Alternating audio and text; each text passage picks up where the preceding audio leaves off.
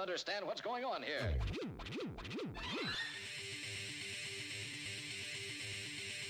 Understand the concept of love.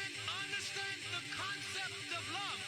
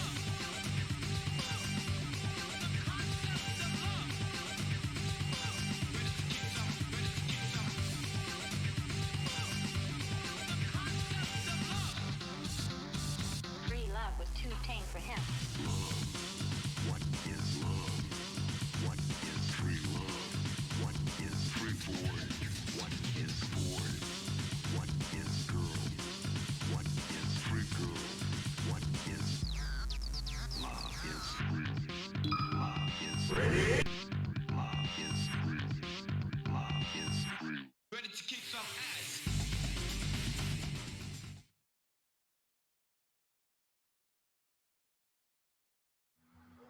Hey, hello everyone. Welcome. Hey, Teaghlach Online. How's it all Hey, going? yeah. Nice to see you all. My name's Skips. I'm sure you've seen me around on the other same events, and I'm joined by the lovely, most beautiful Rue. How you doing, man? How you doing, bud? Yeah, excellent pronunciation on Teaghlach there. Oh, Very, thank very you. proud. I have Yeah. been practicing just a little bit.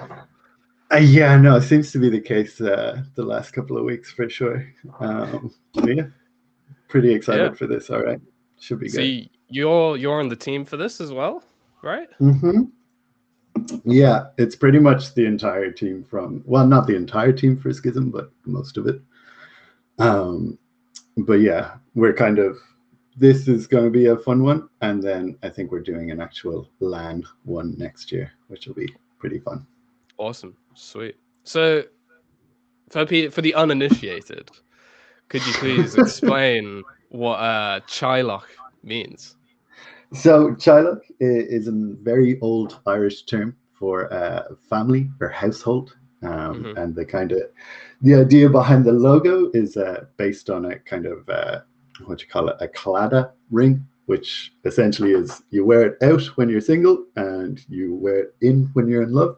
So it's all about family and love and caring in a very hard to pronounce format, which Very I like. nice. As a person with a lot of consonants in my name, I appreciate an awkward name. Oh, that's funny. Yeah, no, it's I mean, once you know how to pronounce it, it's actually really simple. But it's just looking at it, Yeah, it's a toughie as an English fan. I don't usually yeah. have words like that. It's like it's the same way, I guess. To know something, there's a K there, but it's more syllabic than actually there for a reason. So we do that with lots of DHs and GHs because generally they tend to be silent, but they are syllabic. So it makes sense in a really weird way. But yeah, Irish is a tough one for sure. It's a very phlegmy language. It's lovely. I really like it, and a lovely meaning as well. It's very fitting for the melee community. Yeah. But yeah, so melee, we've got Mm-hmm. some good games coming up for you guys. I'm not. Who's the first? We've got some really heavy. I feel like all of the heavy hitters are still entering all of these tournaments. Maybe some of the Yeah, lower ends are starting to drop off, but the actual like those guys that really want the same circuit points are still entering and still grinding away for that. So do you know who's yeah. like the top couple of seeds for this? I'm not actually super aware. I I know can Triff is check. playing. Triff is here. Mint is finally back, which I'm delighted about. Hey, A let's go. little bit of representation has to be done. The whole Irish team are actually, well, most of the Irish team are out today. Excellent. But yeah, we've got Chris, we've got Frenzy, of course, feet stick out the bed. Who else do we Excellent. have? We have, I'm seeing Ice and Prof. oh yeah, absolutely.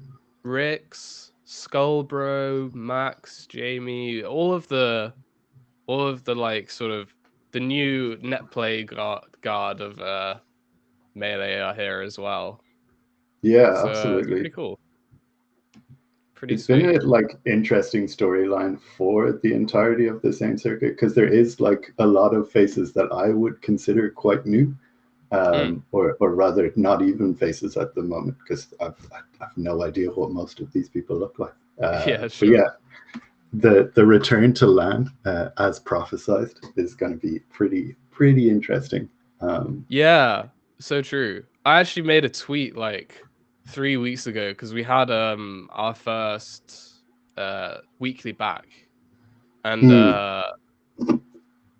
it was great to see like loads of these net play kids who've just completely shut up come and just rinse all of these players from our local. So I was like, nah, these guys are legit. Like these guys, Yeah, like the net play kids don't know what's coming, and then the net play guys are like, they're just another unranked Falco to me. I just destroyed them. So I yeah. genuinely think that like no matter where you are over the next year of LAN ranking period, it's Hmm. going to be so volatile and so interesting because there's going to be so many good players. So I think it's going to be really cool. I'm really And looking it forward is to it. crazy, like the amount of like younger people that are getting into it. And Hmm. like way back when you'd have like new people show up to locals, and you're like, oh sweet, I get to like get a win for a couple of weeks till they're better than me. Now everyone that shows to like Irish local kind of net play locals anyway, just absolutely rinses me, and it's really upsetting. And I'm like, come on, like I need that little pick me up before everyone gets good. But now with like all of the resources everyone has to be good, my laziness just doesn't carry me anymore. That's My, yeah. No, I feel the same way. Going back to like these weeklies and I see all these net play guys in the bracket, I'm like, oh, I hope I dodge them because I don't think I can handle my ego being like so easily dismantled by someone who's played the game for like 8 months. It's like, oh, yeah. how long have you been playing, Skips? Oh, the worst fucking No. question. Uh I'm not gonna tell you. Yeah. Respect your elders. It's like, yeah, because they have like they pinpoint where they went wrong for the couple of stocks you take, and you're like, okay, you pay attention to this, and then they Yeah, yeah. follow it up with how long have you been playing? And you're like, oh, 5 years. Leave me alone. I'm gonna look. I'm here for different reasons to you, okay? Mm. I like having fun. Now that like any tips is no longer a thing, I kind of miss it. Like I do. Lol. Oh Oh man. no, these kids don't ask me for tips. They're just like, Yeah. I hate Samus. Why'd you play this character? I'm like, oh yeah, I hate I him too. actually love like as a Marth, I struggle with slower matchup and like a shitter Marth, a Dublin Marth as we call them here. Um, but yeah, I struggle with like slower matchups, so I do really like kind of definitely playing you or Samus anyway. I always find that we run into each other. It's always a good time. Mm. Um, but Samus in general is just really fun. And then I kind of get really tilted when it's just lots of rockets. Because the other like the whole like because when you play someone, there's like an unspoken thing that like, okay, I'm not going to back throw you and down tilt at ledge, and you're probably not going to spam me with something I can't handle. But now that like everyone's faceless, it's just like, I must destroy you. Yeah, you're right. I think that is something that like net play and like I remember when I first going to weeklies. I remember I was going because I was like, Melee is so cool. Like I love how cool this game is. I want to do all the cool stuff, and I was really bad, obviously, when I first started going, and everyone was like, you need to just hold shield more. I'm like, what? Like that's not fun. I don't want to do that. And they were just like, oh well, I mean, just play the game more. And I'm like, well, I don't want to do that. And I feel like net players, they're like, they actually want to win so badly that they are happy to, they learn the optimal stuff way earlier. They're just much more optimal. But speaking of net play, Jamie versus Trith is going to be our first set. And Jamie is someone who's probably only been on everyone's radar since Slippy has come out. He has been playing for quite a long time. I think he said to me he's been playing for about 3 years, maybe a little bit longer. But he's quite young. I think he's 15 or 16. I'm not 100% sure. But I've been doing super duper well. Been getting really, really good results against the Peach himself, Triff. Yeah, big Papa Triff. Like it'll be interesting because I know in pools Triff likes to be a little bit goofy and go secondaries a lot. It'll be interesting because I know he hates playing Peach against Jigs, but yeah, we'll see what he goes for. He might be just proving a point. I'm not sure how well these secondaries will do against Jamie. Actually, can I just brag for a very short second? Absolutely. I was streaming once, and I ran into a Marth on Unranked, and they had a funny tag that I can't remember, and they quit out. They quit out after the first stock. I think I like 0 to death to them, and someone in my chat typed to me. It was like, "Yo, that was Triff," and I was like, "Nah, it wasn't." And they were like, "You just made Triff quit out," and I was like, "Oh, so good, sick." So that if was we like... see the Triff Marth, I'm not so sure. I think Jamie might run that over, but he does have other secondaries. Okay, we're going into it, and we've got a Peach. No secondaries, taking this seriously. I respect the shit out of it. Yeah, that was a nice attempt. I like the idea of going for like a super early rest as well, like to do some mental damage, but I think the percent was just a little bit too low. Yeah, Peach, it's like in this matchup, it's a little bit, I think, easier to throw at rest because there's not a like guaranteed super heavy punish on rest from Peach, I think. From what I can remember of like Nazi screaming at me, shout out to Nazi. Yeah, no, that does make sense. The floaty characters do tend to have slightly worse punish on Jigs, I feel, just because like they can't quite follow up on their big hit moves that you want to do. Whereas like Fox is just gonna laser and up smash, and that's just super easy. Yeah. But yeah, keeping it close. Okay. Yeah, keeping them honest for sure. This is and now Triff is just gonna play keep away. Yeah, this is something that Triff is very, very good at. Very good at. I have played his other secondaries on Unranked, and like his spacies, I just can't get to. So the fact that he manages to do it so well with Peach as well is just a real testament to how good he is at this kind of play style. Yeah, because I'll always get like bodied by a Peach on Unranked or something, and then try her out and realize that I can't move or get away from people at all. Like, it's actually terrifying. She's so slow. Yeah. Yeah, good Peach players with their like insane movement is yeah, pretty scary. Yeah. Is that a Stitch or am I like? It looks like a Stitch. Oh It yeah, that's a is. Stitch. That is absolutely a Stitch.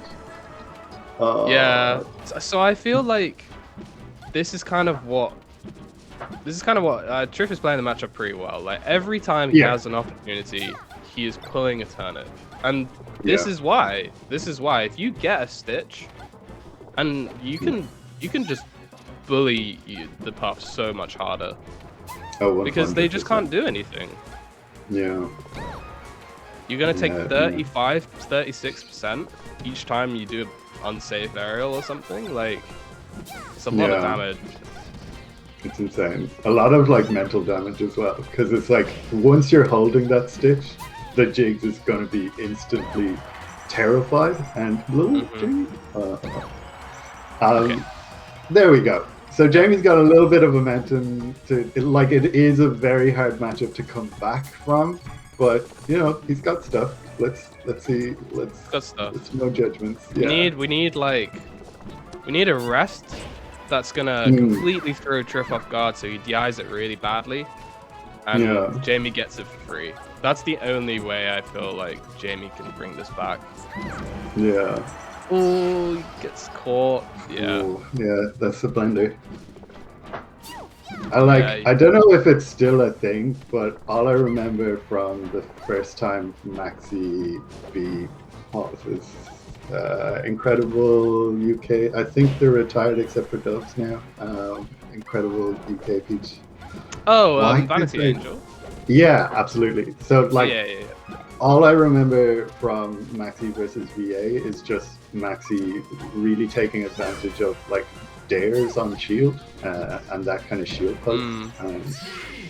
Maybe that's like I know. Yeah. Okay.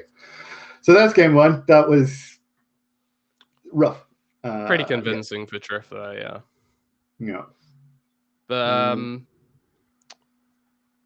yeah, I mean that's just kind of a pretty good indication of how to play that kind of matchup as Peach. Like you get a Yeah. lead, and then you just pull turnips and keep them Pretty away. much. And it works. will be interesting to see how that kind of progresses over the day, because usually if Triff is like going secondaries, it means he'll probably pull out a secondary against one of the maybe higher ranked buffs, and like seeing him go Peach kind of early is a good indicator of maybe he's going to be taking this tournament pretty seriously and keeping the Peach warm, which is always nice to see. Like I love a good meme, but come on, no more fun. Yeah. Yeah. I'm pretty sure his I'm pretty sure his math is called like the Spanish Inquisition or something. Because no one expects the Spanish. Yeah, something like that. Like, very funny. So Yoshi's pretty standard pick, I feel, but I do remember seeing Jamie saying that he really feels this. He really feels like this stage is something that he can make work. He likes the stage a lot, so yeah. Oh, that's unfortunate. Heartbreaker. I've like he's been sharking a lot with these up airs and up smashes. Oh, that one doesn't work out for him, and he's even on advantage. Yeah. I mean, this is kind of the double edge of Yoshi's. Like He's that. still early, but That he's nearly getting killed. Oof. Like, yeah, Puff's gonna get killed quite a lot earlier on this stage. Yeah. Each there we two, go. Okay. But Puff also to the same extent. Yeah. So. But I guess what he wants is to remove some of that runaway. Oh, there we go. Let's go. Okay. Nice. I see you, Jamie. I see you. Very nice. Okay. So is this best of 3 or best of 5? It's best of 3, I believe. Okay. Oh, so let's see if Jamie can pull this out. Unfortunate. Yeah. I mean, that's gonna happen. It's Yoshi's. Peach Nair is so good. It's just That was sick. Was that that is absolutely CC? unreal. Was I that think that CC was rest? CC. Yeah, Let's go. That was sick. let's go. Last Gotta stock? miss Maxi. Oh yeah. I'd love to see some Maxi again. Mm, Okay, gets rid of the dot eyes. Gotta get back on stage safely. Don't drift in too Yeah. hard. Oh, he still It gets hit is by the kind turnip. of. It's such a struggle to know when to contest, and like he has center stage, but Trip is so good at being like, nope, me. Yeah, he's gonna shark you. Jamie Oh. trying to play to the edge of the stage, maybe bait Triff in a little bit, but struggling to find his way. Oh, they both roll! Yeah. Oh, that's gonna kill him. Yeah. Alright, good showing to Jamie, but Triff taking it. 2-0. Yeah, it's like it's always nice to kind of bait at that point, but Triff is so ridiculously patient that he's just he's a hard one to bait out. Yeah. No, that's a tough spot. I mean, Triff was just holding center so nicely that he didn't really need to do much. You just pull the turnips, keep throwing. Jamie trying to do something with the platforms, trying to go, oh, I'm gonna get you, but it didn't work. Didn't work. There's some nice rest from Yeah. Jamie, showing that he does know the matchup. Just Triff just knows it maybe a little bit better. So good job to both of those guys. Yeah, definitely a good showing for Jamie. That first game was pretty rough, but just kind of doing that little mental damage with the rest. That CC rest was fucking wild. That was So really good. nice. I like a good bit of CC, but Yeah. I'm sure that comes as no surprise to a lot of you. Yeah, the Samus has got some moves, and it's just a lot of them start with Dan. I've always been an advocate of Marth's down smash for whatever reason. Mars down smash is cool, dude. It's so sick. Like I got into a habit of I'd never take a game, but it'd be always with the pivot down smash is like my favorite thing ever, because it's very niche where it's going to work, but if you throw it out constantly, it'll hit at least once in a game. It will work. Yeah. No, I feel like that's like my entire play style. It's just like I'll do this every single time, and one of those times you'll think he won't do it this time, but I will, and it'll hit you. Yeah, it's that kind of that Asm kind of playstyle where it's like he's done it so many times he couldn't possibly think that it's going to work this time, and that's when you get hit. For sure, yeah. No. Yeah. It's some silly stuff. That's why we like Melee though. There's some silly. Yeah. It is. But, it is. Yeah. At the end, it is a party game, which people forget sometimes. I'm not gonna lie. It is an incredible competitive game, but it's also pretty fun as well. Yeah, it's super duper fun. Yeah, I think. Yeah, that's what I like about that's kind of what I miss about offline events is like, as soon as you're done with bracket, it's like, hey, I can just play with these guys who are also out of the bracket, and we could just do whatever. Like we could just mess around and just have fun and like, yeah. But yeah, I think that's find why. that, like, Yeah, I do find that like that's something missing from the like netplay kids, like or netplay people, not kids. Don't want to diminutize them, but like I find that a lot of the newer players really get down on themselves when they're not like competing at the highest kind of level and progressing as much as they think they need to. And I just can't wait for them to come to a LAN thing and see like the community is kind of 90% of this. The competing is the 10% icing on the cake, but like just hanging out and playing ridiculously old video game is pretty fun too. Yeah, no, for sure. No. The Teaghlach spirit. Oh, hell yeah. Absolutely. Family, Cool. bro. Woo woo. There should be a Juggalo Smash Brothers crossover at some point. Woo woo. Cool. Yeah. So I think we've got another game for you now, guys. I think it's gonna be Shifting Shadows and Skullbro. Yes. Okay. Celtic bias right off the bat, but I also love Skullbro.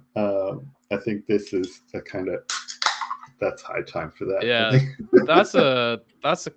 that's an interesting one actually, because I feel Mm, like so Doc is obviously a very, I don't want to say bad, but he's a mid tier, right? Like he's not yeah. a super great character. Yeah. But I get the feeling that Falcon is like one of his better matchups. Yeah. Because you've got like some pretty decent anti Falcon stuff. Like you can cape his recovery, which is really good. You've got the That's very true. pills, which like you kind of have to aerial through to be able to do much with.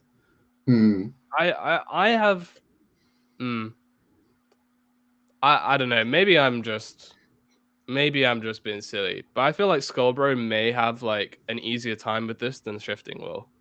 I think so. And there's the whole like, how many high level docs are there?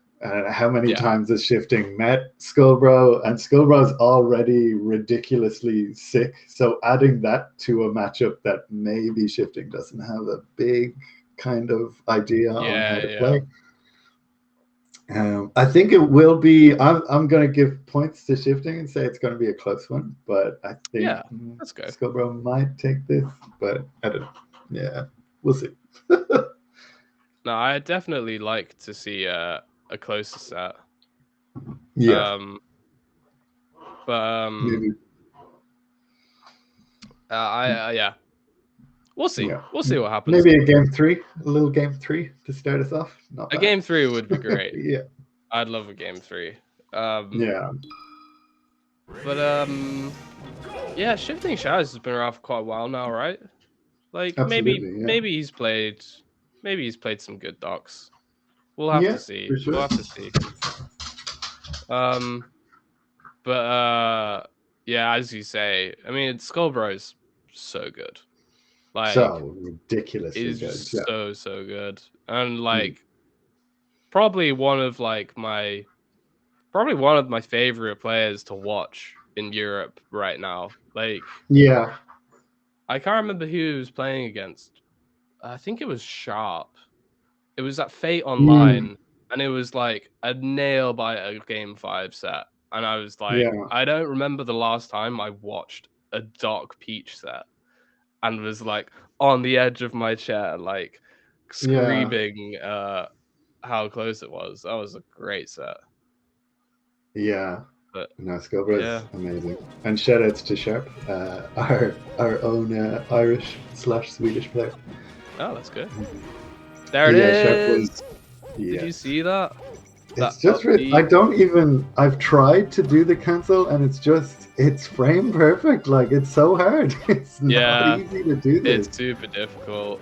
I can And to do use it, it- but like you Yeah. have to flick the stick so quickly. It's like, oh, Oh, there we go. that's Falcon. That is, and he's living. Okay. Nice Oh, refresh. yeah. Okay, Okay. hang on a minute. Let's go.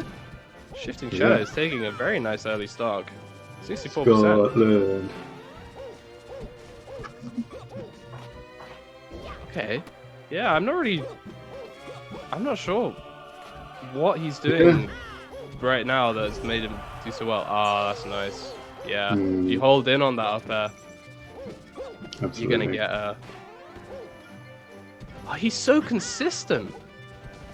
How is he so good at Absolutely ridiculous. I've no idea. Oh, there it is. that? He's hit like 4 already. Yeah. I'm And like so there's impressed. like knowing how to do it and then like actually utilizing it, like using it as a tool in your arsenal, and it's just like what the fuck? Who? Like Yeah.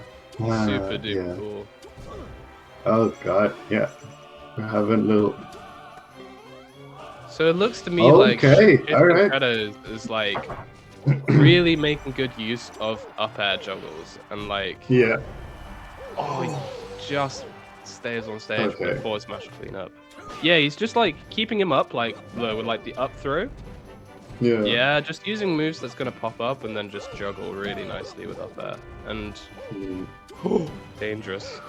Oh. Okay, let's just follow up on that.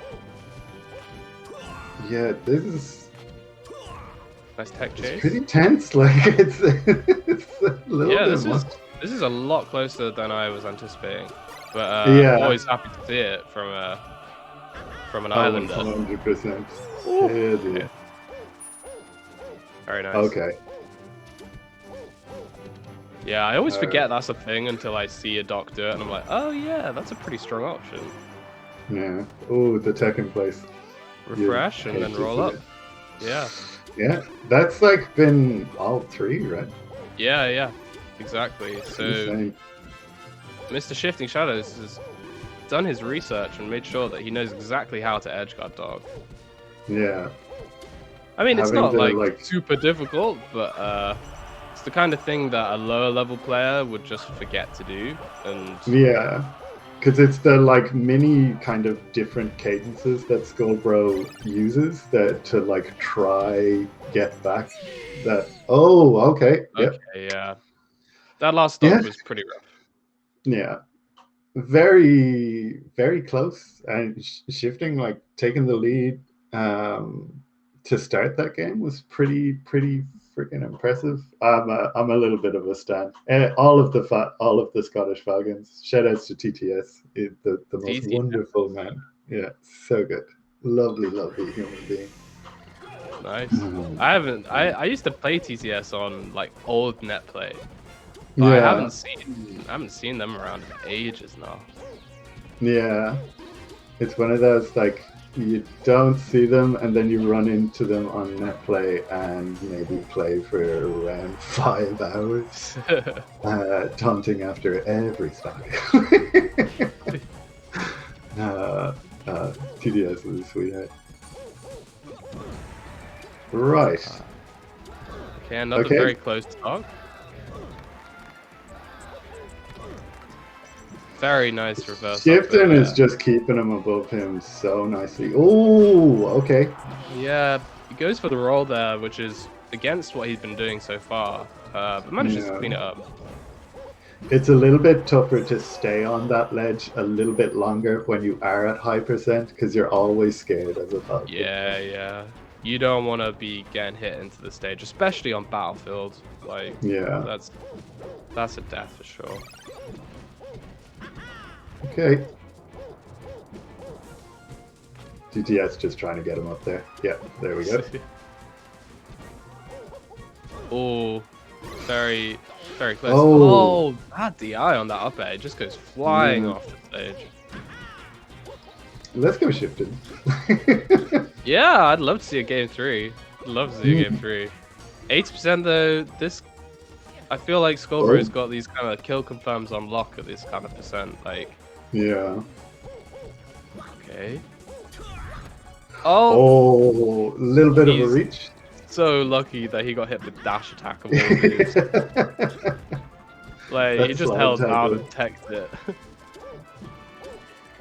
Ooh. Yeah, just slowly extending the lead. Oh, nice. Yeah, he's dead. Oh, okay. Yeah, absolutely. Wow. This is a hell of a turnaround. Yeah, a little bit sloppy from Skullbro there. Just getting backhead straight away. Yeah. Yeah, you should. I feel like he had more mix-up in his arsenal there. Yeah, 100%. Should just be a backhand. Oh, wow! Let's go. Ridiculous tech. Let's go. Tech into perfectly spaced up B. Like, the cape didn't this catch is all him. just bonus. This is all bonus. Okay. Yeah. He cleans it up. Wow. Can't believe he sweet spotted so nicely after that. Yeah. That tech. Like, most of the time when you tech, like, you instantly go, oh, I got it, and then up B straight away, and then you just die. Oh, let's kill at 52%. All right, game 3. Pretty fucking excited. We got a set. Shifting Shadow is about to get first seed in his pool. I I'm assume like, Skullbro is his first seed. I'd be shocked if he wasn't. I'd be very shocked if he wasn't. This must be for. I think we're gonna be having first or second seeds, but yeah. Yeah. Oh, crazy knee. All right. Mm-hmm.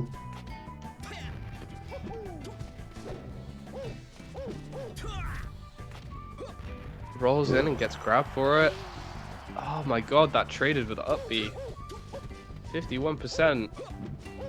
Not a huge amount. Falcon can do a lot. You can still CC fairly high percent. Nice up B out of shield. There we go.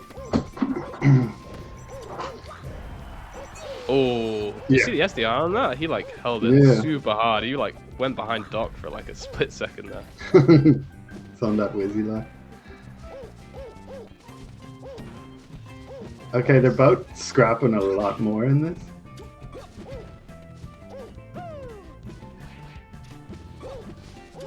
Jesus, it's a bit of a no-you fest with these up airs. Yeah. Sweet. So Skullbro has been doing a lot of these anti-air up tilts to try and catch shifting out, and a lot of the time, shifting's not been committing to the aerials and just punishing that with grab. Oh, Yeah. Really nice GI. another great okay. attack.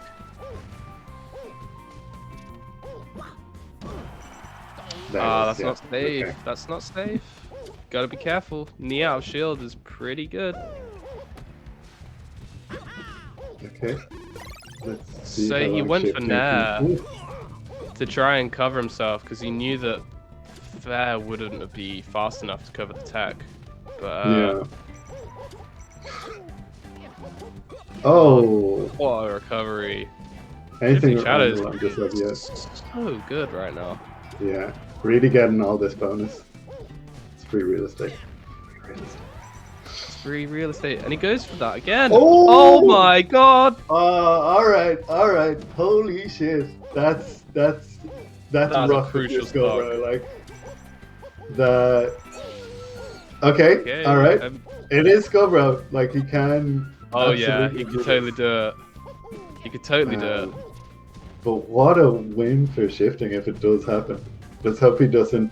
This is always where the kind of top player always goes, "Don't get nervous now." Yeah, you can't see the trophy. I think that's why people used to call that my weekly. I thought that was going to be a knee. Oh, all right, that was a weird interaction. Yeah, shifting went for an up air, but Randall had already caught. Oh, the taunt. All right, shifting. Jeez. wow. Okay. Wow.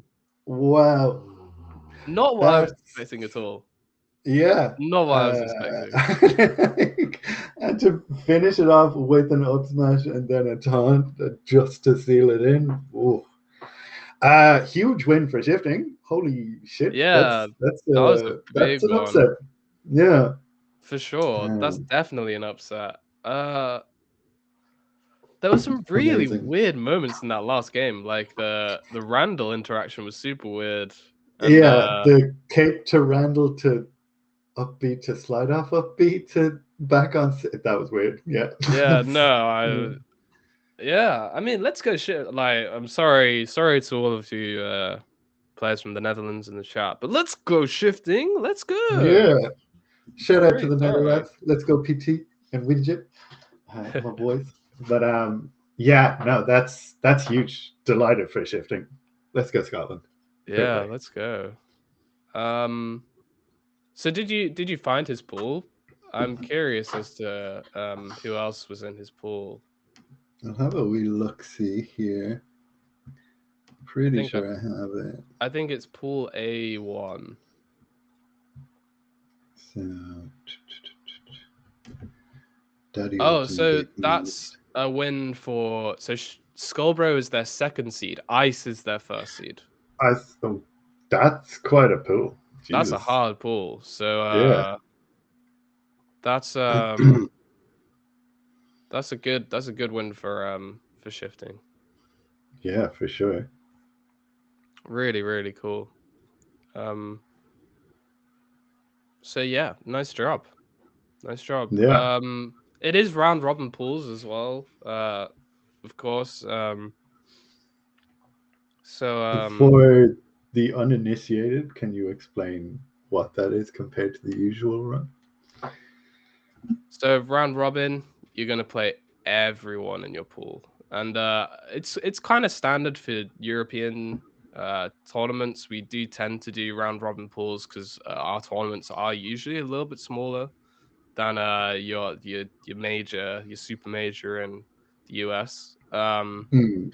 So it means you're gonna play everyone. You get to play everyone in your pool, and these pools are fairly large. I think it's about, is it 8 to 9 for most of them? I I think believe it's so. 8. Yeah. There's been So a you get a couple lot of of like, games. Get a lot of yeah. games. So there's a lot of chances for upsets, as you've just Hmm. seen.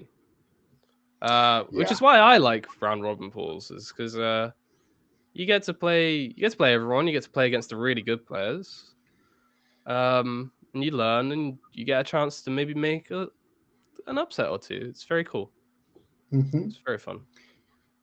Yeah, I definitely prefer that as someone who drowns in pools or has drowned in pools for the past maybe 5 years now. Um, Brilliant. yeah, getting more games is just, more bang for your buck, really, at this stage. Yeah, for And sure. yeah, Yeah, I agree. But yeah. So we've just received word. Rue's very excited about this set. We've got oh, Mahier versus Levingi. Levinki. so good. This should be, yeah, pretty excellent. I'm gonna be a little bit biased here for sure. I love the Dilf lasers, but I'm a The big Dilf Mario fan. lasers. Big old Dilf lasers. Possibly the worst combination of words Yeah. I've ever heard in my life. Dilf lasers. I'm just gonna let you commentate this entire set on your Yeah. own. Like, I think you should be the man All in right. charge for this one. But we're going straight in. All right. Battlefield to start.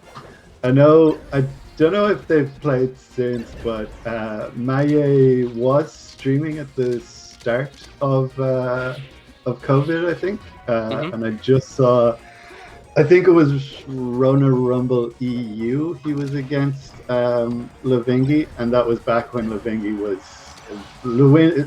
was hitting side B, and he was hitting side B a lot, and it was just one of those kind of thing.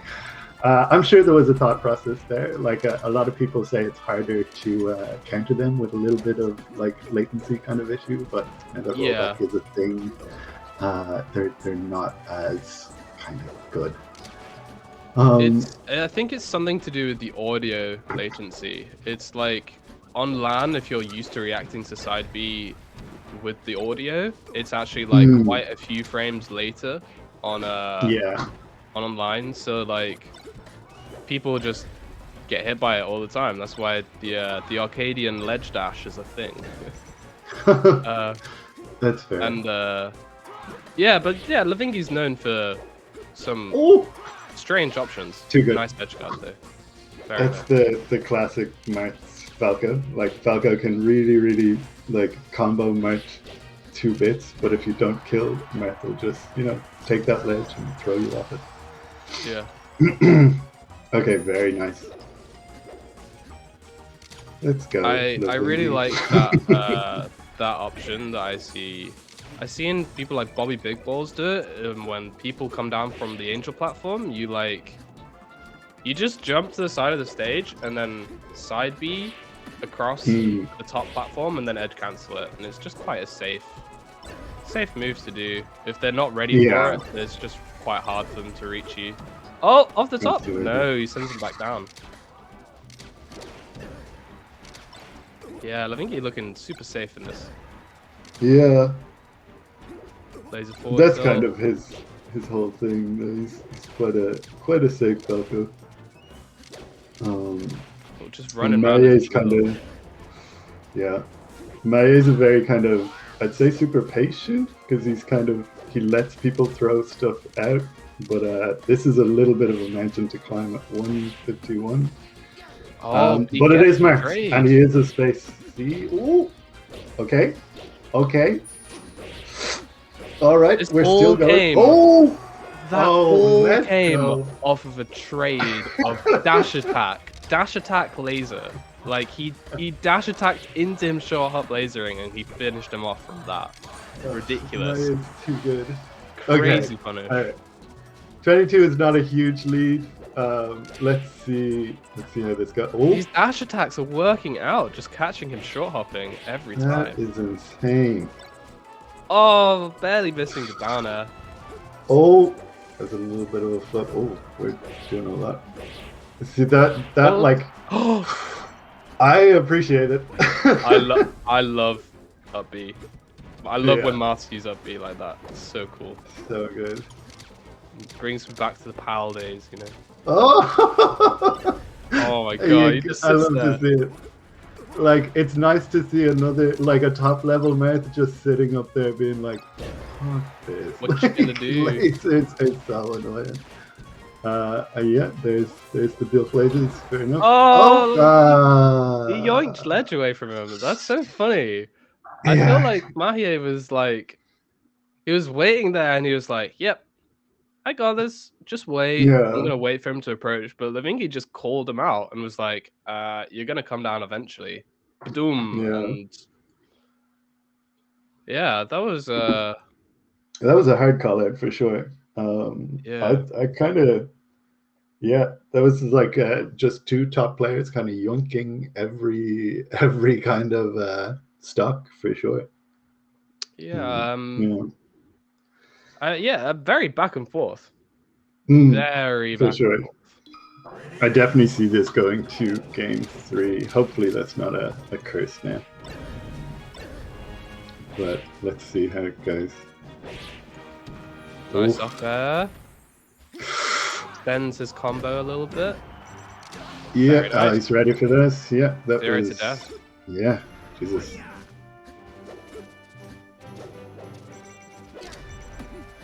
Okay, raw F smash. Trying to start something. Oh, oh. Very nice. Oh, so Yeah. good. That like shield drop up there for him Absolutely. perfectly. To convert that hard off it as well is so nice. Yeah. Just like, give me that jump. See you later. Oh. Okay, yeah. Oh. Oh, What people to have. As someone that falls prey to CC quite a bit, I'm like, yeah, you take that. We take those 100%. Oh, In okay. a Yeah. dangerous position. Takes him Let's to the other side of the see. stage. This is probably. Oh, it's not. There it is. Yeah. Okay. Cool. Yeah, very nice. Spacing around that hitbox, just grabbing ledge. Very, very safe from Bingy. Hmm. Okay, and I believe Maya is the only box. Is Maya still on box? Oh, maybe. I don't actually know. You could be right. I think he's played a couple of tournaments on box, but I don't know if he is still boxing it up. Yeah, I'm not His DI has sure. been on point. Do it. Oh, yeah. All right. Sorry, my bias is very much fully actualized. Nah, it's Yeah. chill. I'm cool with it. I don't mind a bit of bias. I'm just enjoying like these guys going at it so Oh. close right now. Really scrappy. Oh, all right. We've got Oh, he the goes for the yeah. Craziest yeah. counter. I've, Crazy counter attempt. It's kind of one of those I've given up hope kind of things. I've hit a couple of those, but yeah, there it is. And let's see if we can clean this up. Goes. Oh, he tries to cover him. Going. Levingi's angles have been ridiculous this time. Like even on Battlefield as well, some of the angles he was hitting, wild. Okay, let's. Oh, okay. Interesting, excellent. All right. There's the dash. Okay, there we go. So This dash attack has 13% kind is of been not working elite. out. Yeah. Oh. Nice tech chase. Oh. Oh, Okay, we're living. Oh. barely missed that. Oh god, please give me the game 3. I need it. No, Dill Blazers, too strong. Still lasers. All the Oh Dill no. blazers. Okay, yeah. Maya's gonna sit there until he feels like it. Yeah. Oh, the spacing! Yeah. Oh my god, that Becca was just like Yeah. perfect. A little bit of a heartbreaker for Maya. I was hoping for well, heartbreaker for me rather. Was hoping for a game 3 there, and it was really. It's one of those 2-0s that is like, it could have easily gone the other way. Like it could have been Yeah. 2-0 for Maya as well. Like it's yeah. When you're that good, it's just mess up one or two things, and yeah, it's a rough one. Yeah, I mean, Mahe clearly showed like he's got the stuff. It's just Levinky is one of these players I feel like he kind of chips away at your mental a little bit. He chips away at that Yeah. kind of like that solid like mentality that you need to have against Falco, because Falco kind of benefits off of you trying to punish him for like, because they're lasering all the time, right? Like they're gonna Yeah. laser, and lasers are something that you can punish pretty effectively. And Yeah. Lavingi will really cleverly like mix up like short hop in with laser as opposed to just show up on the spot laser. So you think, oh, I'm gonna punish him coming in with it, and he Yeah. doesn't do it. He just lasers you again, and you're like, ah, he's No, just it's these lasering tiny me. little mix-ups. He's Yeah. just lasering me, and then it just keeps building from there, and you just keep How it on lasering. works. It just works with the fury of a new father, or a father to be. Protecting It's his livelihood, protecting his absolutely. child. He got his license straight away. He's Uh. like, yeah, he's just sitting in front of that house on the porch, just polishing his gun. I am gonna run to the bathroom, and I'll be right back. No worries, no worries. I'll hold it down. How is everyone doing? How are we doing, everyone? Nice to see you all. I can tell you what our next game is. Our next game is going to be Vilani, or I don't actually know how to pronounce his name properly. Vilani versus Noxa. So we have another Peach Puff set. This time, I think Noxa is a box Peach, if I'm correct. So we may see some slightly different play styles from Noxa. We may see some crazy Peach tech. I'm not sure if there are any specific techs that are easier. I mean, there probably are, but particularly easier or used by box puffs, Peaches particularly. So I'm curious to see what Noxa brings to this matchup. I mean, we basically got a masterclass in how you should play that matchup a little bit earlier on in the stream.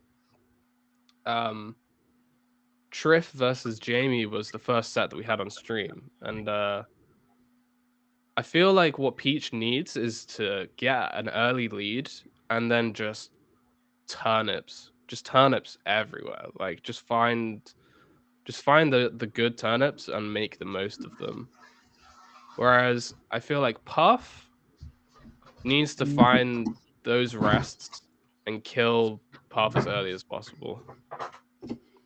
So I'm interested to see what Noxa can bring. Hello, Rue. I was just sort of talking about how so I know that Noxa is a box Peach player. So Okay. a box Peach, yeah. So I'm curious to see if Noxa does some like super cool like slap dashing or like something crazy that like you see players like Ryo Beat doing and Wally doing like this really cool like sub flow. I mean, I don't even know. There's so much random tech comes with Yeah. Peach. I don't even know all the Peach names. mains have been like putting in the work over lockdown. Like it's been like the amount of like I feel like I see new Peach tech like every couple of days. Yeah, I don't. It's pretty nuts. I can't keep up, really. Yeah. But It's hard. Oh, Yeah. That's the stitch. crucial. And to catch it as well is like so important. Oh, But he misses it. Yeah. Misses So it. that We nair still take right there, 36% though. that We nair take those. right there was meant to be a catch. But if you don't know, when you're catching turnips in the air, you have to use the Z button, and that if you don't do it in the right area, will just throw out an aerial. So you gotta be careful with that one. But Still maintaining the lead. Oh, he got an up air off that? Yeah, that's fucking wild. That is absolutely nuts. This guy likes Fet. Jeez. Shout outs to Fet. One of my favorite nether lads. Let's go. So I've been talking about Peach quite a lot, but Vilani coming off of Fate Online had a really good run. I think he got top 8. Top 8. Yeah. I can't remember how he did it. I don't know if he entered Super Boo. I unfortunately I didn't watch any of Super Boo. I couldn't watch it. But Vilani is a very good pup, so we could see some crazy rests or something. Yeah, I don't think I've seen them offline, but I definitely I run into them quite a bit on unranked. Oh yeah. And it's pretty hard. it's pretty rough. Yeah, you know, when they're like very solid. Yeah, it's one of those things where you're like, I'm pretty sure this isn't VM, but you've noticed that I can in no way play this matchup, and it's like, I'm a CC, or like just wait for you to F smash and rest you in hilarious places. And I respect it, to be fair. Ooh, great recovery. I was about to say how is Noxa gonna make this back, because that's kind of where Puff needs to close the stock out. Like no jump, only got up B. You got a back air that's that long. You gotta try and finish it off there. Yeah. Okay, like here, he's gonna go out and try and catch there. it. Okay. Yeah. Really nice, just to hold ledge, chill. Noxa taking a little bit of time to breathe there. Ooh, all right. His sword. Oh, he just throws it away. Yeah.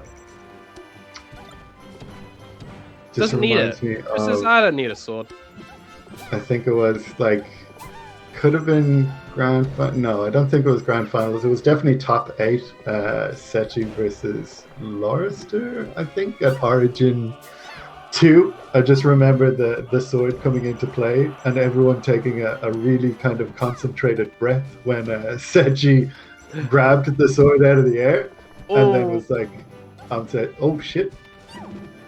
Yeah, I mean, this is the thing, like those thrown items do have like good counterplay. If you're like good at catching them, you can do some weird counterplay, but then it becomes that mix-up game of like, I know you're now going to catch it and you're stuck doing that, and now you have a turnip and you have to throw it. So I'm interested. Like, have you ever seen the kind of, I think it's a clip of Nikki running into Picky online, and they just start throwing vegetables back and forth, and it just looks like the most fun ever. Like, I've not seen that. Reed read him so hard with that fair. Yeah. Oh. Okay. Yeah. We did see Yeah, it's a bit of a mountain. And... Yeah, we did see the down air spam that you were talking about earlier. Oh. Yeah, that's rough. If you're pressing down going into that, you are gone. it's rough. Peach is hard. And as we saw earlier, like it's hard to come back from a deficit, because that's why Peach is kind of the crew's god, right? She just trades, and it's like, okay, if I'm up and we're trading, I'm winning. Like, Peach is good in crews for sure. But yeah, we saw that you were talking about it when we were watching Triff Jamie, but like doing down air as like a kind of like confirm is really good for Puff because like you can catch them, you can like shield poke them and get like Yeah. an up smash afterwards, and you can get a grab. Like there's down air does Yeah. seem quite good against floaties, I feel, and especially like the taller characters as well. You could can even catch be them at Maxi speed. and just get a rest. Yeah, or just God, be I miss Maxi. Just be Yeah. as good as Maxi. When in doubt, just be Maxi. Like, Yeah. what would Maxi do? And yeah, just switch to Zelda. Yeah. That's probably God, I a miss- good shout as well. Yeah. Jesus. Yeah, the contract still like brings me back to the probably one of the happiest places I think I've been. Oh, Yeah, because it's one of those things like Jinx gets a lot of like, and like, yeah, Jinx is a tough character to play against. It gets a lot of hate, but like, it's different when one of your top players is a Jinx because you're like, yeah, Jinx is weird, but you know, Max is incredible. yeah. Oh no, getting a lot of pulls. I mean, to be expected. Yeah. Peach is going to be spamming those turnips once they have the lead. Still I like managing to stay alive, which is like really. Yeah. I know it's a very straightforward thing to say. You win by staying alive. Well, I Noxa was really smart there and up B's super high and drifted over Puff. So like people always talk about how good Puff is at like aerial stuff, but like Puff's horizontal mobility is very good. And Yeah. to actually get up is quite slow. So Yeah. Noxa just drifting over Puff was a really smart idea. And yeah, running away with the stock. 94% on just Puff. Happy to That's take pretty this bonus. Oh my god. Okay. Yeah. And just these little like chipping away slowly but surely. I think I can kind of nonsense. And just eventually that adds up and becomes a stock. Ooh. Oh, that was so cool. Was that was a like- Z-drop? Yeah, it was like a Z drop, and then he like floated behind him and crossed him up. It was super cool. I don't know what it was, but it was really cool. Let's go Villani on the board. On the board, yeah. We need a rest. We need a rest for this game to be Yeah. back in the swing of it, because Noxa seems to also know exactly what they need to do to get this game. Yeah. Really happy to just control space, back off when they need to. All of these turnips, how are they all connecting? What Yeah, you're just sniping him like across the entire stage. Peach mains are wild. They're Built different. whole other level. Yeah. Oh my goodness. And it's just these tiny little prods. It's like if like not runaway fox, but like, you know, just chipping away, and you never really notice it, and you think you're in a better position to trade, and then it turns out that trading just absolutely destroys you. Yeah, this is nuts. Oh, tries to go for a read on a shield drop with the up smash. Doesn't connect. It was a nice idea there. Yeah.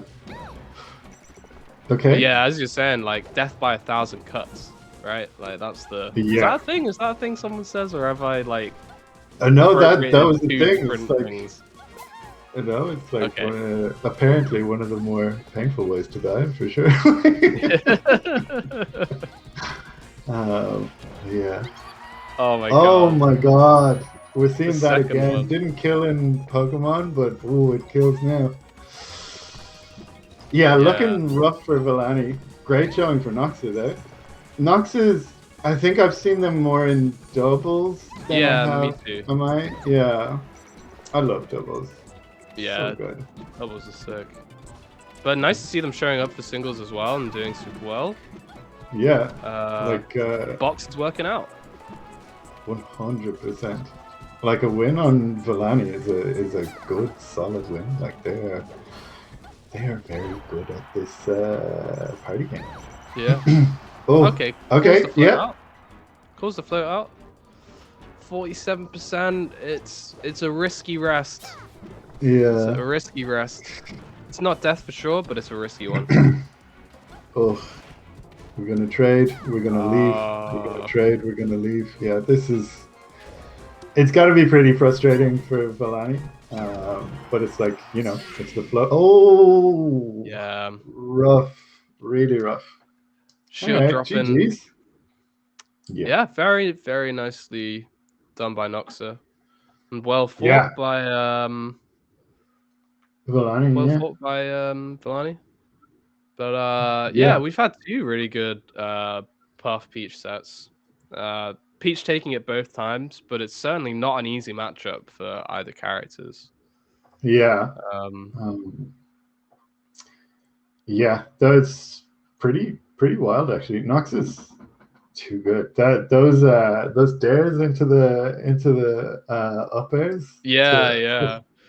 So that good. was so cool because he did one before the one that hit. He like baited him with it. He was like floating. He was like, "Yeah, do a dare here," and he was like, "I got you." Like, no, I'm doing another one, and now you're dead. Oh, yeah, it was really cool. Yeah, the way like Peach's combo game works in general is just so cool. Like the really weak hits into something rough, like it's really pretty and quite a lot of fun to watch. I know like floaty matchups aren't the most, people don't find them the most hype, but like it can't be Fox Dittos all the time, Yeah, we've only had we had one Spacey. We had one Spacey so far.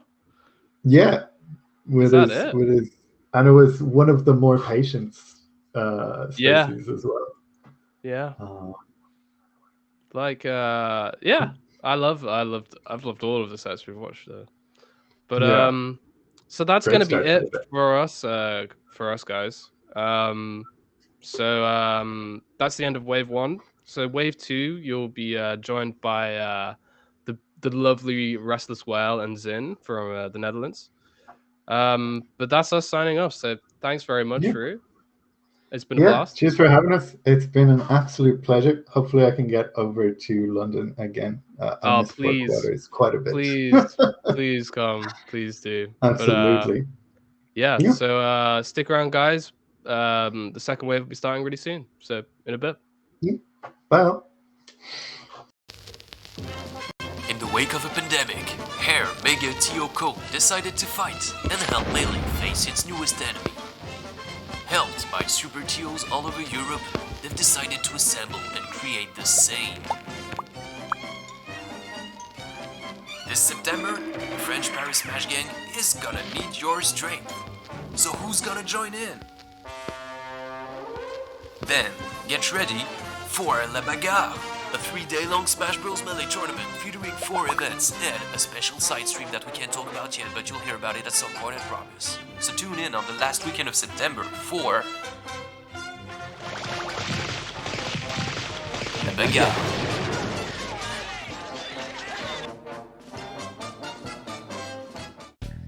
Welcome to Corn's Academy. Some of the world's best players have received extensive training to help you take the next step in your Melee journey. With one-to-one coaching sessions, special guest speakers, monthly student leagues, mentality lessons, and over 500 previous lesson vlogs to look through, all in our private Discord, we have all your bases covered. Choose from a wide selection of coaches to pick the right one for you and your character. Or, for a discounted price, you can sign up as a content consumer to watch all the lessons live or rewatch all the past lessons in the archive. As well as this, you can get access to the Corns Academy Discord server with all its resources. For an extra little bit more, you can become a Consumer Plus League member, which allows you to take part in the monthly league divisions as well. Newcomer or veteran, with Corns Academy, there's never been a better time to step up your game. So check out patreon.com/Corns Academy to see what could be in store for you.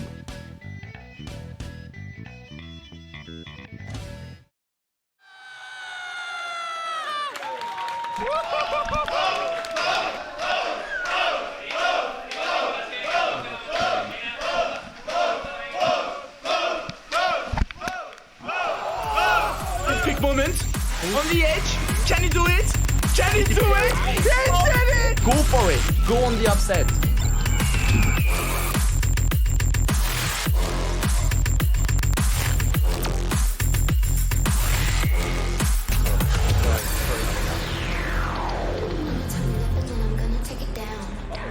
Oh my god. That is disgusting. What the fuck? I've got a little bit of a feeling that this may not be the real feed. What are you talking about, you ball bag? You say you're experienced players, but I assume absolutely none of you have experience versus a youngling. Well, actually, just to cut you off, like really briefly, because I was expecting this. Just trying to think like a Frenchman, getting into the head of my opponent, how it would feel to lose to the Netherlands, just like that. I've been thinking about it a lot the past 2 weeks already. Intéressant, derrière le grab, c'est très bien fait de la part de Tech. Est-ce qu'on peut terminer? Le nerf, on n'a toujours pas tué ce Captain Falcon, c'est insupportable. Le backer, là c'est pas possible, tu peux pas revenir mon gars.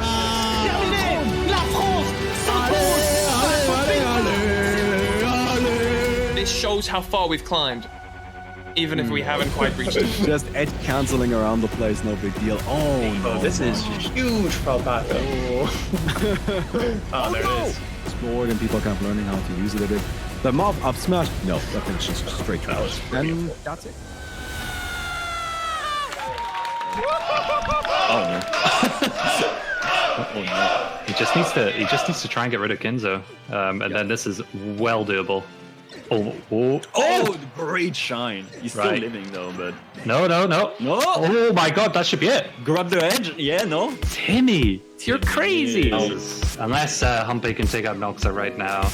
That power up? Because it goes the other way too. If you win this because you're dead, infinite basically. Oh yeah, you can do that, can't you? You can shine. Yeah. I guess it's kind of risky against Peach because you're not perfect. You're gonna get the outdash. Lasers, cross up, shine. That should be it if he finishes this. Oh my god, that angle from Riggs. That was such a sweet angle. Better. A lot of down smashes with Jungle connect. But now it's Timmy's. That's it.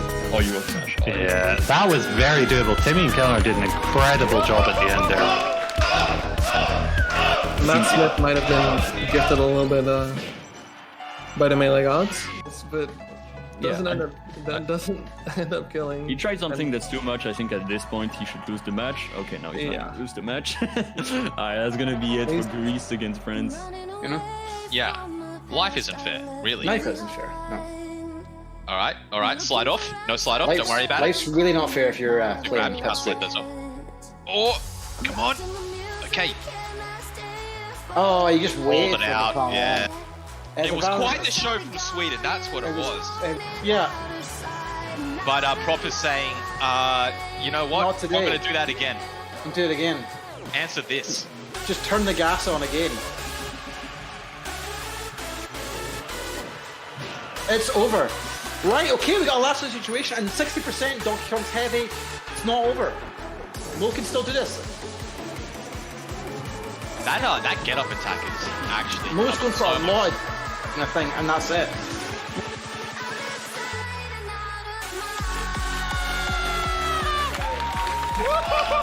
What's up, everybody? Welcome back to Super Boo Online. We're gonna head into top 8 right now. Yeah, with me I've got Restless Will. He's all the way over in Portugal, am I right? Yeah, I'm staying in a hotel, so it's not my regular setup. I know diehard Restless Will fans out there are going to be really sad. He makes it back behind Triff. Triff has the off-footed back air there and sends him back on stage. But that is going to do it, I think. Triff just has to wait. Soft Nair, though. 3-0? Yeah. Whew. Will, he just 3-0. Triff. It's for down smash, interestingly enough. It was quite stylish, the little walk there. Yeah, just the slow walk around. Yeah, that was sick. And all right. That'll do it. It's in a really bad spot, but an amazing shorten under pressure. Going for the down throw, actually landing on the side platform. Nice ECB. Like, oh man. Floating high up. Uh-oh. Ah, man. Frenzy really can't afford this, and this is going to be it. Another double nair. Wow. Triff. 3-0 over Frenzy to take Super Boo Online.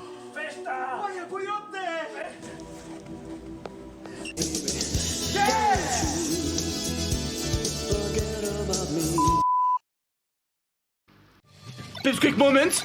On the edge. Can he do it? Can he do it? He did it! 11 events hosted by the major TO teams from Europe, leading into a finale for ultimate victory. Don't you forget about me, yeah. Don't you forget about me. I think it's the power of the Irish flag. Yeah, man. Irish people come to save the day. Here's my prediction. I think if he's playing Falco, Mint's gonna whoop. Mint's gonna whoop.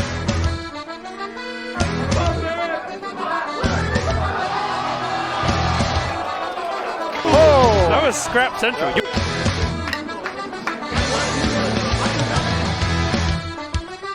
You gotta, yeah, he's from Riverside, Ireland, dude.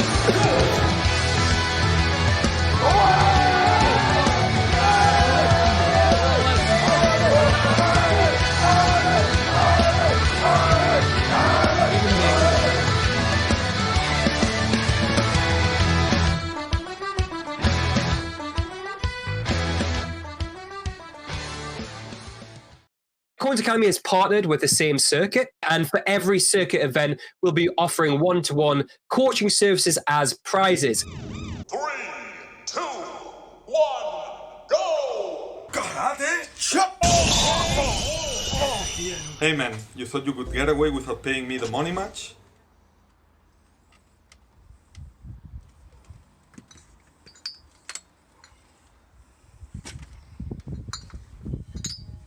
How about... Welcome back, everybody, to Teaghlach Online. Welcome to Pools Wave B. We're here. We're doing it.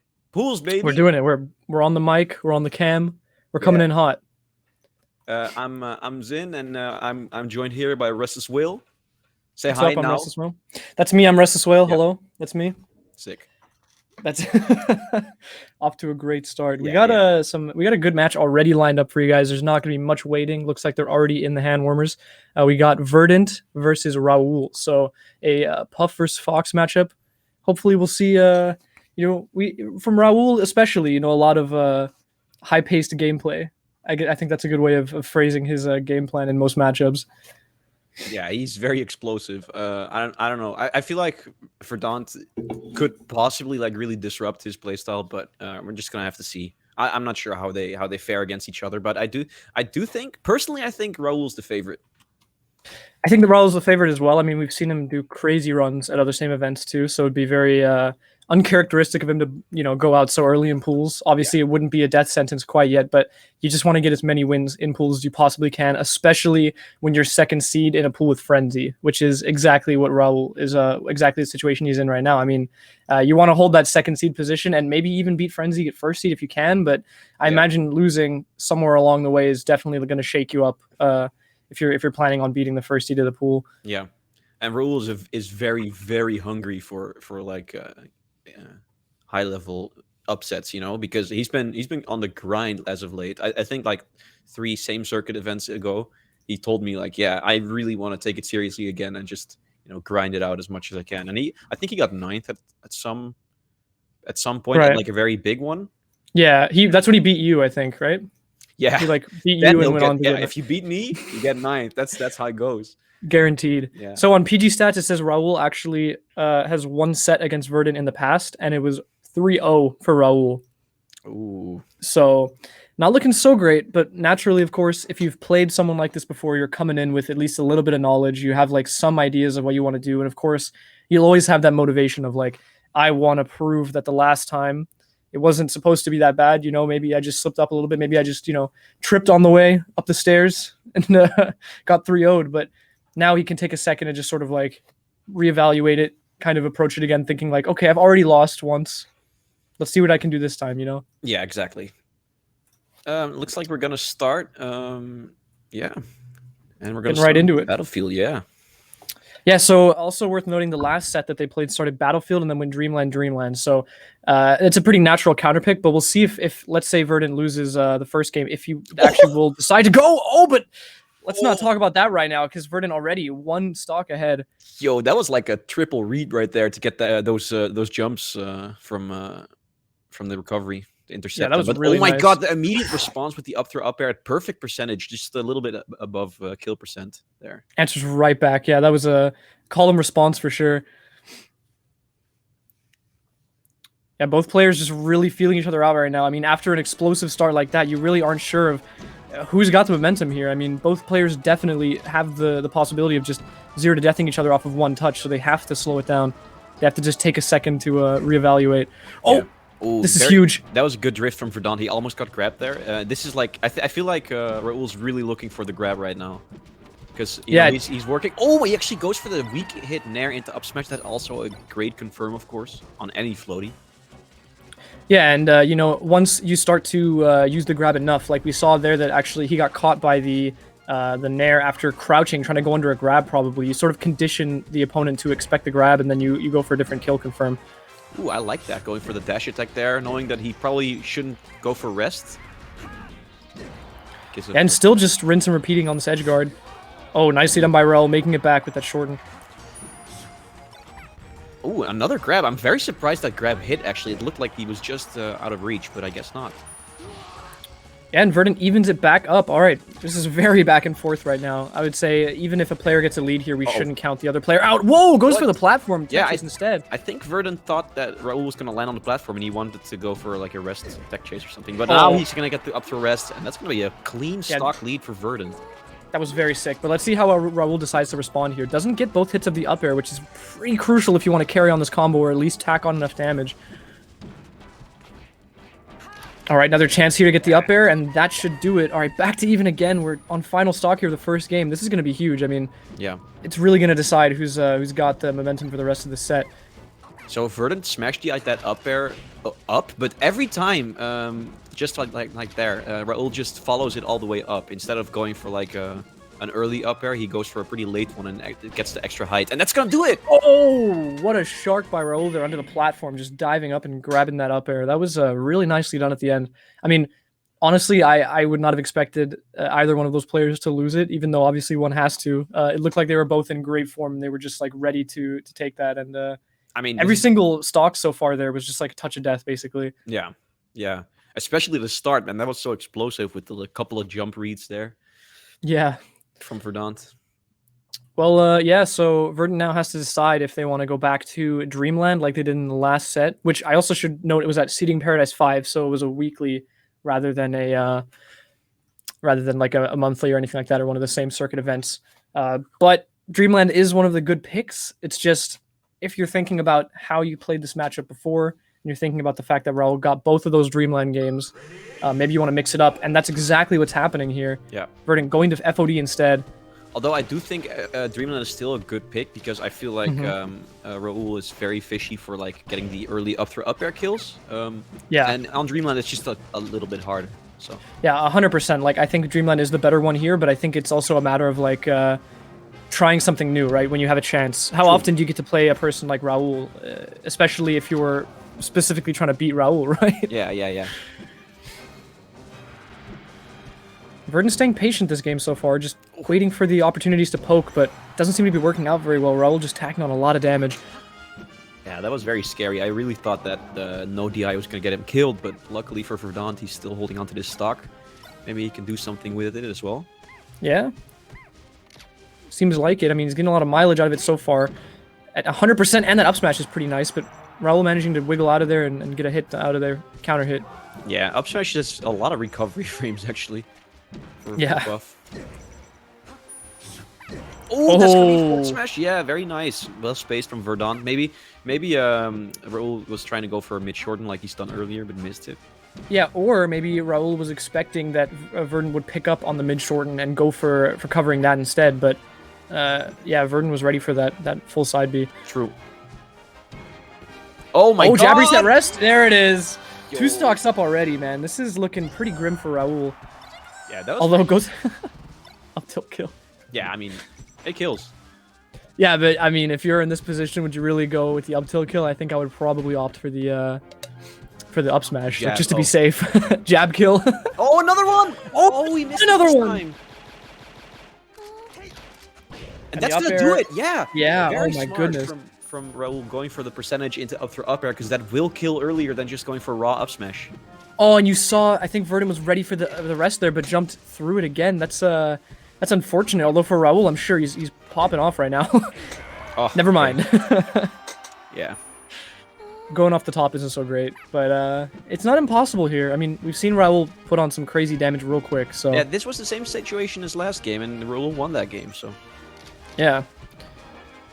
Oh, that was scary. I really thought he was gonna get up smash there, but luckily for Verdun, he's still holding on to the stock. But that jab up smash is gonna do it, and perfect percentage again. Yeah, barely. Raul's really good at finding that percentage. I mean, it could also just be a factor of luck there. You know, you're assuming it'll work, but it seems like Raul's got the percentages on deck. Nah, he definitely did that on purpose. Like, yeah, right. I can't believe that's just luck. Exactly. Like, especially after the up air and the up smash, it's just too much of a coincidence, right? Oh, and this is exactly the situation we're talking about. He just waits for that last stock, and as soon as it's crunch time, he busts out the big guns. That's pretty wild, man. Honestly, I really didn't expect that to happen. So, like having having to make a comeback first game and having to do the same thing second game and pulling it out both times, that's pretty hard to do, especially against Puff, right? Yeah, no, but I mean, really nice showing by both players. Honestly, Verdun as well played really well. I have to say that, like, those conversions and stuff were looking really hot. It's just that last stock, the crucial last stock. You got to clean it up because you can win every stock before against a player like Raul, and they're going to play that last stock like it is their last stock, obviously. You know, like, they have to. There's no choice.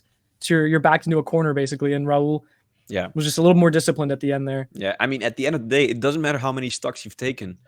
If you don't take the last one, it doesn't matter. Exactly. You can pack it up.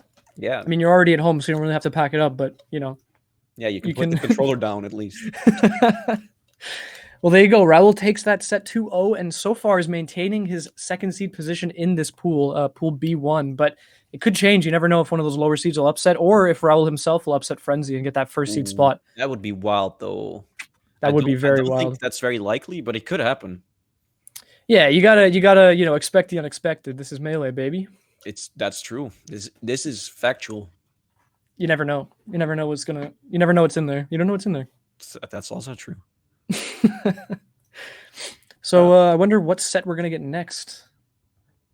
I'm just gonna go ahead and look at the bracket real quick at the pools.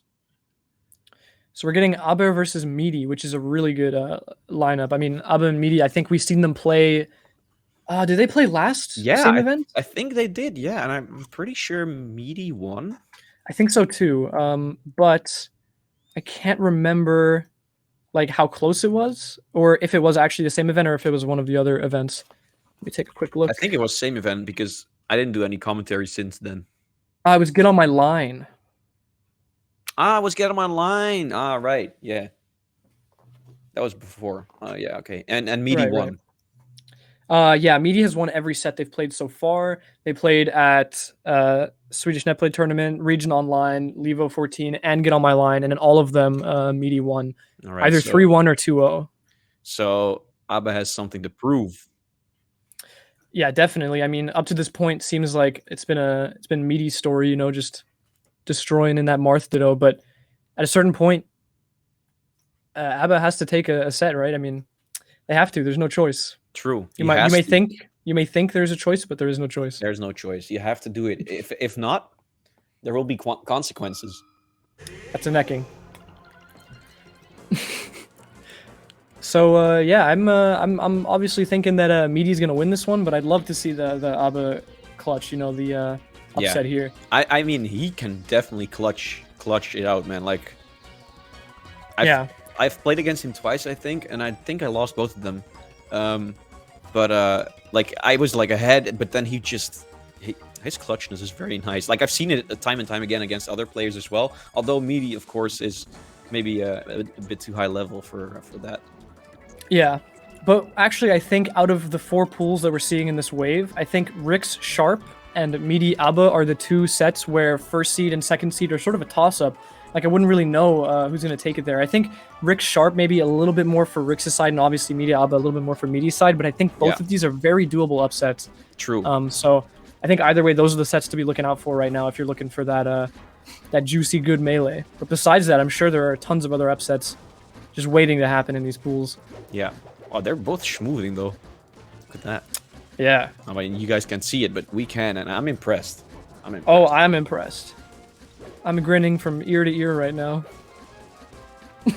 It's just not true. Just a blatant lie. It's straight up not true. Heard it here first, folks. Oh no, I'm on camera. I forgot. How embarrassing. Yeah, and not just at any tournament, right? It's Teaghlach online. Yeah, I'm making a fool out of myself at the biggest event of the year. Again. Stop doing that. You're also making a fool out of me. You don't need me to make a fool out of you. You make a fool out of yourself. True. So, I mean, it's not such a, you know, a crazy thing, but every single one of their sets have started on Battlefield and then gone to Pokemon Stadium. So maybe we'll see that trend repeat. I mean, it makes a lot of sense just from the matchup perspective. Like, Marth generally likes Pokemon Stadium, generally likes Battlefield. I think both of them. I mean, actually, in both cases, I wish I could see who actually won what game, because it doesn't... Oh, it does actually do that. Oh, wow. Every single 3-1 that happened, Abba won on the first game on Battlefield, and then Meaty won the next 3. What? That's insane. So, even let's see. Meaty's gunner picks. I mean, yeah, and so it's a... Yeah, and so it's going to be best of 3 here, actually, which might give Abba a chance in that they can win this first game on Battlefield, and then they have to only win one more game after that on their counter pick. So, very doable. Oh, he didn't. Okay. No, I he really didn't. thought he jumped into that forward smash, which was like a rookie mistake.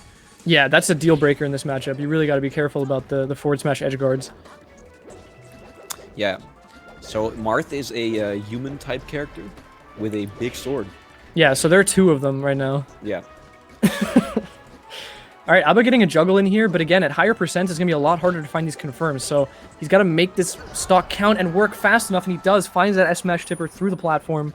That'll be the first stock to Abba. Oh, but this could just be bad for Abba if the trend continues, you know, winning the first game into losing the set. Could very well be, but again, best of 3, you're in a pretty good spot. You got 1 ban on deck at least. Oh, gets the tech on the S-Smash, and Meaty misses the second one. And at 158 now, it's going to be really difficult for Meaty to find anything.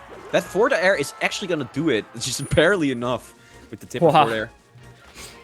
Yeah, you really got to find those stray hits at that point. Oh, nice down tilts there from Meaty, just calling out that Abba is just going to try and space around them, but not doing it perfectly. Yeah, I mean, Abba did a pretty good job of avoiding them at a certain point, but a few of them slipped through the cracks naturally.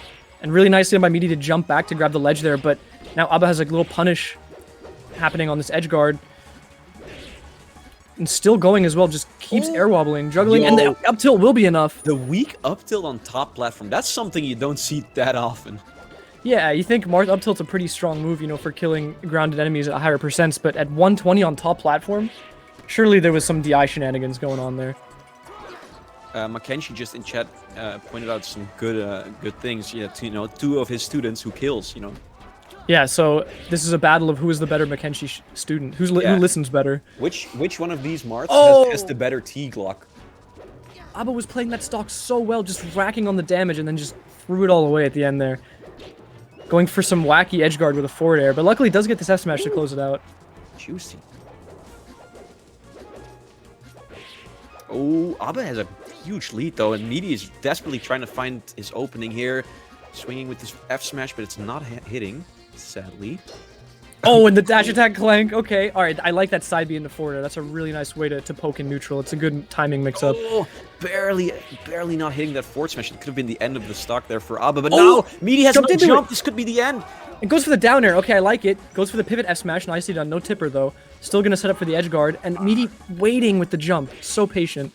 Yeah, Meaty is desperately holding on to this stock, but it might just be a little bit too late. Abba just needs a couple more hits.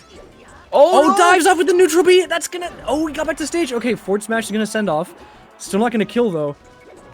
Uh-oh, nice patience there from Meaty, and he's gonna get a forward air and the F smash. Meaty can still do this. Yeah, this is looking scary for Abba now, because you are in the position to lose this, basically. And, oh man, if that F smash sent at a weirder angle off stage, that would have been brutal. Oh my god, Abba is choking! Yeah, Meaty going hard here. Just ready to take this game, not ready to give up yet. Oh! Okay. Abba has to get this. Wait, oh, the space is around the up B. It doesn't get that. Death smash. No. Okay, up B sends off. And the back air, he has no jump. Oh. Ah! Oh, no! What was that? Oh, my goodness. No, Abba, he threw it. Abba was in such a good position. And I think I can pinpoint exactly when it started to go south, when Abba did those 2 forward tilts. That was when I was like, oh, no. Because that's really not something you want to see as Marth. It's such a slow, like, it's a very slow move. It commands a lot of space, but if the person's space is around it, you're just standing there doing nothing. And it seems like in that situation, if you are F-tilting, it's probably a missed input of some sort. And if you're double F-tilting, it's probably 2 missed inputs, which does not bode well in the long run. So congrats to Meaty for breaking the trend so far, winning that first game on Battlefield. But now Abba has to win 2 to close this set out. That's a heartbreaker for Abba, though. He was so close to getting that stock with the Meaty's sloppy recovery, and Abba got the down tilt, but then he didn't grab the ledge, and oh man.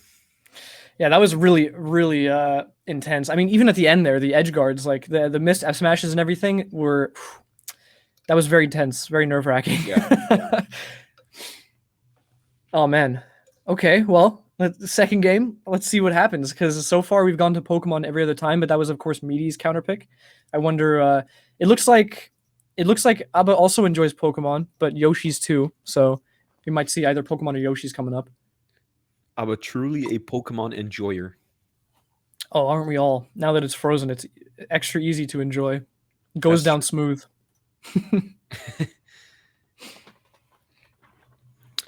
Yeah, I don't know, man. I think Abba needs to, get his head back into the game, because losing a game like that can be very rough on your mental, but he needs to reset it right now. And of course, Abba has the capability of doing this, getting the damage needed to win these games, because we saw it last game, and even here, 100% already on this first stock, but again, closing out that last stock is just so crucial. That was a sick back air. That was both sick back airs, actually. Yeah. He got 2 weak hit back airs, and he made it work.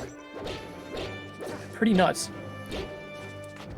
Well, that almost looked like port priority, but I guess it's not, because Abba's 4-2. All right, gonna get some more juggles in here. Not really, actually. Only 1 up air? Okay. Now Meaty trying to get something to work here on the platform. Really nicely done by Abba to crouch cancel, get the shield up in time for the second hit. Okay.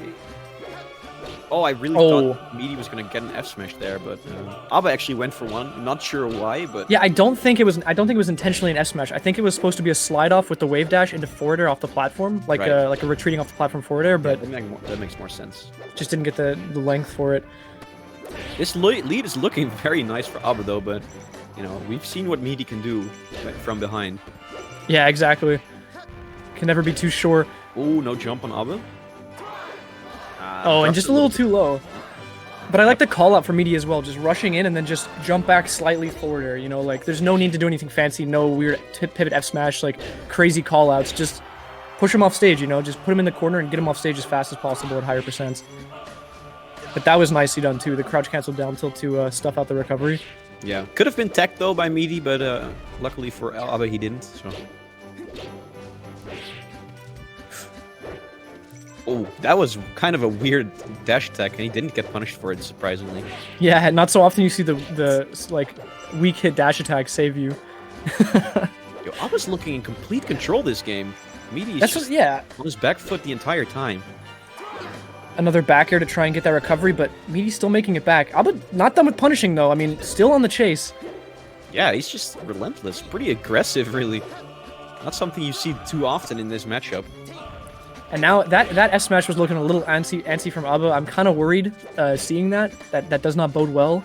And I just feel as though I need to make this premonition clear because of the premonition I had last game that I didn't make clear. Oh yeah, Meaty gets the stock first this time. Although 125% is still good for Abba, but maybe he's getting in this Marth range right now where he can't find the last hit.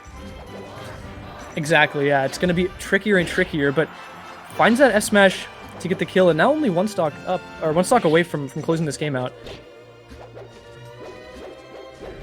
Ooh. Oh, that's a huge opening with the down air coming down. Ooh, luckily for Meaty, the grab misses, because that could have been very bad for him. Oh, the S smash takes him out here. That'll be the stock. This is a much worse position than last game even. I mean, Meaty last game was at like 100 something, and at least now Abba has the chance to combo a little bit, keep some momentum in this stock, but Oh no. Yeah, misses that F smash. Oh, okay, this could be okay. stuff. No, doesn't get the down air, but he does manage to send off Meaty again, but Meaty gets back to ledge. Rolls out of there. Me trying to go for the S smash here, just trying to get something to work. Up air's not gonna be enough to kill either. Although Forward up tilt air should might kill at kill. this percent. I'm thinking up tilt here, man. I'm thinking up tilt will probably do it, but easier said than done. Up tilt, there it is. No, it's not it. It's the weak hit. Oh no, Meaty might just pull it out of his head again. Okay, that forward air has to do it. All right. Okay. Okay. Game 3. All right. Moving into game 3 now. Man, Yeah. This is an intense set, man.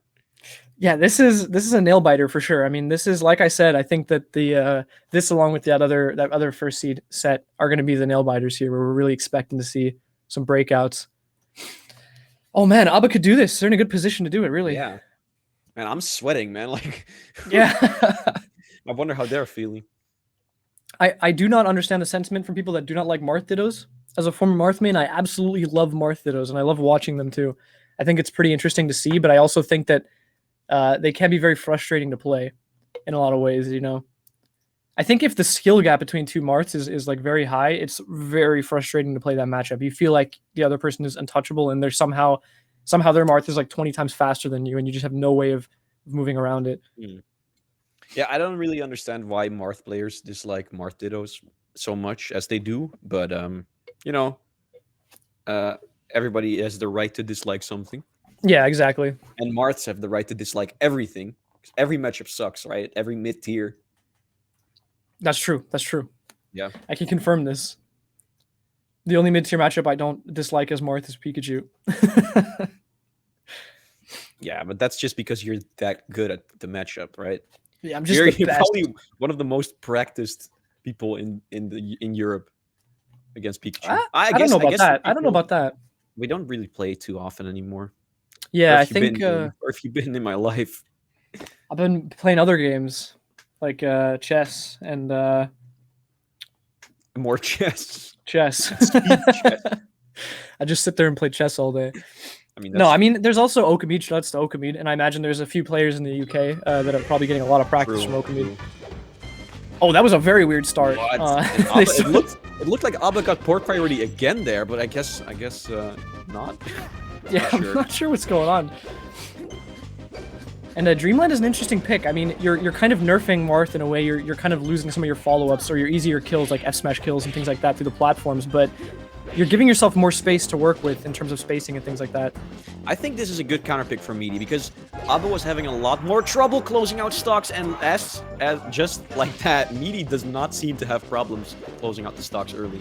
Yeah, exactly. And we've seen Meaty sort of closing space very well while Abba sort of tries to keep space. And I think although there is more space here to keep, Meaty will have a better job of like actually staying alive while also poking at Abba's defenses here. As long as there's more space to dash back into, you know? Yeah, this should be the stock. Yeah, okay, evening it back up. Not bad, but yeah, if Meaty continues the trend of being able to close out the stocks early, this could be pretty bad for Abba. Yeah, definitely.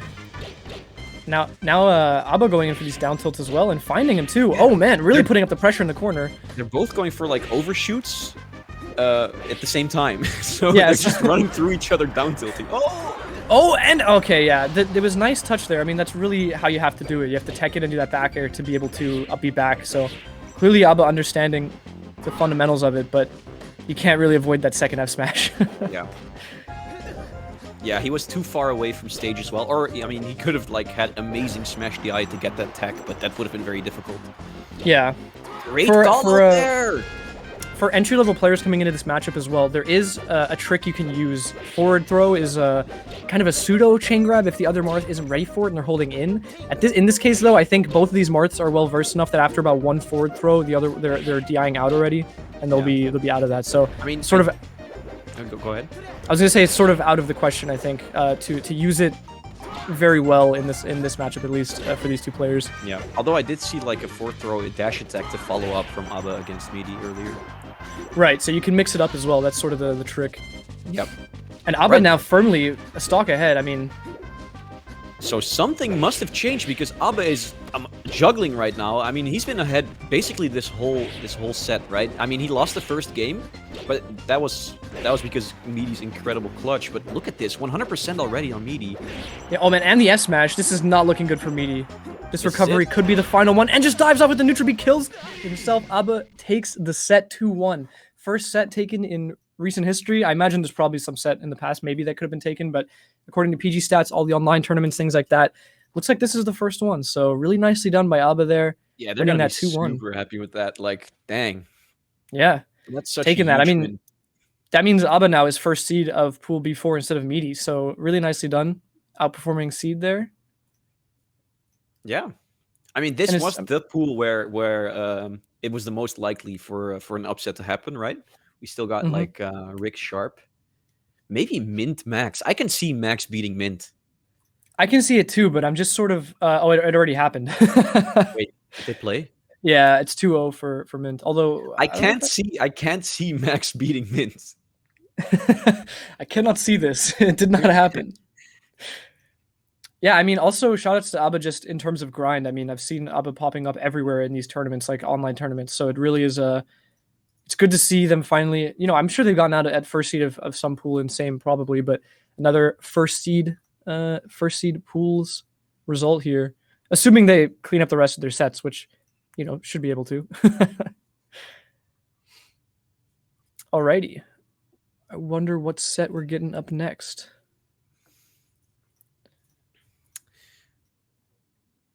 All right. Okay. So Safe State versus Mint. That's going to be very rough for Safe State.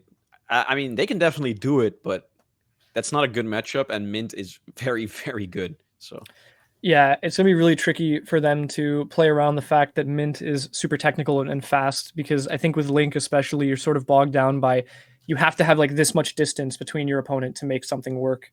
And if they close the gap, you're sort of looking at a dangerous situation. Yeah, although Safe State does have a lot of tricks up their sleeve, right? Definitely. I mean, having played Safe State, they destroyed me. Like I think I took one game, but besides that, they were doing insane like bomb tricks to fly across the stage and down air, and it's just a lot to handle. Yeah, but it does feel like they're the only Link in the world who uses it like that. I mean, you've seen Aklo do it too, of course.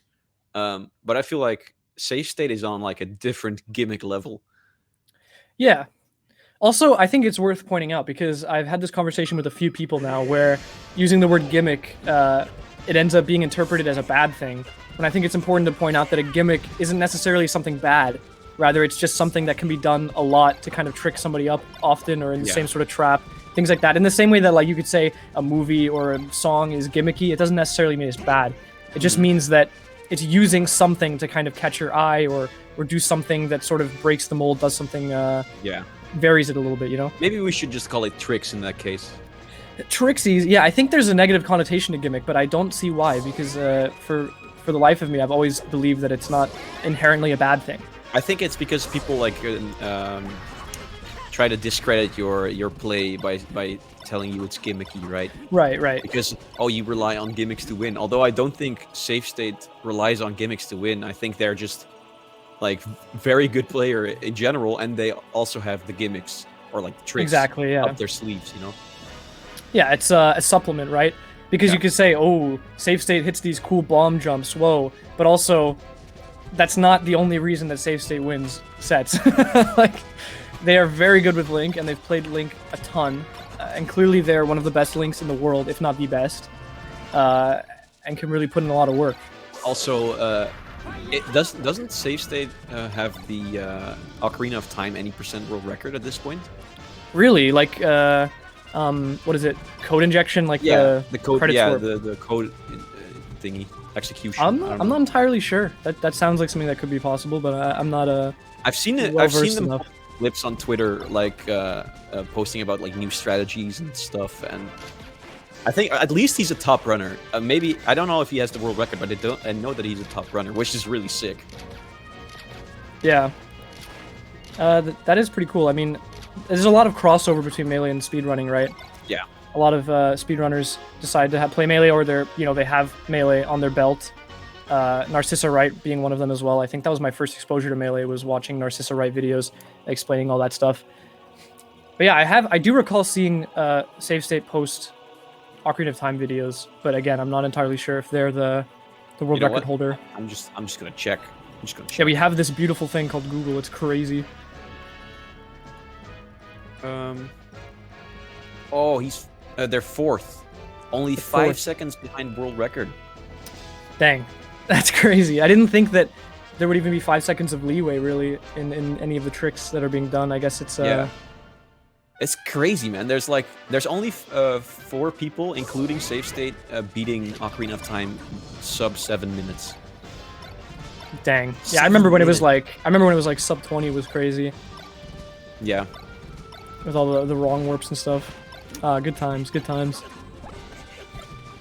Yeah, sick. But yeah, no, I've seen them post a lot of clips about it, and I think it's really interesting to see. You know, I love seeing those kind of things. Did you Have you heard about this this Super Mario 64 runner? I think he's called like Armada or something. He's pretty good at melee, I've heard. I haven't heard much about him. I think it's irrelevant because he doesn't play anymore. Ah, okay, I see. Right? You're one of those people. I see. Nah, but yeah. Oh, Did you Safe see State holds the all dungeons world record. That's crazy. That's really. Did you see the new Summoning Salt video? There's a Super Mario 64 video. Yeah, 16 star. It's very nice. I have Good not. video. I'll probably watch that tonight. That sounds pretty good. Shoutouts to Summoning Salt, man. So many great videos on speedrunning categories. And there's Yeah. some wild stuff as well, not just the big ones. Carrying the speedrunning scene right now, or at least when he was first coming out with videos, I think that was a hard carry. All right. So I'm gonna start on Yoshi's. So Mint, I don't know.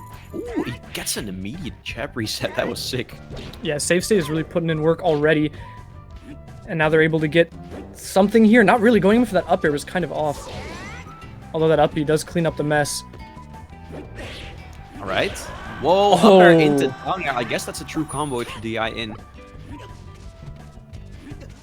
Safe State getting the first stock. All right, so. Ooh. Oh, Safe State charges it. What? Just waiting for him to come in. That was such a hard read. Yeah, I'm sorry, Max. I just mispronounced. I've been saying they them. I just made a little mistake. Sorry about that.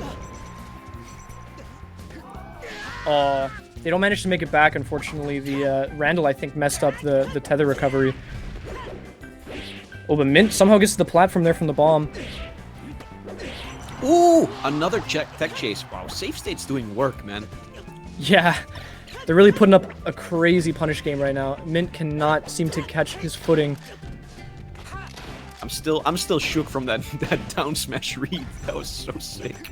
Oh man, but Mint managing to get that Shine Spike, drops low to try and get the next one, but doesn't manage to find it. Now Safe State's gonna have another big punish here, probably. Oh, just walks up and down smashes. Link's down smash is such a great tool to like shield poke any character basically. Oh, What? Safe State goes deep with that arrow, doesn't manage to find it though, and now Mint has a chance to edge guard. Oh, but now God. Safe State has a chance to edge guard. Yeah, Safe State's recovery is so creative and so good. Like you never know when they're gonna get back. Another bomb jump maybe? Nah. Oh, tries to go for something tricky there, but Mint recognizing that goes for the grab instead, interrupting the bomb grab idea. Oof. And it does seem like Link is fairly easy to combo if you're Fox, you know, with the up smash up air. Oh yeah, and that up smash will kill, so now Mint taking the lead for the first time this set. Although Safe State diving off with that nair is going to be able to get a nice edgeguard situation here, doesn't manage to connect the get up attack. Yeah, maybe they could have like gone to stage a little bit early. Doesn't get the last hit there on Nair. That's quite surprising with the Nair's incredible hitbox. Yeah, for those of you that don't know, Link's Nair actually lasts beyond the animation. So while Link is retracting his feet, the hitbox is still out. So it is quite a deadly hitbox, but somehow Safe State didn't manage to connect it there. Oh, great crouch cancel for Mint, and now Safe State in the corner. Let's see if they can get back. Does get the double forward smash. That's so much damage and a knockdown. Ooh, he went for another read there. They went for another read. Sorry about that. Up air, and now they're just gonna wait patiently. Platform. Oh my god, the platform canceled Nair there. Oh my god, the grab. This is so tense. Safe State gets another grab. The uppie is gonna send off, and Mint side Bs. Safe State takes the first game against Mint. That's crazy. Because now... That was really sick. Now that final game is going to be on Safe State's counterpick. And I wonder if Mint is prepared enough to face a Link on their counterpick, you know? Because it's like, naturally, there is some knowledge to be had about like how to approach Link in certain situations, what to do given, you know, Link is here and he's shielding and blah, blah, blah. But if you don't know, you're going to fall into a lot of those traps because Safe State definitely has more Fox Link knowledge than Mint does. I'd be willing to wager. I mean, probably. Yeah. Like, the only person in Europe where I would say, yeah, he probably knows a lot about Link is like Ice because of his teammate Six. Right. But they play so differently though. Like Six's playstyle and Safe State's playstyle are non-comparable. Yeah, definitely. Going to FD, just gonna look for some easier combos here and sort of restrict Link's getaway options. No more platforms, so if Link is in a corner, it's gonna be a lot more difficult for Safe State to run away. Great recovery from Safe State, just using the projectiles to get Mint out of the corner. Unfortunately, he missed his hex dash there, and because he had a bomb, they couldn't use his tether. Their tether. Yeah, it was unfortunate. It was it's a situation where you think, oh, Link isn't gonna die here because at least they have the tether, but with that bomb, just nail in the coffin. And there's the Nair coming off the stage, diving off and getting the edge guard. So now back to even. Still not looking so bad on Mint's counterpick, honestly. That was such a huge down smash. I really thought that was gonna knock down, but luckily for Mint, that was not a knockdown. Oh, really nice combination from Mint there to get that edge guard. And Safe State's gonna try and make it back, but it's just a little bit too far away. Yeah. Mint seemed to have the flowchart down for that part of the edge guard. I mean, it seems like without the platforms as well, Safe State has a lot more trouble recovering, actually. There's less options. Good smash DI from Safe State to get out of that wave shine. Oh, man. Mint is ruthless right now. But Safe State's going to get a chance of their own. Let's see if they can get this edge guard. The jab. Oh, nicely done by Mint. Yeah, getting to that edge, avoiding the upbeat hitbox. That's so tricky from Safe State, using the bomb like Z drop into air dodge to like try and bait someone going in. Oh, it seemed like Safe State was going for their trademark bomb explosion into some move, but it was just a little bit too close to Mint, and Mint was able to react to Safe State before they were able to act out of the hit stun. This is difficult though, having to deal with two fresh stocks for Fox. You know, Fox has a very good crouch cancel, and I feel like Link doesn't have the greatest game to work against that.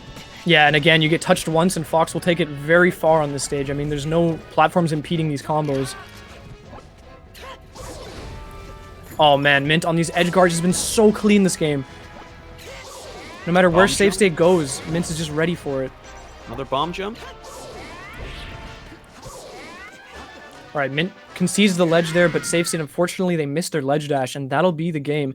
1-1 now, so it is still Safe State's counterpick, but Mint was looking pretty hot in that game, and it seems like Mint has figured out something for edge guarding Link here.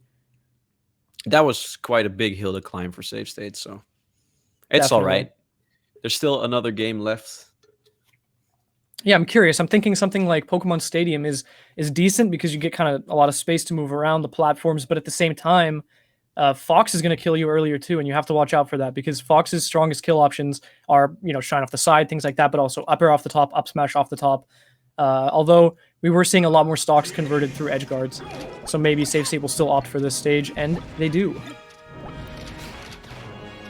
Yo, that was menacing. Running all the way across the stage through your shield. Safe State pulling a bomb in the middle of the stage and getting punished for it here, although manages to actually throw the bomb to get out of there as a counter hit.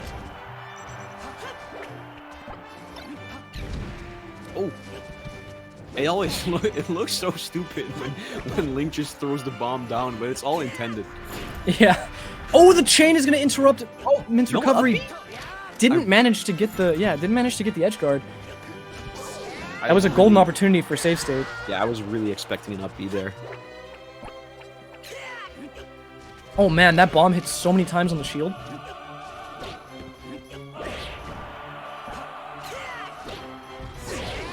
Woo. dash attack into up B. That actually combos. That's quite crazy. Yeah, and they get their first stock of this game. Pretty crucial for Safe State to actually maintain the, the stock evenness here. No reason to go down early, especially now. Whenever Safe State is above Mint, they have so much trouble getting down, and it's really telling. Yeah, exactly. I mean, this stage as well, it's kind of scary because you wonder if you're going to get interrupted by something like an up smash or an up air and lose your stock. Yeah. Safe State just taking a second to shoot that arrow, but Mint just going to reflect it right back using Shine for its intended purpose.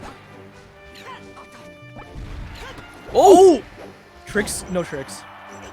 Almost. Yeah, they had an idea there, something to do with that bomb explosion, but couldn't quite get it to happen. Yo, have you ever tried doing the bomb jump, like the up B into your own bomb? Yeah, I have, but I can't do it. It's so difficult. It's very hard. Safe State makes it look so easy, but it's very, very difficult.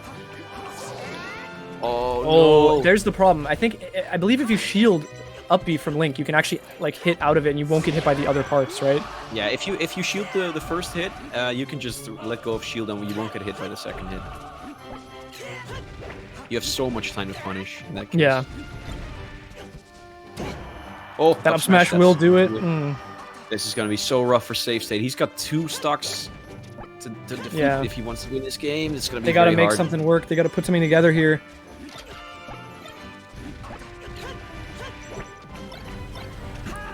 Oh. Min going for that wave shine again, but can't quite get it to work. Although the punish is still going.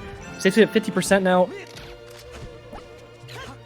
I feel like Mint just got way more comfortable punishing Link.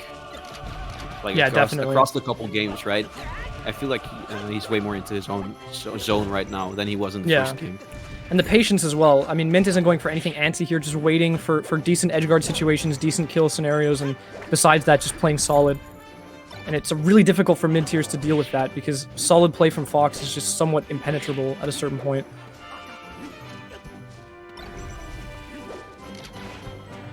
Oh man, yeah, Safe State's just running for something. Oh, Mint doesn't get the up smash though. Safe State still has a chance here. Oh, goes for the bomb attack, doesn't find anything. Oh, and again, but Mint just going in there with the back air saying, I'm not afraid of this. Yeah, Mint's gonna wait this time. That's very smart because you can't punish it, but nice drift from Safe State is gonna get them back to stage. Oh, and again, the bomb attack, and now up B will send off. Not gonna kill though. But that missed ledge dash will, and Safe State in a good position. They have to make this stock count. They can't get hit at any time, at any point here. I mean, one hit is pretty much death, I would say. Yeah. Oh, no, not like this. What? Oh, not like little this. missed input there, and that's gonna do it for Safe State. Very unfortunate, although they did put up a nice showing, right? Getting a game off of Mint is crazy, man. Yeah, really nicely done by Safe State. I'm sure they're going to be happy with that performance. I mean, taking the first game and losing the rest is always hard. It's always brutal, but they have to recognize that taking a game off Mint is no easy feat. And just the fact that they can do that alone is definitely cause for celebration. Yeah. I mean, you're only one game away from taking that pool set in the future. So really well done. Although I do feel like Mint got so much more comfortable after the first game. Like it felt like he just had the room to work with, and he took it. Yeah, again, that FD game was commanding. Those edge guards were absolutely brutal. It seemed like Safe State had no answer for them because even when you see Safe State start to mix up those options, tether instead of up B, try to bomb jump, delay the recovery, delay the jump, Mint had some answer for it. Just going out there and shining, just continuing to hold ledge. I mean, really looked very comfortable in that position. Yep. I mean, once Link is hanging on the chain, you can just wait it out, right? So. But a lot of people try to like catch Link while he's traveling up, but it's so incredibly fast. Like it's a read.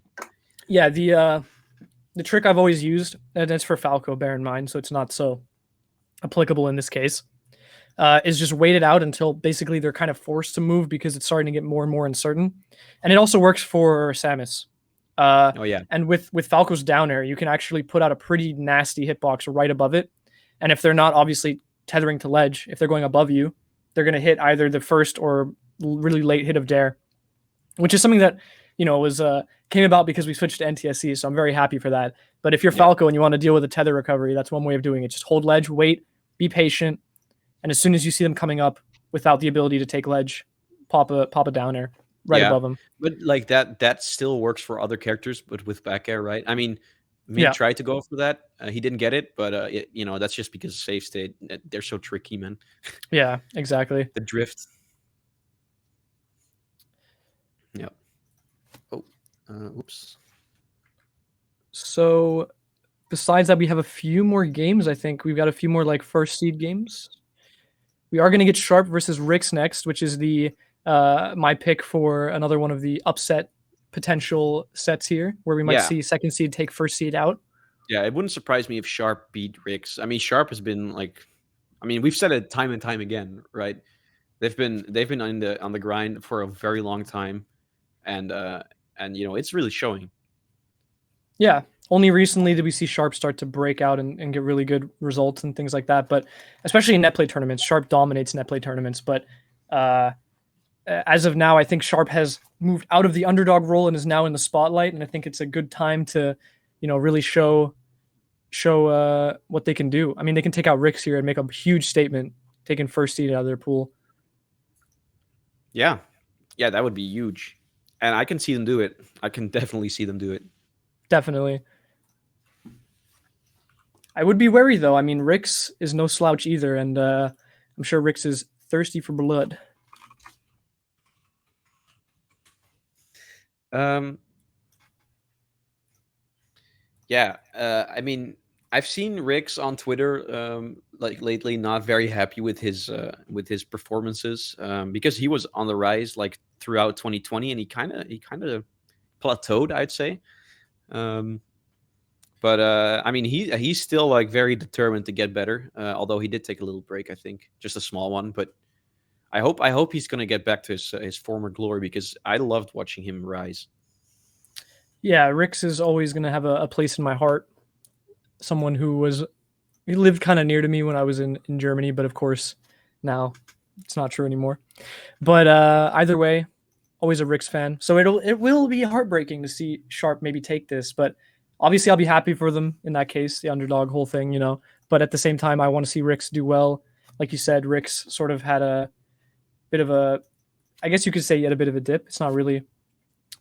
I feel bad putting people into these like expectation boxes, like, oh, you're this good, you should do this good, Especially in this era, it's difficult for me to like justify doing that. It's hard to word how I want to say this, because it's I don't want to put anybody down in this case, but Rix, of course, a lot to prove here. Yeah, of course. No, I feel you. Although we can't just ignore the fact that there's like a certain trend, right? Exactly. So it's a fine balance. Yeah, I wonder how this is going to play out. I think I don't know which one I want to see win, honestly. I think it would be very cool if Sharp won. But we're just going to have to see how they do. Yeah, I'm rooting for good melee. Hell yeah, I'm rooting for Sharp. I don't care if it's okay. Okay. I thought we were doing a cute little like, yeah, melee, and you're like, no. You can do that. No. I'm doing it. I'm rooting for bad melee, and Sharp wins. I mean, the worst outcome is bad melee. It's not about Sharp winning. It's about the worst outcome is bad melee, I think. Well, that's your opinion. Yeah, it is. You got a problem with that? No. No. Just stating. I have to say as well that this tournament has had not so many DQs. There was a pool or two that I think was hit extra hard. I think it was A2 had A2. Nobody showed up except for the top 4 seeds. Oh, that's So rough. 5 Imagine people being didn't 4th show up. seed and having no one to play. That's unfortunate. Getting no wins there. That's unfortunate. But besides that, all the other pools look all right. 1 DQ, which I think is pretty common even in offline tournaments. So yeah, really not so bad. Does Sharp play on a box type controller? I don't think so, right? I don't want to make any assumptions because I'm not entirely sure. I don't think so, but at the same time, it could just happen. Like, there's so many things we don't really know about players. True. I mean, thinking about it, I think Sharp doesn't play on a box type controller. I think I'm just mistaking them for Larster. I think Larster is playing on a box now. Fountainelle, Noxa, like a lot of Peaches are switching the box. Right. Did you know that Frenzy's actually 5 people? What? That like rotate and Really? for each. Yeah, it's crazy. I mean, most people don't know this. That's why they ask me so much for Pikachu practice because they all need them. Yeah, there's a lot of practice needed. Like, it's very difficult. Yeah, hard to And maintain. you know how it is. Like, one person playing Melee in the house, sure, online. 2 people online, okay, maybe 3. It starts to get a little unbearable, you know. So yeah, I'd be that's careful. a lot of matchups to learn, right? That's a lot of matchups to learn. If you multiply. We're starting on Battlefield. Pretty yeah. standard pick. I think most games so far have started on, or most sets have started on Battlefield. Besides that save state stat. That grab out of the empty hop was crazy. Yeah. Nice smash he had to get out of that up air. That would have been death otherwise. Sharp not going into the corner too hard, backing off as soon as they see that Rix has an opportunity to take space. Ooh. Great nair out of shield, but another great tech from Rix is gonna, keep him grounded. Ooh, let's see if Sharp can make this tricky. Yeah, they do get back to ledge, back to stage with a tournament winner actually. Ooh. Right, forward smash. You don't see that too often from Fox in this matchup. Yeah, usually you'd opt for up smash in that situation, but I guess sort of a 50-50 sort of mix-up kind of deal. Oh, my stream crashed. Oh, Sharp almost got the edge guard there, but Rick's sneaking under it. And now just going to have another opportunity to tack on more damage. And of course, lasers are a great way to do that. Yeah, my stream also froze. I'm wondering if the stream on stream is... It is also frozen on stream. Really? Oh, they're good. They're still playing. Okay. Yeah, I'm trying. Sharp. Alright. Oh, and looks like Rix does get the second stock there. Pretty big lead for Rix, although never be too comfortable because one Peach down smash could, seal the deal. Yeah. And Sharp again not getting that edge guard there. It's unfortunate because Sharp seems to be putting themselves in a great position to edge guard Rix, but Rix just sneaking under it or above it every time. Okay, decent recovery again from Sharp. Alright. Ooh. Oh, Sharp backed off there, not going for the edge guard, and the weak nair into up smash. Another staple move. Classic. It's also crazy how much, again, we were talking about the conditioning, where like you expect the grab, so you're doing something else, and that's when you get hit by the weak nair, Yeah. You're not expecting it. Although grab in that situation doesn't, amount to much for Fox. Right.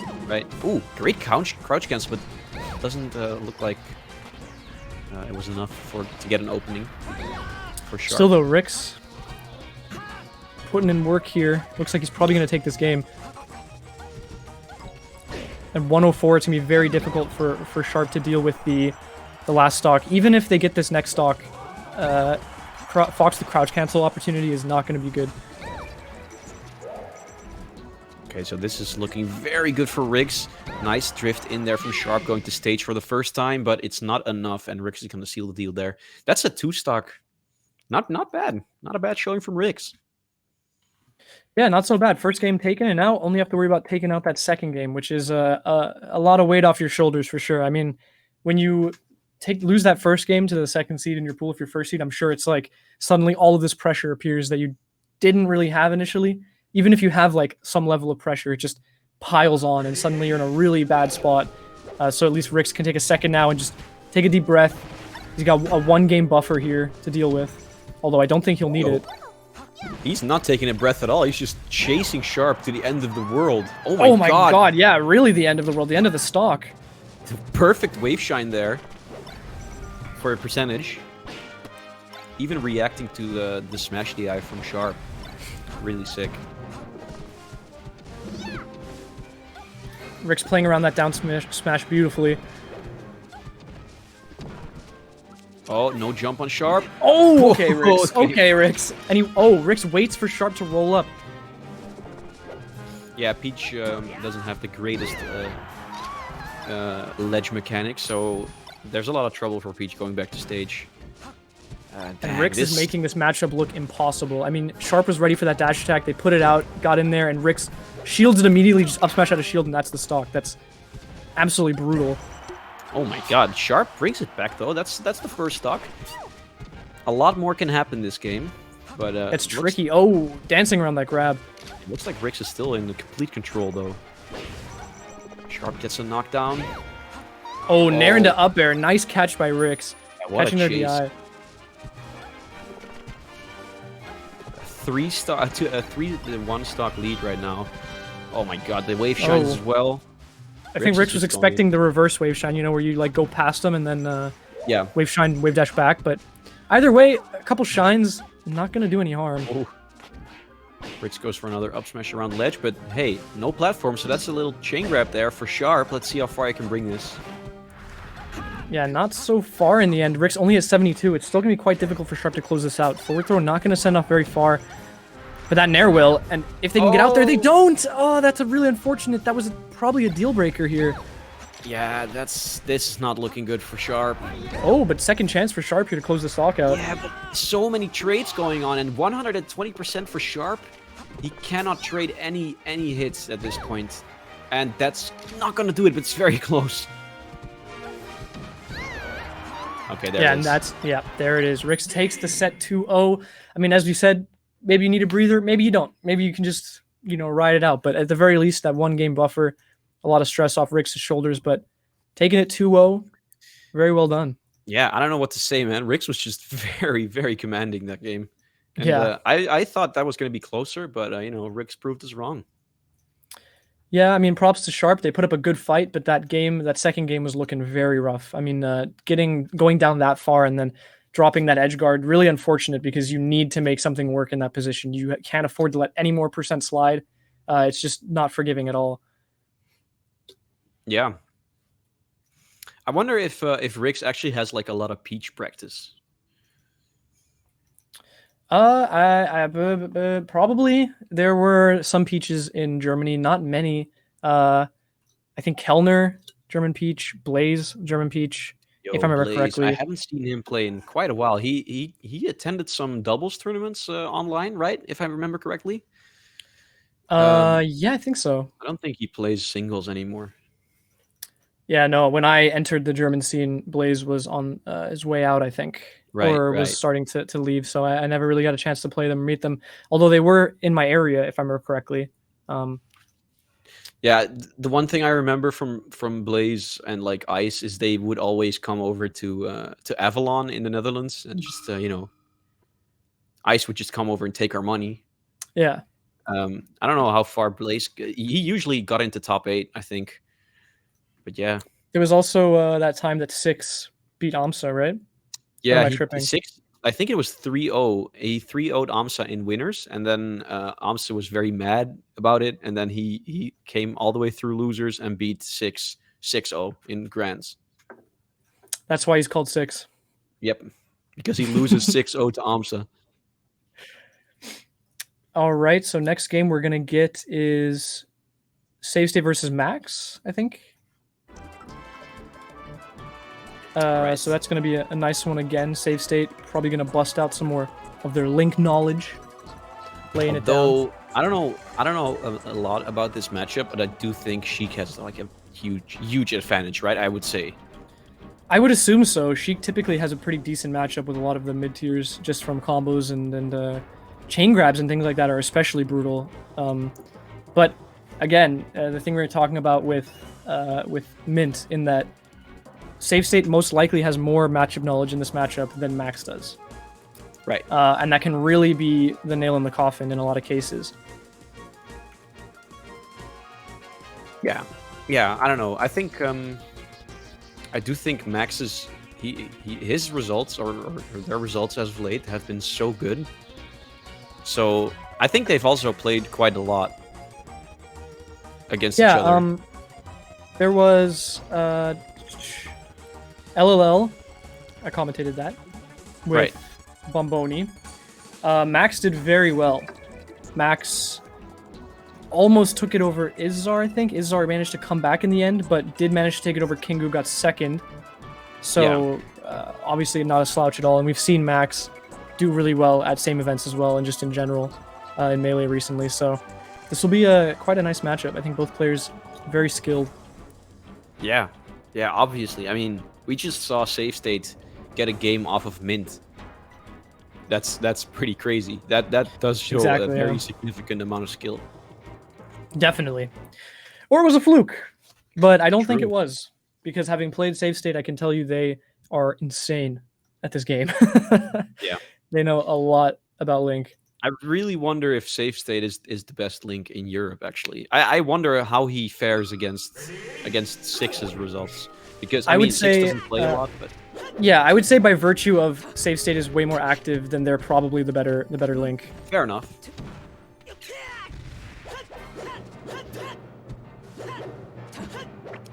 We can hear your audio, Chase. No problem. Alright, so we are on FOD for the first pick. That's quite surprising. Yeah, Max putting in work already at 67% and had a decent edgeguard opportunity, but didn't manage to close it down. Now Safe State has closed the gap. They're just piling on the damage. Oh man, I thought Safe State was gonna get that down air there, but unfortunately for Max, that didn't happen. That was so close though. Oh, and Safe State thought they had that just by holding the ledge, but Max cheekily just manages to get back on that lip of the stage. Right. Little chain grab, I guess that does work on Link. Oh, down tilt fair will close the stock out. That was nicely done by Max to catch that, because they had been interrupted by Safe State coming in. Yeah. Not sure how I feel about that, like, falling fair with Link at 0%. Like, it should be pretty obvious that crouch cancel is in play there. Right. Oh, down smash is gonna do it. Okay, yeah, I am at a loss for words. Yeah. Again, just like I said earlier, down smash is such a good tool for shield poking, right? Because the hitbox is so low. And also worth noting that boomerang that Safe State threw. It ended up saving them in the long run, because that the grab was interrupted by it. Obviously, the combo still continued, but it saves Safe State from a worse fate of maybe getting chain grabbed. Ooh, this is a very close game so far. Max doesn't seem to have any read on Safe State's recovery right now. It seems like they're both sort of feeling each other out off stage, not really going for anything crazy, but the downer's going to kill at 107, and now Safe State's in the lead. Yeah, quite an early kill there. I'm always surprised at how early down air kills from Link, especially against non-like spacies, right, or fast fallers. Right. Oh, in the bomb jump, it might be enough, although Max, recognizing that, sneaks back on the ledge. Yeah. Good recognition from Max. And now Safe State still building on some damage with the last hit of the Link fair lingering so much. Yeah, if you were curious about what we were talking about earlier, there it is, the weird hitbox of Link's Nair, where you feel like you're safe and then you're just not. Yo, extends it! Yeah, unfortunately Max still managed to make it back, but that was a really nice extension from Safe State. Yeah, getting the second hit fair actually and making it work with another Nair hit, that was really sick. Well, I think he could have done something with that bomb hit, but looks like Safe State wasn't ready for it.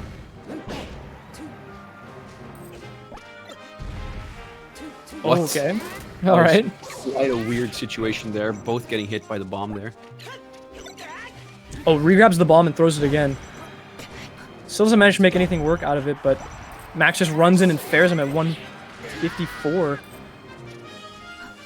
Oh man, this is so close, and a little slip up from Max, and that's gonna mean that Safe State's gonna get that grab. Down throw into a B, of course, a staple combo on a pretty big portion of the cast, really. Yeah, now Safe State's just getting air wobbled here by these up airs on the platform, and at 95, oh, the boomerang blocked the needles. Oh, great grab there from Safe State. Let's see if he can get anything out of it. No.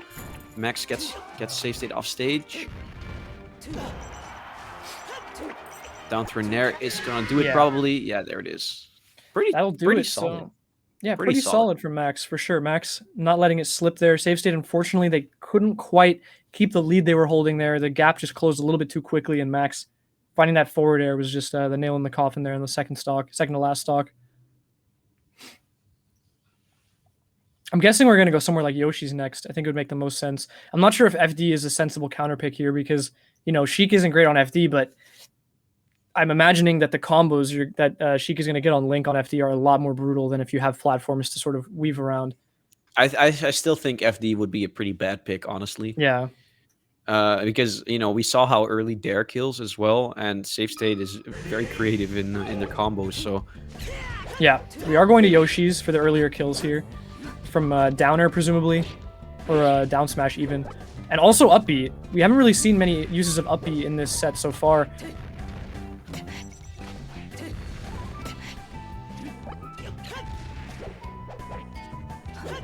Ooh.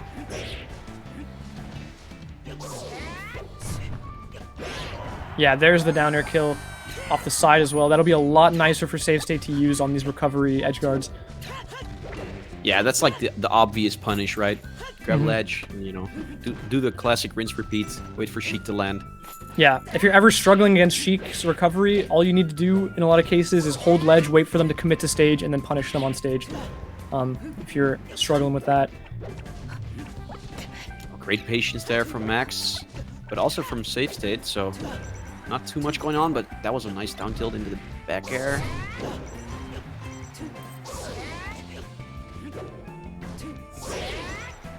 There's some up B shenanigans that I was talking about, sending off just to get off me tool. And here's the bomb shenanigans we were talking about earlier. Arrow, I've never seen him do that before. Actually, I've never seen him do that before. There's the jab forward air closing out the stock, but at 90 now, again, Downer is looking really dangerous here, and there it is, bomb Downer. Safe State finds the kill and maintains that stock lead. Very nice. Bomb down air is also like a staple conversion, although it looks easy, but it's actually really hard to get because you need to be very ready for it. Yeah, and you have to commit. I mean, once you commit to that downer, you're in a really bad spot if you miss.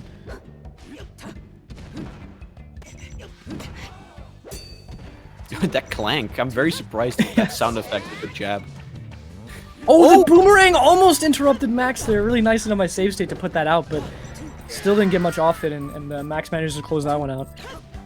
Yeah. They are looking so close right now.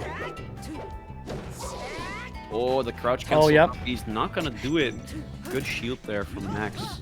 Again, just shielding the first hit, tanking it, and then being able to move through the rest is so strong against Link. Catches him with the back hit of down smash.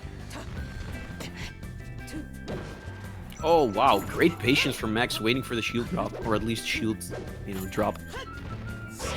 Ooh. Down throw up B is going to send off, but nicely done by Max to retreat to the platform there, knowing Save State's going to try and punish the land on stage. I was that forward air again. Save State didn't get that up air there on the platform, Yeah. Max grabs the lead again. That up B will even it back up though, and now last stock on Save State's counter pick.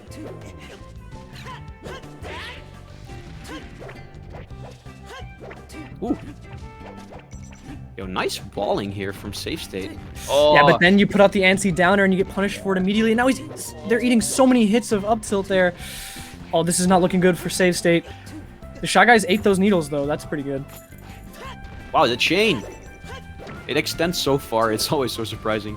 Yeah.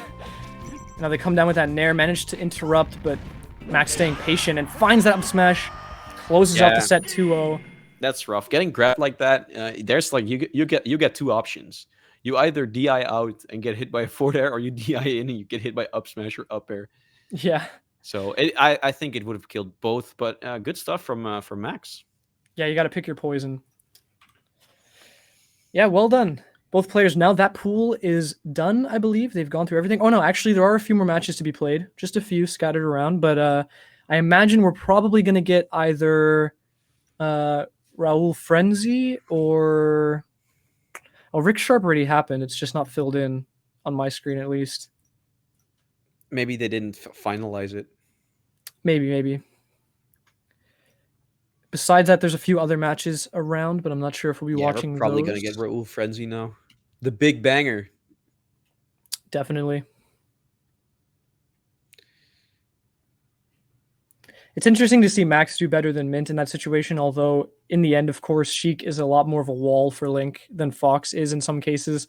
And of course, it's the whole, like, I don't know. I think a lot of mid tiers prefer to play against Spaceys in a lot of cases because the punish is very well developed against Spaceys, and there are a lot of Spaceys to practice against, so you can really refine those matchups way easier.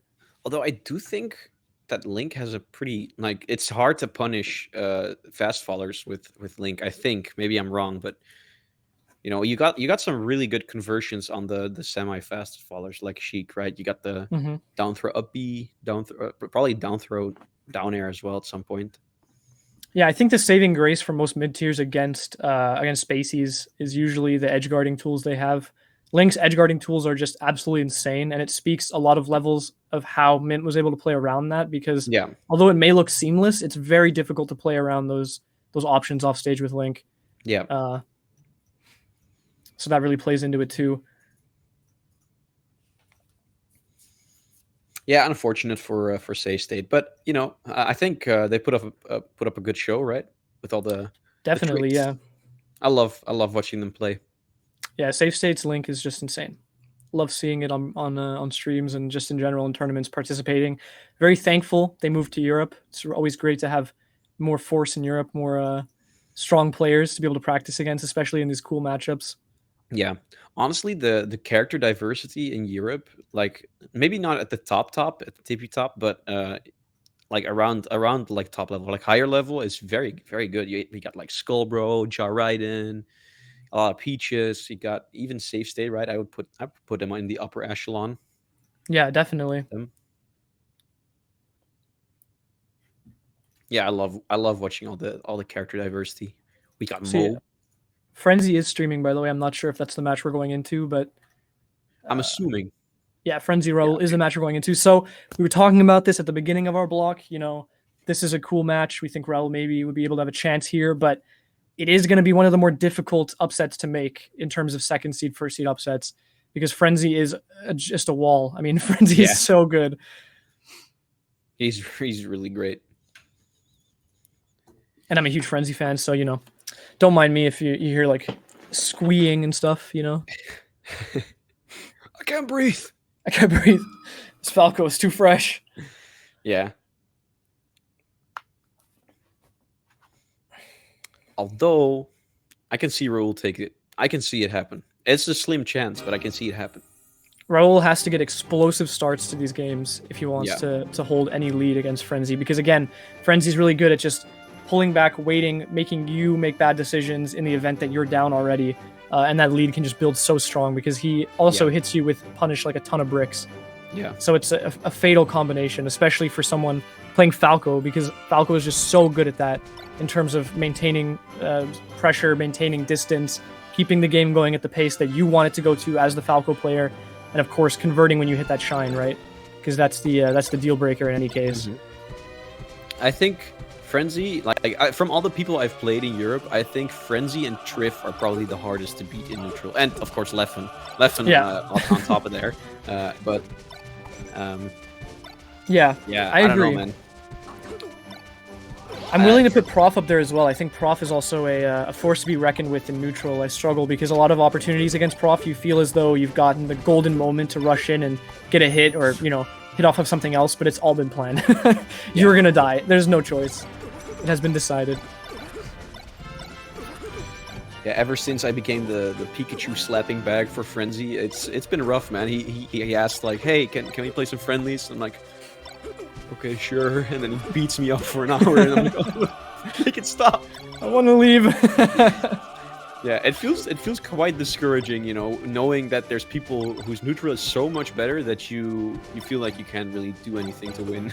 Yeah, and just the level of adaptation as well. Like at one point, I played some friendlies against Frenzy, and at the start, the first couple matches, I was like, yeah, I'm doing okay. I'm not winning any games, but I'm holding my own. I'm taking him, 2 stocks, last stock, whatever. By the end of the thing, he's just 3-stocking me, 4-stocking me consistently, and there's nothing I can do. I feel like it's impossible. He's got to read on everything I'm doing, and it's just like, you realize how much more adaptation is in play than you think, because even at the mid-level, a lot of players are like, oh, I got this adaptation thing figured out. I can adapt on the fly, baby. I'm the best. But then you play against somebody like Frenzy, who, even if he's adapted like 5 times at this point, if he thinks, I can make another adaptation that's going to mess you up, he's just going to do it. Like, there's no question about it. And he's figuring it out in like real time, very quickly. So it's very, very frustrating. But in the way that you can't just help be impressed. Yeah, true. I remember back in the day when I just started out. My best friend, who I played the most with at the time, played Falco. So I thought, you know what? I'm very good against Falco. I can beat every Falco. And then I play Adam. I was like, you know what? If you're gonna play Falco, I'm gonna beat you because I'm very good against Falco. And then you learn, right? Oh, I've been Dunning-Krugered out of my mind, bro. Yeah, my brain has dug my own grave for me by putting me in this position. I remember even saying to Adam like, "Oh yeah, I think Falco is my best matchup," and he goes like, and then as if it's gonna matter, as if it's gonna matter at all. Yeah. Very funny though. Our first game, Dreamland. It's really telling of what Frenzy's game plan is gonna be here. The fact that he's willing to go to this stage, because oh my goodness, and apparently his game plan is win because he just explodes at the start. That was so sick and so controlled, right? It felt like that was exactly what he wanted to do. Yeah, that was whew. I need to take a breath. Oh boy. Oh boy. Raul also needs a breather after that one. And Frenzy just staying patient there, even just getting a strong hit bair and backing off immediately, recognizing, you know, he's in the lead, he's getting these free hits. There's no reason to push it any further.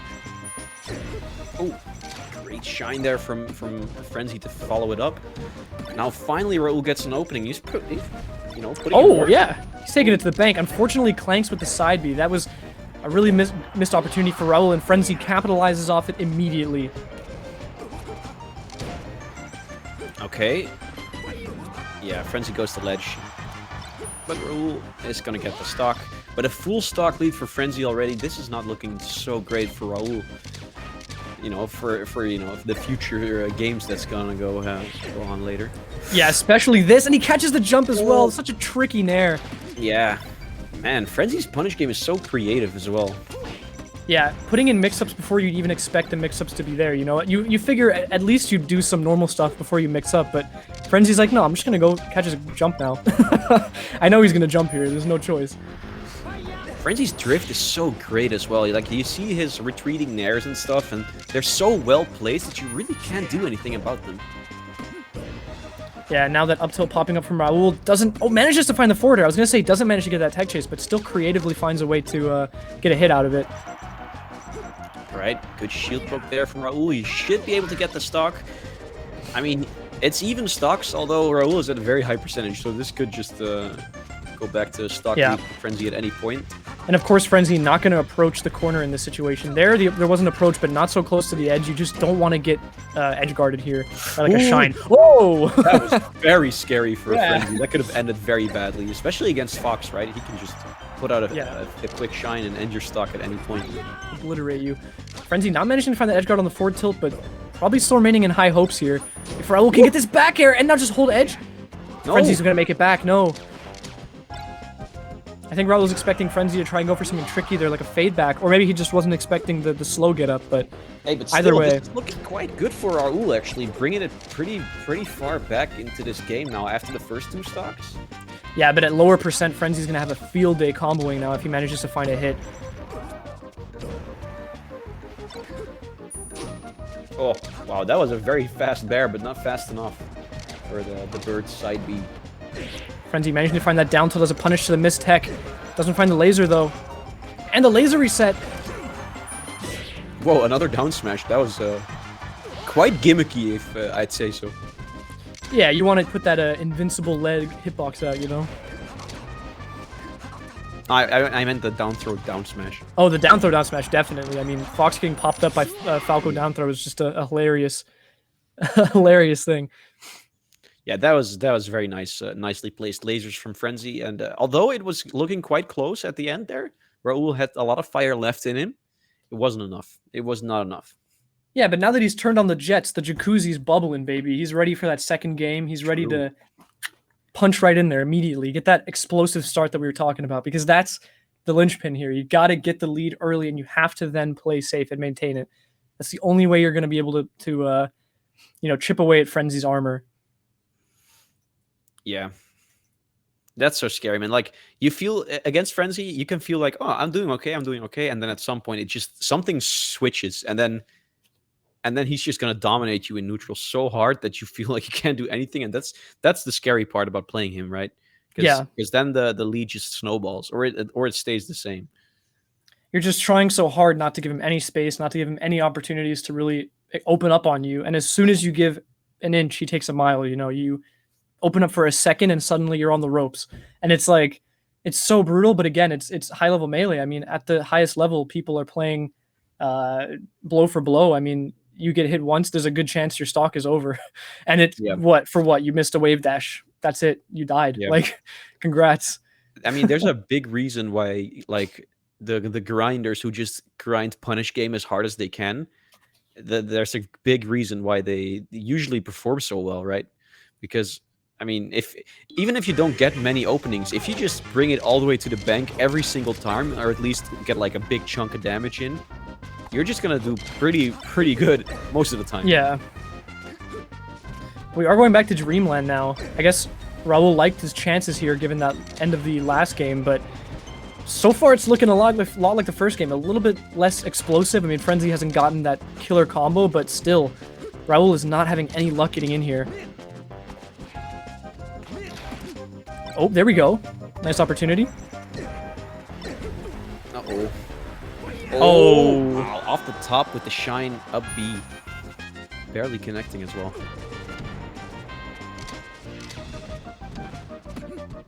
Oh, I was expecting a grab there from Raul, maybe picking him up like the scoop. Alright, Raul's actually fighting back here, keeping Frenzy in the corner, but now Frenzy gets an opening. Let's see how far he can push it. Great recovery from Raul. Raul really likes to go for the shortens. Yeah. It's a little bit of a, you know, skill check. Little tech check.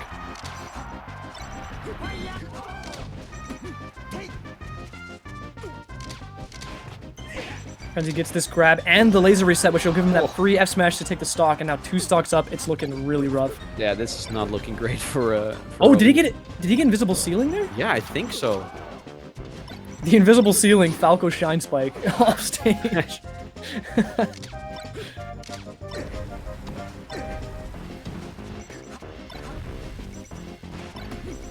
Drill Shine looking like Falco here, and now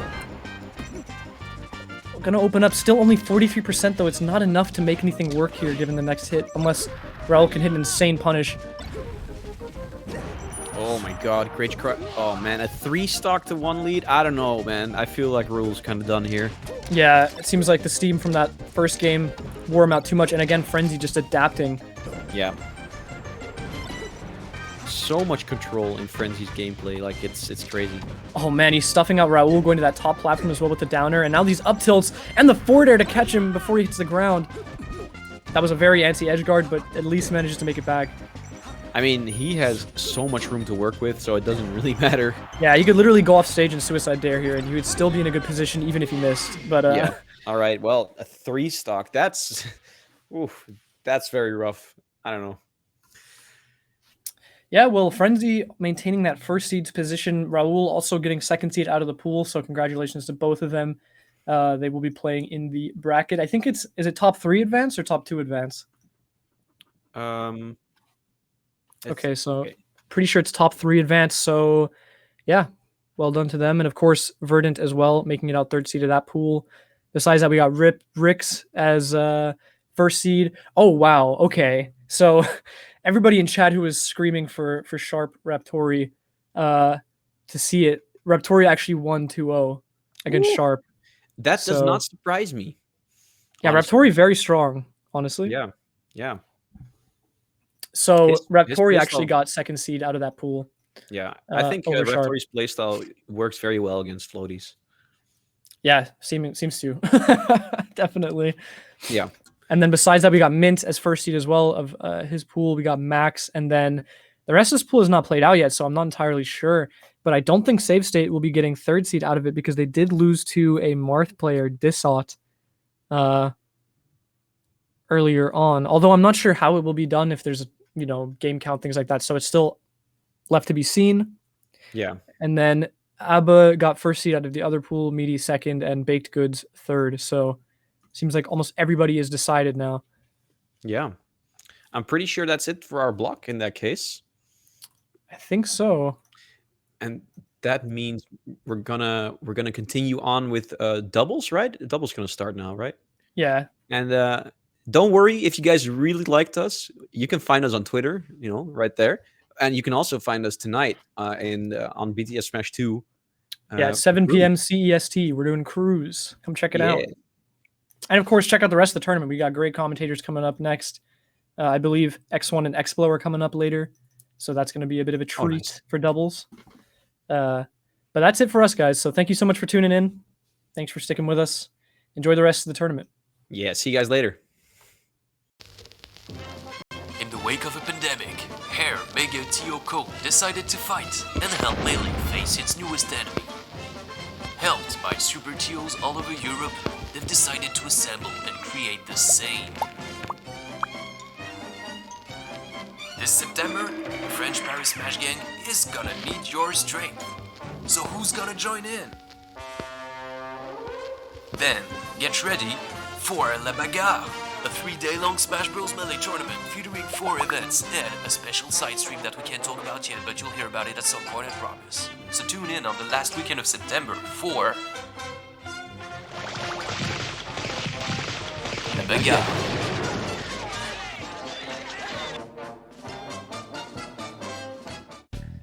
Welcome to Cohen's Academy.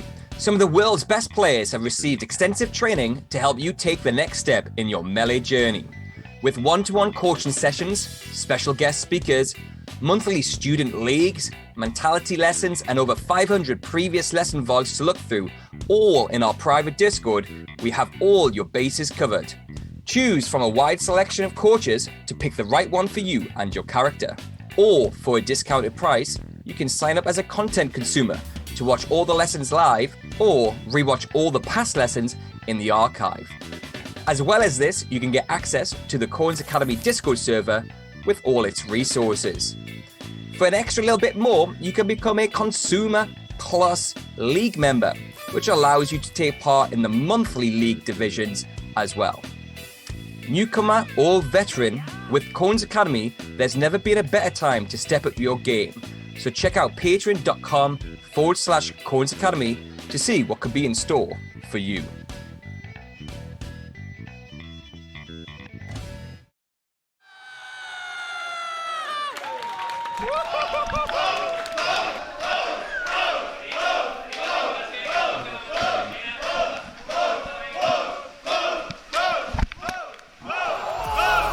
Big moment on the edge. Can he do it? Can he do it? He did it! Go for it. Go on the upset.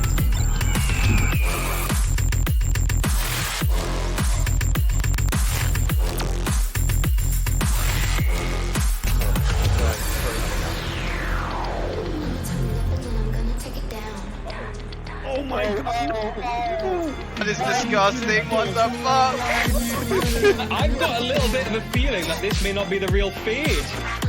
What are you talking about, you ball bag?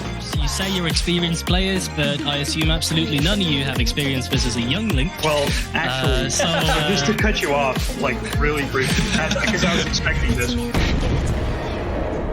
Just trying to think like a Frenchman, getting into the head of my opponent, how it would feel to lose to the Netherlands, just like that.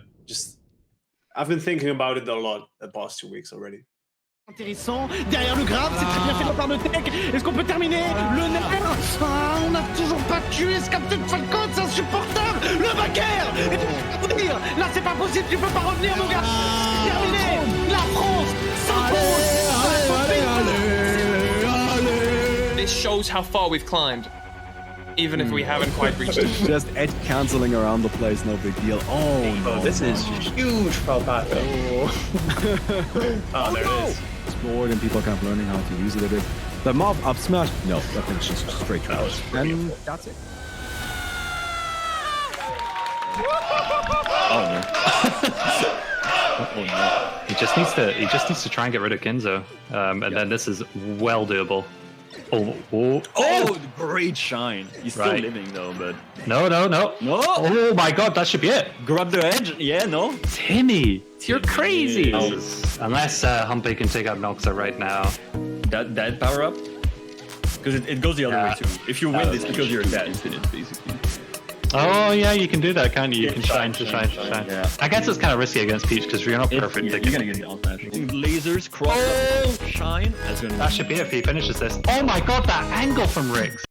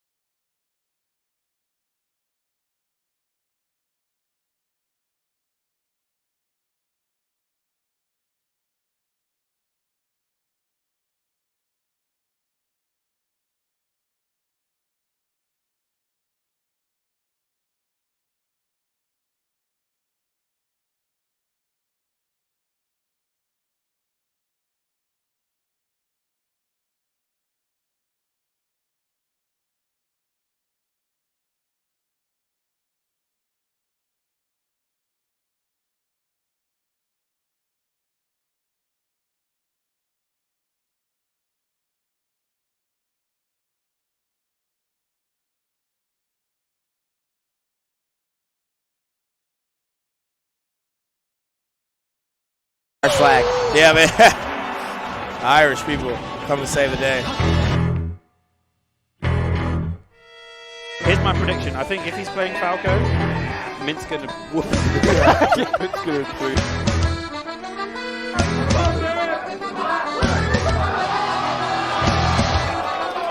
Oh! That was scrap central.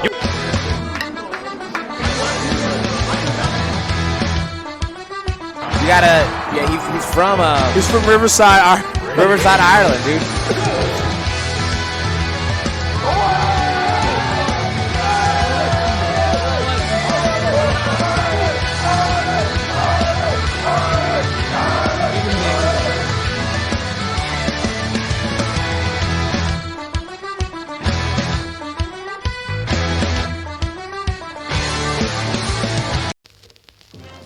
In the wake of a pandemic, Hair, Mega, Teaghlach decided to fight and help Melee face its newest enemy. Helped by super Teals all over Europe, they've decided to assemble and create the same. This September, the French Paris Smash Gang is gonna need your strength. So who's gonna join in? Then, get ready for La Bagarre, a 3-day-long Smash Bros. Melee tournament featuring 4 events and a special side stream that we can't talk about yet, but you'll hear about it at some point, I promise. So tune in on the last weekend of September for La Bagarre.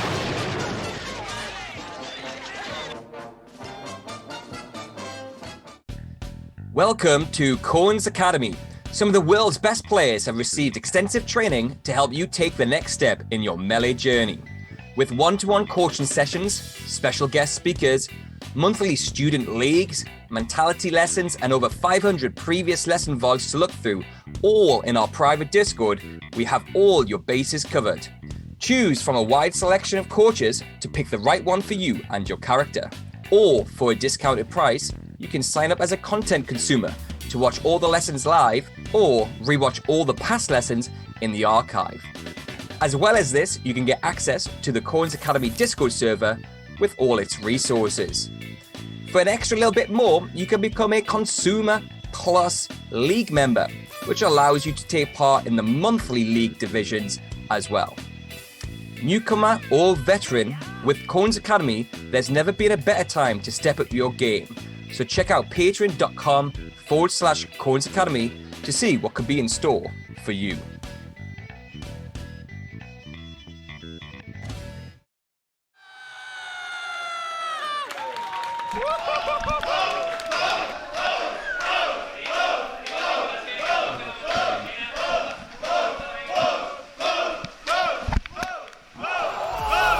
Quick moment.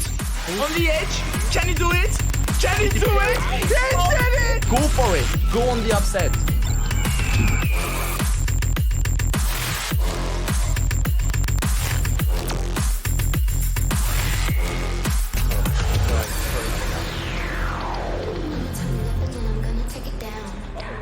Oh my god.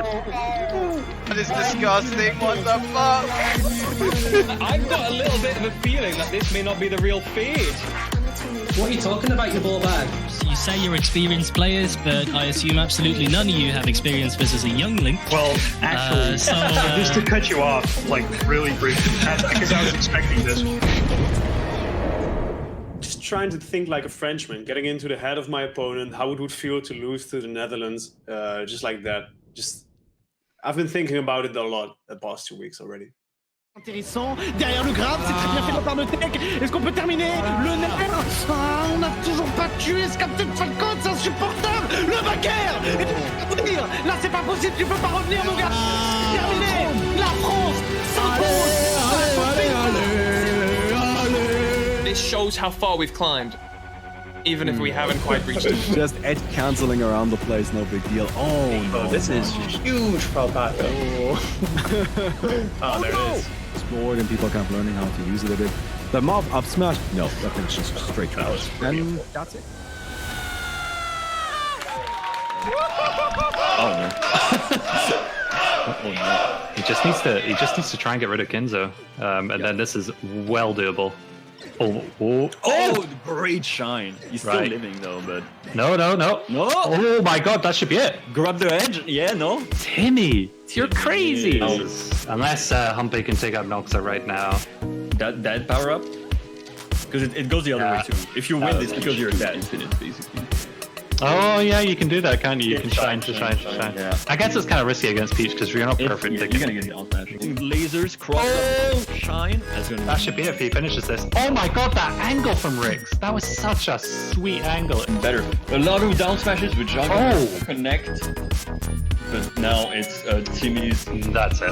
Oh, you will smash. Yeah, that was very doable. Timmy and Kellner did an incredible job at the end there.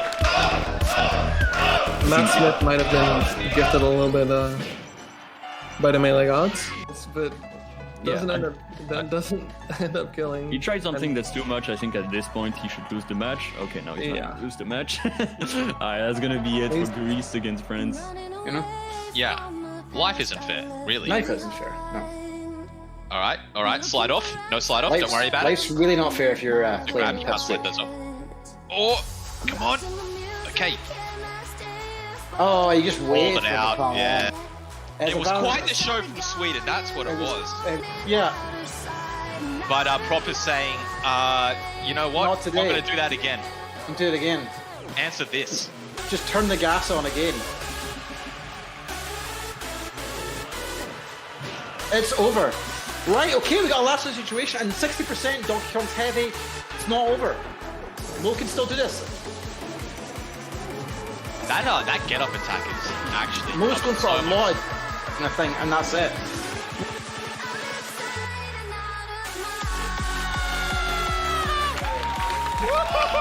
What's up, everybody? Welcome back to Super Boo Online. We're gonna head into top 8 right now. Yeah, with me I've got Restless Will. He's all the way over in Portugal, am I right?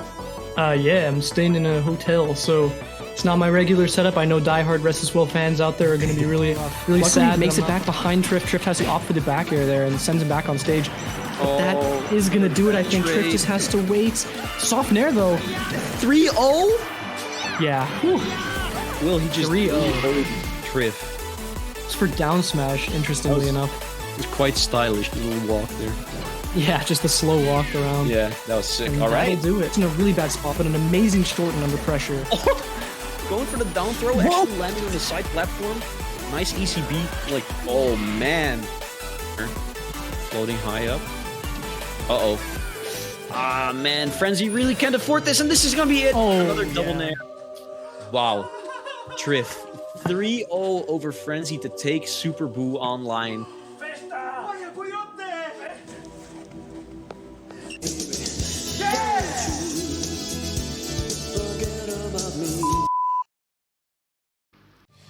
Quick moment. On the edge. Can he do it? Can he do it? He did it! 11 events hosted by the major TO teams from Europe, leading into a finale for ultimate victory. Don't you forget about me, yeah. Don't you forget about me. I think it's the power of the Irish flag. Yeah, man. Irish people come to save the day. Here's my prediction. I think if he's playing Falco, Mint's gonna whoop. Mint's gonna do.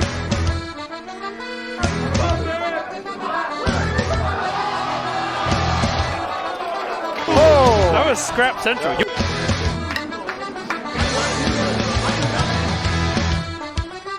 You gotta, yeah, he's from Riverside, Ireland, dude.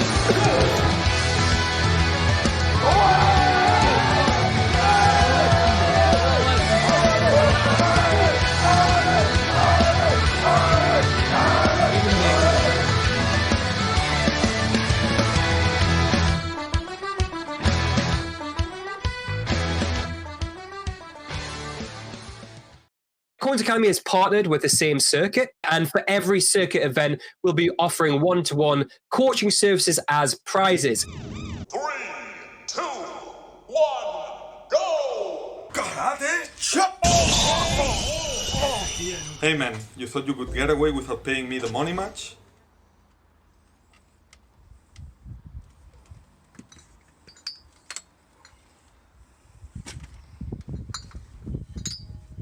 how about we organize something big? And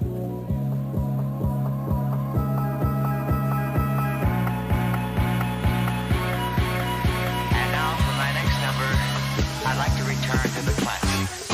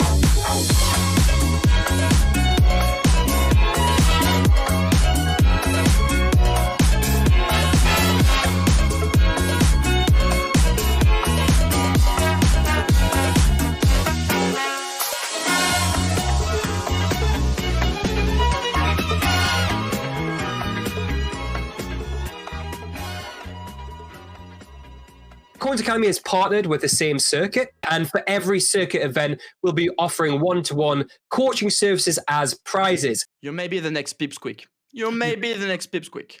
Imagine. Brilliantly. Pipsqueak moment. On the edge. Can he do it? Can he do it? He did it! I think it's the power of the Irish flag. Yeah, man. Irish people come to save the day. Here's my prediction. I think if he's playing Falco, Mint's gonna whoop. Mint's gonna do.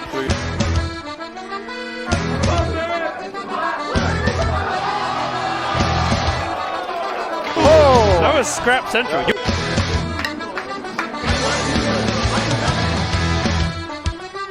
You gotta, yeah, he's from Riverside, Ireland, dude.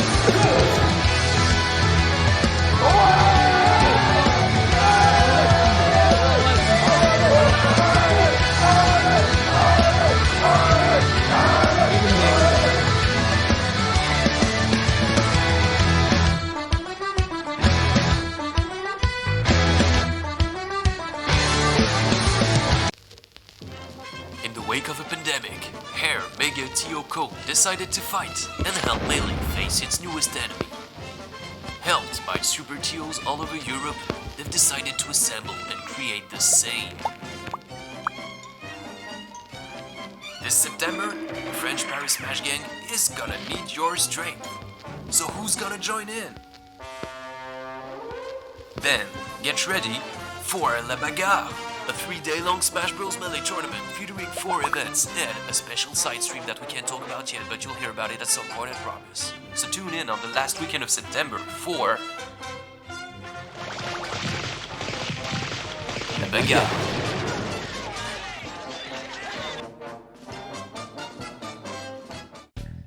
Welcome to Cohen's Academy. Some of the world's best players have received extensive training to help you take the next step in your Melee journey. With one-to-one coaching sessions, special guest speakers, monthly student leagues, mentality lessons, and over 500 previous lesson vlogs to look through, all in our private Discord, we have all your bases covered. Choose from a wide selection of coaches to pick the right one for you and your character. Or, for a discounted price, you can sign up as a content consumer to watch all the lessons live or rewatch all the past lessons in the archive. As well as this, you can get access to the Coins Academy Discord server with all its resources. For an extra little bit more, you can become a Consumer Plus League member, which allows you to take part in the monthly league divisions as well. Newcomer or veteran, with Coins Academy, there's never been a better time to step up your game. So check out patreon.com/Coins Academy to see what could be in store for you.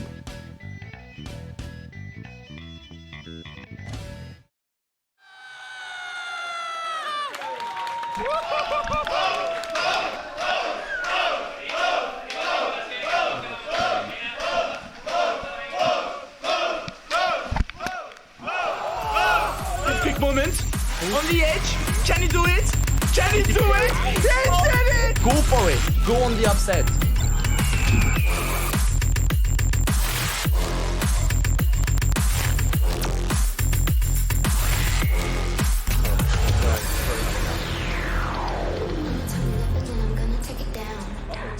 Oh my god. That is disgusting. What the fuck? I've got a little bit of a feeling that this may not be the real fade. What are you talking about, you ball bag? You say you're experienced players, but I assume absolutely none of you have experience versus a young Link. Well, actually, just to cut you off, like really briefly, because I was expecting this. Just trying to think like a Frenchman, getting into the head of my opponent, how it would feel to lose to the Netherlands, just like that. I've been thinking about it a lot the past 2 weeks already. Intéressant. Derrière le grab, c'est très bien fait de la part de Tech. Est-ce qu'on peut terminer le nerf? Ah, on n'a toujours pas tué ce Captain Falcon, c'est insupportable. Le backer. Là, c'est pas possible, tu peux pas revenir, mon gars. Terminé. La France s'impose. This shows how far we've climbed, even if we haven't quite reached it. Just edge canceling around the place, no big deal. Oh no, this is huge for Paco. Oh, there it is. Explored and people kept learning how to use it a bit. The mob up smash. No, I think it's just straight trash. And that's it. Oh no. Oh no. He just needs to try and get rid of Kinzo. And then this is well doable. Oh, great shine. He's still Right. living though, but No. Oh my god, that should be it. grab the edge. Yeah, no. Timmy, you're crazy. Yeah. Unless Humpy can take out Noxa right now. That power up? Because it goes the other way too. If you win this because you're dead. Infinite, basically. Oh yeah, you can do that, can't you? You can shine. Yeah. I guess it's kind of risky against Peach because you're not perfect. You're gonna get the outmatch. Lasers, cross up, shine. That should be it if he finishes this. Oh my god, that angle from Riggs. That was such a sweet angle. Better. A lot of down smashes which are gonna connect. But now it's Timmy's. That's it. Oh, you will smash. Oh, Yeah, that was very doable. Timmy and Kellner did an incredible job at the end there. Matt Smith might have been gifted a little bit by the melee gods, but doesn't end up killing. He tried something that's too much. I think at this point he should lose the match. Okay, now he's not gonna lose the match. Alright, that's gonna be it for Greece against France. You know? Yeah. Life isn't fair, really. Life isn't fair. No. Alright, slide off. No slide off, don't worry about it. Life's really not fair if you're playing You can't slide those off. Oh, come on. Okay. Oh, you just waited Hold it for out, the call. yeah. It's It was about- quite the show from Sweden, that's what it was. Yeah. But Prop is saying, you know what? Not today. I'm going to do that again. And do it again. Answer this. Just turn the gas on again. It's over. Right, okay, we got a last situation, and 60% Donkey Kong's heavy. It's not over. Mo can still do this. That get-up attack is actually... Mo's going for a lot, I think, and that's it.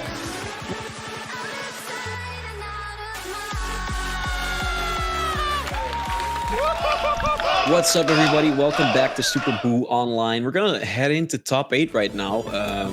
Yeah, with me I've got Restless Will. He's all the way over in Portugal. Am I right? Yeah, I'm staying in a hotel, so it's not my regular setup. I know diehard Restless Will fans out there are going to be really Luckily, sad. He makes it back behind Triff. Triff has the off-footed back air there and sends him back on stage. But that is going to do it, I think. Triff just has to wait. Soft Nair, though. 3-0? Yeah. Whew. Will, he just 3-0. Triff. It's for down smash, interestingly enough. It was quite stylish, the little walk there. Yeah, just a slow walk around. Yeah, that was sick. And All right. that'll do it. It's in a really bad spot, but an amazing shorten under pressure. Going for the down throw, actually landing on the side platform. Nice ECB. Like, oh man. Floating high up. Uh-oh. Ah, man. Frenzy really can't afford this, and this is going to be it. Oh, another double nair. Wow.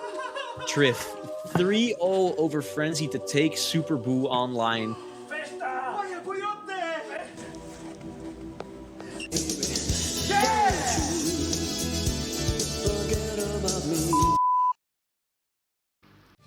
This quick moment.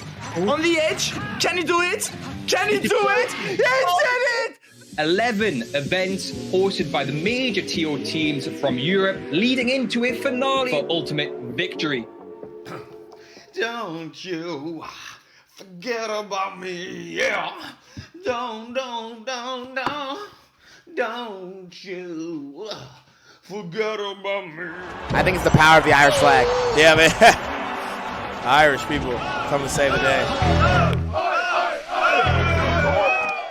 Here's my prediction. I think if he's playing Falco, Mint's gonna whoop. Mint's gonna do.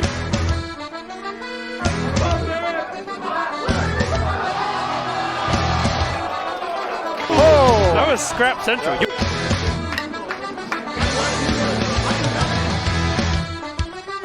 You gotta, yeah, he's from Riverside, Ireland, dude.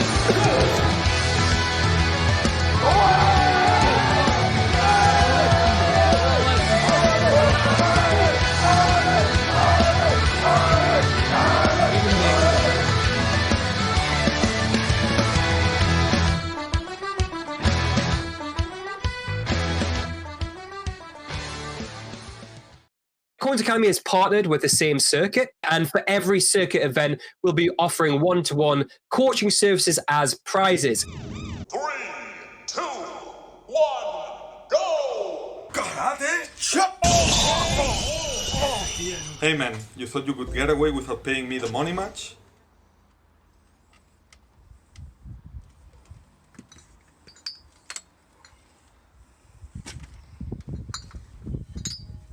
How about... Hello everyone and welcome back to Teaghlach. I am Jessica, aka X1. I'm here with the lovely Xflow. How are you doing? I'm doing great. How about you? I'm doing wonderful, thank you. I'm really excited to bring some Melee doubles actions to you. Doubles is probably my favorite event in Melee, has been for a few years now, and I love to commentate it as well as playing in it. And I think we're gonna have some really good stuff coming up. Always love to see some doubles. You a doubles fan yourself? Yeah, I've always been a doubles fan. I think in Europe, in general, we're quite doubles fiends, and not like that about Europe. So I'm glad the tradition is still going. And we got some really strong doubles players in Europe, starting with Noxa and Pixel against Verdun and Max. Quite a matchup, honestly, to start us off. Yeah, definitely. Noxa and Pixel, kind of like, you might not have heard of them as singles players, but like they've had some crazy upsets over the course of the same circuit. They've been consistently teaming together, consistently performing really well.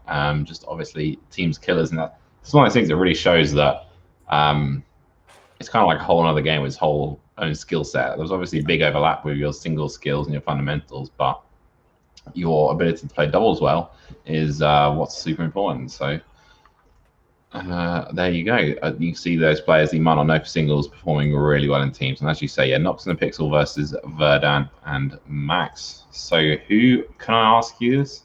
Who do you have your money on for this?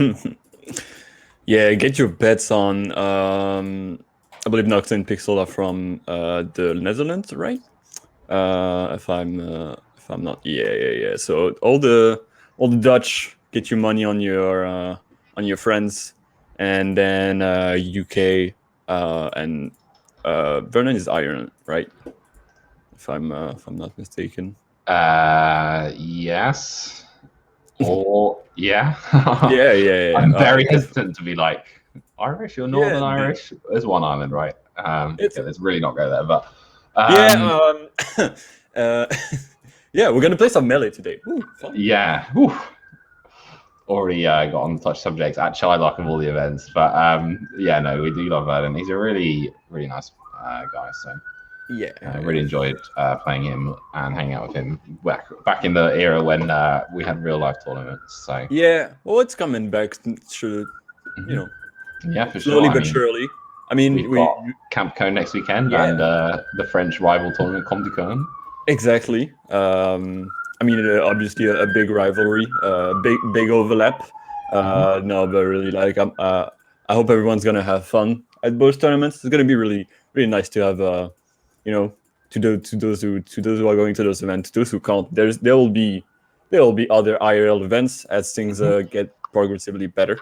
I hope so. Yeah. And you know, can't think things can't go too fast. because then we're just gonna go back to point A. But until then, we can have some level. How many participants in there at CampCon? Something like 130, I think. Oh wow, it's pretty cool. So the biggest tournament for a little while, which is really exciting to see. So yeah. Very keen to be there. And it's come up so quickly as well. Like it's like, oh, it's the end of the summer, and it's like, oh, now it's a week away. So I'm super excited to go and see everyone. So if you're UK or you're attending CampCon, come say hi to me when I'm there. So yeah. Yeah, well, I hope to see a lot of pictures from CampCon, because I'm sure Cone's got a great plan going in his head. All the school kids going back to school for CampCon. Yeah, that's what the vibes are like, and I love it. Yeah, I'm sure it's going to be a lot of fun. But today, Noxa versus Pixel, Verdun versus Max. So Noxa versus Pixel, we're kind of sleeping out in my head who they play, but Verdun and Max, I'm sure it's going the classic Puff Chic. Pretty sure it's Fox Peach. Fox Peach, yeah. Yeah, that's what we're it's seeing. A good, I've got the feed coming. It's a good team. It's a good team to bet on. Yeah, it is. It's a pretty good team. I think it's going to be interesting against Jigs. Jigs also an unusual team. Not when you see their match, I'm trying to think. I don't think it's like I think it's awful. I think it's like fine. It's fine. It's like one of those B-tier teams. Fine. It's like it seems really strong. It's not that strong. It's just they're good characters. It's just they have flaws that they don't really cover so well. I believe it's very easy to split them up. Is my main thing with both of them. It's a bit harder to split up Fox and Peach. Fox and Peach cemented as an amazing team. Honestly, you put Fox in any team in doubles, and you got yourself a great time. For sure. And then you add Peach to that, to that recipe, and you got Noxa and Pixel, constantly placing top 8 at every melee doubles event in the same circuit at this point. Yeah, that's pretty crazy, isn't it? Yeah. And that shows you that even if you're not like a monster in singles, but you love doubles, there is a lot to play with, and still a lot to be perfected. Yeah, absolutely. So it looks like we're in here. Obviously, Noxa and Pixel in the red, and Max and Verdun in the green. Nice early rest there. For Verdun.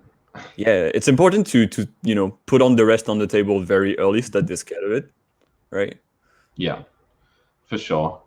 Also, you're gonna see like, they're both getting a little bit antsy to go into the corner there. It looks like they couldn't decide whose turn it was. But yeah, we've got the green team a higher percent, and we get to this position where they can get sort of knocked away from each other really easily, and that can be very punishing. Ooh, a lot of damage there onto Verdun, but meanwhile Noxa is getting killed. God, this whole past 5-10 seconds, the sequence was amazing. That save into return of situation, complete reversal was absolutely amazing. But now Puff is gonna have a hard time 2v1. I feel like Noxa and Pixel kind of fell into a kind of classic doubles blunder there, which is one of the enemies is respawning, one of them is off stage, and you chase that off stage enemy, and you commit yourself towards the ledge, and you think, I'll just get the kill and I'll be fine. But what you're doing is you're putting yourself at the ledge against an invincible opponent who's just about to respawn. And I think doing that, Nox end up dying, and then Pixel end up throwing in on the same gambit, and it did not work out.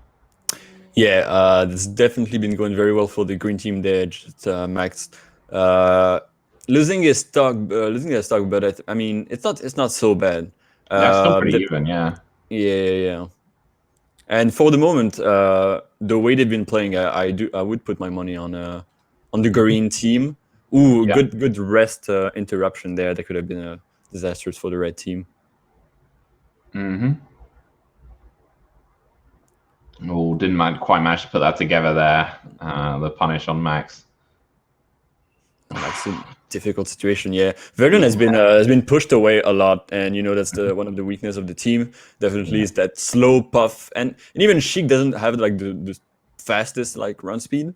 Yeah, they're gonna have a bit of trouble going to each other. Nice pick up there. Okay, this is pretty on for red team. This is very even game. Obviously, there's percent deficit, but as soon as one of these players is killed, or even with Sheik and Jigs gets to that percent about 80, 60 for Jigs, where you can just knock them away with a back air. then suddenly you can force these 2v1 situations and really benefit from that. Oh, unfortunate back out there from Pixel, killing Noxa. Now we've got 1v2 that's going to be very tricky. I'm sure they're going to play it safe. Oh, but there you go. There you go. Beautiful stuff there. Vedant playing really confidently. Do you see he's just sitting there waiting within back air range and wasn't just shielding, like he waited for that power shield opportunity, like, and takes the power shield. And it's like, you think in the 2v1, you might just be like, oh, I'll just hold shield because you have like teammates cover. But he was like, no, I'm happy to go for the power shield options. I got another ND in mind. Yeah. It was looking, the momentum started to go in Red's direction at the end there. Unfortunately, just that little mistake by Pixel, and the first game in doubles in a set is always going to be a bit more scrambly, right? Because they have to like see how their opponents play. They have to see how they're playing the day. Also, like what kind of they've always got the base game plan, but it's going to change depending on the day, of course, depending on how they're feeling. And I think we're going to have a very even set from what we've seen in this first one. Both of the teams kind of have the same like issue where like they have like a slow character where if they get pushed away after like maybe 80, as you said, like 80, 100%, they can just get like backyard once and then it's the 2v1 situation. Although green team kind of has the problem with both, whereas Fox is always going to be there. Fox can always come back in like a second or two. Yeah. Sheik is gonna have even if Sheik's supposed to be like quite a fast character. If you move well with her, she just still has a bit of trouble getting there. Yeah, I think the green team definitely have a lot worse as well because like Peach, despite being a floaty, is actually like reasonably heavy, and a big fan of crouch cancelling, and that alone makes her much harder to displace than like a Jigglypuff, for example. So yeah, I think the green team are more vulnerable to the bat and splat, which is what we call it. Bat the Jigglypuff away, splat the Sheik in a 2v1. So I think that's like, I think the red team need to look towards that strategy like more consciously, because I feel like a lot of times they were like greeding for kills rather than just going for positional play. Definitely, yeah. And I think I feel like that's more of a first game thing. I hope so, at least. Maybe they're gonna, it gets cleaner as things go on, but. Yeah. First talk of the red team going away. Yoshi's is always quite a doozy in doubles. It's pretty mental.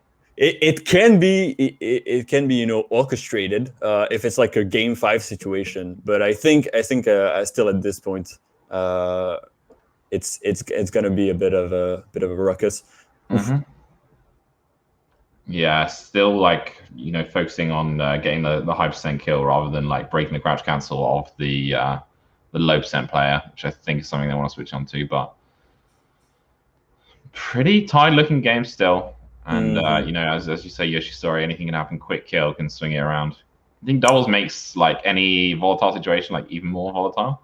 Sorry for using the buzzword, but because like you can be on 3 stocks. And you think, oh, the game's not that far away from finishing, but like you get a quick double kill and suddenly, or you get a kill on the one person, and you have a 1v2 whilst they respawn, get the other kill, and suddenly it's 2v1.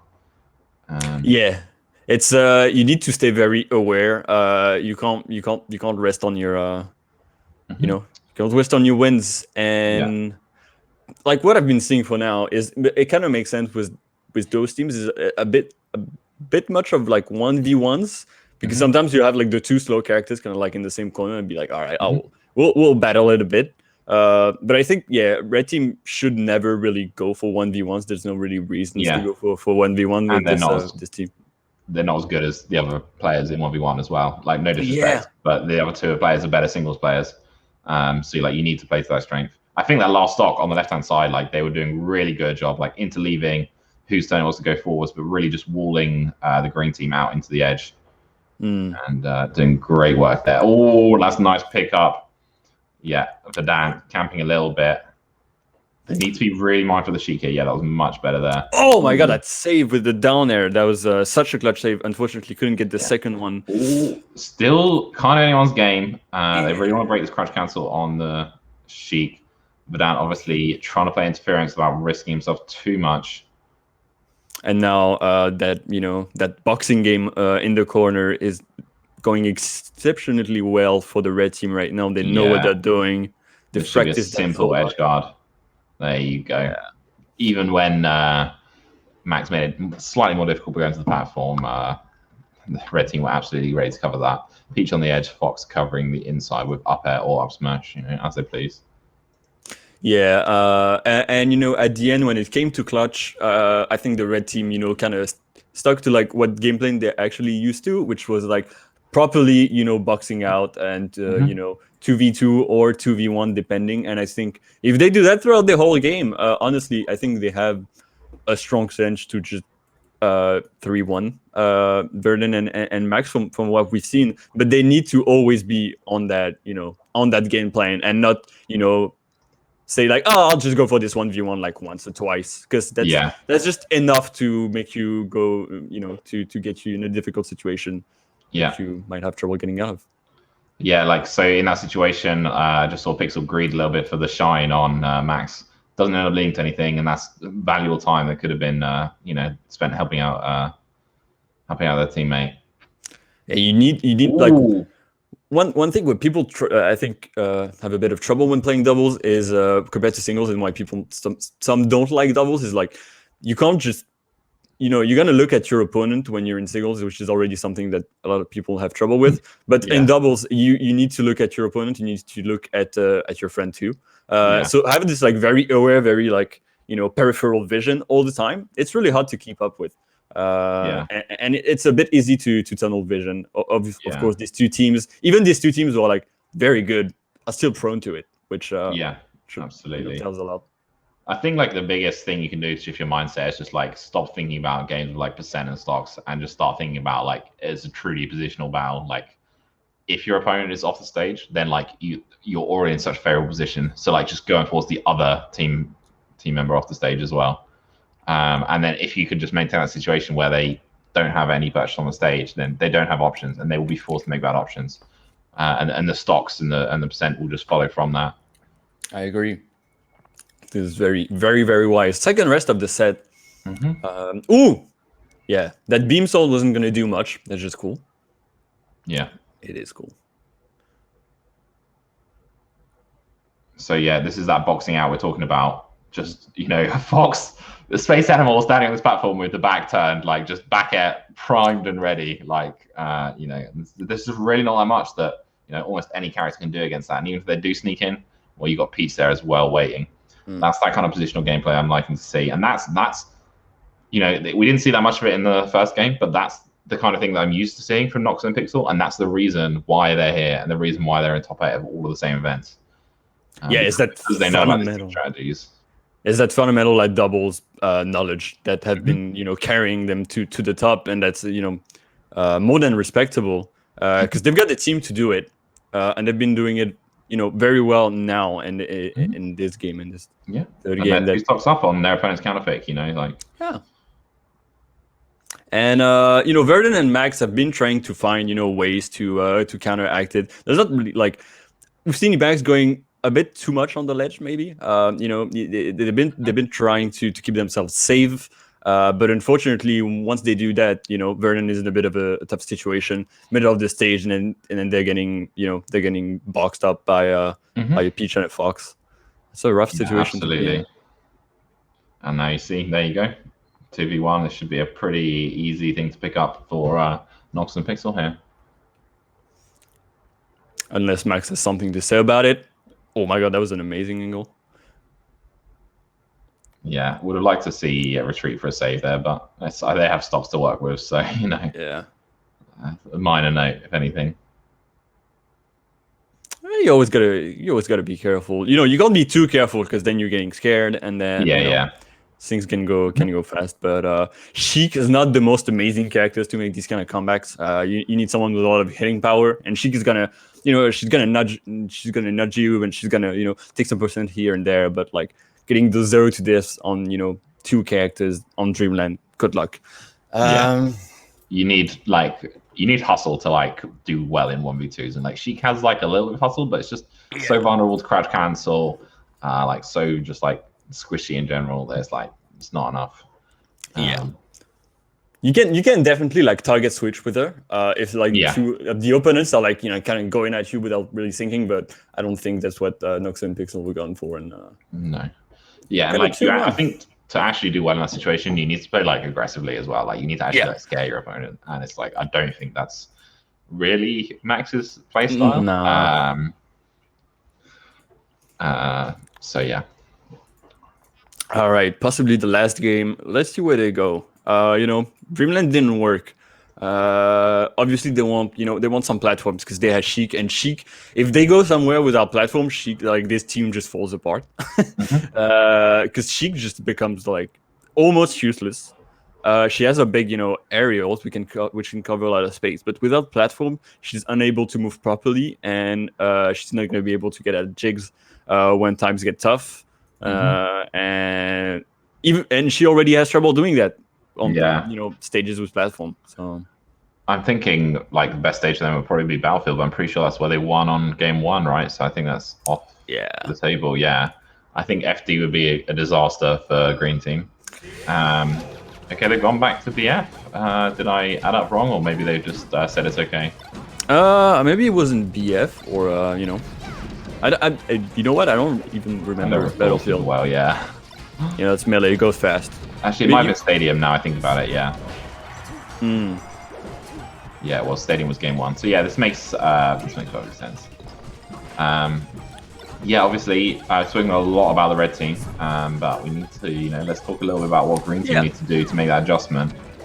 A great coverage there. You see that Verdant had a rest opportunity on that left platform. Got the tech situation, was in place to punish, but no, Noxa just came in swinging and disrupted that whole setup. Yeah, that was a great recognition from Noxa. But the green team are trying their best. They got a stock.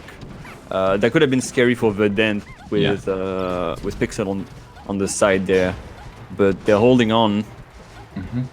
Had some really big punishes on these down smashes from Max. Like Noxa just flowing over and coming down with a strong fair, and that's very punishing. That gives the opportunity. I like Pixel looking at his teammate, being like, okay. Exactly. I shouldn't worry about the puff. They're gonna, take a lot of time to come back. Gonna be fine. Missed punish, unfortunately. That was a good opportunity. A little bit of indecision there, I think, from Pixel, but still fine is the thing. Like, even though they didn't get a massive punish, they still just like maintain the stage position and still end up getting a kill on Max instead. Exactly. Yeah, and I think the green team have been trying to be a bit more aggressive to try to like break up their strong wall that the red team have built, but it's really hard to break it down. You need to really put on some power there. Pixel has been killing Noxa quite a fair bit this set, but they've been holding on. I want to say beyond power as well. Like, this is something that we talk about. Like, we're talking about how well the red team are doing at boxing in, but there's this other side to it, which is how hard you make it for your opponent to get into your space. And like Peach is one of the best people, like along with like Samus, like just denying the enemy entrance into your space. Because it's like, if that Peach is crouch cancelling, you need to do something that breaks crouch cancel. And what's that? Grab? You're gonna grab in doubles, like good luck. Or you're gonna use a crouch cancel safe move, and then you look at like Sheik jigs, and you're like, what is that? What is that move? Like perfectly spaced jigs back air, stuff like that. Or like well-spaced jigs back there. It's like, yeah, maybe, but do you have enough room to do that? I don't know. Yeah, and I think that's why Max has been going for a lot of like refreshes on the ledge, because they're like, all right, maybe we can force them to like act. We've seen Pixel has been sometimes a bit antsy. Maybe you can force him to act. But Pixel would try once, and then once he gets it, he'll be like, all right, I won't try again. I'm not that dumb. So it's a tough situation, and that's why we said that the green team in terms of character choice is weaker. Is definitely weaker. Yeah, absolutely. Right now, it's looking rough. I mean, Verdant's a great player. Don't get me wrong. No way. It's difficult. So there you go, Noxa and Pixel. Yeah. Congratulations. Really good performance from them, as we've kind of started to expect to see. Good run from Verdant and Max as well. I think played pretty well, despite the sort of unfavorable matchup, I would say. They will still be on. This is obviously all winner's side. But yeah, 3-1 to Noxa Pixel there, who move on to face Jormis and Abiav. Abiav. I still don't know how to pronounce that name. Falcon sure from told me like a few months ago, and I've forgotten. From Sweden, I believe. Yes, Mars now? Mars, maybe. And what would we have it? So we have 3-1 for Pixel, Verdun, and Max. We got a 3-0 for Renzo and Happy Meals against the boys on the rap and Bang Bang France. They're gonna be playing against Maye and Haven, quite a strong team. Although if they play Mars Ice Climbers, that maybe it's a weird team. I hope not. We got Glycid and Shifting Shadows 2-1 against I Like Toaster and Slip Kid, so could be going to a game 5, could be Glycid and Shifting Shadows going against Mint and Frenzy. Be an amazing matchup as well. And we got Knuckles and Amsa waiting on the winner of the Big Goods and Imp X against Saudi and Kalu.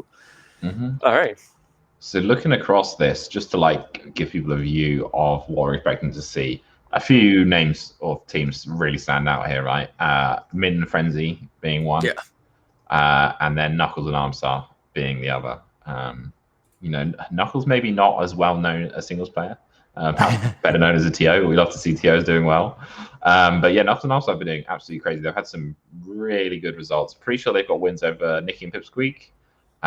They've got wins over RT3 and VA, which is obviously, it's pretty much the cream of the crop, right? Yeah, you can't do better than that. Exactly. Obviously, in the world at this point. Knuckles, a strong max players in the singles, but really in doubles with Amsa, they've been doing super well. They've got a great synergy. They've known each other for a long time, so they know how they play. They know their game plan. They know what they need to do in each situation. And with how many matchup there is in doubles, which is a big part of it, you're gonna know a matchup, and then you need to know how the other team is gonna play it. There's a lot of variables. They've been adapting really well, and it's really nice to see those teams were and it's usually those teams that are really strong. There's one player you wouldn't think would get to top 8, but they've been playing so long together, and their team is so well rounded that so well knowledge that you can get there. It's not because you're not top in singles yet. Yeah.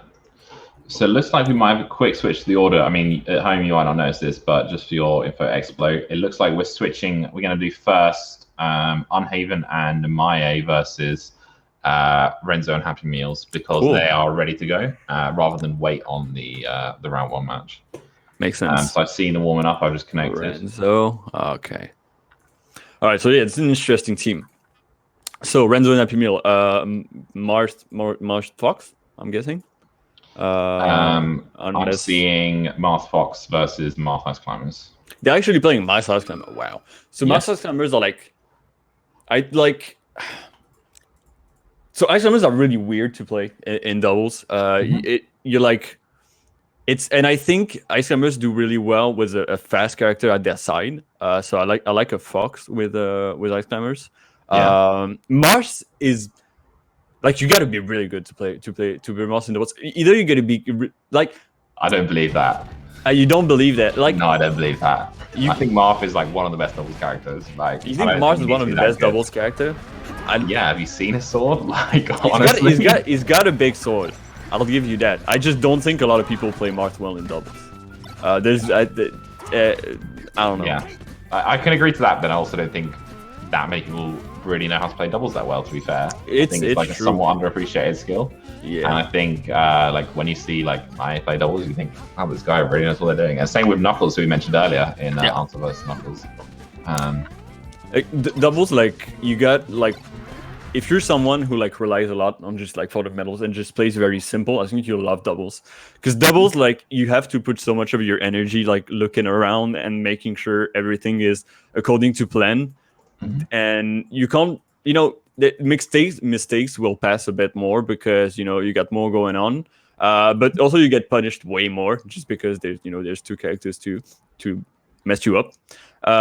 So just playing a very simple, like laid back and thought out plan would be, will be doing really well, and Mars can definitely do that. Mars has the tools to do that. Now, Mars Last Climbers, I do believe they can play together well. They just need to build the greatest wall that has ever been built. If you manage to get a setup going where you've got like, Blizzard with the cover with like Force Smash on the top on the platform, something like that, it can be really hard to get past that. I think like Ice Climbers, like I don't want to say like bad Fox, but kind of is. Like they've got good mobility, they've got good hitboxes. Like their wave dash down smash is really punishing. They're like pretty good at crouch cancelling. Like their hitboxes aren't as good as some of like the top tier characters. But they're definitely no joke. You get like double down smash in doubles, like that's painful. Yeah, double down smash to me is like the same as like playing like Captain Falcon in doubles, where like you won't mind him for a moment, and then they'll just come on your back and just down smash you. You won't be ready for it. All right. Ooh, and I had the wobble whilst my was winning 1v1, but then my ends up flubbing it and dropping that. Yeah. So double. I'm guessing. Of course, wobbles isn't allowed in doubles. Although I think that was a fun use of wobbles. Because it's not that easy to set up. So having it in doubles was kind of fun. But I can understand. Yeah, I actually don't know if it is banned in doubles. I'd assume it's not, but. Oh really? Well, I mean, it's not the same in doubles, is it? Like. Yeah, you can break it. There's ways to play against it, and it's not it's not easy to set up because grabs are a big commitment. Yeah, for sure. All right, Renzo and Happy Meals looking at a little bit more in control in this game. Great punish there. Yeah, of course, Mars Fox would be a great team. Absolutely amazing team. Again, Fox, the best character in doubles by far. Yeah, pretty much. In my opinion. And Mars is he's got a big sword. He's got something to space with. Mars Fox is an insane team. But I mean, so many teams are like S tier because they're just so good. Like just Fox Mars, Fox Peach, Fox Puff, Fox. Like, jeez. Should be a poke on the edge guard here. Oh. All right, Mine does pick up that one kill. Oh, that was an overcommitment, I've got to say. And you see all this time whilst Unhaven is like focusing on this, on Renzo's Marth here. Like Maya is just getting messed up on the other side of the stage.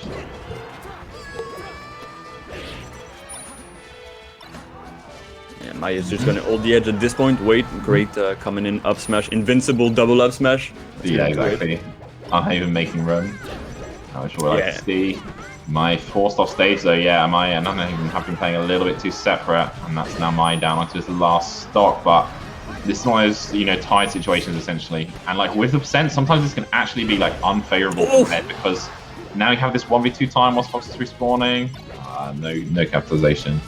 Yeah, just couldn't find a good way to go at it, and then it's better to reposition for the second person than to like try to force once the second person is coming on. Absolutely agree to that. Ooh, Renzo tiny bit slow trying to get that F smash on the platform onto Unhaven. Yeah, and does manage to pick the Nero. I think that's a dead Maya. There it is, and now it's Unhaven on his own. It's a 1v2. Looks like 2v2, but that is a 1v2, I promise you. Yeah, Nana is gonna get hit, and then she's not gonna be able to act for like 90% of what's happening now, and that's gonna be it. Yeah, Ice Climbers, like you can be a bit scary with them. It's just as soon as Nana gets hit and it gets desynced and you can't control her anymore, like she gets in hit stun, it becomes almost impossible. Yeah, for sure. But yeah, Renzo and Renzo and Happy Meals have been doing really well. I really like how they play. They've been playing very, fundamentally correct in terms of doubles play. They've been focusing on 2v1s. They've been splitting up. Doubles is kind of like playing against us. You got to split them up and then you got to go at it. Now you've got another character. Doesn't really matter. Split up everyone you can. And there, like you see, Happy Meals, you know, he was messing up in Haven, but he saw that, you know, his friend was having a bit of trouble, came to help him. Unfortunately, it's not gonna be enough. Yeah, Renzo actually a bit of a big flub there with call out and SD. I mean, it was upbeat the wrong way. I obviously have to, you know, capitalize on that. I've got to say, I think I'm seeing a few too many overcommitments at the edge. Like jumping off stage for edge guards, things like that. And it's not always been working out. Often been just like a little bit too much of a risk for my taste. Yeah, I agree. You can't be taking these kind of risks in doubles, especially as Marth. It's really easy to edgeguard Marth in doubles. Like it's much easier than in singles. Yeah, of course. Edgeguards are going to be buffed in doubles. That's obvious. Yeah. All right. And like just Marth is like one of those characters where you want to be on the ground. Like you really want to be on the ground. And it's like if you go off stage, you're basically committing to jumping, and that's not always something you want to do. So the FD pick is definitely working out for them, you know, despite everything we're saying. But yeah, I do feel like beyond just this one match, they might have to make some adjustments if they want to come out on top in the whole set. Yeah, I'd like to see just a bit more, you know, building of like the wall we were talking about at the beginning. I do, especially on that stage, I feel like it would be amazing. Just it's hard to set up. You got to find a way to set it up, but like once it's done, a bit of blizzards, a bit of forward smashes, and it's gonna be brilliant because it's hard to focus on one person because Fox is always gonna be here to like, you know, come in and be annoying to you. So just, you know, putting on some percentage, making them kind of, you know, force their way in, and then having like taken maybe like 60 or 70% in the process. That's gonna net you a lot. But right now it seems that it's although they're winning, I'm not seeing the strategy being applied so much. So just like you said, I'm a bit scared for the future. And as well, I think like the green team don't have enough respect for like who is in front and who is at the back. Like a lot of times when, you know, they're each, you know, we've got red team on one side, green team on the other side. One of those players will be at the front, and the one who's at the back will just come forwards and like get involved. And it's like it's not actually your turn. Like. No. The person at the front can decide to come back if they want, but like you don't overtake them. Like, it's like driving a car and you know, being in a lane. You don't pass by the right. Like it's not okay. Or by the left in the UK. I don't know. Depends where you live. Yeah. All right. Although Maye and Anaven doing well now. Yeah, they better take that energy to the next game if they can. Unless Happy Balls has something to say about it, but 63%. That's going to be a bit difficult. Trying to get a grab, of course. But, you know, Happy Meals know that they want to get a grab. There you go. Right. Maya will happily clean that up with a little slice and dice there. Yeah. In doubles, shield is like amazing. Light shielding and shields, because it's going to extend your moves and it's going to allow you to you know, kind of, you know, deal with that whole, you know, someone being in the front, someone being in the back. If you see that you're like your friend has an opportunity to get in, maybe it's your shield, extend the hitboxes, especially with Ice Climbers. Like Ice Climbers, if you extend the like double and down smashes hitboxes with your shield, it's gonna be really annoying for the they're gonna be lag for a hot minute. Yeah, and you can create the situations where you shouldn't really have the advantage, but just creating that pressure can definitely, you know, throw in the opponent for a loop. And now it's going to be onto the red team to decide where they want to go. Yeah, okay, that makes sense. Makes a lot of sense. Shiva's going to survive a bit more. You know, we got 2 Marston anyway, and Fox is going to be very happy to be on that stage. Ooh, that was almost that separation game as well on this stage where you've got more room. Already dead Maya as well.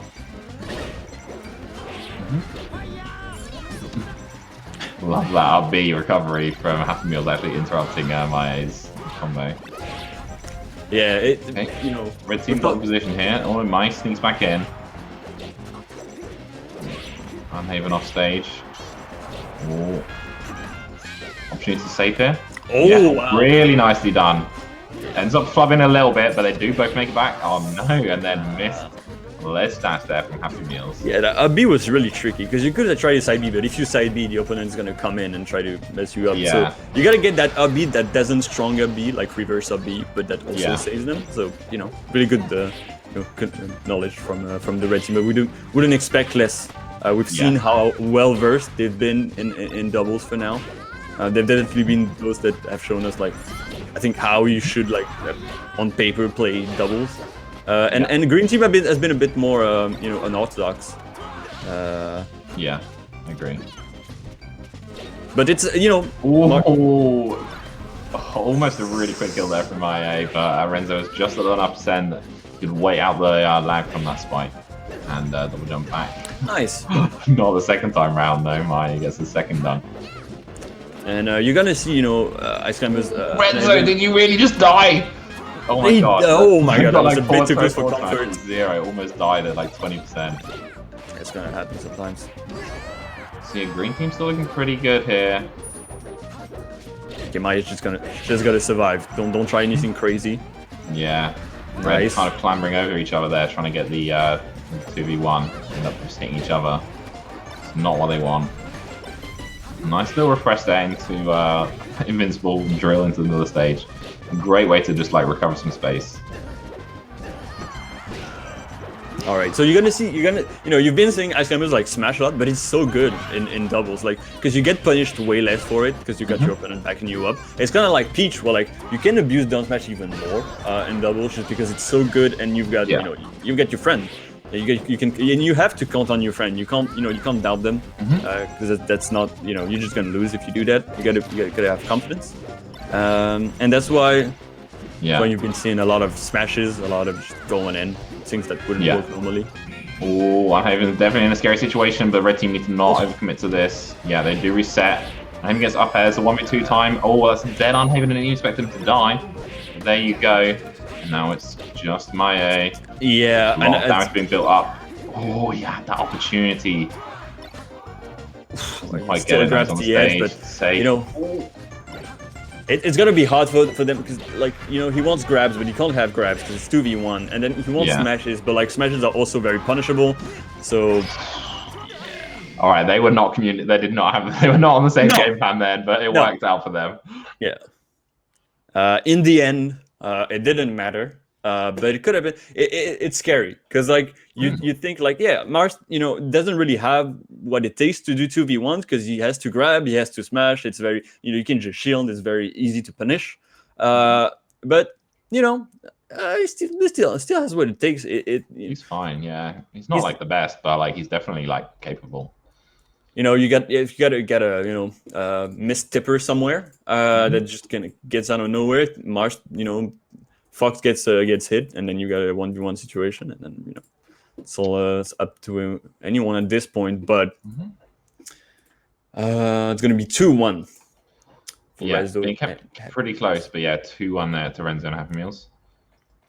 I'm thinking. In the meantime, sure. Sounds like we've got a game 5 on our hands. So I'm feeling like that. You feeling that?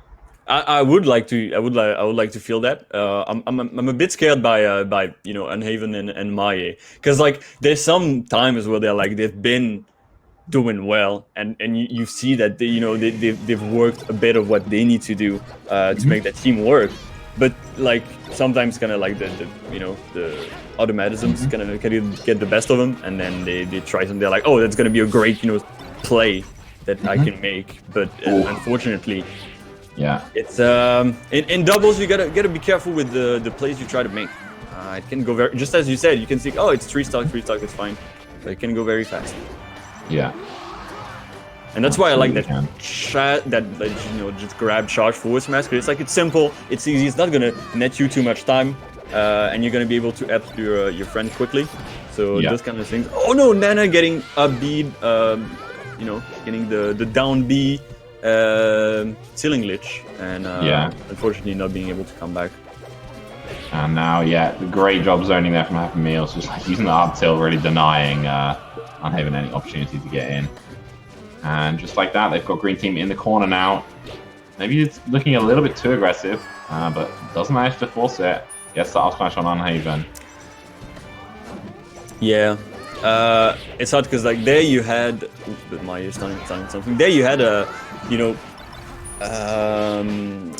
an Haven at the front, and then Maye trying to just like kind of empty hop and being ready to put out those hitboxes. But I feel like it's really it's hard to have Ice Climbers at the front because it's easy to like mess up like accidentally hit your the Ice Climbers and then mess up the whole like sinking thing with Nana, and maybe having Mars at the front and having Ice Climbers do like Nana Pulse over him or something like that would be some way to make it work, especially on a large stage like that. Although the green team has been doing pretty well, they've got a great situation going just before, but red team already kills. I think Ices can be okay at the front, especially when they're at low percent, because like the shield and crouch cancel is super strong. But like once you get to high percent, it definitely gets a little bit more, touch and go. Alright, Maye going in, but really without the help of an Haven, so a bit scary, but an Haven managing to get that down smash even with one Ice Climber. Pretty tight game here, but red team have got all the control right now, and then wow, just like that, finds 2 kills. Yeah. Cheeky up air continuing from Renzo's combo. Yeah, and I mean, Optimus could have been pressuring Maye even more, but he was like, no, I've got to kill an Haven. Why shouldn't I, help Renzo? And that's what nets them this amazing situation, 2v1 with an advantage, 2-stock advantage. Yeah. And that's gonna be naughty. Anytime they get a grab, anytime they get, a strong starter hit, basically going to be curtains. Oh, it's the wrong. RCG. Oh, that could have been an opportunity, but definitely didn't quite go as planned. And there you go. Yeah, you gave one grab, but like, what are you going to do? What are you going to do with that grab? I want to just touch quickly on that final situation where we saw Happy Meals just pick up that up air on Unhaven. Like the reason that like he had the luxury of doing that was because he had my box in the corner. He didn't really have to put that much cognitive effort into thinking, how am I going to 1v1 my, or how am I going to get out of the corner or anything like that, because he just had that luxury of space and time. And I was just like, oh, you know what? You're on the miles on the edge of the stage. If I want, I can just leave you. I can just leave you and not worry about you and just go, get this other kill. Whereas like if you're the one in the corner, then you don't really have that. You can't just run through your opponent, so that was the good positioning and good sort of doubles fundamentals there, which has allowed that 2v1 to be set up. Exactly, and I mean, great job to both teams. Renzo and Happy Meals moving on to face Knuckles and Amsa, whereas Maye and Haven are going to be playing Alactosis and Slip Kid.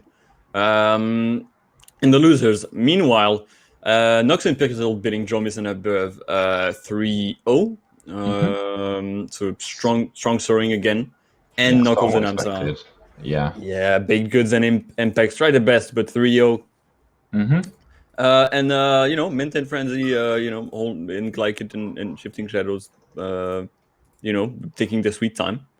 No, they've waited for the stream kindly, so we're going to get on with their match next. I'm pretty excited for that. I mean, I've got to, say Mint and Frenzy are definitely the favorites here. Yeah. But yeah, they're really good at teams now as well. There was a time when they were like good because they were just really good players, whereas like now they're just annoying good at teams as well. Like, I remember playing them at an online event not that long ago, and it's so frustrating. And they play good characters. They do. Yeah. And we got a Glycid and Shift, so lots of love to Glycid and Shifting Shadows. Great Scottish players. Glycid has been playing for a while, so Shifting Shadows even longer.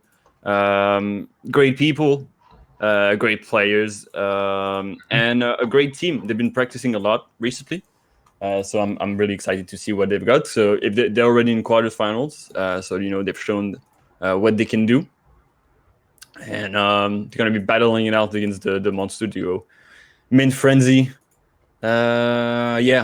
It's gonna be rough, but especially with a Falcon on the team. The Falcon, I feel bad for Shifting Shadows. It's gonna be rough. It's gonna be a rough matchup. But Falcon is all about weaving in and out and then finding that strong hitbox that's gonna mess up someone's DI. in doubles, and he's pretty good at capitalizing quickly on openings on the starter combos from like a shine or anything like that. So yeah, I do think Falco can be quite glass cannon. Like it can go very quickly, but against the favor, but it can go really quickly in the favor too. If the stars align, you just you got to put a lot of pressure on your opponents, I think, to not allow them to get any kind of anything started, because you don't want to let a fox and a Falco get started on a Falcon. Yeah. So when I was playing in Frenzy, I think we were playing Fox Battle Dittos against them, and they were just doing such a good job of not getting hit, and they were playing so frustratingly. Min was using top platforms super effectively, and just really confident with that. And then Frenzy just positioned himself under the side platforms, which is just an absolute nightmare to get in with his laser game. Yeah. So turns out when good players play together and and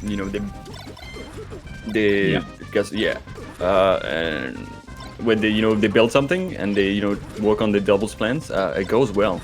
And that's why we've had some of the I think doubles was a bit more prevalent maybe a few years ago when offline, and there was active teams just constantly teaming together, and I think we saw at this point maybe the start of what could have been amazing doubles play, very very top doubles play. It's died down a bit. Obviously, singles are a bit more watchable online. And of course, there's a bit less issues with technical issues online if you play singles than doubles. Doubles a bit more touchy. But I'm glad we're still carrying on the torch in EU. I've seen some Smash Summit sketches about doubles that I wasn't happy with. I don't let the American propaganda get to you. Doubles is the one. It's good. Sorry. It's good. It's good. Doubles is good stuff. Yeah. All right. Looks like we're going to get into it in just a second. I think I was just making sure we're all connected to the streamer. But yeah, we're going to be jumping in. Min Frenzy versus Glaykit Shifting Shadows. I mean, we've got to put our money on Frenzy and Min. They are the favorites. Let's not beat around the bush. I'm putting my money on Glaykit and Shifting Shadows. Yeah, you reckon? Yeah, I mean, I can't bet against Glaykit. It's not possible. Yeah. Too much charisma. French too good. I absolutely believe in Frenzy and Min. I would expect to see a trio, and I would expect to see probably some 4 stocks plus in this set. To be honest, maybe even worse defeats. That's scary. What you say? Yeah. I mean, okay, don't get me wrong. Shifting Shadows and Glaykit, they're good, but Frenzy and Min are on another level. They're good. They're good. All right. Well, I hope for Glaykit and Shifting Shadows that Frenzy and Min aren't too warmed up yet, because that's what that kind of team. Ooh, great hedgehog from Glaykit. That kind of team, once they get 2 spaces, once they get started, it's rough. You got to be able to break those up, because any kind of momentum on their side, you're gonna be crying. Definitely gonna be crying. For the moment, it's again, first game of the set, so a bit more scrambly, especially with a lot of fast-paced characters that like to get into each other's spaces. But not Frenzy, because Frenzy likes his lasers. And I think he has the right to, obviously, because in doubles lasers, lasers is the best projectile in the game. Yeah, but it's even stronger in doubles. It's insane how good it is. All right. There you go. Frenzy will try to establish himself on the stage. Red team got a good bit of position here. That should be a double kill. And there you go. Yeah, and if you want to, work on your doubles positioning, watch Mint and Frenzy, because they're always gonna be in the right position. Well, let's say that. Oh my god, that is That's insane. And then Mint's gonna get so much more value from this stock. Look at it. They could have been 2v1ing Frenzy, but instead Frenzy was doing 100% to Glaykit. Yeah, and I mean, Falco is one of the characters that can definitely, 1v1 in doubles, because he's got those fast, bursty combos. Fox too, so they've got that privilege. especially when they're such strong players. But you know, again. So yeah, 5 stocks to 2 here. They do manage to pick up the kill on Frenzy. Oh no, they do not. Yeah, good DI. Miscalculated that. And you know, men just recognizing like, okay, yeah, I'm not gonna go to the. I know you're gonna come back. I'm just gonna stay like behind that platform, just put out some nairs. Yeah. Do you remember talking about how good Light Shield was in doubles? Did you see Min like Light Shielding on the platform there? Yeah. It's such a safe place to be. Like, it's, you know, someone knocks you off, you just slide to the ground and Light Shield again. And I think I remember talking about 4-stock. I feel like it's cooking up right here. Yeah, the 4-stock is starting to be a possibility. Let's see what the Scots have to say about it. It was always a possibility, X-Flow. Listen to me. I'm trying to believe it's you know, it's Teaghlach, it's their tournament. Yeah. You gotta give him some. There you go. You gotta give him something. I mean, you know, for a first game, it wasn't horrible. You can, you know, if you think this is bad, I wouldn't like seeing you play against those two people. The two gentlemen there. Now, it's up to Glycate and Shifty Shadows to adapt out of their mind. Also, like, pick up a few levels of melee, you know, talent in this set would also help. It's a long road ahead. It's a long road ahead. I'll say it that. Definitely is, yeah. But their stage is going to be the first deciding factor. Although, you know, Fox and Falco kind of thrive any way they want. I guess they can go, I don't know, like, I don't think you even go Dreamland against them, because Friends is going to be so freaking annoying. Yeah, I think they're going to pick, they've done it. I was going to say, I think they're going to pick Dreamland, but I don't think it's going to work out for them. Yeah. I think there's honestly an argument to just pick Yoshi's and be like, well, you know, if I need something really crazy to happen to win, then I may as well pick the stage where crazy stuff's most likely to happen. It's definitely a valid strategy in the situation. I do agree.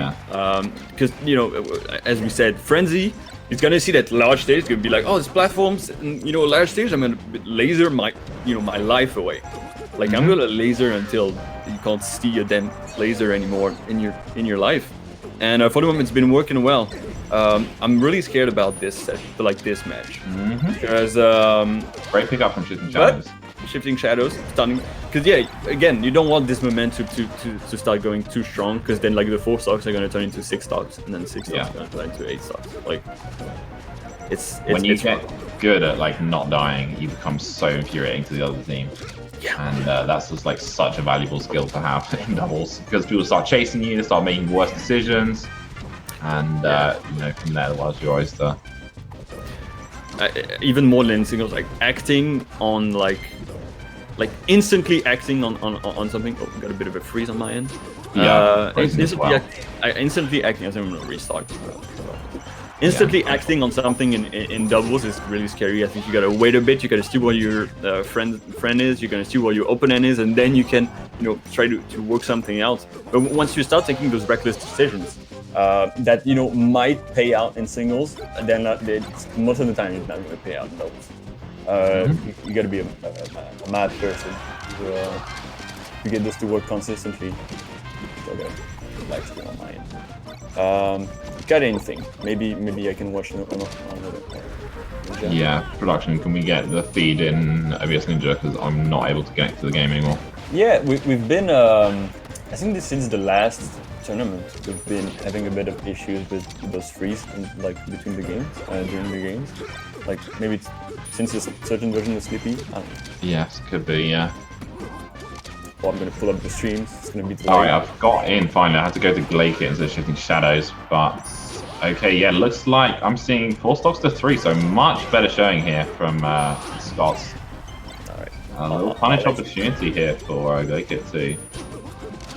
Frenzy on his last stock and in the corner. He's going to need to be very careful, because Falco is such a fragile character, as everyone knows. Shifting on Hype Sand. They're going to want to get this kill on Glycate first, actually. Then Shifting should be a nice, easy pickup, and they'll get the 2v1. As soon as, with these Hype Sands, as soon as someone gets 1 kill, then that's going to swing the situation enormously. And there's Frenzy off stage. It could be Green Teams. Oh, wow! Double knee, strong and weak. And there you go. And there you see, that's that second kill. Wow, all right. I'm gonna have to just eat like my I words, said, maybe. I doesn't like it. Just got an absolute chance to take it. this. Never doubted it one time. Honestly, can do this, and you know what? I think he's yeah, gonna do it. He's gonna do it. He's not gonna do it. Ahead. No, Mint gets a godlike angle, saves himself there, and this 1v1. I mean, you know, Mint's favored in this. Shifting definitely has the opportunity, but great slip off. Oh no, the nerves. Yeah, definitely a little bit spaghetti there. That's a stressful situation. No tech. Oh, shifting did read correctly, but didn't get the correct punish. A little bit off with the timing and spacing. Spend a bit of time on the edge. Don't go in too recklessly. Shifting. Yeah, Min just boxing in, but the get up attack does break shifting out. Oh, that jab into grab, up throw back air. Falcon still staying within the bounds of the stage due to that high weight and full speed. Oh, that could be an opportunity for Neem, doesn't connect. Great take chase. Aerial just not connecting. Oh, run off me! What a brilliant call! Wow. Goddamn. Right. That up there to like delay and with the that ledge cancel up air to delay just enough the knee and then Min being like, okay, I have just have enough time to get back on stage. No. Goddamn. Congratulations. Taking it 1-1. I'm sure a lot of people wouldn't have thought about it. I know I was sure. No doubt in my mind again. Yeah. All right, we didn't see some of the match, so I didn't see how it turned out to be this way because it's still looking. Oh, that's a great stage. I love that one. It was still looking to be a red team's way at the start, but and it was still that 1v1. It was technically going red's way, but an amazing play by shifting, and now it's actually red team going on Yoshi's. Yeah. Which is an interesting pick.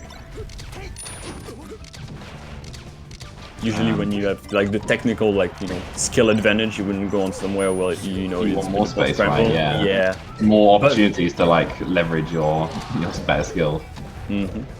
All right, so these comboing two people now like it. One of each team, can't make anyone jealous. Yeah, definitely. Oh no! He avoids the up smash, but only by side being to his death. So yeah, not perfect.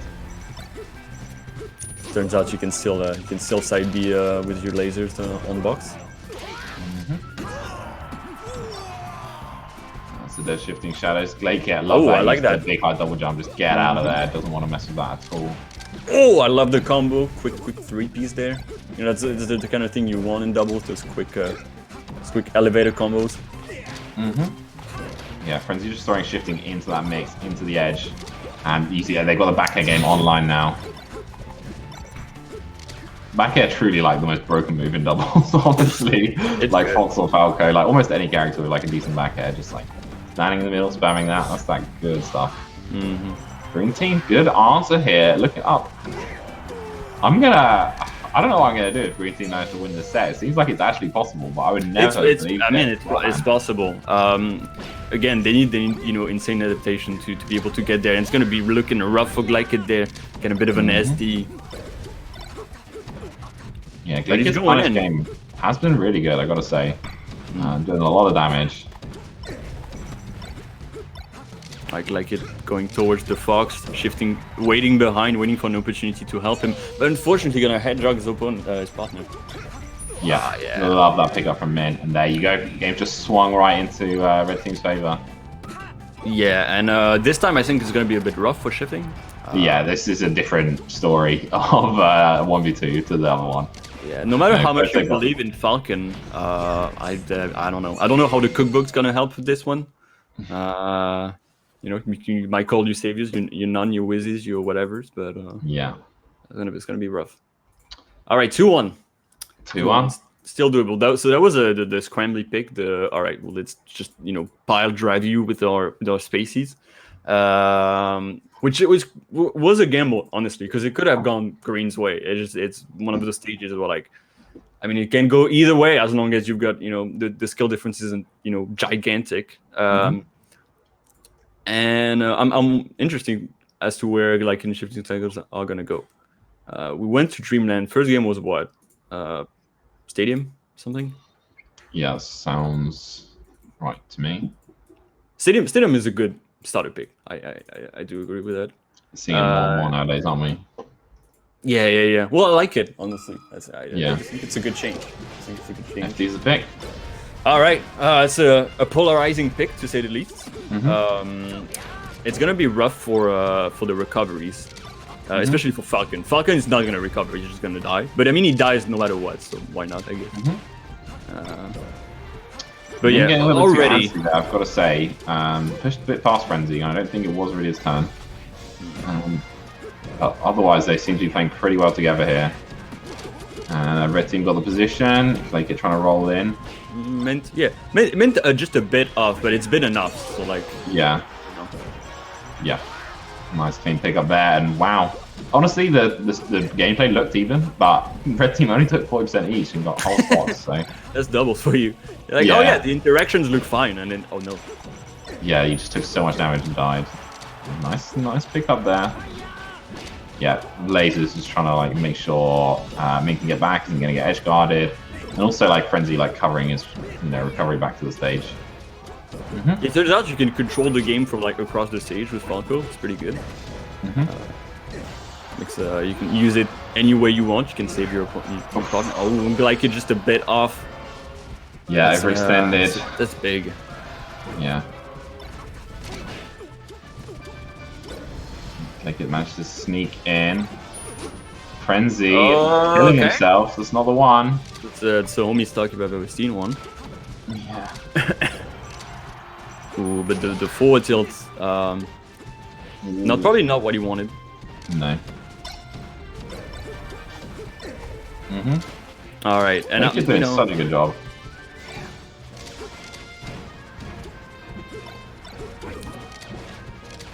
Ooh, they've got Mint stuck in between them, the sandwich, but Frenzy going in with the lasers.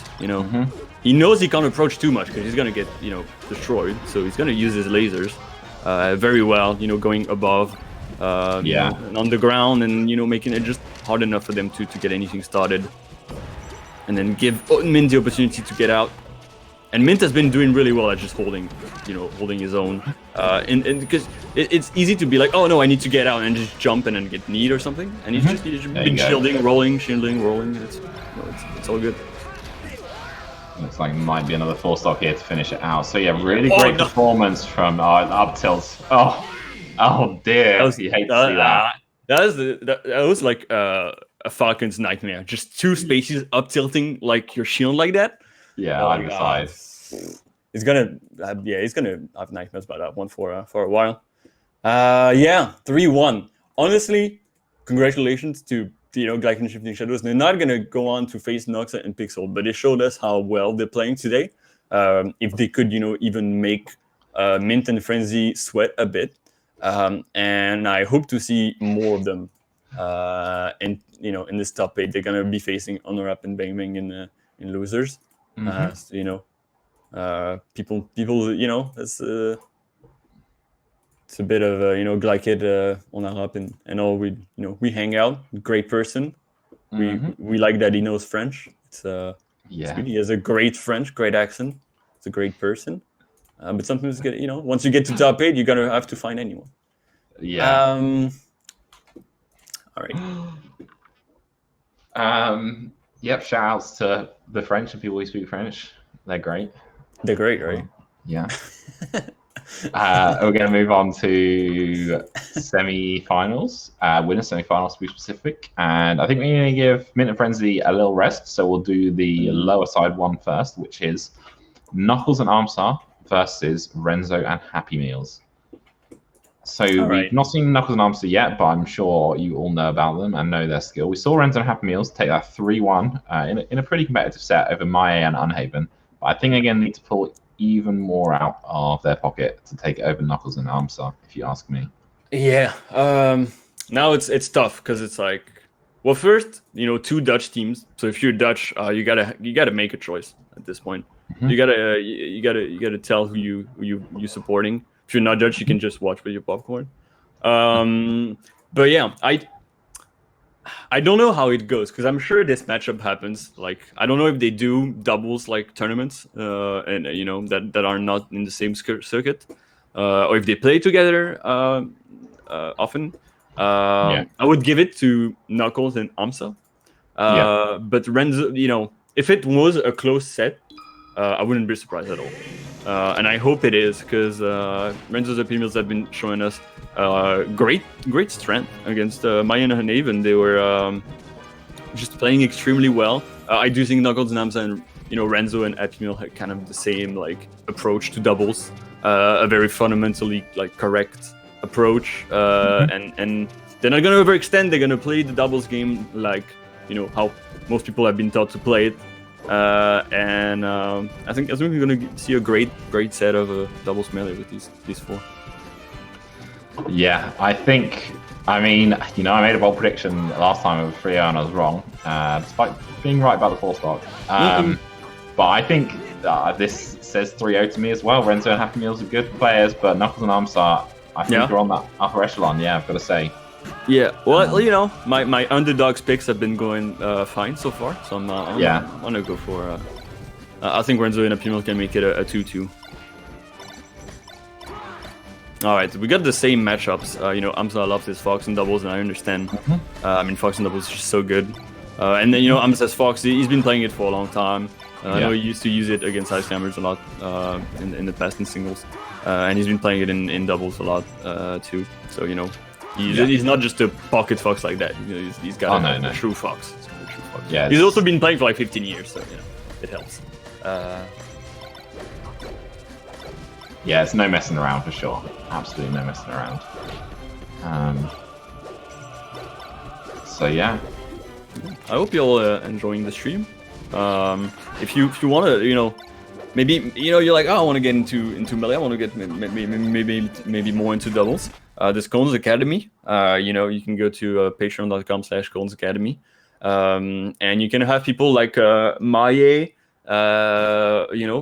coach you for the low price of like 15, 20 bucks a month, and other players, other top EU players, and then if you don't feel like paying every month I guess a decent amount of money, and you want the best of the best for like $5 a month, you can subscribe to the Patreon, just consume a tier and get access to all the lessons. But in the meantime, we're starting Max Fox on Dreamland. Yes. All right. So Armsat and Knuckles in the red, Happy Meals and Renzo in blue. Mirror teams here. Ooh, Knuckles in a scary situation, looking like he's about to get down at any moment. Oh no. Armstar manages to turn that situation completely around. You just see red team were off the stage in an absolute pickle there, and then Armstar managed to sneak in, and the blue team just lost their hold on the stage, ends up being them off stage. Renzo dies for it, and red team have re-established themselves. Oh, I love that target switch. Did you see that from Armstar? Yeah. Just facing down against Renzo and switching into Nair Happy Meals. Completely caught them off guard. Yeah, Amsa is definitely going to be the one to be doing those kind of plays. He's got great awareness. He's someone that is extremely good at neutral in general. He's really good at evaluating what the next move is going to be for him, and what's going to be the strong next action. I think we're going to see a lot of that in this set. Pretty even for the moment, although red team has got a bit of an advantage, of course. For the moment, blue team has been on the edges that first edge guard, but great down air. Yeah, blue team both been like at parity high percent for a while, but red weren't able to pick up the kill, and then they got a lot of value out of those stocks. Yeah, Archibald's gonna try to shine his way back on, and he actually manages to do it. Amsa not holding the edge for long enough, and of course Renzo was pressuring Amsa on the edge. That's what you want to do. All right. Yeah, the grabs are always going to be scary in doubles, but you gotta trust. Now it's red team are separated, and blue do manage to make the best of it, get a kill, or not quite a kill even. Or Knuckles off. Armstar just directs so much damage there. Save Knuckles essentially by freeing up the edge and just going in with V2 basically. Yep. I love what I'm seeing here. Just in time. It's a good amount of trust when you see that sort of thing. Love that running out smash. So we had a great situation for blue team, you know, with the down tilts and then the back airs on the platform from the Fox. But you know, great job to red team for making it back on that. That was hard again, as you said, you know, giving up the edge for his friend. You know, it shows great trust. You know that's gonna be like the last frame too, but you gotta trust it. Yeah, exactly. Yeah, they won't like forecast that they're giving it up, because obviously then it gives the opponent team the opportunities to come in. Nice little dunk there from Knuckles. Meanwhile, I'm still doing a lot of damage on the right. Did overextend a little bit, but I think they managed to damage themselves on the stage again. A little bit of a mixed situation. Great up smash. Getting sandwiched now. Oh, nice target switching from Knuckles there. Yeah. Looking at Happy Meals, like, yeah, I'm gonna be there if I need to combo you with Amstein now, but I'm also looking at Frenzo, like, if I can get the edge guard out. Yeah, that Mark's range, like, coming in super strong there, like, still was in threatening range of both opponents, even though they weren't that close to each other. Big overreach from Armstar, but has stocks to play with, so absolutely not worried about it. And good save there from Knuckles. Armstar's just trying to force this. I totally understand in this situation where you're like up and you need one kill to force the end of the game, essentially, the 2v1. But I do like to see players, you know, not greed for those kills and just still continue to play a safe positioning. Just because, you know, there's no reason to take a risk. That's kind of how I think about it. Oh wow, that was a great job from Amsa, like realizing that he could get that. That was extremely scary. Sure, he's dead, but like it doesn't matter. Yeah. I think he has a different philosophy to what I'm saying there. I think he's like, nah, he was like, you know what, Jeff? Yeah. Actually, this is how I think about doubles. But yeah, great job from Knuckles and Amjad, showing us why, you know, they're some of the favorite to win the tournament. You know, even though we got, you know, Mint and Frenzy in the way, Nux and Pixel too, and Renzo and Happy Meals trying to make their best to you know, get over their the Dutch brethren. No, I'll give credit to Armstar for that kind of decision, because like I think, you know, when I'm playing or when, you know, mere mortals are playing, you might think you're tempted to think, oh, if I just get the kill, then we'll win. But you know, even if you're confident that you're going to get the kill, like, you know, that's your confidence. You know, you're a decent player. You know, when you're confident doesn't mean you're always right. Whereas, like, if Armstar's like, I know I will get the kill, like, he's on that level where it's like, you know, that's more of a definitive decision. That's there. So like, that's you know, I've been through all the trees of possibilities, and it seems like the best option. I've been calculating that for a while, but I do think also a lot of, you know, people who, you know, mere mortals, like you say, you got to be confident in yourself. Like a lot of people, they're like, oh yeah, if you ask them like, what did you want to do in this situation? What do you think would be right? Be like this, but I don't know, I'm not sure. And you're like, yeah, that's the right thing. Just be, you know, believe in yourself. And you know, if it doesn't work, it doesn't work. But you gotta, I mean, there's a quote I love from Doubles legend and all-round great person, VA, which is Smash is 99% feeling yourself and 1% everything else. The heart. I think there is so much truth in that. Yeah. In Guilty Gear, there's like at the end screen, there's like how technical, how like offensive you were, or defensive, and then the last stat is heart. Like, and I think that's a great stat. Just like how much did you believe? You bet with melee, you gotta have 100%. Like, it's the most important thing. Like, if you don't believe, you cannot win. Oh, Happy Meals just getting. It wasn't working out for him there. Ends up trying to get a pickup on Knuckles. And that's one of the risks that I don't think you can ever afford to take. You know, jumping off stage to get a kill against someone who's like 150. Like, edge guard them from on stage. Don't put yourself at risk, because your 0% stock is worth like 5 times more than their 150% stock. You know, 10 times more. Again, so these are characters that are like, you know, fairly fast, but still like Fox can go to 140, like maybe not on this stage, but can go to 140 and 130. And if the Fox gets to there, it's extremely annoying. You see how in singles, you know, someone who keeps their stock is gonna, you know, be a really strong player. In doubles is gonna be even more important. An Armada type person in doubles is gonna do great. Blue team coming back a little bit. It was looking very rough at the beginning. You know, a minute in, they already had like 2 stocks down. I think 2 or 3 stocks down. And this looks like it should be a dead fox. Yeah, or 2 dead foxes, but plenty. Again, I'm sorry, realizing that I can get this kill. That's it. Fine. We gotta get some advantage. Oh wow, the poke. Nice little on the platform. Yeah, it's looking rough for the underdogs. Knuckles and Hamza are feeling better and better. It feels like as the set goes on, which makes sense.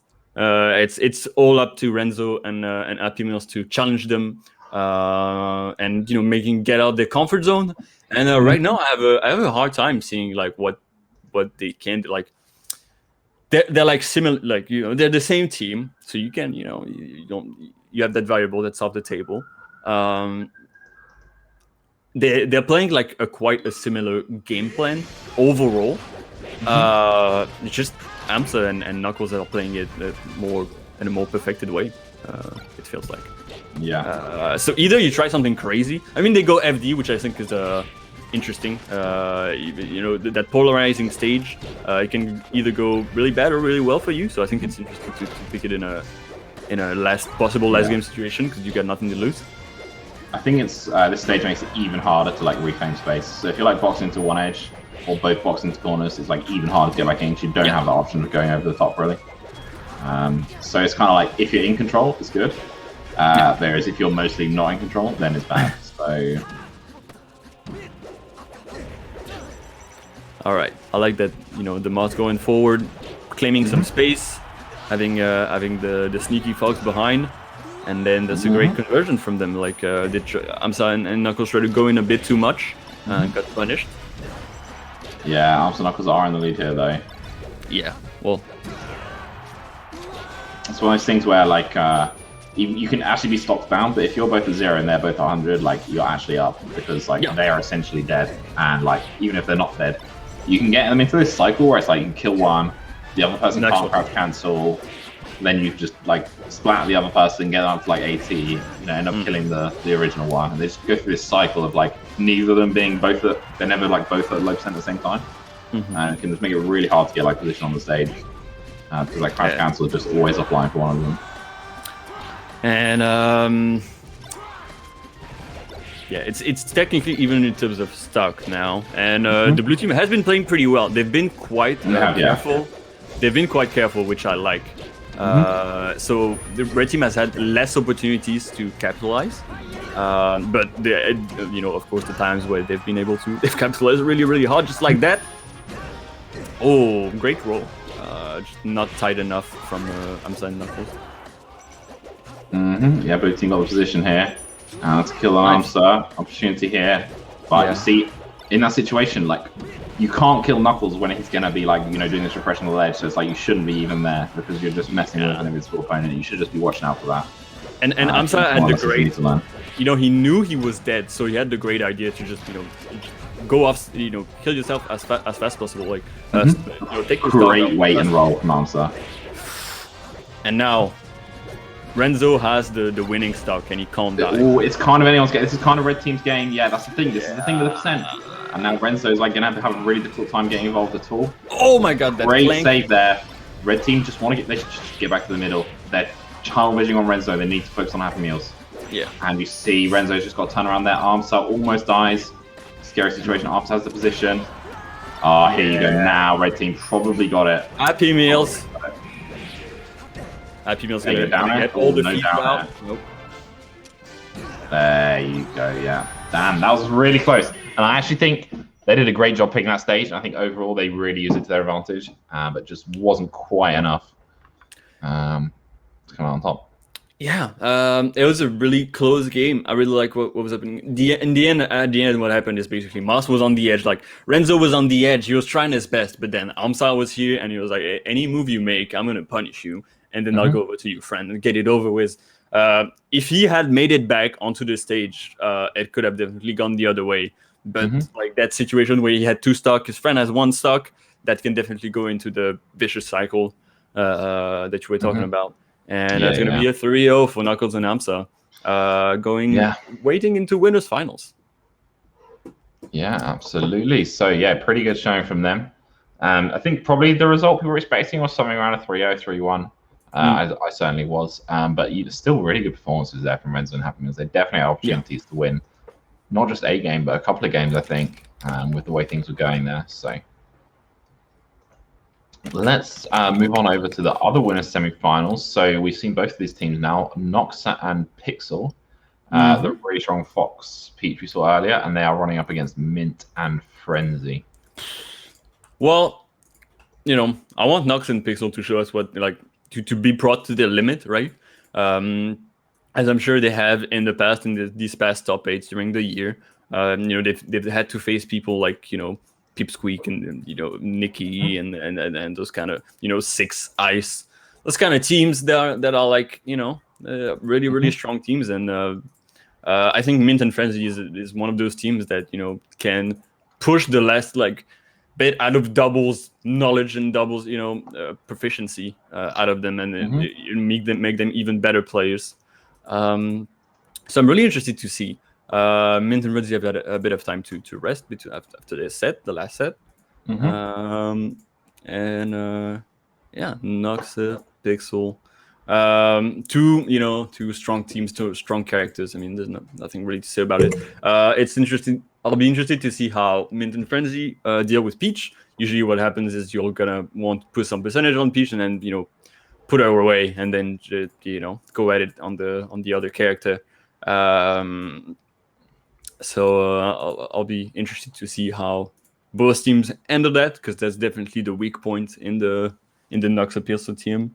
The weak point in Mint and Frenzy's team being how, volatile I guess Paces can be, even though I don't really agree in doubles. I think they can save each other really well, especially with lasers, and don't fall to the Spaces propaganda too much. Yeah, they're also like Fox and Falco are also crazily good defensive characters, especially with grab being not off the table, but with grab being so much harder to use. Your shield becomes so much better. So having amazing out of shield options, I don't know, shine out of shield, or wave dash into Shine Punish, makes you. It's just a super big advantage basically. So. All right, bit of warm up for those teams now. Yeah. Yeah. Well, I hope everyone's been enjoying the tournament. I don't know where singles is. I think is singles done for the day. Probably right. Yeah, sure. I think so. Yeah. So I think we've got doubles until technically 7 p.m. CST, and then you guys and girls are gonna have the crew battles. So if I look at the schedule in a second. All right, so we're gonna have France against the Scots, against Scotland, which is something I'm really looking forward to, because France has been showing up in Scotland. Scotland has got a crew, has definitely got a crew, and it's got some strong players on there. So really interesting to see that. Then we got Finland against Norway, right? So two North European teams going at it, two extremely strong teams, and then we got UK against Sweden. So an amazing cruise on the first stream, BTS match, and in the second stream we have Greece against the Netherlands, right? Yeah. And then we'll have Portugal against Italy. So again, really interesting to see. So of course, I would expect Greece against the Netherlands to be quite, in the Netherlands' favor. But apart from that, I think all those crew battles are very maybe Scotland France is maybe a bit less close, but still it depends on who's playing in for France today. And so yeah, you've got a lot to look forward to if you were doing nothing this Saturday evening. You've got some amazing melee at your disposal, and then tomorrow you'll have starting from 2 p.m. pro bracket into top 8 until 9 p.m. CST. So get ready for a big weekend of melee again as we approach the end of the same circuit. Yeah, absolutely. So obviously we've got Bagarre in September. Hopefully, I nailed that. Yeah, that's good. I see you've been taught well. Yeah, have the teacher there, okay. You know, can't complain. Alright, so we are in, and I am seeing, this is the game, right? Yeah, Nox and Pixel in the red, Frenzy and Mint in the green. Mint obviously kind of like green color. And looking pretty even. Green team looking pretty confident so far, slight edge. But Yoshi's story is one of those kind of crazy stages. Yeah. I mean, we've spoken about this many times, so you know. It's a crazy choice stage for a first match, right?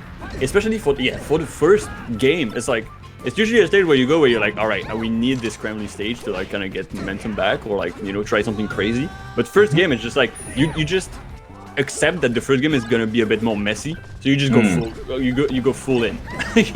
Yeah. Oh, okay. Yeah, Frenzy almost getting the save with the shine there, but no, that later momentum. Like, isn't that thing like certain moves like don't affect the way your momentum shifts when you hit in the air or something like that? Yeah, I think it's that, and then in the end there, I think if you try to do like a special move, you'll get sucked in the sucked in the blast zone, even if you were like technically surviving. So like, there's a lot of factors going. There were a lot of. If you want to analyze that last bit there's a lot to look at. Yeah, Frenzy's got the back airs online. Looks like so's Mint. And but it's a bit closer than I was expecting for the first game. I mean, Nox and Pixel are really good. Like, I would actually say, like, looking at the bracket, I think Noxa and Pixel are maybe my pick for third place. Maybe like third or fourth place for them. Yeah, I mean, Claycare Shifting Shadows also a very strong team, and Renzo and Happy Meal's also done really well, I think. But Nox and Pixel, they're just super good, I think, you know. I think I wouldn't be surprised to see them in sort of third or fourth place. I do think Nox and Pixel have one of the strongest things is adaptation, and they're really good at, like, even if they don't start off like so well, they're really good at adapting. And I don't know how like their communication goes between games, but from what I've seen, it seems to be going really well from like what we've seen implemented games to games. But for the moment, Mint against Frenzy, there's going to be those ladder combos from the species going on. Yeah, you got. Yeah, there you go. Poor girl. So it's tough being a princess. Tough being a princess. Gonna get beat up by those mean species. It doesn't matter what umbrella you get. It doesn't matter what brand it is. Those rabbit spaces just going at it. Yeah, as you said, Mint's got his color now, so that's even scarier. And I hope Nox and Pixel pick a bit of a more classic stage, I guess more neutral stage, so that they have a bit more time to breathe. Never mind. They're like, straight back in. Yeah. I kind of see it. I mean, it's a decent stage, like, because Fox and Falco need to be really careful to not end up getting in the, putting the tumble dryer that is Peach's down smash. And when you don't have that much room to maneuver, like, it can be easier to set those up. But but it's Mint and Frenzy we're talking about. Yeah, that's the thing. It's like if you're kind of relying on your opponent making a mistake or a slight slip up, then it's like you've got to look at where you are in the tournament, who your opponents are. I think. I think you're playing a bit of a losing game, unfortunately. Yeah, can I rely on them messing up? And I mean, look at the stocks; they're doing pretty good. So they're doing fine. They're doing fine. And maybe they want to try to force a win on this map and get it off with. But yeah, for the moment it's going fine. Although, as I said, Freddy was cooking up something, but a bit of execution error on the side there. Yeah, I think his jump got stolen. Like he slid off during his jump squat, and then just down air still with input. Very unfortunate. Oh, love that read from Nox there. Doesn't actually get a kill, but really great jump call out. It's always really scary as Peach to do those, because in singles it's fine. As long as you come back to the edge, it's fine. But in doubles, someone's just gonna be waiting at the edge, holding the edge, and then you can't really mix anything up. You're committed to go for this at this point. I honestly think it's almost never worth going off stage in doubles, like on purpose. Like, almost never. I know that might seem insane because like people love going off stage for edge guards, but the risk reward is just so less in your favor than in singles. You can. It's better to like save it for like surprise factor, and then to try going at. Essentially, yeah. Yeah, because getting reversal is just so easy. Yeah, exactly. And the thing, if you get reversal, it's not just that you died, it's that you also gave your opponents the opportunity to 2v1 your teammate. Yeah. Yeah. All right. I like the up B. Try to put up a bit of a hitbox and then kind of save your. Still maybe on if they can get this kill. No, Mint just is that some sort of weird backwards shield poke from Mint or like up smash? Or maybe I don't know. I was watching the Peach on the right side. Yeah. I was like, I think there was maybe a side B attempt or a nerd dodge attempt, and then unfortunately that didn't come out. But yeah, it was closer. It was closer. A really good first couple of stocks. Then as well, Frenzy got the SD, which was a boon for them. But then Frenzy and Min just their penultimate stocks, they just held on and just did so much damage. Exactly. So now, I was gonna say I don't really like. I wouldn't really like them going back again on Yoshi's story, because I think at some point you just gotta accept that you're not might as well try something else. If it's the last game, possibly. I like that thing of try something else. Just mix up the factors. And right now you're giving 2 games already on Yoshi's. They're getting used to Yoshi's. They're getting used to how you're playing. Obviously, they're the better player in singles. I think it's a bit of kind of putting their head against the wall. Honestly, they're kind of hitting their hand on the wall at this point. I wouldn't mind there's several stages that I think are reasonable picks to try to see how it goes. And I mean, I guess maybe they've played a previous same events, so they have strong opinions about which stages are better or worse.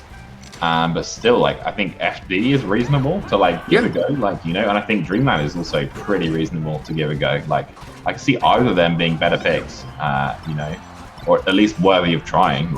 Yeah, I was gonna say you can make the argument but on Dreamland, Peach is just gonna get back at once at 100, and then there's gonna be 2v1, and then Friend is gonna laser, and then blah blah blah. But I mean, if you don't really, I'm sure they've tried before, but in a 2-0 situation, I think those things kind of go off the table, and you gotta try something no matter what it is. Although they're doing fine.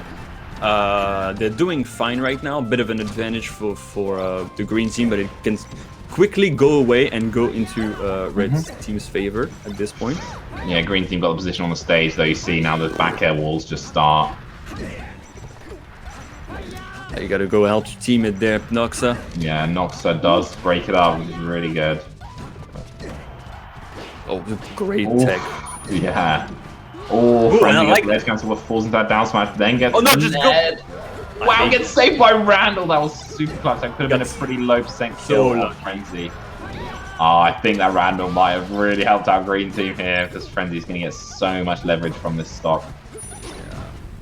Ooh, that shines. Frenzy misses the tech. Yes, I love this. Building up the damage on the Peach. Don't focus on the high % character, because they're super easy to deal with. All you need is straight back air. Just like that. Instead, focus on the low % character. Destroy that crouch cancel. Build up the damage. Do a little %. Get the early % done. Green team controlling this very well, and then just once they get a hit, they'll do back air, down air, to the end of time. And this is it now. You can't get this against Frenzy and Min. There you go, back air. Roll up. Super confident stuff. Yeah, that was clean. That was extremely clean. I can't really say anything else. It sucks because it was 2 stocks ago. They had the red team had an opportunity on the left side. The Peach had a great double nair, double back air thing, and then Noxa was yeah, I'll go for one more aerial, which I think was the end for them, because he tried and then he got saved by Randall. He would have been dead if it didn't, but still he could have gone back on the edge and just hold the edge, maybe for his opponent, maybe have Fox hold the edge, and then stay on the platform or threaten anything else. It would have been much better. He was already basically dead. There's no need to put the nail in the coffin now. You can get it a little later. It's fine. Exactly. No need to greed or rush for it, but people love to do that. They just love to. It's the instinct. Yeah. I understand. The melee does give you that feeling of I can do anything, but turns out you can't.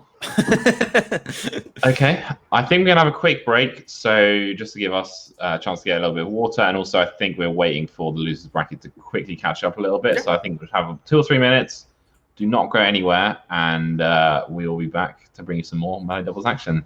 See you in a bit. In the wake of a pandemic, Hair, Mega, Tio, Cole decided to fight and help Melee face its newest enemy. Helped by Super Tios all over Europe, they've decided to assemble and create the same. This September, French Paris Smash Gang is gonna need your strength. So who's gonna join in?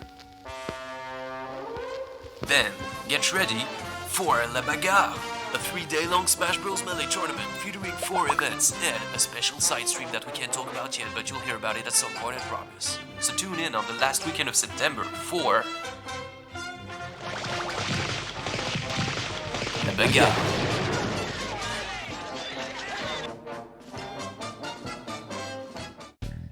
Welcome to Cohen's Academy. Some of the world's best players have received extensive training to help you take the next step in your Melee journey. With one-to-one coaching sessions, special guest speakers, monthly student leagues, mentality lessons, and over 500 previous lesson vlogs to look through, all in our private Discord, we have all your bases covered.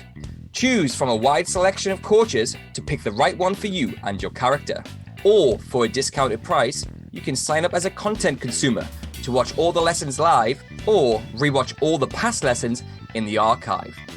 As well as this, you can get access to the Cohen's Academy Discord server with all its resources.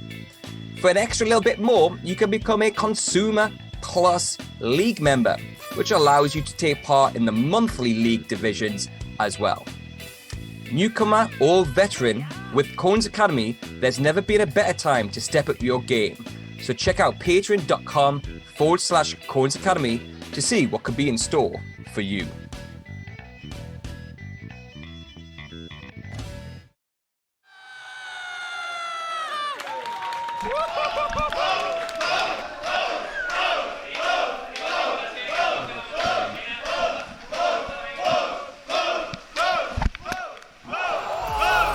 Big moment. On the edge. Can you do it? Can you do it? He did it! Go for it. Go on the upset.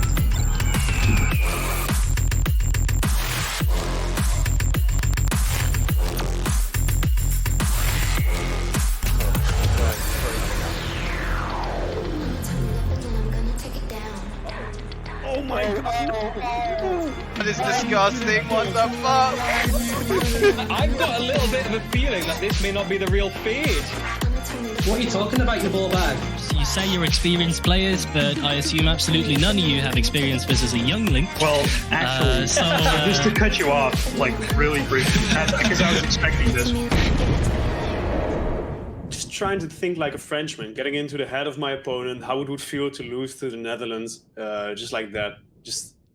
I've been thinking about it a lot the past 2 weeks already. Intéressant, derrière le grab, c'est très bien fait de la part de Tech. Est-ce qu'on peut terminer le nerf? Ah, on n'a toujours pas tué ce Captain Falcon, c'est insupportable. Le backer. Là, c'est pas possible, tu peux pas revenir, mon gars. Terminé. La France s'impose. This shows how far we've climbed, even if we haven't quite reached it. Just edge cancelling around the place, no big deal. Oh, no. This is huge for Paco. Oh, there it is. Explored and people kept learning how to use it a bit. The mob up smash. No, that thing's just straight trash. And that's it. Oh no. Oh no. He just needs to try and get rid of Kinzo. And then this is well doable.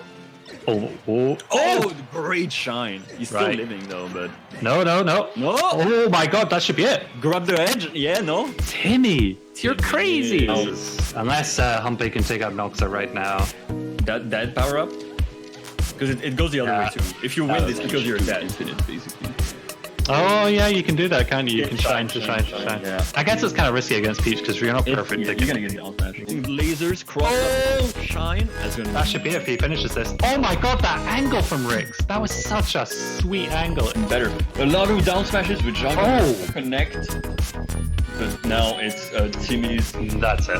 Oh, you will smash. Yeah, that was very doable. Timmy and Kellner did an incredible job at the end there.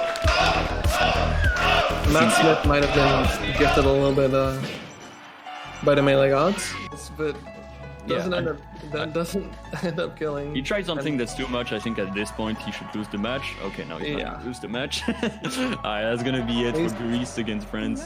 You know? Yeah. Life isn't fair, really. Life isn't fair. No. All right. Slide off. No slide off. Don't worry about life's it. Life's really not fair if you're playing. You can't slide those off. Oh, come on. Okay. Oh, you just wait. Hold it out. Yeah. It was quite the show from Sweden. That's what it was. Yeah. But Prop is saying, you know what? Not today. I'm going to do that again. You can do it again. Answer this. Just turn the gas on again. It's over. Right, okay, we got a last situation, and 60% Donkey Kong's heavy. It's not over. Mo can still do this. That get-up attack is actually... Mo's going for a lot, I think, and that's it.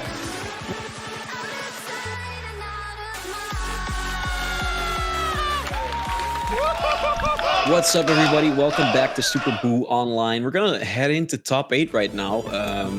Yeah, with me I've got Restless Will. He's all the way over in Portugal, am I right?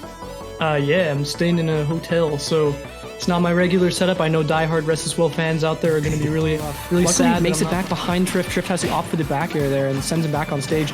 But that is going to do it, I think. Triff just has to wait. Soft Nair, though. 3-0? Yeah. Whew. Will, he just 3-0. Triff. It's for down smash, interestingly enough. It was quite stylish, the little walk there. Yeah, just the slow walk around. Yeah, that was sick. And all right. That'll do it. It's in a really bad spot, but an amazing shorten under pressure. Going for the down throw, actually landing on the side platform. Nice ECB. Like, oh man. Floating high up. Uh-oh. Ah, man. Frenzy really can't afford this, and this is going to be it. Oh, another double nair. Wow. Triff. 3-0 over Frenzy to take Super Boo Online.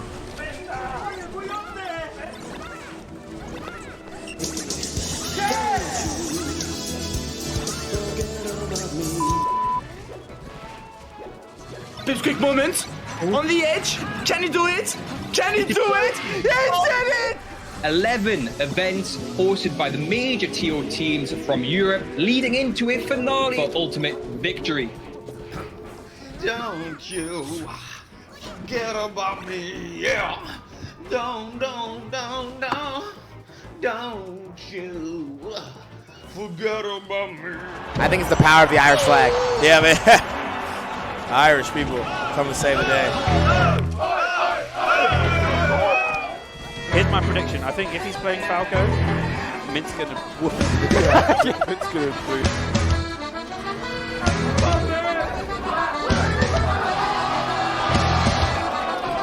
Oh! That was scrap central.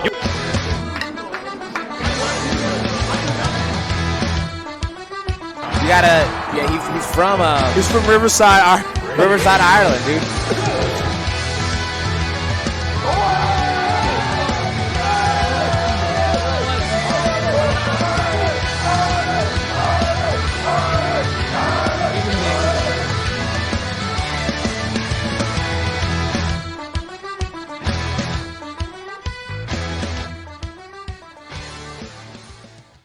Coins Academy is partnered with the same circuit, and for every circuit event, we'll be offering one-to-one coaching services as prizes. 3, 2, 1, go! Hey man, you thought you could get away without paying me the money match?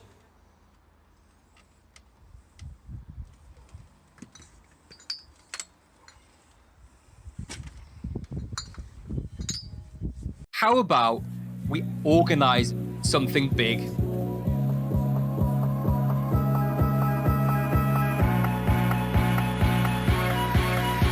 now for my next number, I'd like to return to the classics.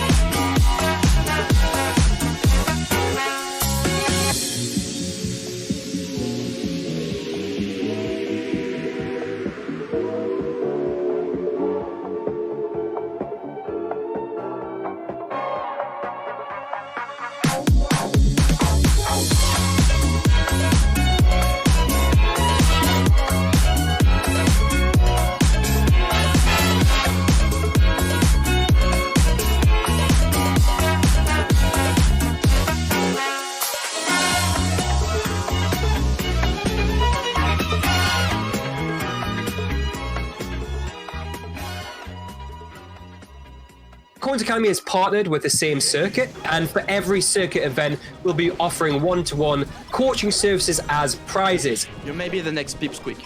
You may be the next Pipsqueak. Imagine. Really? Pipsqueak moment. On the edge. Can he do it? Can he do it? He did it! I think. Welcome back, everyone, to the second half of the doubles top 16. It's still myself, X1, Jessica, and I'm still here with Explode, just to remind you who we are. And we're still bringing you some excellent doubles action. So we've run through the winners bracket, which we saw in some, well, most of the winners bracket. We've seen some pretty great stuff there. Frenzy and Mint and Knuckles and Armstar are the two teams waiting to play winners finals. We're going to have a quick flip over now to the loser side, where we're going to see a couple of, we've got 4 teams still left in at that point. Noxa and Pixel versus Maya and Unhaven, which is what we're going to have coming up right now. And then after that, on the other side, Renzo and Happy Meals versus Jormis and Abayard. Very excited for that stuff. Yeah, losers bracket is only the name, because these are definitely not losers. No. We got some of the best players in Europe going at it. In the doubles bracket right now, I mean it's top 8. And yeah, so those two teams right now, they're just warming up. I honestly, it's hard to root against. I don't want to root against Maya and Unhaven, of course. First, they're amazing people. Second, they're great players. Also great commentators. So I mean, it's hard to root against them. But Pixel and I think if I had like my life savings, I would probably put it on Pixel and Noxa.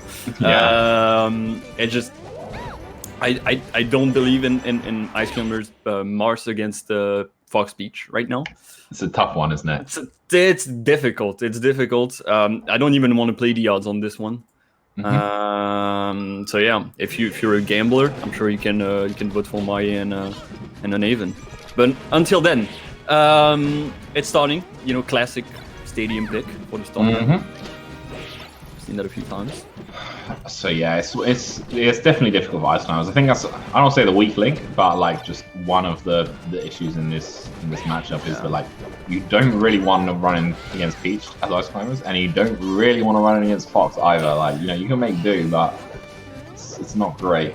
So you have to kind of like hold your stage and just like be really strict with it.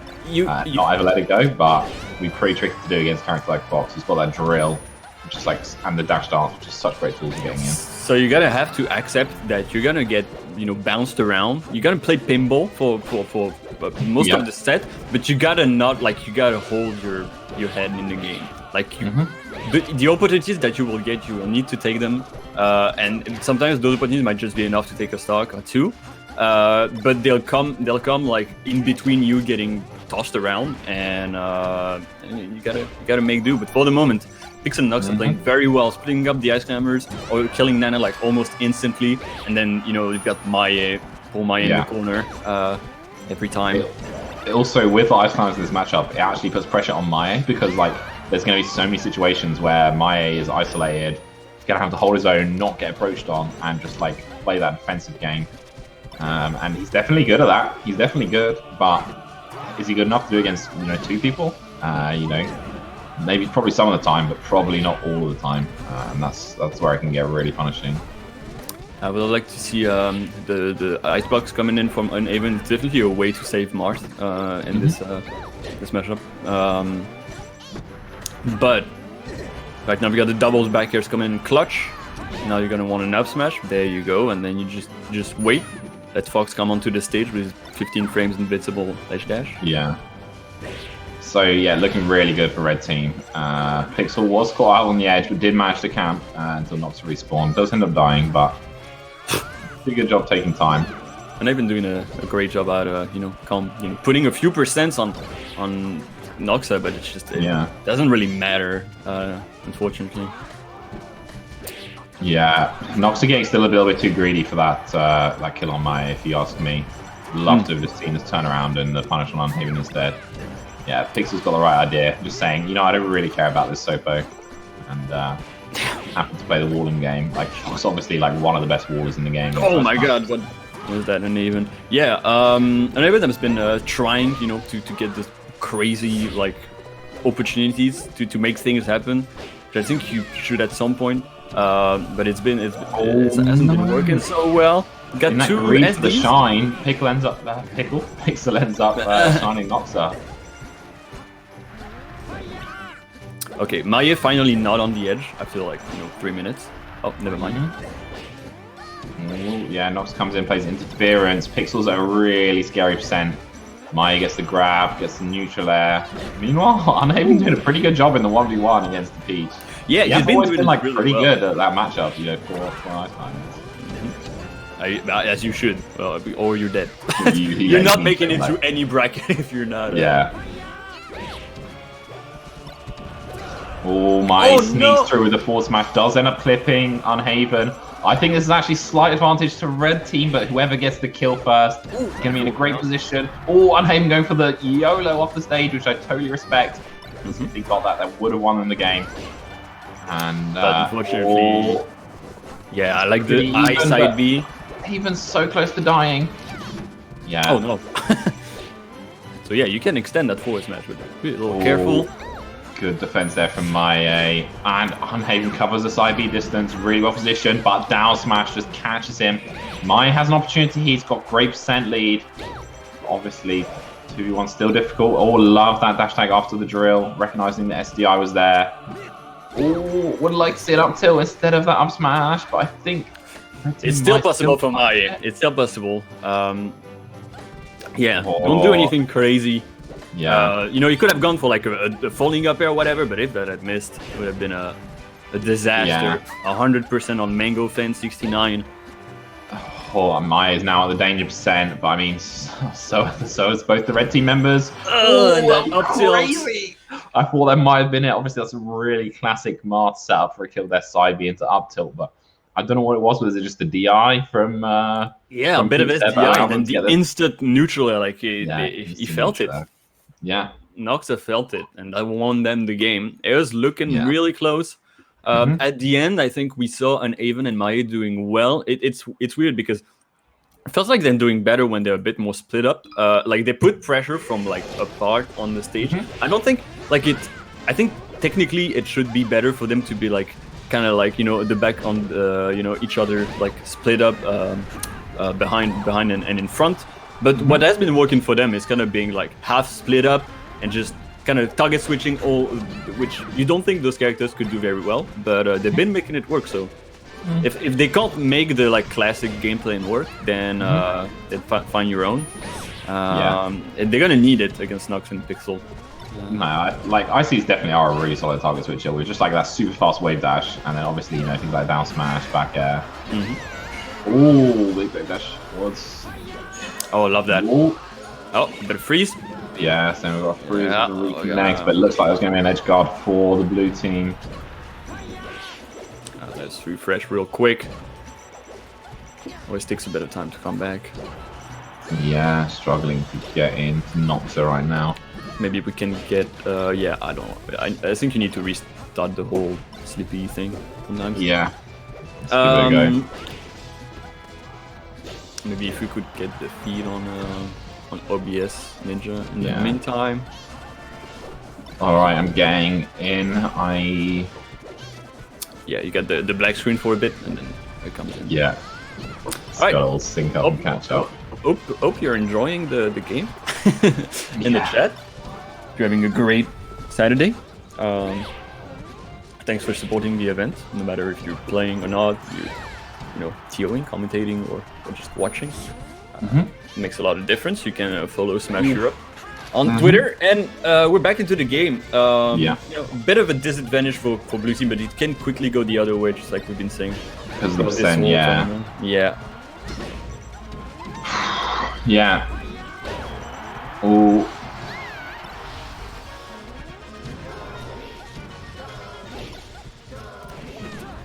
Alright. Oh, am I looking for that forward smash? Doesn't find it. Oh, Haven as well, breeding a little bit for that edge guard. Almost working out.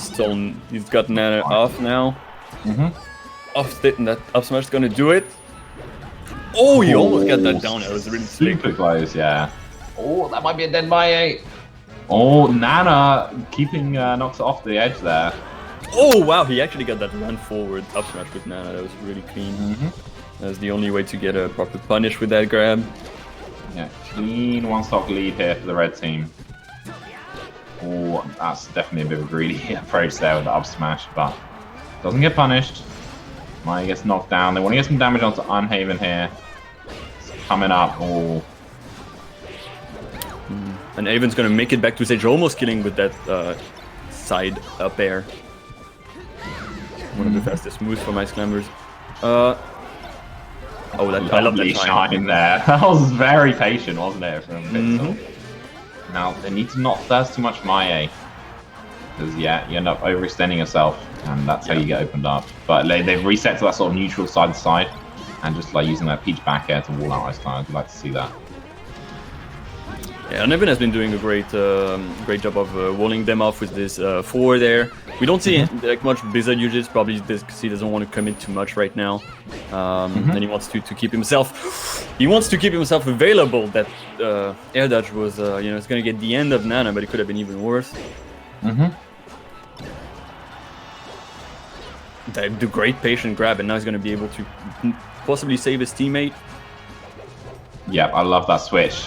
Just Pixel relinquishing control, jumping backwards, and Noxus sees that as a signal to go in. Goes in, gets the opening, and there you go. It's another game for them. Yeah, it's kind of going how I thought it would go, which is it's really hard for Maie and Evan to get anything started. And once they do, they really got to put on insane pressure. And they don't really thrive off of the team combos. They mostly thrive off of like one of them getting a grab and the other just putting on like an insane forward, like charge forward smash or something. You know, space forward smash. So it's not an easy team to make work. You got to be very consistent. There's like comeback factors are okay, but not insane either. Yeah. Oh no! I think I mentioned before, like this Ice Climbers Masters, like it's a fine team. It's like a B tier team, but they're playing against like a top tier team, like, and it's one they have a pretty bad matchup into because of the Ices versus Peach. Just a lot of factors making it pretty difficult for them. And nice dunk from Maie. That's good to help them. Yeah, good singles combo. Yeah. Yeah, sometimes if it's available to you, you can do it. Yeah, that down air, you know, switch to NTS, definitely been a big one for Mars, especially in doubles also. Able to finish the stocks real quick, can't really save your... It's really hard to save your friend. Now Pixel having an opportunity to edge guard Maie, but doesn't want to commit too much. And we've got Peach dying early, which is, you know, earlier than Fox, which is most of the time you want to kind of keep her at high percent so that you have, you know, a 2v1 against Fox, but... Yeah, and I like, here Maie, I mean, you know, Maie realizing that Uneven had the edge guard, so it's great. But I think most of the time you would have just gone with Uneven to try to edge guard the Fox. And again, getting split up. That's the kind of the story of this match. Once they get split up like that. I feel like this match has been a little bit more 2 sets of 1v1s than the previous. Which I think plays into the advantage of Maie and Unhaven. Ooh, great floating down air there from Noxa, being able to knock off Maie. Getting the edge guard, yeah, surviving very well. That Fox could have died at 30, but made it all the way to 100%, and that's what you need in doubles. Oh no, and the accidental side B, the I don't know, maybe not used to the box yet, I don't know, but yeah, bit of flub from Noxa. It's blue team's opportunity. It's now or never. Noxa gets that edge guard. Maie, a little bit opened up, but no real damage there. That's okay. I want to see the red team stick together again. They split up a bit. Yeah, now again, very much split up, and even trying to save Maie. Actually, that forward there quite a lot. Great scratch cancel down smash there from Noxa. Just in that tight knit situation, always gonna be super big. Pixel trying to force it a little bit with that running up smash. Maie gets a nice rollout. Always gets a grab. Great spot dodge there from Pixel. Very scary stuff. Maie has opportunity, but no, that nair out from Peach always so deadly. Yeah, now it's Maie going forward. now that there's only one Ice Climber, you know, Ice Climbers. Oh no, Ice Climbers can't really hold their Blue own. team's still got the advantage here though. Slight advantage though, definitely can go either way. And now, and even back in the front, now he's got 2 Ice Climbers. Oh, great Fine, shield kill forward on smash. Peach. That's big. Oh that's it. I think they've got it. Blue team look like they're getting on the Forward scoreboard. smash. I mean, he's gonna be able to come back a few times. Just a bit late on the down smash, and that's scary! You don't want to let Fox live like that. Oh yeah. Yeah. Pix will just jump in, and you know you're gonna EF smash if you're just jumping like that. The Ice Climbers at the edge.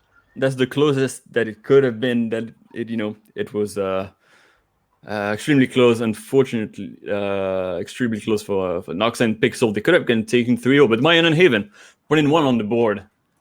And now it's where they want to go. There's not really a great stage to go to, but I mean they got to choose.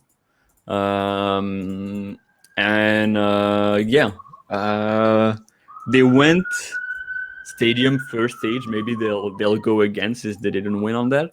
That would be the closest to FD they can get. I don't know. I think Naven has been playing. It's Nox and Pixel to choose, right? Nox and Pixel to choose. My bad. So I don't know. They have a few choices. I don't think it's going to make a massive impact. I can see Dreamland.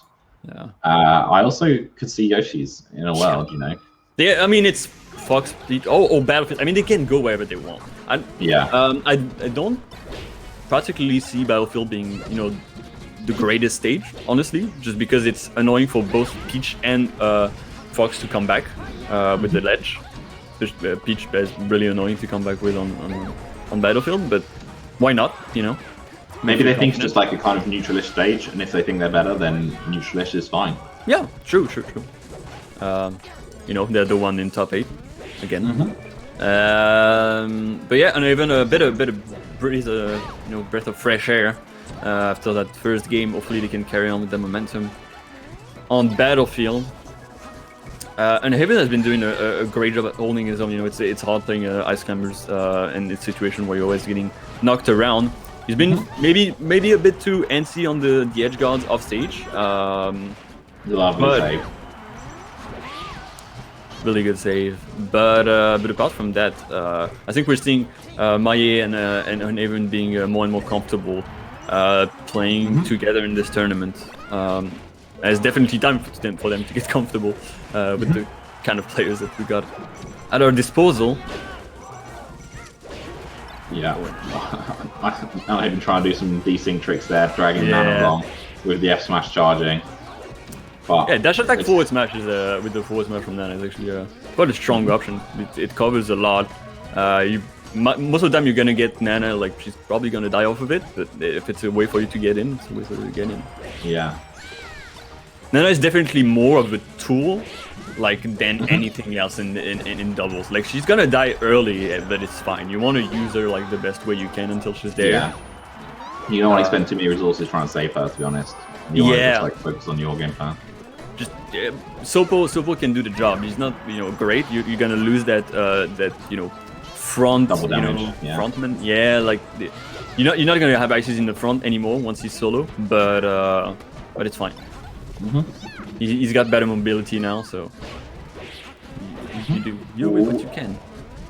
Mai pushing forwards, trying to get this kill onto Noxa, doesn't quite find it. He's definitely doing a lot of damage with that sword though. Oh, the good grabs. The tip there. Okay, the down smash popping it up. Nox's first stock lasted for so long and then suddenly took so much damage, going from 0 to 92 on his second. Does manage to find the up smash onto Maye, nothing onto Unhaven though. Yeah, Unhaven is that weird percentage where if he would have survived longer and just kept getting thrown off, he might have just wanted to just end the stock. But if he's got he gotta trade a really good trade with that kill into getting killed. So a really good opportunity for a blue team to come back. Oh, that's a lot of great damage, and then that shine onto Maye. Yeah. Not bad. Oh, this is... Ooh, not gonna quite do it. Super well by red team, I think. Building up the damage, holding position, and finally finding that kill on Maye. Yeah. And unfortunately, couldn't really get the side B. Tried to space himself for the up B. Didn't work out. Nana being bit of an annoyance there. And it's going to be it, 3-1 for Nox and Pixel. Okay, so that's it. You know, Mayan and Avon actually putting one on the board, which was like, it was not, you know, I'm sure a lot of people would have bet on a 3-0 from what we saw before. But we definitely seen that team evolving as time went on. And if they continue to play together, maybe they'll be fun to watch. Wow, just seen a little bit of salt in the chat. Mm-hmm. In the Discord there, yeah. I won't repeat it, but a little bit of salt, I think. I'll have a look at that. A little bit of displeasure about certain players' play styles. Hey, you know what they say: if you win, you win. You can complain all you want, but in the end, if you lost, you lost. I just I've been playing the same game for 20 years at this point, so like, bracket tells no lies. Don't really have. Okay. All right, so let's recap where we are on the bracket. Still sitting there in winners finals, waiting to go. Mint and Frenzy versus Knuckles and Absa. Then on the losers side. So on the losers side, we got Renzo and Happy Meals against Yomis and Abiev.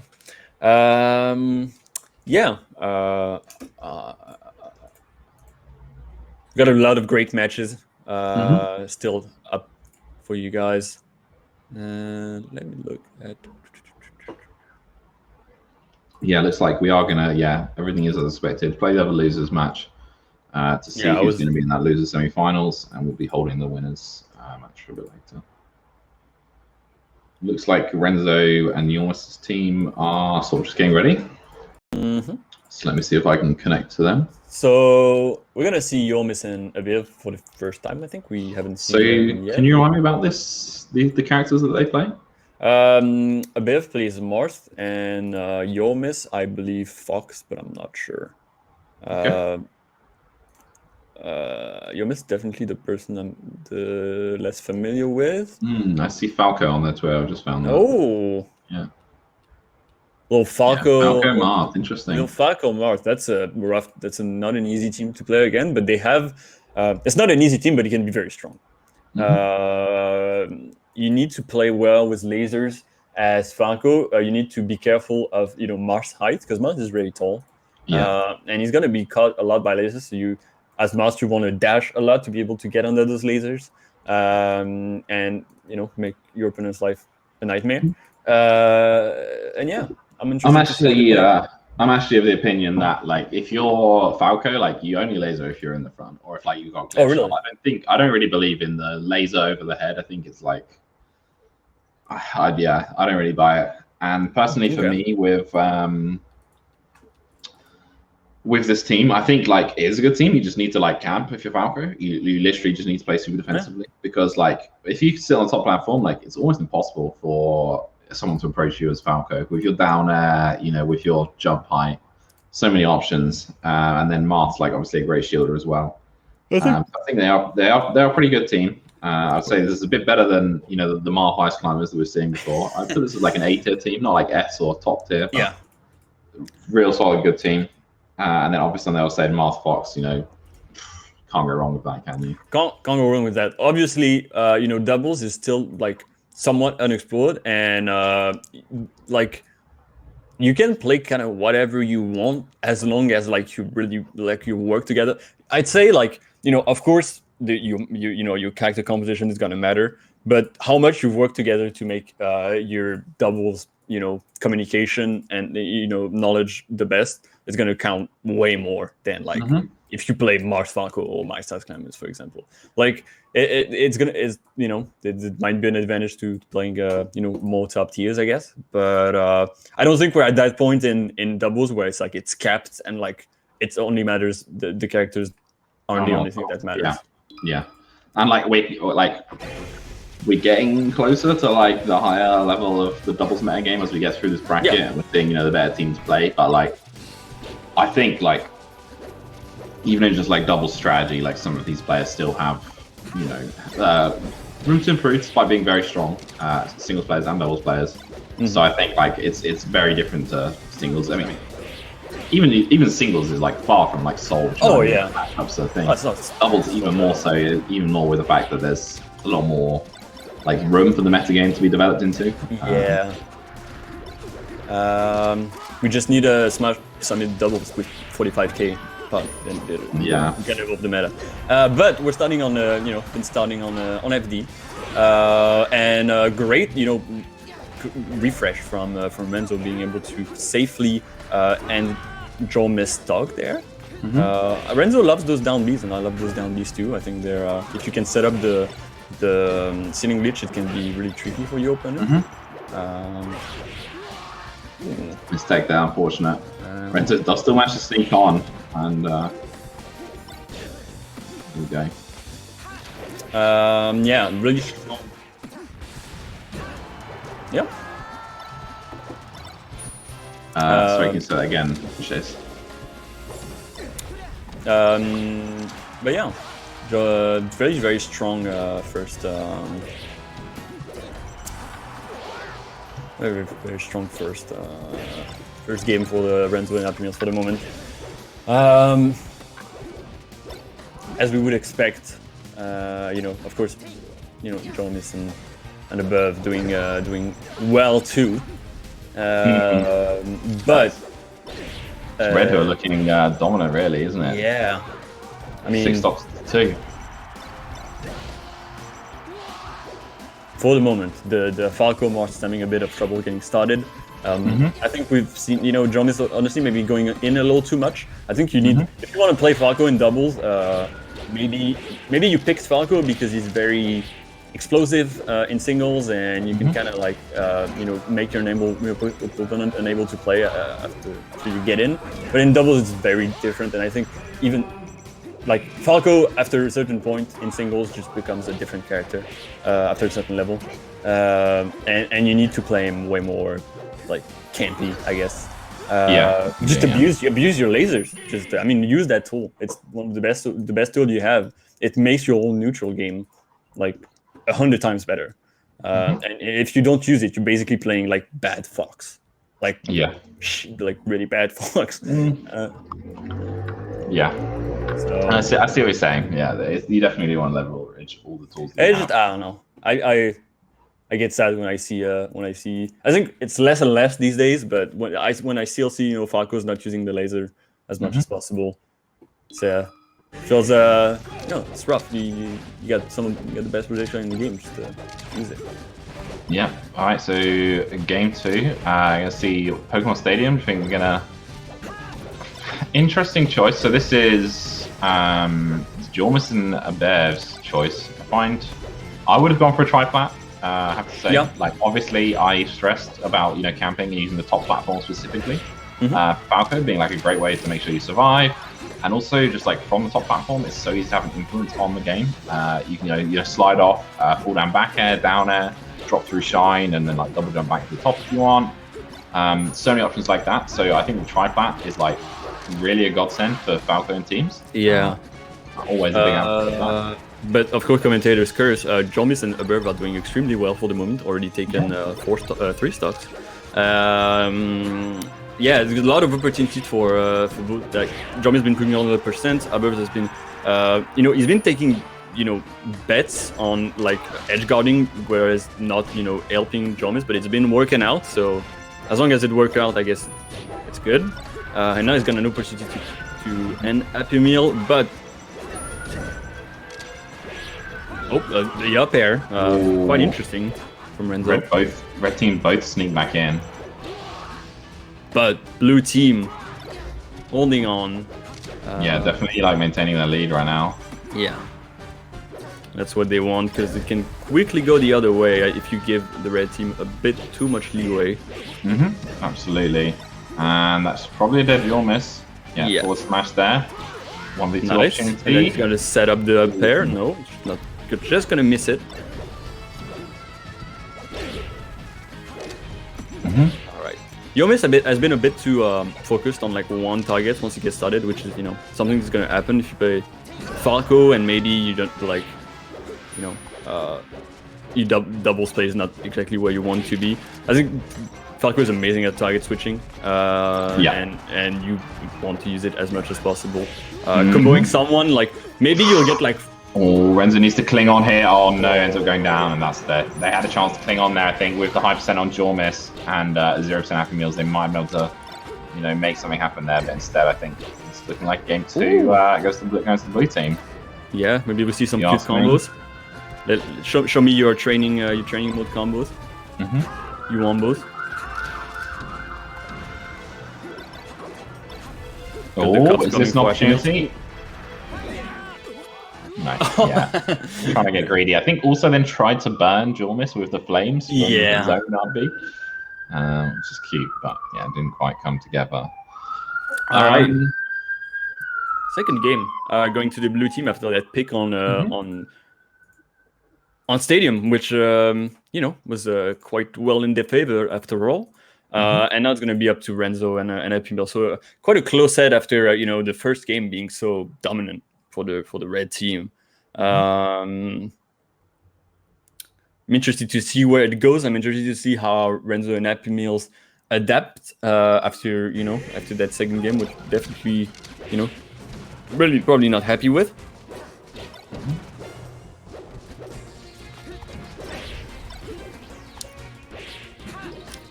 Above just playing so clean, just so simple. Yeah.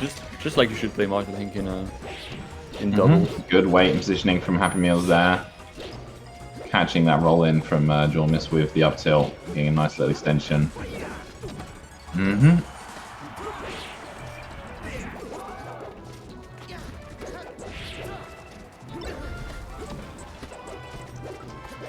Blue team holding on to their 4 stocks, and now. Yeah, nice little use of the pivot there for Abiv. I'm not going to say it, have to make do. But yeah, getting that forward smash. Yeah, Abiv has been doing extremely in the corner. Once he's got someone in the corner, most of the time they're just dead. He's been reading their recovery extremely well. Not going off stage, which is important. I think that's we've talked about that already. He's not going off stage too much.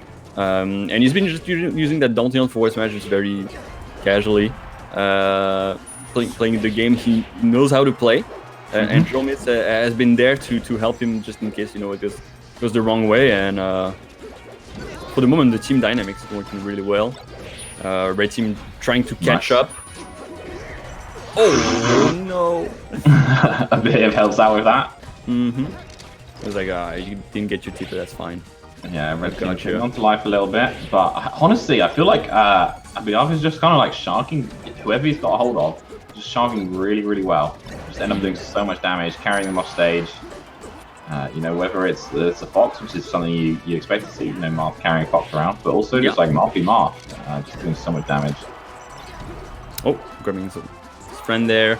I love Happy Meals. Little dash dance. Yeah, I love the dash dance. It's scary, right? Dashing in the corner, but it puts so much pressure on the blue team. All right, that up tilt.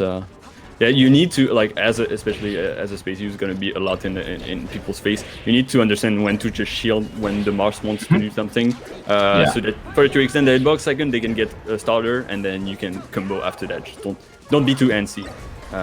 And yeah, maybe Jom is acting a bit too much on the first beat, but yeah, we got red team honestly building up a comeback already. Yeah, they are. It's getting pretty close, to be honest. And Happy Meals looks like he's doing a pretty good job playing defensively. Less trying to force his way in, more just waiting for an opportunity. All gets jammed in. That's probably gonna be a death. Oh no! Great interruption from Renzo. Yeah, he tried to take his time just a bit too much. Yeah. Oh, I love that. Nice little, we call that a frenzy. Let's just turn around up tilt. Yeah. The frenzy. I think it was called the Leffen for a while, and then now it's the frenzy. Yeah, well, frenzy's from the UK. So, there you go. Beautiful shine. Beautiful shine. And Happy Meals. Honestly, like, that's why I talk about how important staying alive is in doubles, right? Like, Happy Meals was about to die and, like, basically steal the game. But instead, respawns, gets 2 kills essentially, including like a cheeky shine spike, and just wins the game. Yeah. Just like that. Well, I don't want to speak too soon, but you know, Yeah, it's difficult play 2v1 against Moss, although P-Mill's 193% absolutely amazing. Survived this long. He knows he stock in the back, but you know, maybe you kill Happy Meals, then you, during the respawn time, you know, you can get the kill on Renzo. Yeah, it's a lot to ask, but oh, what? That's the best case scenario for the blue team right now. Happy Meals gonna have to be careful. Battlefield biting them back. Yeah. Ooh, those nairs are scary. It's like you can get up smash anytime you want, but you're just trying to slide off. No, it ends up staying on instead. I mean, Happy Meals understands that Abev is trying to catch those running shines with those, you know, fade back nairs, but so he's not biting, but he's not really doing anything either. The Star Spot! Oh, Happy Meals still has the opportunity. Oh, finds the back there. There you go. It's not over until it's over, but it's again. Oh no, just a little bit late. The nerves. Oh, up tilt. Oh, that's getting jittery now. Oh my god, Abiyav might do it. He's gonna do it. No, grab the edge. Oh, he gets the grab. He knows. Okay. God. Lots of spaghetti, lots of stress, bit too much sweats. It's getting hot in here. 2-1 for Jomis and Abiyav, just absolutely clutching it out. I mean, that was the best case scenario. I don't even like they hit each other, like each other's head under the stage, and they just disappeared. And then the 1v1 happened. But yeah, that's I mean, blue team definitely willed it into existence because that was, I mean, it was such a up and down game. First it was, you know, blue team dominating, and then red team coming back, and it was like, you know, an advantage, and then another comeback. I don't know, that was a really long game. It was a really cool game. And like emotional journey as well. Yeah. Yeah, players are gonna take a deep breath, I hope, and then come back to it. Abiyav. Yeah. Especially Abiyav right after that. Almost had a heart attack at the end. Yeah. Yeah, no, I think on that that situation where they both died, I think Fox was just too low, basically, or getting battlefielded. So Fox is going to die anyway. It wasn't a matter of what Marth did, but then did clip Marth and no tech. Yeah. So ended up getting the kill. All right, then we're back on Battlefield. They're like, yeah, no, we can't calculate you guys. Nice pick up there from Abiyav. Oh, he's probably getting himself right. I love Abiyav, how he's handling the, you know, the edge guards. He's getting the solo edge guards too, which is like not easy as most people are gonna choose like the very like safe options usually, but he's scouting them out really well, and he's been getting a lot of mileage. Those like back trades. Team both off stage, and yeah, double kill there for red. It's a good start. A bit of an advantage for red team. Renzo's gonna hold on to that stock as much as possible now. The Moss going at it. A bit of a 1v1. Happy Meals just checking how Renzo is doing. Yeah, Jormus switches back to the left side as well. And then Happy Meals, yeah, during the 1v2 time, just like, yeah, I'm going to go get some iframes on the ledge. Yeah. You know, I think I'd rather that than mess around with Falco and a Marth on stage. He doesn't want any of that. Seems like a wise choice, honestly. Oh, I think he's going to be able to get back, yeah. So very important there. Oh, actually catching Jomis off guard there with a weird down smash. Good, like, pressure, not even with moves, just with movement to, like, scare Jomis off the edge and clear it for Renzo. Gonna have it up there, but yeah. And then finds the up smash. Yeah, I think Jomis was, like, waiting for them to actually could laser and, like, stop, you know, to cancel the move, but just, unfortunately just a bit too late. Yeah. Yeah, as much as you want to stay on the ground as much as possible, don't try to go too much into the air, because you're gonna have a hard time coming down, then you're gonna get that'll be really annoying. Yeah, especially against like character with Fox or Falco's up tilt, like or Marth's up tilt even, you know, for that matter, like an opponent's Marth's. Yeah, you got everyone's gonna be shocking you at this point. Yeah. Ooh. Ooh, I like Abiyav just going in the corner with him and just like, all right, I got your back if you ever need to finish a move, and that back air is gonna finish it. Not a great SDI, unfortunately. Blue team slightly pulling ahead, but really not much to it. Yeah. It's been a game of inches so far. Fine grab. And there you go. This might be a double kill. Okay. Yeah, I was gonna say Renzo needs to get that kill. Didn't get it, but Biv is in a tricky situation, and great full back air from Renzo, recognizing that he couldn't get the kill otherwise. Yeah, they want to focus their attention here, I think. Falls towards the edge. Ooh. Oh! Renzo did have the opportunity after getting clipped by Abiv's. Abib, oh my god, is that dead Happy Meals? Oh, he goes really low, but Abib is not worried about that. He's happy to chase him all the way down there and get the kill because he knows that will be a 2v1 setup. And I mean, Renzo's seen it happen to from the other side. Can he bring it back now with the like maybe I can do it, you know what? Plus it's a Falco, 128%, anything is gonna kill him, even a forward tilt. Yeah. You don't want to do anything that's too risky, but Mars has to commit in this situation, unfortunately. He's surviving well, but I do believe... Ooh, that's going to be it, yeah? Yeah. Oh, wow. Okay. It's going to be 3-1. Goddamn. Damn. Yeah, I think that's yeah. I don't think anyone was expecting that. Doing great stuff. Yeah, I'm sure the Swedes were like, oh, yeah, of course they were gonna win. We knew. And Jomis is from where? What, like the Norway or something? Sweden, like, the winner too. Yeah, Sweden. Yeah, you don't underestimate any Swedish player, no matter if it's doubles, singles, arm wrestling, whatever, any kind of sport, any kind of competition.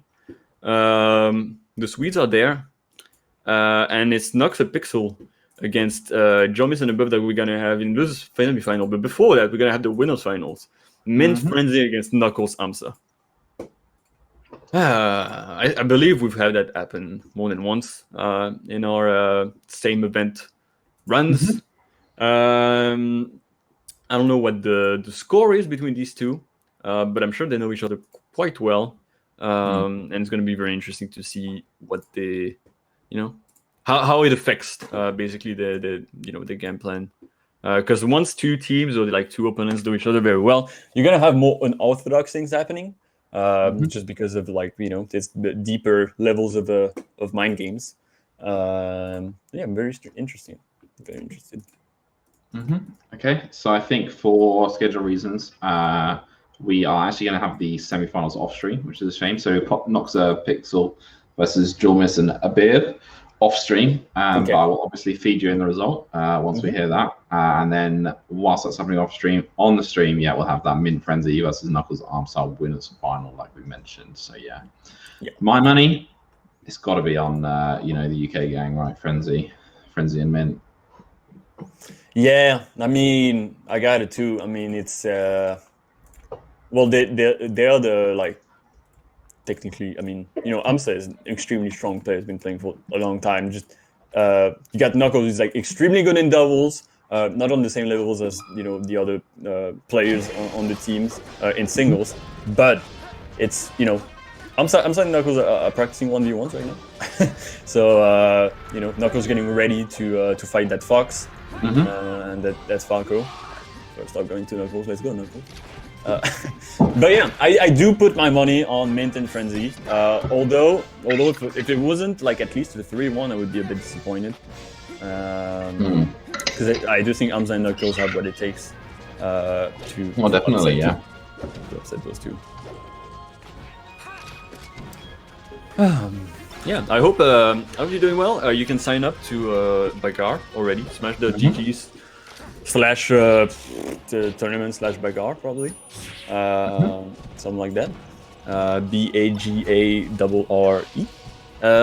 The French tournament, we got a lot of cool things prepared for you guys and girls and everyone. So please sign up. I know, don't force yourself to sign up if you don't feel like playing, because it's better not to sign up and then let TOs alone than to sign up and then in the morning be like, yeah, actually I can't make it. So yeah, only sign up if you feel like it. We expect not too many people because, of course, people are starting to get a bit burnt out after this whole year. So, take some rest if it means that you'll feel better the next time. But, if you still feel like participating, you still got that fire, or you just want to have fun, as long as you don't, annoy the TOs, please come. We'll be happy to have you. And yeah, that's going to be the last one. So if you're just tuning in, you're like, oh, what's this whole same event thing? Well, you got your last chance to participate to same event online. After that, it's going to be, I believe, like invitationals from like the best players and like the crew finals. So yeah. Yeah, very exciting to see that. I think, like, you know, the culmination of everyone's hard work over the last sort of 8 months since January this year. Yeah, it's really exciting to see that. Yeah, lots of things have happened. You know, of course, all the teams coming together, all the community figures, everyone making sure that, you know, Melee stays alive and well in EU, and I think we've done better than anyone could expect, honestly. Yeah, I don't think anyone should feel, you know, sad that, you know, things are starting to, you know, go a bit slower, because it's normal. It makes sense. You can't, you know. So I'm sure like people watching football, like kind of get, you know, annoyed at watching football if they watch it for a whole year nonstop. Kind of the same thing here, or maybe not, you know. But and if maybe not, then sign up. But for the moment, we're gonna have AMSA Knuckles against Mint Frenzy, UK Island against the Dutch. The Dutch always extremely good in melee in general and in doubles. I mean, we've seen a lot of Dutch teams here. Renzo, Happy Meals, Nuxa, Pixel, Knuckles, AMSA. I don't know where Sally and Kalu are from. We haven't seen them play. Like Battlefield is the call for the first stage, so I assume we'll be in any second now. Yeah, I hear games. And there you go. AMSA and Knuckles in the red. Fox and Marth versus green team, Mint and Frenzy. Yeah, gotta say, put my money on the green team, but I'm expecting to see some good competitive melee here. I think I've made a few calls for 3-0s earlier in the tournament, but I don't think we're going to be seeing that in our winners finals today. Yeah, that would be surprising, honestly. Knuckles already doing a great job at getting Frenzy in the corner there. Reminding us of a bit of how well he was doing that just before. Knuckles, obviously, an extremely strong player and doubles player, particularly. Been showing up. Been showing up for the TOs. Been showing up for the streamers. He's been you know, working too much. I don't know how he does it, but bit of an evening up from the green team. Not quite far from making this all even. Of course, first game. And Frenzy flubs the accidental air dodge, and he's dead. And looking like a really strong first game for Red Team, I say. Yeah. Well, they do still stop back from Knuckles, maybe making good on Frenzy's little SD, but still a little bit behind. And look at that, Knuckles just jab, zoning Frenzy. Yeah. In the corner. Like, Marth, such a good zoner, it's insane. Like, I mean, that's his thing, right? Yeah, he's good at zoning, and Frenzy not taking again on the edge, and that's quite a decent advantage for Red Team. That's what you would start considering, like, you know, things to be hard to come back from. But you never count out green team. No, yeah, I mean it's just one stock and some percent now, but there you go with that quill, and that should be a back here. No, but nice, it's a big kill, right? Oh no, great interruption from Min there. But yeah, the red team, they're just sort of maintaining this lead, slightly extending it as well. And that's all they need to do once you're ahead. You don't need to do anything fancy, you just need to, you know, keep doing what you're doing. And, you know... Great target switching from Knuckles, so aware of what was happening around him. Saw that Fox just creeping in behind, I was like, no, swatting him away. Again, perfect spacing, I mean, absolutely, you know, immaculate, honestly, play from the red team. They're surviving so much, both of them. It's rare to have like both players just having a really strong game in doubles. Usually like one will like survive a lot and the other we can like not give away his stocks, but like use his stock a bit more carelessly to try to get advantages. But then like both of them, but Frenzy coming down with the down air, the boot. Yeah, honestly, like being able to stay alive is like the most important thing in doubles, and if actually you're both doing it, it becomes so frustrating for opponents. And I think that's a really important thing to do. Oh, Min messes up the Armada shine. And that hope that they had of coming back, I think just evaporated with that flub there. I mean, Frenzy's a strong player, but you can't, you know, you can't change the game, unfortunately. There's going to be a 1-0 for Knuckles AMSA. So already, Mint and Frenzy that were like, I'm sure a lot of people were putting them, as their favorites. Already a bit on the standing on the back foot in this winners final. I wonder where we're gonna go. Probably gonna go to a bigger stage, probably Dreamland. Would be. I can see that. Just they need to get that Marth away. I think Knuckles causing them a lot of troubles. They're not really. They've been stuck in the corner a lot. Knuckles has been doing really well at making them. Anytime he's got them in the corner, keeping them there, while Amsa just kind of does anything he can with his fox on the other side, and then comes back to help his Dutch friend. I think a bit more space for maybe to Frenzy to set up his laser game. Would be nice. Seeing some ping complaints here coming in. Is it Mint's connection again? They're saying. All right. So Knuckles brings up, says there was a 315 ping spike. I saw at some point. And Frenzy Mint saying it's been final day, but Frenzy says if it happens again, we don't mind DQing. So. Yeah, problems with Mint is so they back into it on Yoshi's. Okay, interesting. Also a valid pick, definitely. But yeah, Mint's internet is a bit on and off. Sometimes it's fine, sometimes it's not. Yeah, I don't know. Literally like live on a farm, right? Like so. Yeah, I mean, not like the biggest inner city broadband kind of thing, like central city broadband. Rollback does a lot of good. Having a wired connection does a lot of good, but the sheep aren't going to provide internet. The sheep aren't going to provide. Very well said. Very well said. Very well said. That's for 2030 when the sheeps have the 5G chips on them. Yeah. Wait, announcement coming soon. But yeah, very even for the moment. Mint a bit nice of an advantage. Damage there. Did you see that's like the amount of damage that Frenzy and Mint did in that like 1 second? It was like grab up smash and then just like bam bam bam. It's those classic like back and forth back and forth. I got strong aerials that will mess you up. Looks like a completely different game. Look at this. Frenzy and Mint are just destruction. They're like they're not letting them breathe, and especially they're not letting Marth breathe, which I think is the big one. So it's definitely going very well. Knuckles has been quite stuck. Amsa starting to get a bit more comfortable now, but he's already on his last stock. It's looking rough. Yeah, Friends is popping off. It's like classic thing with Marth, like once you've broken once you've through the range on the inside of it, like then you can really open him up because he doesn't have that advantage of the tipper and the sword, like on inside. Marth always wants to keep you at that perfect distance where it feels like everything is gonna hit you.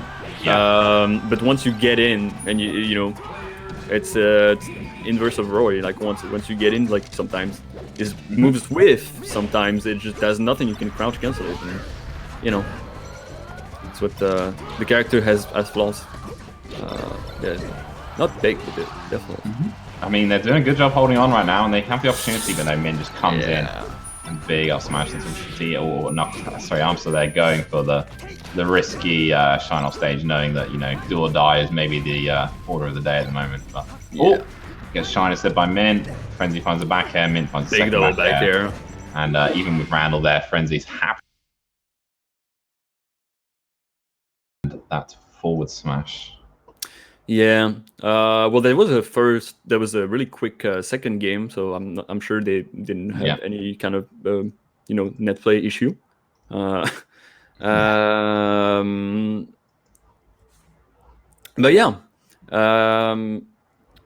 Third game. Now it's up to Knuckles and Amsa again to go to their preferred pick. I'm interested to see where they go. Because you can go FD if you want, or you can go Stadium. They're going Dreamland. That's a pick. They want more space, definitely. They want the space because they want Knuckles to be able to have that space to play around that he's been doing so well with. And they know they can survive. They've shown us how well they can survive. So maybe it's they know better. Doesn't matter like when they kill. What matters is that they can get the space they need to to perform. For sure. And I think one of the things about space, we can talk about space on the stage. Yeah, there is space on the stage, but in terms of like Knuckles and Marth and that sort of zone we're talking about, the stage has an influence on it, but more influence is like the way that you play. Like, are you closing him down? Are you pushing in on him? Because that will impact the options that he has and the freedom that he has to do what he wants. Definitely. The platforms are a bit less easy to work with for Marth because they're a bit higher, so he's not gonna get those insane pickups on the platform that he can usually. And he's not really gonna be able to tech chase with grabs because that's scary. But I'm sure they've worked that out. Because, Frenzy, I'm not sure how he ended up down there, but ends up playing dearly. Okay, good nair, keep him out. Now they're gonna 2v1. Doesn't matter if he comes back because he's gonna come back. Get a lot of percents on. Mint's still fighting. It's up to 200% there. Frenzy goes to the edge to chill, and look, Armstar's just basically killed himself. Frenzy picks up with a ginger nair there. Armstar does think back, but yeah, very questionable seeing the Arms do off stage, I think. Knuckles now in the corner, and then you see that was actually a bait from Min. Did you see that? Like he went as though he was going to punish Knuckles and like force the edge guard. Armstar runs in to interrupt, and Mint's like, actually, psych, I'll just run through the stage. You put yourself in the corner for me for no real reason.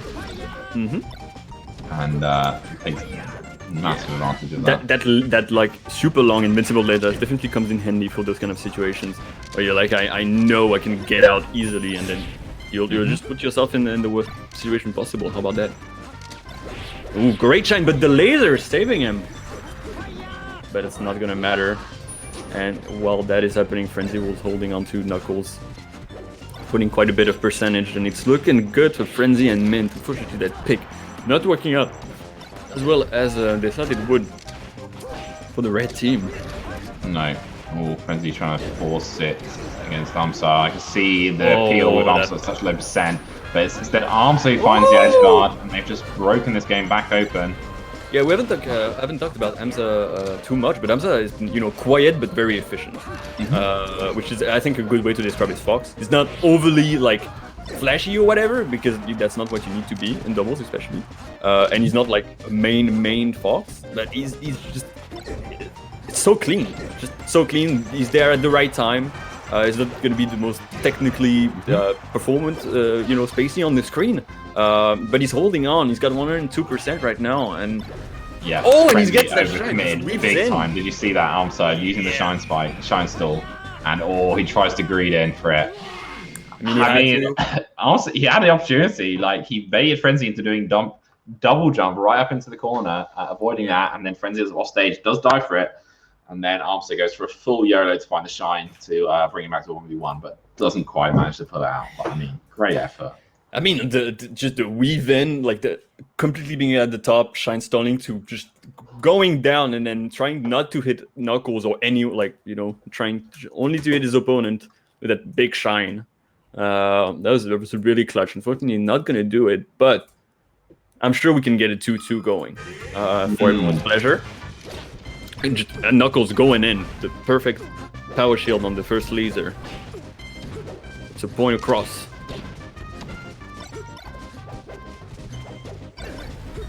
The nairs are scary. You can get away with a bit more, but gotta be careful.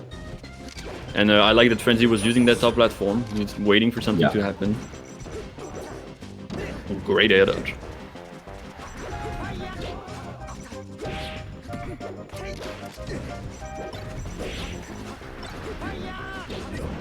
Ooh, nice pick up with the back air there from Armstar, and that should be a kill as well on Mint.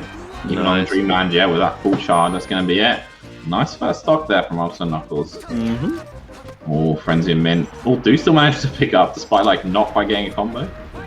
Find that it's very late nair after a tech chase, and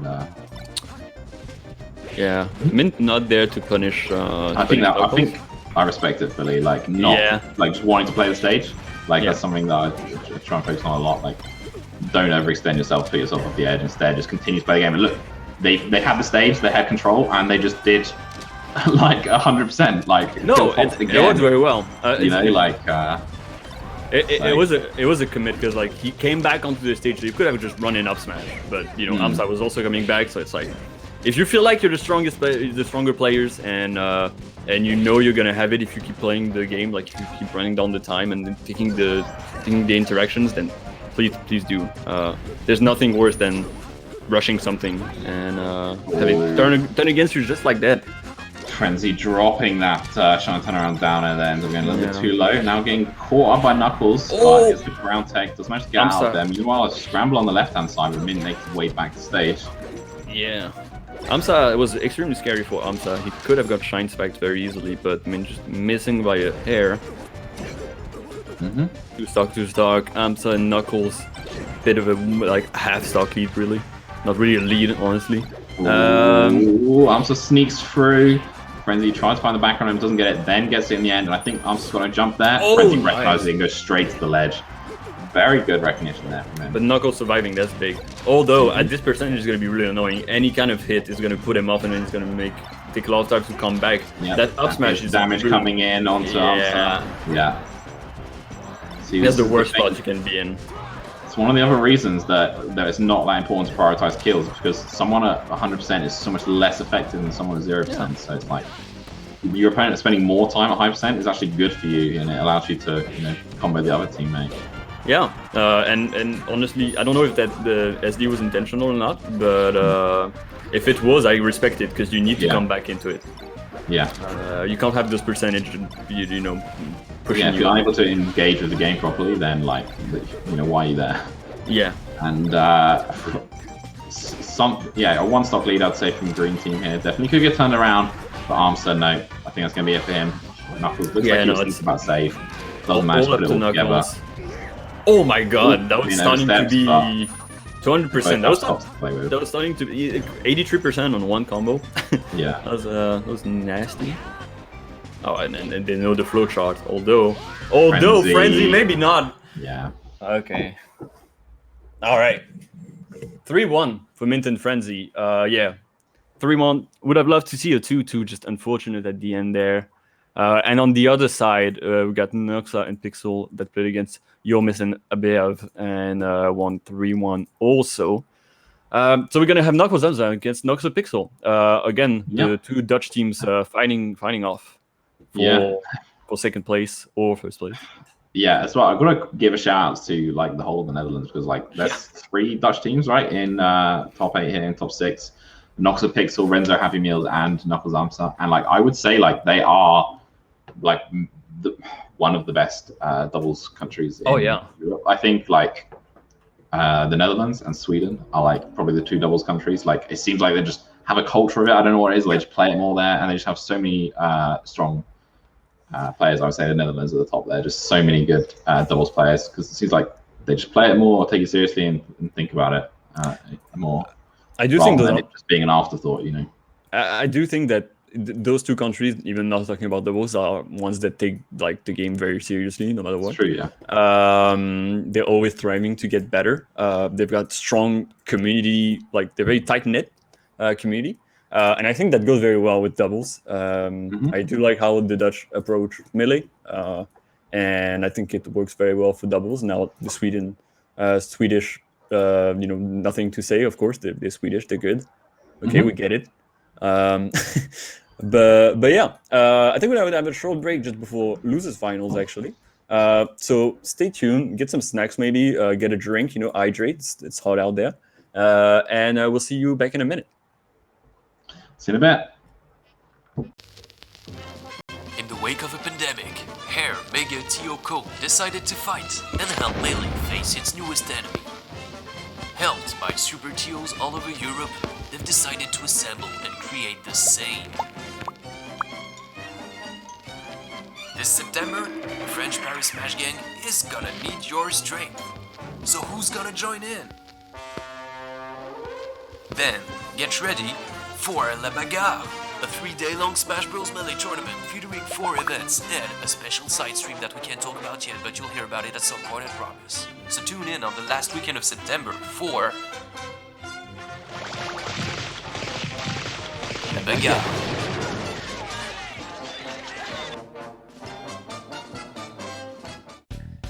Welcome to Cohen's Academy. Some of the world's best players have received extensive training to help you take the next step in your Melee journey. With one-to-one coaching sessions, special guest speakers, monthly student leagues, mentality lessons, and over 500 previous lesson vlogs to look through, all in our private Discord, we have all your bases covered. Choose from a wide selection of coaches to pick the right one for you and your character. Or, for a discounted price, you can sign up as a content consumer to watch all the lessons live or rewatch all the past lessons in the archive. As well as this, you can get access to the Cohen's Academy Discord server with all its resources. For an extra little bit more, you can become a Consumer Plus League member, which allows you to take part in the monthly league divisions as well. Newcomer or veteran, with Cohen's Academy, there's never been a better time to step up your game. So check out patreon.com/Cohen's Academy to see what could be in store for you.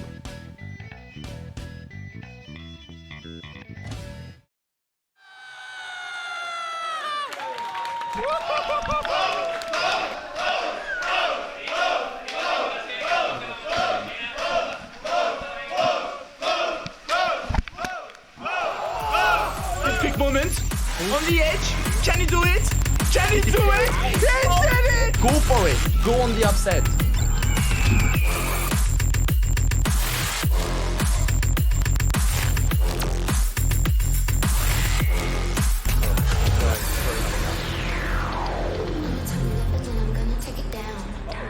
Oh my god. That is disgusting. What the fuck? I've got a little bit of a feeling that this may not be the real feed. What are you talking about, you ball bag? So you say you're experienced players, but I assume absolutely none of you have experience versus a youngling. Well, actually, just to cut you off, like really briefly, because I was expecting this. Just trying to think like a Frenchman, getting into the head of my opponent, how it would feel to lose to the Netherlands, just like that. I've been thinking about it a lot the past 2 weeks already. Intéressant, derrière le grab, c'est très bien fait de la part de Tech. Est-ce qu'on peut terminer le nerf? Ah, on n'a toujours pas tué ce Captain Falcon, c'est insupportable. Le backer. Là, c'est pas possible, tu peux pas revenir, mon gars. Terminé. La France s'impose. This shows how far we've climbed, even if we haven't quite reached it. Just edge cancelling around the place, no big deal. Oh, no. This is huge for Paco. Oh, there it is. Explored and people kept learning how to use it a bit. The mob up smash. No, that thing's just straight trash. And that's it. Oh, no. Welcome back, everyone, to Teaghlach Doubles. We are now in the top 3 sections, so it's really heating up. Just to remind you, in case you forgot, I am Jessica, aka X1, and I'm joined here by the lovely X-Bloke. We're going to bring you some losers finals action and then some grand finals action just after that. So I see warm-ups now, and that means any second we're going to get Knuckles Armser versus Noxa Pixel, and Noxa Pixel already made it through into at least 3rd place, and I think you may recall, if you've been paying close attention to the stream, that earlier on in the bracket I said Noxa and Pixel are my choice for 3rd place at this tournament. So Gestradamus striking again, I think. Do you think they can't take it against Armsa and Knuckles? I think it's a tall order. I think it's a tall order. Yeah, I'm sure they've played quite a bit. You know, you know, when you got strong teams like that in your own country, I'm sure it's really, really nice to be able to play together. Just have great pings too, which is always nice in doubles. But yeah, we've seen how good Armsa and Knuckles are. We've seen, you know, their synergy is so good. Like, you've seen how long they've been playing together. They know, like, I think one thing about Knuckles that I really like is, like, he knows that he's, like, the other players most of the time are, like, better than him. But he realizes that and acknowledges that and manages to play off of it. Like, yeah, I'm gonna play very, very simple. I'm not gonna try anything crazy. I'm just gonna play to my strengths, and I don't really care that like the person is like technically better than me because first I have my friend to back me up. Second, it's not the same game, and I think that kind of confidence really really brings him to the top there. And Nux and Pixel, I think they got the underdog power up. Like people aren't taking them seriously enough. Quick early kill there from Armster. Oh, it's frozen for me again. Pixel just respawns and shines him right back. Oh my god, what an absolute clown fiesta we'll call that on the left-hand side. I think every player on the screen needs to just have a quick break right now and reset mentally, because they were all just piling it onto that left side, and I don't think they should have been. I'll let you handle that, because froze for me. Okay, yeah. So yeah, looks like they've chilled it down a little bit. You were talking earlier before about Knuckles like being respectful, like not trying to like force it against players who he sort of might know are better than him in 1v1 singles. But like I would also say like he's not like afraid. He doesn't fear like the top players, which I think is a really good healthy respect, but not like to the point where he's like cowering in the corner and making like panic decisions or anything like that. I think he understands that it's a different game, and because I do think doubles is not anything like singles. You gotta really take it as a different game, and when you feel confident in your own game where you did get the advantage, you can definitely put yourself out there, just like we've been seeing him. And Amza just absolutely carrying in the corner right now, and then Knuckles just ready for and he's like, okay, just do your Fox things. I'll be ready for his forward smash or grab or anything when time comes. I'm not gonna rush you. I'm not gonna forward smash to possibly just end your stock for no reason. Oh, I'm stuck alone in the middle. Doing a bit of damage here. Really even. Oh, did Armster jump? Oh no, he's still got it, so it should be fine here. And sorry, Knuckles. Armster does clear space for Knuckles to get back to the stage with that back end. Looking a bit scary, but Pixel was trying to like help Noxa, but Amsa was moving so well, and then he was also like worried about Knuckles coming back and then like messing him up. So he kind of got stuck in his own brain and didn't really do anything, which is something that can happen. There's so much going on in doubles there. Yeah, great zoning there from Knuckles, just focusing on the Peach, and allows Armster to do this damage. That forward is a bit scary. That's definitely a flub. Oh, I think Knuckles and Armster are looking a little bit more composed. Oh, Pixel finds the up smash and then down smash on Armster. Knuckles dash attack here. No, goes into the side B instead. Does clear things up. Armster fighting for life, but no shield just gets so low, and now it's Knuckles on his own. Oh, taking so much damage, but he has the opportunity. Pixel's super close to dead. Knocks it also almost got his 100. Nice. Oh, only the back air. Oh, this should be. Oh no! Oh, he gets it! Oh, okay, 114%. Oh, Knuckles, I think he's gonna do it. Oh, no, that's a good DI though from Noxa. Noxa's been doing very well in singles too. Yes. So been showing up, especially the last tournament I remember. Yeah. But Knuckles, no slouch. Great Dutch player, great Moss player. It's not an easy matchup for Peach. Another up tilt that's not Tiffin, that's not going to kill quite yet. One more grab, force Peach off stage, forward air, and just that alone will get a kill off the side. Great job to Knuckles. That was a stressful situation, and he managed to turn around very, very well. I was really scared on that first forced match when they both came back. I was like, oh no, that was your chance, man. But then he managed to even it up, and I mean, great way, and carrying his team to victory for the first match. Yeah, absolutely great stuff there from Knuckles. That was like a situation where it felt like they had control, and then Pixel just came in, found that up smash on Armster, and then Armster got a little bit mangled as well. There's a moment where he's just like desperately clinging on to life, but then you got like down smash, which like tanked half his shield, and then I think Pixel just came in and up smashed, and it just got the shield poke thanks to all that shield damage, and ended up setting that 1v2 scenario. But yeah, it was a crazy first game, honestly. Nux and Pixel gotta recompose. It was very close. It's definitely doable. But they're thinking right now. Where do we go? Where do we go? What feels better? Yeah, interesting question for sure. So, Nox and Pixel got to think about it. I mean, you know, Knuckles already feeling himself because he tweeted between the matches right now. Wow. So I mean that shows someone that, like, you know, he's in it to win it, and he wants people to know about it. Right now we're going to Yoshi's. Interesting, and we've got a switch. We got the Amsa Sheik. Maybe a preparation for the grand finals. They want to switch it up. Always nice to see Amsa Sheik. It's been a while. Oh my god. Yeah. Yeah, I like to see that. I'm not. I don't fully, you know, have a handle on the exact why. I mean, it's definitely a completely fine picking for this team. Maybe just like not super into Fox running against Peach. Well, like, I mean, obviously it's a fine matchup. Maybe it's just a preference thing. If it fancies it. Yeah. That.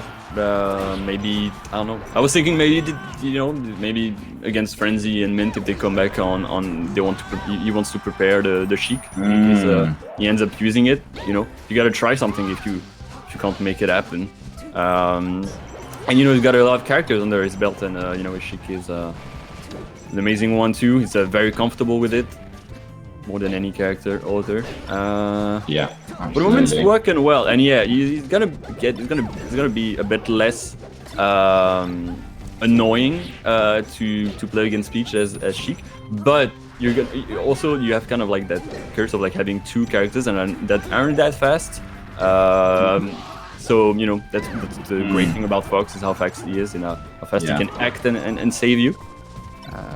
It's a lovely needle into back air pick up there from on the left hand side.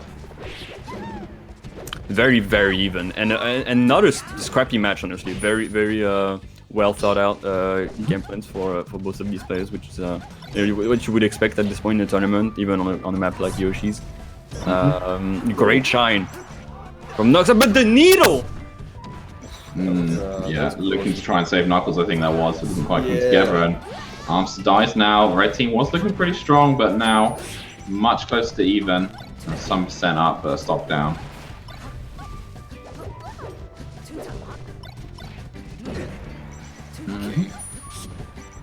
Oh. Yeah, that looks like, oh no, not quite a double kill. Yeah, great choice from Noxer to just sort of chill up there in the corner, out of harm's way. Pixel sneaks in with that side B, a lot of damage. Yeah, focus on the Fox now, but great up smash. Oh, this could be it. How much damage are you gonna get on Noxer? Yeah, Noxer, don't go out there. They want to get Pixel sort of beyond this. Crouch cancel percent. Getting a little bit scary. Yeah, I like the should die, but oh no, the shield extending the up air. Oh, can they get the double kill here? No, they cannot. Pixel survives until his teammate respawns. Very critical. And I think blue team might be about to steal this game. They got red in the corner. Oh, great way after that down smash on the platform. Doesn't want to mess with that at all. Oh, obviously gets back here. Oh, and now it's Knuckles' turn again. 69. Nope. 84. Never mind. Yeah, it's gonna be and there you go, the roll ups. That's 1-1. They didn't want anything like that to happen again. 1-1, just like you said. That was scary. That was scary. I like how even the game was. Like, it kept getting like, oh, a bit of advantage for one, a bit of advantage for the other. You know, it was very back and forth. I don't know how Amsa feels about that Sheik pick. He had opportunities to save with the needles, unfortunately, just off by a little bit. Yeah. I'm guessing he's gonna stick with the Sheik for now. You know, you don't pick her for just one game. Yeah, I find it interesting. I find it an interesting pick as well. You mentioned maybe it was for winners. Sorry, for the grand finals if they get there, but also, you know. Yeah, what does it bring? You know. Yeah. Well, also more often, like, you know, you need to get there first. Like, I don't think this is by any means like a done deal that they're gonna win this now. Well, you know, maybe then they're in the mindset that it's a done deal, or maybe he actually picked it because he feels more comfortable with Sheik in that specific matchup. For the moment, we're going on Stadium, and it's going back to Fox. Yeah, maybe it was the Yoshi story, not wanting to like mess with Peach on Yoshi story as Fox, something like that, or maybe, you know, prefers Sheik but sees Pokemon Stadium and thinks it's a great option for Fox. Yep. In any case, I mean, it's a great choice. It's just now you gotta adapt it back to Fox. Of course, he's someone that plays multiple characters, so he knows about that. But still, it's never easy. Although the jump squats are the same, so it helps a lot. You know, I've got to say, Noxa was not matching there because with a good match, they would have definitely been able to break out that grab, but they did not, and it would have saved them up smash. Weirdly enough, it's kind of hard to mash on box because because most of the mash actually comes from your stick inputs, and since you have like up on the other side, you don't really you gotta learn to mash on box basically. Fair enough, yeah. So like if you don't know it and if you're just pressing the buttons on like the face buttons and not the stick, you're not really gonna have good matches. You're gonna have pretty bad matches actually. Fair enough. So yeah, Peach on box good, but you gotta learn some things. Yeah, you have to learn it. I mean, okay, sorry, let's just regroup with where we are on this match right now. Because this seems like the Fox switch has worked out, or something's working out in this match, because I see 7 stops to 1 on the screen right now. Yeah, that's not what we were expecting, honestly. 7 stops to 1. So Pixel, unless he's feeling like I don't know, Captain Dutchman, I don't know. You gotta be feeling some type of way right now. I think you should just save your energy at this point. Nice. Nice. A pretty solid teams combo, then elevated to real tasty stuff with that up smash finish. That was cute. We'd love to see. Yeah. At this point, as Pixel, I don't think you use any more energy. You just let yourself get, probably run off the stage or whatnot. But they got the cute combo anyway. And now it's 2-1. That Fox pick or whatever happened. The stage, the pick, probably a mix of every factor. Maybe Amsa, drinking some water, waking up. Who knows? I don't know. Yeah, I don't know, but that was a statement performance there from Knuckles and Amsa.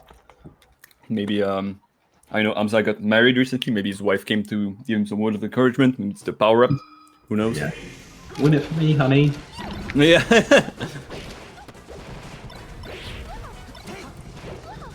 All right, so Fox sticks for Battlefield and for Amsa. Yeah.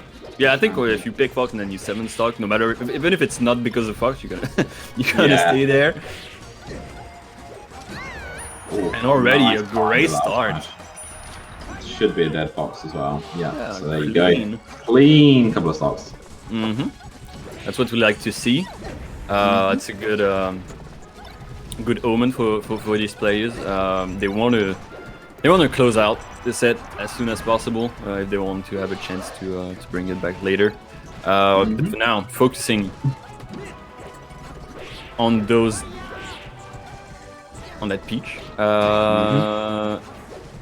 Yeah, already such a strong start. I mean, the blue team is doing their best, but I feel like they're getting split up all the time. The 1v runs aren't working in their favors. Yeah, Noxa was definitely getting punished, and you could see that Pixel wanted to tech, reset, and just get Knuckles off them and get back into the fray. But Knuckles is doing such a good job, zoning whilst their opponent was knocked down, basically, not forcing the tech stage, just waiting for it, waiting for gap attacks, waiting for this, waiting for that, and just doing a lot of damage. All right, Noxa again going off the edge. I can understand because you're in kind of dire situation, but again, I think every time he's tried to go upstage, it hasn't worked out for him. This tournament, basically. It's just because even as Peach you can't go upstage, then I think should be careful with that. And I mean, Red Team looking super hot again, honestly. Wrong. Yeah. Although never over. They got low percentage, which is good. Amsa might find this. Okay, good down smash. It was greedy, yeah, it was greedy. Even though I called it, ends up being a big down smash and almost dead. Saved only by Knuckles coming in with that forward air. Yeah. They're getting closer to it, although once they're going to be at 100% each, it's going to be really tough. Yeah, well, that's the thing is whilst obviously I understand why they agreed with that kill, they also just both took 100% for trying to get a quick clean up rather than just continuing to play the same game plan. Yep. And right now, the blue team, you know, 170%. Oh, nothing off stage. Forced the air dodge, but no. Yeah. Finds the up smash. All right, no, it's Probably Fox. gonna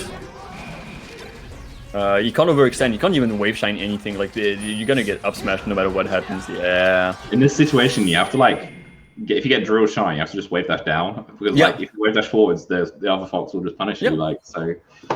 You just gotta bait everything and hope like everything's on your side. Make the best reads of your life. Unfortunately, that's for another day. As Knuckles and Amsa move on. Yeah. To grand final. Frenzy and Mint waiting. Yeah. Frenzy and Mint waiting, just taking a break. It's been a long bracket, but they've played the least matches, so technically the fresher. Although Knuckles and Amsa, I'm sure have every intention in the world to reset this grand final at least.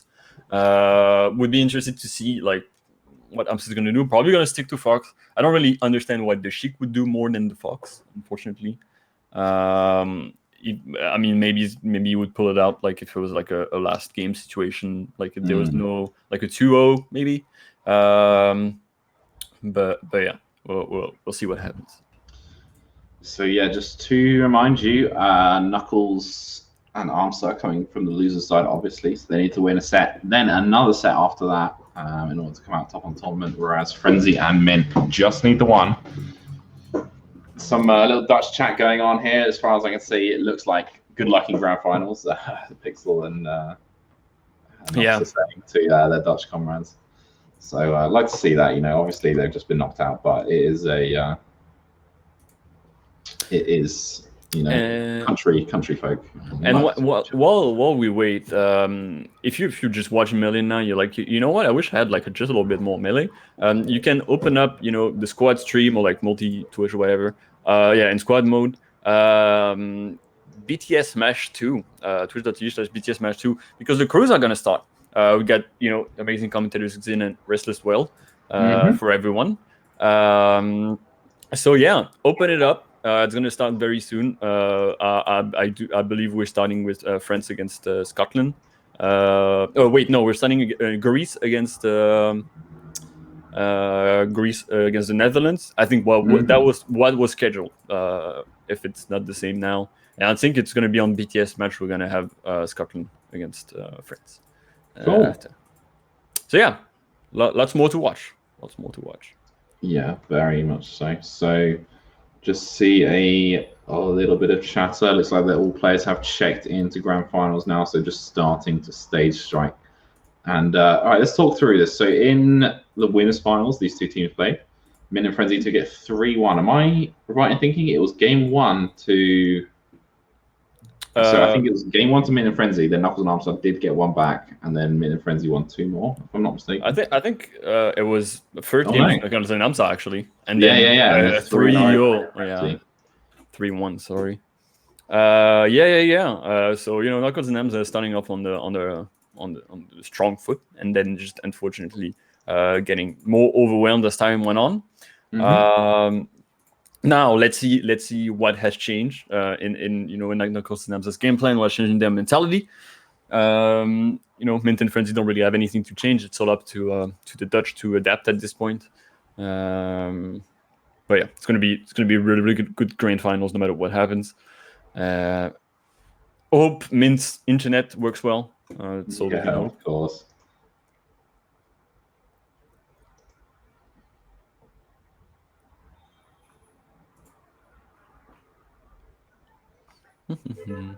All right, so yeah, I think we definitely saw like in game 3 of the previous set, Arms and Knuckles just sort of flick a switch and go from it being competitive to it not being competitive. So obviously you can't compare, from one match to another match, from one set of opponents to another set. But if that was just something that's changed in his brain, he's just switched on, and he's just ascended again to that higher level, then maybe that's the sort of thing we're going to need for a super competitive grand finals for to come out on top. But it's kind of the onus is on them, right, to make the change, Because as it was, it looked like Frenzy and Mint were pretty confident. Yeah, they gotta make the change. They gotta put some pressure on those on Mint and Frenzy to have to make, because then it's gonna be up to Mint and Frenzy to adapt. But yeah, it's a strong wall to penetrate for sure. Not undoable though. Not undoable. I do think though that it's gonna be like the first game is gonna matter so much. It's always like that in grand finals, like in grand finals. If the losers team starts winning, it's usually gonna go to a reset. But if they don't win the first game, like the first game matters so much, basically. In grand finals, at least. Especially after showing Frenzy and Mint like sort of heating up during the winners finals. If they like start by winning and then heat up as the set goes on, then that's just going to be domination. So Melee's momentum is insane. This game can the game momentum in this game carries you to a whole other level. It's just like there's very little to reset your momentum in this game. You know, you got the angel platform, but in doubles it's even worse because the angel platform is not going to save you because you gotta get off as quick as possible to help your teammate. So you don't like doubles is extremely taxing. I'm sure a lot like these players are starting to feel the you know the whole day of play. I'm sure some of them have played in singles too. We hope for Knuckles and Amsa that Mint and Frenzy are starting to get spacey tired, and but for now, we saw a bit of warm up on Yoshi's. Let's see if they actually go to Yoshi's. Nope, Dreamland. Again, very power shield on the first laser. All right, Knuckles. But Frenzy already on the offensive. Let's see. Yeah, that's gonna be very important what happens in this first few like minutes, basically. Mint getting combat a little bit, but so is Amsa. When he sets the neutral, Mint pushes forwards. Ooh, they got a good a little bit sandwiched here. Now in the corner. Knuckles the one to go forwards there. Totally respect. Oh, and Knuckles try to go for it all there. Oh, I love the side B. Fortunately, not much going after. It's a good way to make him stall. Allow him to do more. Love that decision making from Frenzy, by the way, to just ignore Knuckles. Doesn't end up working out. This specific situation goes in the red team's favor, but I think a great choice to go pressure Amsa and try and help Mint survive. Yeah, well, yeah. On paper, it was the right idea. Right? Ooh, try to get the shine, but that strong hitbox from Franco knocking him out. We've got an even game again. I think that's a great omen for the rest of the set if it can stay as even between these four competitors. Get the Nair catching. Great slip up, yeah.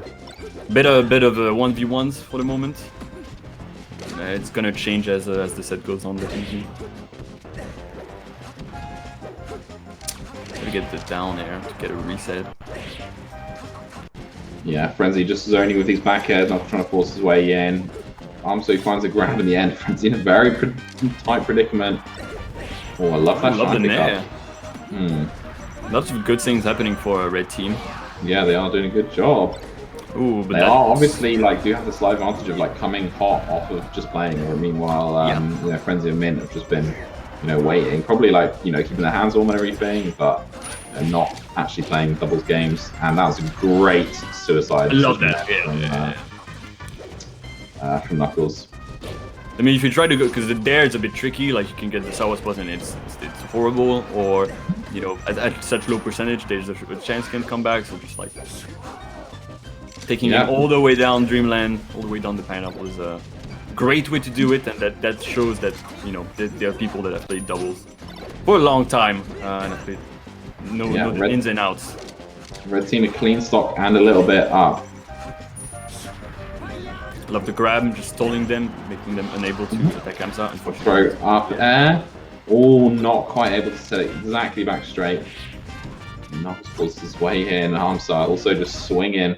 Well, the green team boxing the corner, especially with Mint at 100%. Does manage to break out. Isolate Amsa a little bit here, getting the damage on. Oh, big F smash. Could be an opportunity for some nice edge pressure for the green team. Knuckles off stage. They want to get this kill on Amsa as soon as possible. Love that shine down there. Oh, and up there. Knuckles interrupting. Definitely saving the life of Arm, so they're very important. Oh. Knuckles, what's that? 5%? Did I see that correctly? Yeah, it was 5%. Knuckles dying at 5%. That's brutal. And oh no, doesn't manage to get it. Frenzy with the 1v2. Right. The Arm is at insanely high percent, 140. Wow, Frenzy, what are you doing? No! Oh my god, alright. What are you doing? Mate, apparently, that was, okay, I'm not even gonna lie, that was not a mate. That was definitely just a fly and a mistake. But Yeah. ends up working out for him thanks to a really good angle. And now it's Frenzy versus Knuckle. I mean, if this was a best of 5, I'd put this on Frenzy 100 times out of 100. But one stock in this high pressure situation, anything can happen at all. And we saw how well Knuckles did in a 2v1. What can he do in the 1v1? Obviously, that's Frenzy. That's the Frenzy, though. That is the Frenzy. Yeah, that's rough. That's really hard for the green team. I mean, technically they would have lost, but like again, they had this opportunity, this second life, and they didn't manage to take it. You know, Frenzy does tend to SD a bit, you know, but It's happened once or twice, yeah. It's happened once or twice. But in this situation, I wouldn't have expected it at all. I wasn't even thinking about it. Very unfortunately, I hope they take the time to recompose. They have like even at worst, they have another set. So like, they need to use that to their advantage.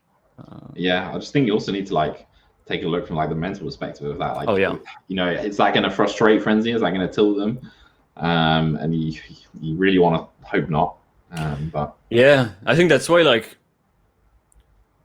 you don't want to give too much momentum to Knuckles and Amza, but there's definitely been a lot of like doubles. There's a lot of doubles. I think tournaments who go to grand final reset because it's really taxing to play doubles. So like some teams will actually like try to play a bit more relaxed on the first set if they're in winners, and then they'll like boost it up at the end in the second set to kind of like overrun the other team, which is the plan. It's risky, but it's something to do, especially when you start losing the first game in such an unfortunate way. So Yoshi Story's the pick. Oh, good start. Nice pick up with that down air there. Oh, I'm so off the stage as well, but no, they focus on Knuckles, which I absolutely respect. A bit of a scramble here in the middle, and the mid off stage gets saved by a laser. Yeah, and you smash the engine so much too. Yeah. Alright, I'm finds the up smash. He was definitely looking for Min, but finds Frenzy. Not going to complain about that. Yeah. It's green, it doesn't matter. Yeah, it's green. Fox is a good character. Fox is pretty good, and Knuckles already down 2 stocks. That's definitely not going to make him feel too great. Finds the tipper on Min finally, and that Frenzy takes a lot of damage. Quick 75. I love Knuckles taking back center of the stage, knowing that he's got to be ready for any kind of approach from the 2 getting back onto the stage. Now having a little bit of trouble with Frenzy, and now the 2v1. Oh, he probably Min probably wasn't expecting the shine before the back air. Probably messed up the combo a little bit. Yeah, you gotta be as simple as possible because you don't want to like mix up your own friend, basically. Yeah, I see why they're Frenzy with the shine, because they're like low percent. Sometimes if they just like DI really hard into it, it's really hard to get a team combo. Because they just end up too close to you and not close enough to their teammate. But yeah, it didn't seem like Min was exactly on the same page there. Frenzy doing a fair bit of damage, and the green team are definitely up here. Not enormously. And B. Yeah, basically just a bunch of percent, which is not nothing, but whoa, unfortunately, what's their biggest kill up now? Great stalling from Armstar, recognizing that situation. Yeah, again, Amsa quiet but deadly. He's been amazing respect there. Frenzy just tempted Armstar to come off that platform with the drill. Dashed back and just clips him with that. My God. Knuckles. Back. Alright, so all up to Knuckles. Knuckles has been the the 1v2 guy. Yeah, the 1v2 guy, the heal. Every time, and he's been making it work, although this is almost impossible. Yeah, it's very It's Yoshi's, but it's almost impossible. Wait for Randall, maybe? No, I don't think he had the Yeah. opportunity. It would have been quite a long time. But yeah, no, great job. Frenzy happy to do down smash there, knowing the Mint had rolled up and had those invincibility frames. So there you go, 1-1. Still Okay. not like a dominating game for Frenzy and Mint at all. Definitely very close. No, it's good to see those two teams like going at it, like kind of going back and forth. There was definitely a possibility for Knuckles and Hamza to win that game again. Just Mint and Frenzy. It's nice to see Frenzy not doesn't seem tilted at least. Maybe he's hiding a bit very well, but that's what again, just like pressure doesn't disappear once you get good. Tilt doesn't disappear. You just become better at handling it, right? Yeah, sure. It's its own separate skill, isn't it? Yeah. I'm sure. I'm sure a lot of melee players would like. If Cone's Academy start proposing like, I don't know, like theater classes, I'm sure they would have something from it, in terms of mental aspect. It's like, yeah, definitely. No, stage performance and things like that. Yeah. Mm-hmm. But for the moment, Cone's Academy is still not working with the great arts of the UK. So no, only the great melee of the UK. The great art too. Nice cover there from himself. Frenzy not quite dying there. Goes to the top platform. Green team re-establish themselves in the middle. And bit of a scramble. Yeah. Red team on the outside. Armster gets in though and then kills Frenzy. Mint looking like he's going to die as well. Oh, take it back. Frenzy did not die, just lived. Yeah. Good DI. Yeah, great use of the shield there. Quick picks up the clean up crew from Mint, honestly. Mint recognizing also that Frenzy was going to make it back, so he just boxes out Knuckles, not trying to do anything fancy. Really great nair from Hamza to catch Mint trying to end Knuckles' life. Oh, Knuckles going a bit. Yeah, that's a bit greedy. Ooh, we didn't get the muscular there. The two were on the. Yeah, there's a bit too much going on there with all of the other teammates getting involved too. Grab back air kills Knuckles. Yeah, quite a messy game, honestly. Oh, frozen. Yeah, I've had a freeze as well. Let me just get that back as soon as possible. Don't forget to donate to Fizzy's Patreon. So yeah, yeah, that patch comes through ASAP. I'm not even seeing him. Yeah, I didn't see it. It's unfortunate. As it dropped for you to chase. I don't see them broadcasting anymore. No, same. I don't see anything in Discord though, so. Yeah, unfortunately that can happen, can drop, and then they're not gonna put it back before, the next game, unfortunately. Damn. Hopefully, I don't know, hopefully it's still showing on the stream. I can't tell, I don't have it open. It looks like it is. Oh, it is? Looks like, obviously I'm a bit behind, but red team looking pretty okay. Okay, so it just dropped for us. That's interesting. BTS. No, I don't know. I've not got the right thing on here. Oh, okay. No, we have nothing on the.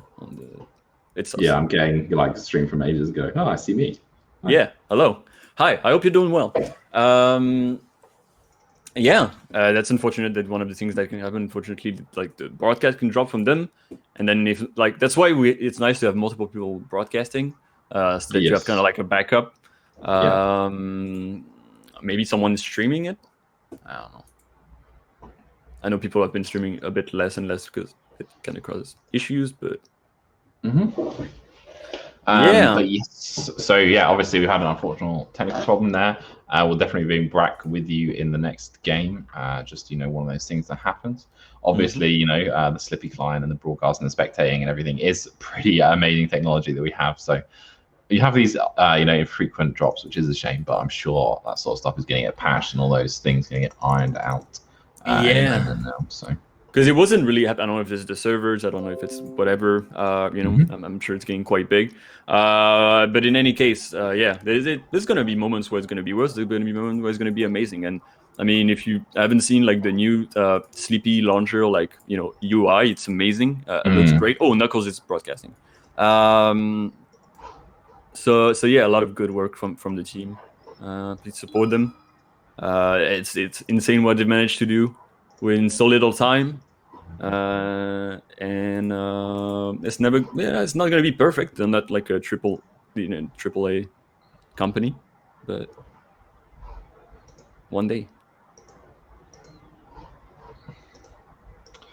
Yeah, exactly. That's the thing. You got to remember, this isn't made by, you know, Oxys or anything like that. It's just made by some people who love the community and love this project. So I've loaded in, but it's just frozen again for me. Yeah, so it's frozen on the last frame. I think we saw or something. Yeah, that makes sense. Just leave again, and we'll see. So it looks like it went to Mint and Frenzy. I'm seeing on Smash GG. Okay.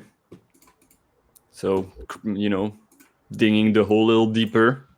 One more step until they can claim Teaghlach doubles grand finals winners.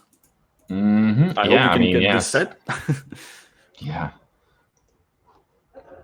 Yeah, just looks like Frenzy's going to do a broadcast now as well, so we'll have that to watch. Just going to be a little minute, but yeah, so Frenzy and Mint need one more game, and Knuckles and Armstar need 2, and then after those 2, they need to then win a whole other set and a whole other best of 5 afterwards. So. Yeah, it's a tall order.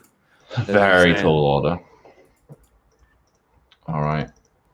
Frenzy, FRNZ, I see. So I've got waiting for game, so hopefully that's good. I assume they'll do a quick test just to make sure we do catch this next game, even though it potentially could be the last one. Okay. Yeah, I saw Pokemon Stadium very briefly. I saw Pokemon Stadium. We're gonna be back into it. Just wait a second. You can open the squad stream to watch BTS2 at the same time, and you know, get settled. We're going towards the end of doubles, and after that we'll have Cruise. But for the moment, Mint and Frenzy are trying to close it out on this possibly last map of the doubles tournament. Yeah, possibly. White Knuckles and Amsa. Okay. Okay, it's Battlefield again. Yep. And there you go. Whew, yeah, Frenzy and Mint poised to take it. Knuckles and Arms are definitely not going to want to let it go, though. They definitely have been fighters through this tournament. Yeah. Hopefully, Hamza has that click again. Of course, these are different players. You know, a step higher than Noxa and their partner. Oh, nice shiny shield there from Frenzy. Oh, falling up there from Armstar. Looking to try and do the damage. It can be so frustrating when you get like a nice up air on up smash as Fox, and your opponent just lives because you think spend that time, you know, getting the read or getting that opening, and you just picked it with quite a long percent. Yeah, we saw a bit of an unfortunate thing that happened on the side with Mint there, but you know, a double left smash after on 2 different teams at the same time, you know, evens it up. Oh, I'm sorry. He does manage to sneak onto the ledge there. I thought that was a scary situation, but Mint finds the back air. Yeah, it's not going to be able to come. Oh, the side B, but that may be a bit too much. Actually, no, he makes it bad. That was really scary. That side B is just puts you in the worst. Nair shine in the corner, yeah. Definitely very sketchy stuff. But... Nice. Oh, good smash DI. Yeah, that up air was really tricky. Probably wasn't expecting that at all. Those down Bs doing great work for Knuckles right now. That's going to be Amsa's third stock going out. And we've got such an even game, honestly. Oh, oh no! That's the worst thing that could have happened. Yeah, it's very unfortunate. That side B getting the meteor and picking up a kill for that. Yeah, that was so quick. I don't... I understand why you got caught by that. Very, very tentative lead here for the green team, but nothing to write home about at all. Yeah. Oh, nice falling up and going over the gap attack of Knuckles. Knuckles in the corner, Arms just trying to interrupt. Great grab. Into the land grab, yeah. So get out my face, leave my partner alone.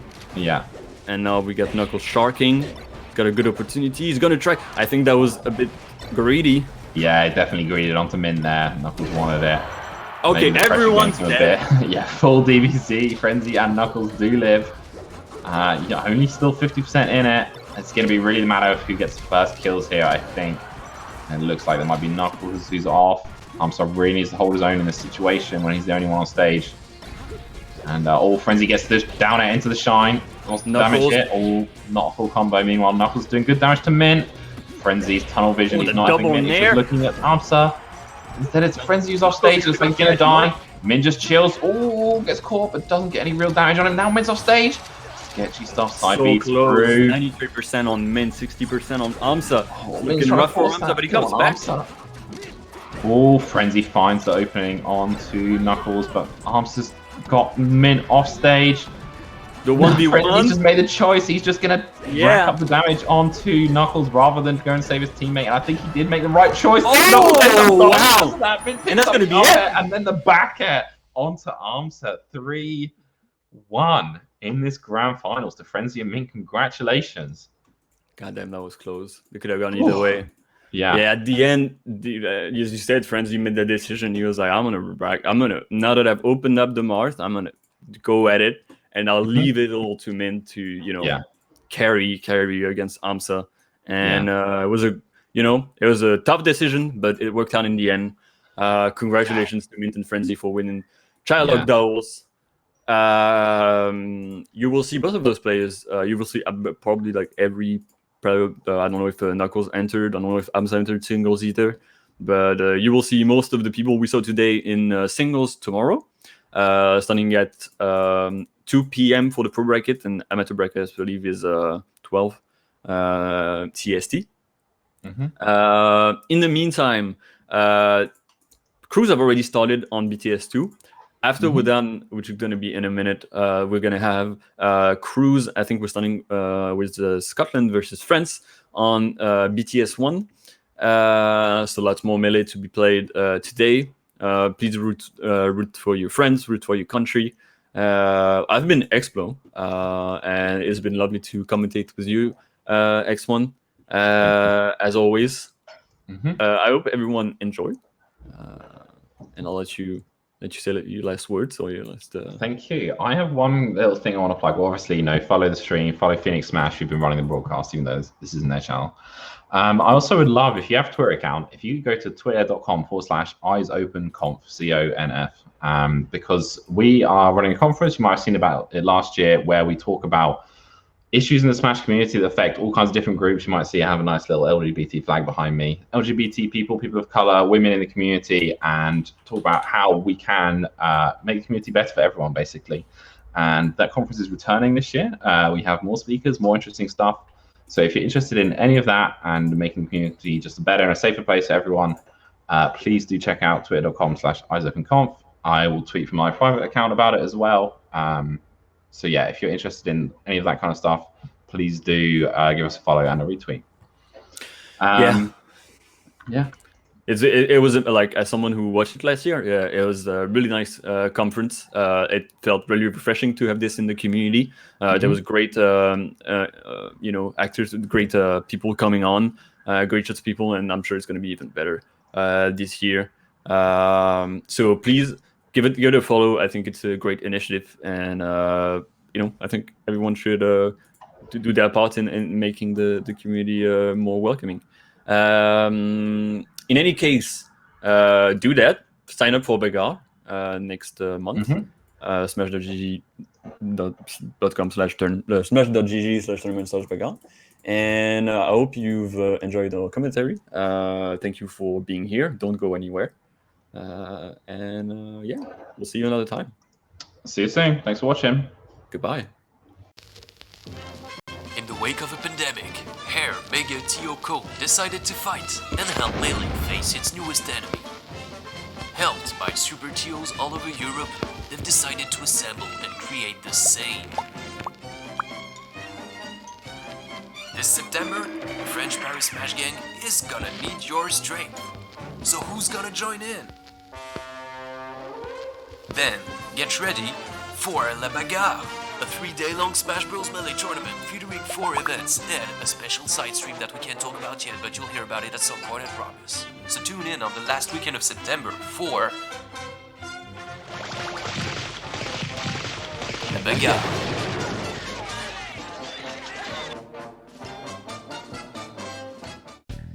Welcome to Cohen's Academy. Some of the world's best players have received extensive training to help you take the next step in your Melee journey. With one-to-one coaching sessions, special guest speakers, monthly student leagues, mentality lessons, and over 500 previous lesson vlogs to look through, all in our private Discord, we have all your bases covered. Choose from a wide selection of coaches to pick the right one for you and your character. Or, for a discounted price, you can sign up as a content consumer to watch all the lessons live or rewatch all the past lessons in the archive. As well as this, you can get access to the Coins Academy Discord server with all its resources. For an extra little bit more, you can become a Consumer Plus League member, which allows you to take part in the monthly league divisions as well. Newcomer or veteran, with Coins Academy, there's never been a better time to step up your game. So check out patreon.com/Coins Academy to see what could be in store for you.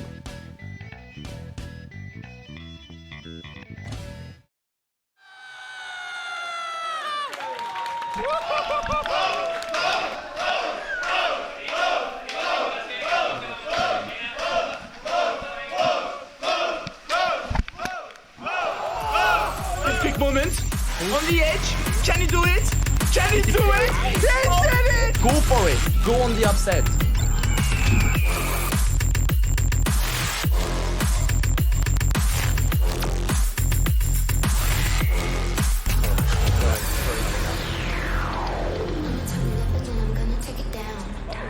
Oh my god.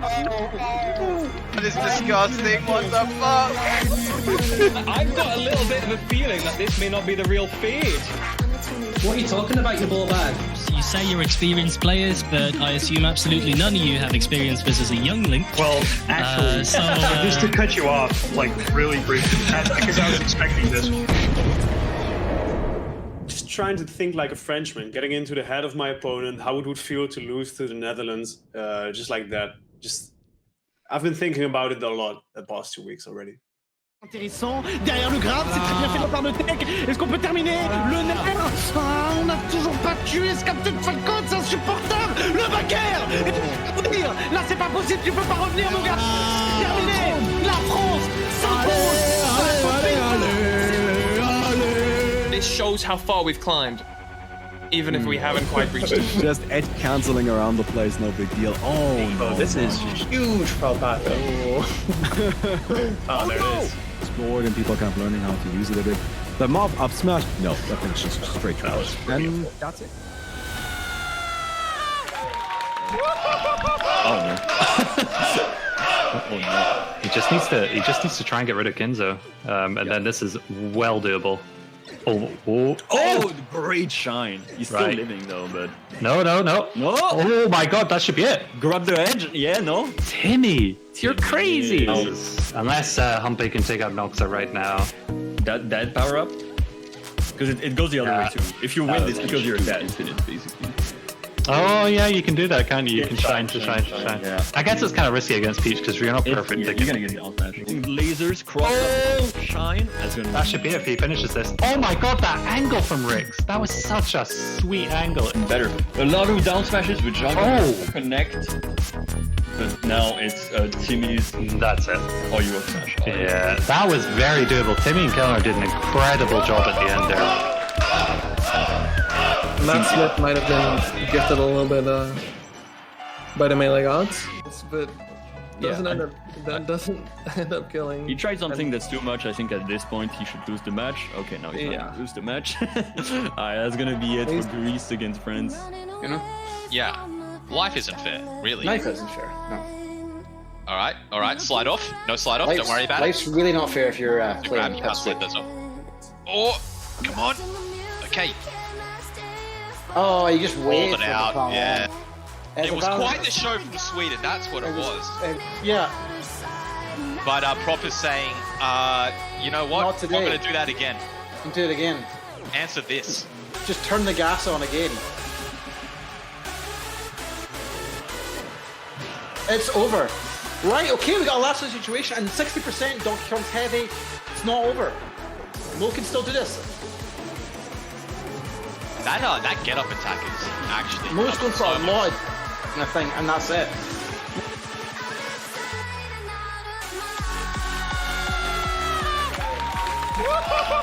What's up, everybody? Welcome back to Super Boo Online. We're gonna head into top 8 right now. Yeah, with me I've got Restless Will. He's all the way over in Portugal. Am I right? Yeah, I'm staying in a hotel, so it's not my regular setup. I know diehard Restless Will fans out there are going to be really Luckily, sad. He makes it back behind Triff. Triff has the opposite back air there and sends him back on stage. But that is going to do it. I think Triff just has to wait. Soft Nair, though. 3-0? Yeah. Whew. Will, he just 3-0. Triff. It's for down smash, interestingly enough. It was quite stylish, the little walk there. Yeah, just the slow walk around. Yeah, that was sick. And All right. that'll do it. It's in a really bad spot, but an amazing shorten under pressure. Going for the down throw, actually landing on the side platform. Nice ECB. Like, oh man. Floating high up. Uh-oh. Ah, man. Frenzy really can't afford this, and this is gonna be it. Another double nair. Wow. Triff. 3-0 over Frenzy to take Super Boo Online.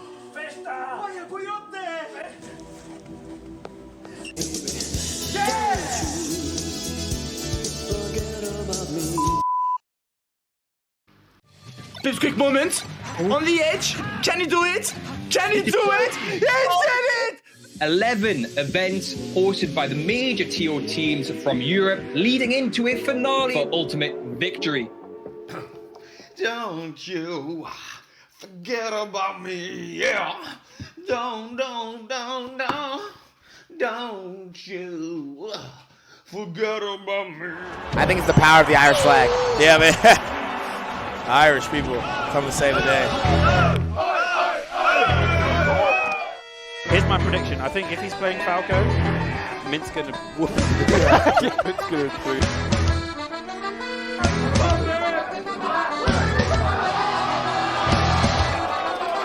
Oh! That was scrap central.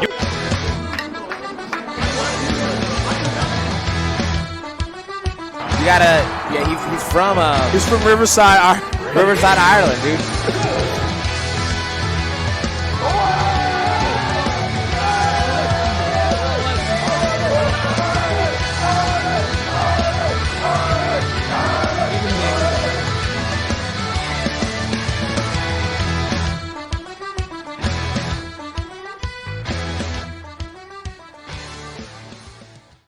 Coins Academy is partnered with the same circuit, and for every circuit event, we'll be offering one-to-one coaching services as prizes. 3, 2, 1, go! Karate chop! Hey man, you thought you could get away without paying me the money match?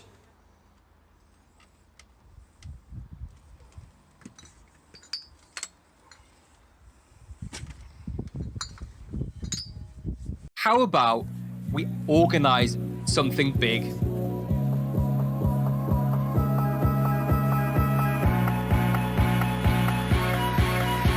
now for my next number, I'd like to return to the classics.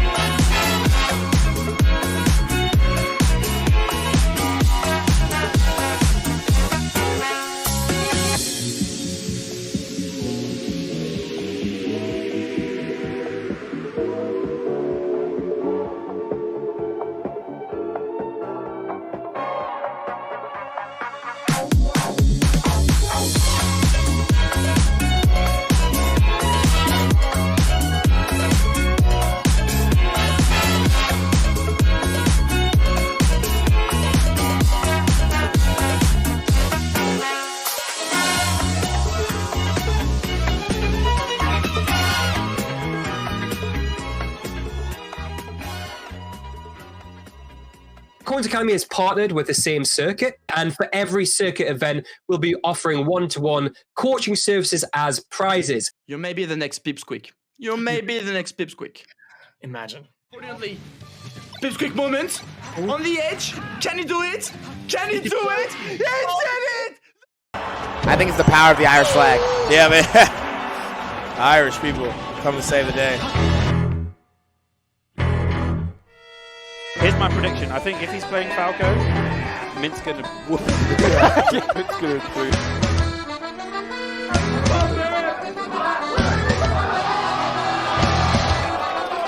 Oh! That was scrap central.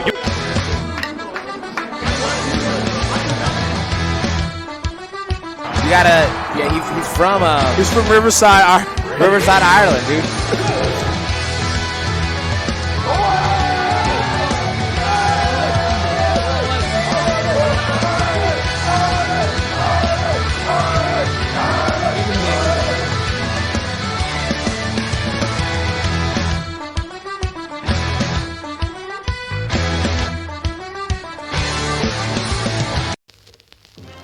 In the wake of a pandemic, Hair, Mega, Teaghlach decided to fight and help Melee face its newest enemy. Helped by super Teals all over Europe, they've decided to assemble and create the same. This September, the French Paris Smash Gang is gonna need your strength. So who's gonna join in? Then, get ready for La Bagarre, a 3-day-long Smash Bros. Melee tournament featuring 4 events and a special side stream that we can't talk about yet, but you'll hear about it at some point, I promise. So tune in on the last weekend of September for La Bagarre.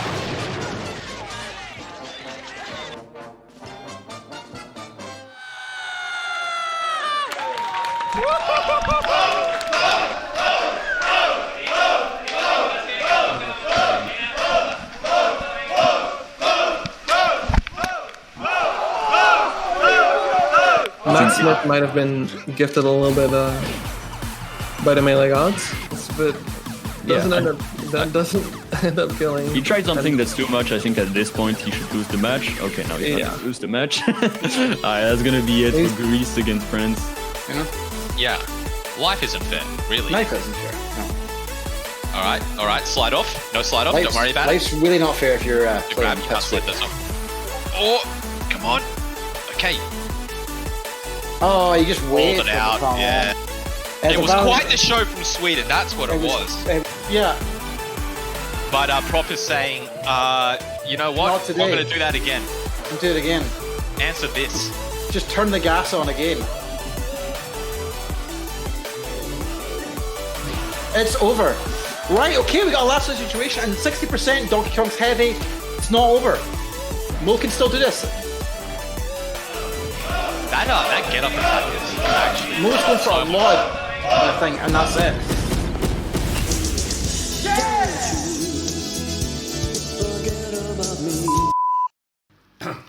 Don't you forget about me, yeah. Don't you forget about me. I think it's the power of the Irish flag. Yeah, man.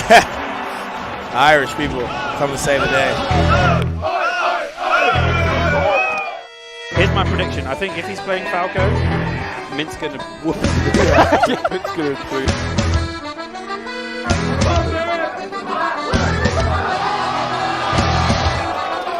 Oh! That was scrap central.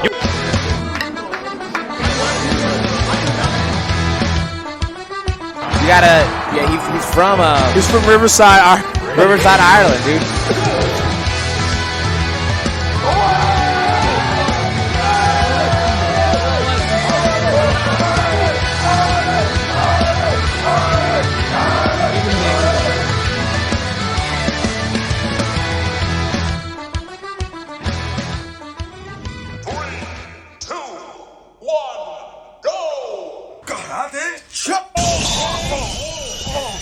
Hey man, you thought you could get away without paying me the money match?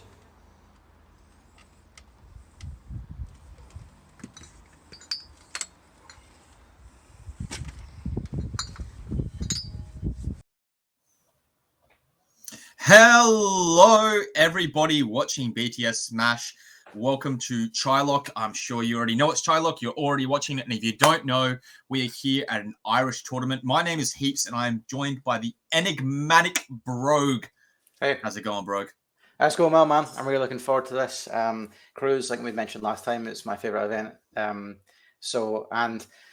excitingly up first, we've got the motherland, Scotland. The motherland. So the motherland. full bias expected, I suppose. I also lived in Scotland as well. I know they're probably considered the underdogs, if I'm going to call the square a square, for this a spade a spade, I think that's the saying is. Yeah, up against France. Undefeated, no? That's what you told me earlier. Yeah. Undefeated. Yeah. And absolutely crazy. So let's see if Scotland can have the chops to bring down the juggernauts that are France, but it will be seen. Yeah, I think that like the thing to really remember is that Scotland is no stranger to being the underdogs. We are the perpetual underdogs. Okay, and if anybody that can fight their way, the underdogs, right? Perpetual underdogs, and if anyone can fight their way up, it's going to be Scotland. Right? Sure. They've got a strong team with a diverse cast. Scotland, or is it Scotland? It depends how well we're doing. Okay, cool. I understand. And I think first to kick things off, we are going to have Teaghlach, Scotland's Premier Falco. The Maie. Falco, yeah? Teaghlach the Falco versus Maie the Marth. Maie, oh, okay. Both very respectable players. I think both of them made it into singles bracket as well, if I'm not mistaken. So you're right. Definitely two heavy hitters to start out. Yeah, I think they're just about ready to go, so we shouldn't be waiting too long and get this thing started. You know? Well, I think... Oh, are we off? No, we're it's not. like a countdown. Well, we've got maybe Maie more joining. hand warmers. Still hand warmers. Okay. I would say that Cruise is some of the most hype stuff for all the events. I know some... It feels like maybe people are, more excited for singles or more excited for doubles, maybe. But I think there's a badge of honor when it comes to the crew battles. Like we had at Super Bowl. I'm involved with Super Bowl, and I remember Super Bowl 3. We've had some late night crews. People drinking. They're like, "Well, we got to have crews because we didn't have crews at Super Bowl 3, so they had unofficial crews just to have that badge of honor."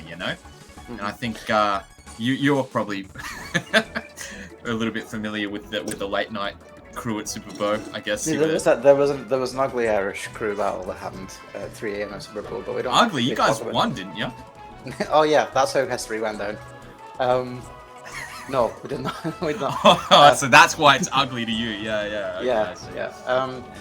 What I do really like about crews is, as well, we've kind of seen this in the same events, is that even people that are not necessarily like competing in singles and doubles, you always kind of get like people coming out of the woodwork, like out of retirement or semi-retirement for crews, because people still just want to rep their country even if they are even if they're not going to be competing in singles. Absolutely. Yeah, so it's really cool because you get people to see people that you wouldn't normally always see. Like I know Franz played Tech, who doesn't really enter a lot of tournaments anymore recently. For example, so we might see a little bit of that. I guess it depends on who they send out, but yeah. So I know that kind of mindset also goes with Red Blaze. He is an amazing player, but he never enters singles because he's done with competitive melee. But he does enter doubles because it's like a mateship thing. It's like, oh yeah, I'll help out a mate. It's a bit of fun, It's the same with your country. You're gonna come out of the woodwork to represent your country. Or support the same circuit or whatever, support the melee scene. So that's it's always good to see people like Tech coming out of the woodwork and representing their country. Absolutely, and we'll see a little bit of that. But what's I think, and you get that in Scotland as well. Like we've got they got Shifting Shadows on their team and Fuzziness as well. Both old melee guards. Kind of dusting off the gloves. Fuzziness still enters things from time to time. He does. Yes, no, they both do. It just maybe not like as regular as they once were. But still, really fearsome players, both of them. Yeah, cool. Well, we've just had the age-old signifier. Both players have done a taunt at each other to signify they're done with hand warmers. So I think we'll be launching off any second here for the first crew battle on BTS 1 for tonight for Teaghlach.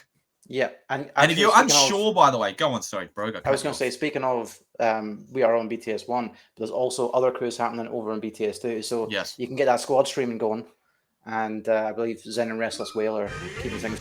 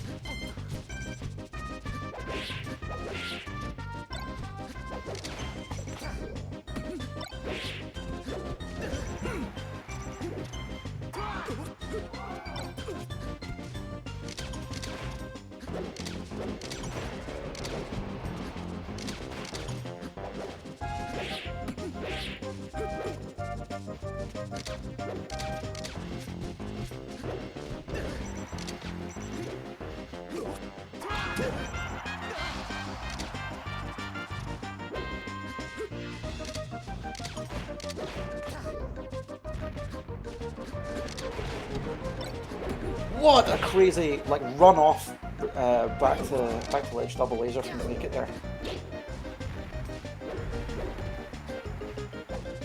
He's now swinging, keeping him off stage. Come on, Gregor. Oh, again, just walks off. And he pays for this time. One more chance. Oh, that might be it. Yeah, it's going to be it. Okay. Oh, good show. Yeah. Still, it's one stock remaining for the next battle, so they can take that away. Maybe they've lost on the counter pick war, but maybe it's not so bad, you know. Yeah, I mean we got like Scotland has a lot of good players to pick from to clean this out nice and quick and get back on top. I'm not sure who they're sending next though.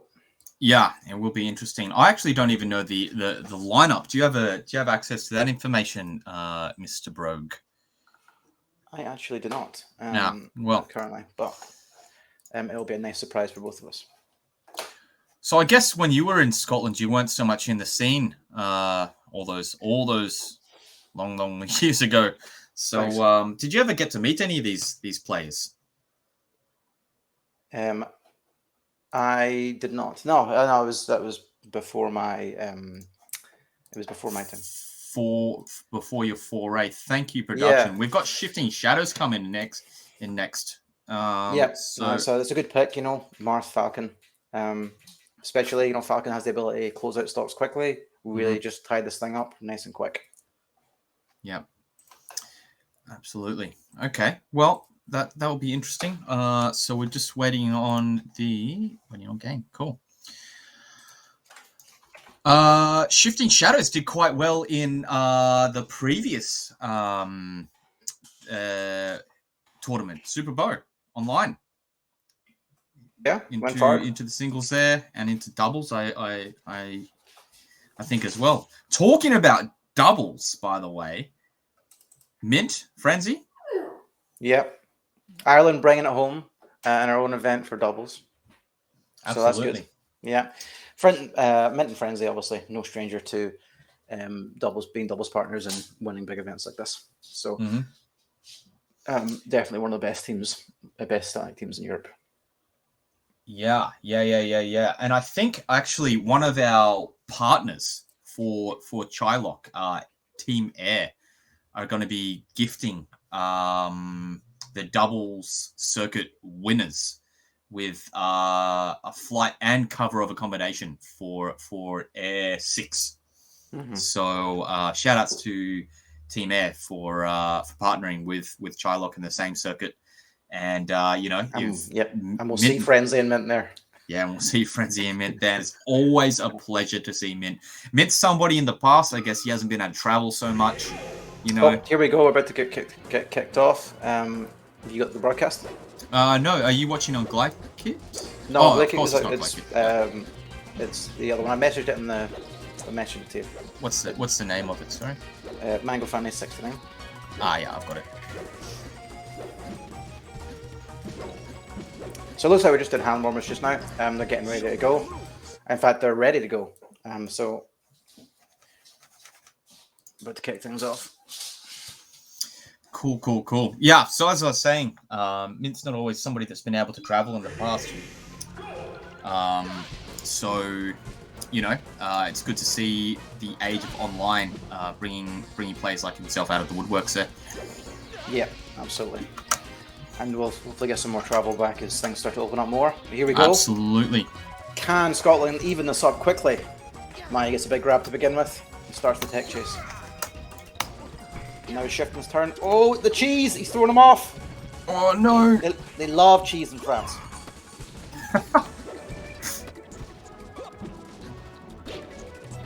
Okay.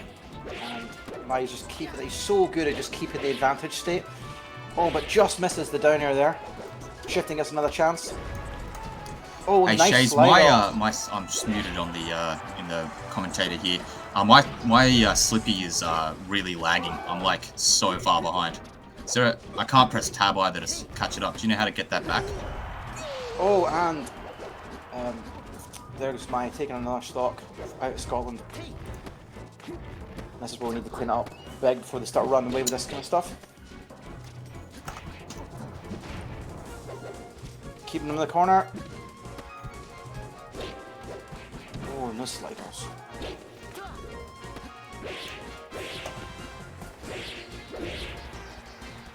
Yep. And that's just another stock from Maya there. Closes out with a big F smash.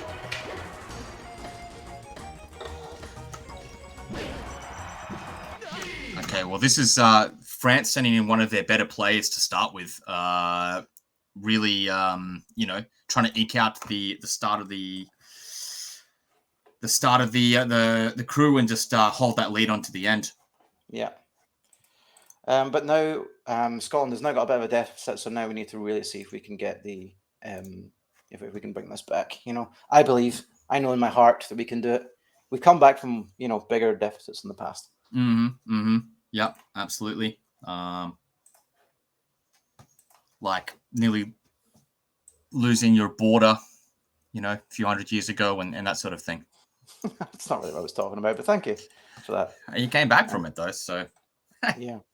Nice. Thanks. Nice. Okay, so unfortunately what's the stock count at the moment? I believe Scotland is 2 behind. 2 behind. Okay. Yeah, well, we've got Shifting Shadows in the driver's seat. So and France are counterpicking, sending in tech, which should be explosive. You know, maybe nobody better. God. Nobody better this side of the water at hitting rests, Mhm. especially now that Maxi is retired. Well, and you know, how many times does Maxi travel across the water, or how many times do they travel across the travel across to him? You know. Still, though, I think there's been a lot of work done on Falcon Puff over the last couple of years, especially with Wizzy and stuff. Yeah, so sure. How much of that shifting has downloaded and is ready to fight with remains to be seen. But certainly, I don't think this is going to be a wash. Yeah. You might well see that kind of technology coming into play. Yeah, technology. And we'll start fighting as well, which obviously Falcon's worst stage or one of his worst stages. Yeah, but it's not always the easiest for Puff either. I think.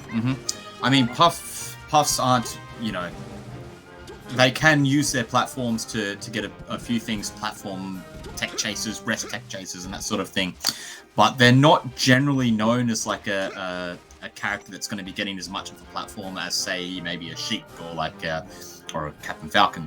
So it'd be interesting to see if Shifting Shadow is able to get tech above him. And just get that string of up pairs, maybe see if they I think can as well. rack up some Sometimes damage. it's sometimes as well as the choice that you make of when you counter pick. Do you want what's good for you or what's bad for your opponent?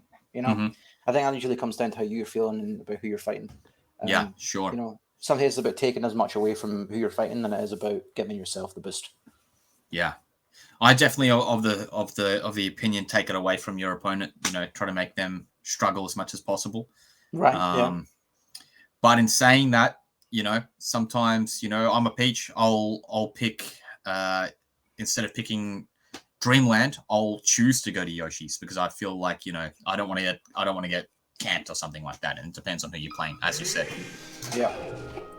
Okay, here we go. About to get into this. You've got to imagine most Captain Falcons are going to be pretty familiar with getting counterpicked here as well. You know. Yeah, so they probably spend more time. Tech is known for hitting these insane rests. So we're about to get kicked off. We'll see if we can do it. And this is the tech. That's the play, right? Just up air and run away. And I mean, if you can get a grab, which I know double is hard. stomp and a knee. Okay. Tech lives that. Shifting Shadows trying to get his worth here. Only the DI of the 2020s could save you there. That's you dead Tech in any is other era. one good knee away from getting exploded out of here. As he goes. As he goes, just as you said it, man. I wonder what Shifting Shadows is looking for here. It looks like he's jumping quite a bit, and Tech's kind of caught onto that and sniffed it out with a forward air and closed out the stock there. Yeah. It's unfortunate, but you know, again, we're not done yet. Falcon has all the tools he needs to do this. Absolutely not. Playing at a really safe distance, saying, hey, why don't you come and approach me? And Tech tried an approach. These and stomps are crazy. 3-stomp me. I love this. This is old Falcon. None of this Tech chase crap. No. We're going straight into it. Stomp then knee. I've heard of that was a big pound, and Tech. Tech won't miss them. No. And that's a struggle now. You know, you've got a Puff with your 3 stocks behind. This is going to be not tough. just a Puff. We've got Tech. Yeah, one of the Puffs. One of the Puffs. Puff. Yeah, one of the Puffs. Absolutely. You know, so I guess it's going to depend on who they send in. What's Scotland's answer to this? So maybe fuzziness. But I guess we'll wait and see. You know, I think the benefit of having somebody like Fuzzy on your team, if he is playing today, is like, you know, he is able to play a number of characters at a very high level, so you have that flexibility. Sure. He will have that flexibility, which is good. So he's good to throw in against somebody. You know, they'll be like, oh, you know, we need the Fox, we need the Falcon for this. But once you've picked that character, you are locked into it, obviously. So you know, he can also get counterpicked back, I guess. Yeah. I had the pleasure of playing Fuzziness at Beast. Something. One of the numbers at Beast. And I was very bad at the time. This is when I was very new. And it was before I knew how to wave dash, and before I knew what an L cancel. Well, I knew what an L cancel was, but I wasn't doing it. That's for sure. And I played him, So, and he. how's and that different tonight? Shut the fuck up. And he said, and this is the best compliment I've ever gotten all of my Smash career. My Smash career. He said to me, I can't tell if you're really good at this game or really bad. And it was a big compliment. Yeah. I think I've been trying to figure that out about you since we met. But anyway, Scotland are sending in Ryzon, one of the homegrown foxes, to see out Tech. And fellow commentator too. He's got an excellent little fox there, so we'll see if he can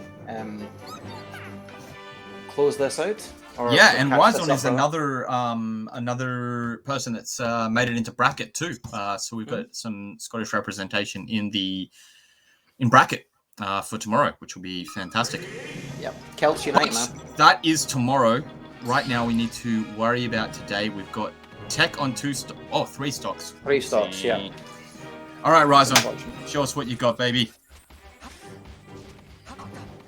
Okay. As Puff, you can be content. You know, you've got the lead. You might as well make this difficult. Yeah. And it looks like Tech is kind of just comfortable just sitting in that Pokeball, stand in the middle of the stage and saying, hey, come and approach. Come and get me, and see what happens. You can get yourself in a bad position. On the flip side, Ryzon looks like he's happy to sit back and shoot the gun a little bit, which will help with getting a knockdown on Puff or with those up throw up air connections. It's unfortunate, and then you go up the top as well, so that goes unanswered. Yeah. Yeah. It's always the worst when you try to do like that and you're like, you know, you hit that corner and you're just not quite sure which way it's going to go. But Ryzon does answer right back, so, you know, hold on to a couple of stocks. And that's just this matchup sometimes, you know, it's so volatile that there is a chance for a big comeback here. Oh, just a raw up smash in neutral. I hate getting hit with that when you're fighting a fox and you just up smash you in neutral. Oh, makes you feel like such an idiot. So brutal.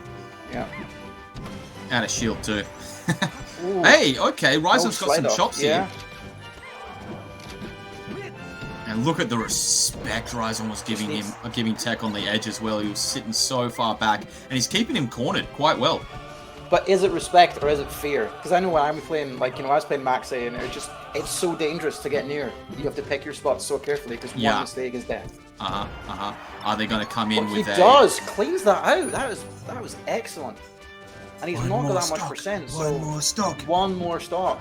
Okay, he's at a dangerous percent now. He's kind of hit that threshold where a lot of Puff's moves are going to start knocking down. And we did see just earlier how quick Tech is at that jab reset into getting that gun, rest. Man. Just be careful. Ooh, that's a... Oh, and Tech misses the back air! Place to be. Yeah, uncharacteristic. But can you make the most of the lease of life that you've been given? Big drill in neutral. They're both at a fragile percent. Oh! He does it! Yes, man! Go on, son. Dude, he's only, like, they're only one stock down now, right? Yeah, we're only one stock down now. Bring it back. That is it, man. This is it. See, you can never count Scotland out, right? Just when you think we're licked. Wrong. Back in it, baby. Back in it. Well, that's fantastic. That was a really good effort from Ryzon, only dropping one stock to Tech's 3. And really, that's about as good as you could hope against the Puff. Yeah, you got to think, like, where's Ryzon getting his Puff practice? I suppose a bit of unranked or a bit of online plays paying off. He's been connecting to somebody close by, I guess. Maybe him and Maxi have been... The UK has a lot of good Puffs, you know? Kingu and Kingu and Jamie and all that kind of stuff. So, I mean, there's definitely, I would say there's a good chance that he's got some Puff practice. Certainly seems to know the matchup anyway. Certainly. And France are going to respond by sending in Raul. So we got a Fox Ditto, I guess. Oh, Raul also plays, he doesn't just play Fox. I think he plays Captain Falcon as well. Is that right? It's only been Fox I've seen him, but I think he probably does have a couple of other characters. But yeah, definitely it's mostly Fox. And again, but maybe he would pick something else because Fox Dittos can be just as volatile as Fox Puff. So maybe you don't want to take that risk and just tank with something heavier. From the few times I've seen Raul's Fox, it does seem like one of those more patient Foxes, and it did seem like Rhizon was a bit patient as well. At least, well, seeing him play Puff, you have to be patient. But so it'd be interesting to see when two more methodical players butt heads, you know, and how that's gonna play out when you're playing such a fast character that is Fox, that you do need to capitalize as fast as possible. You know, and it's going to be with a nasty combo. It's going to be a Fox Ditto, so you're going to need the prerequisite hand bombers, you know. You don't get good Fox Dittos with cold hands. No, or cold controllers. Yeah, right. The controller warm-up, that's the thing. That is an actual thing, Brogue. Yeah. Your controller can be, the electronics in your controller can be cold, and it affects the something. I don't know. I mean, I need to see like a. I gotta find out. There's a YouTube video out there with like graphs and statistics, and it seemed pretty legit. Yeah, but like to me that doesn't seem that legit. Like I mean, I know you were saying it might well be true, but to me that's like evil propaganda. You know. Box propaganda. Yeah, exactly. Your electronics don't get cold in the box. They're always toasty. And they don't. Okay, Struck to Dreamland. And that's that methodical side again. That Raul is able to plug into. Raul's a box player. I forgot. I don't think anybody can do that on a non-digital controller. Oh, you can. You hold down light shield on one trigger, and then you click shield on the other one, especially if you have a short shoulder one. Oh, Rhizon with the chain grabs on deck.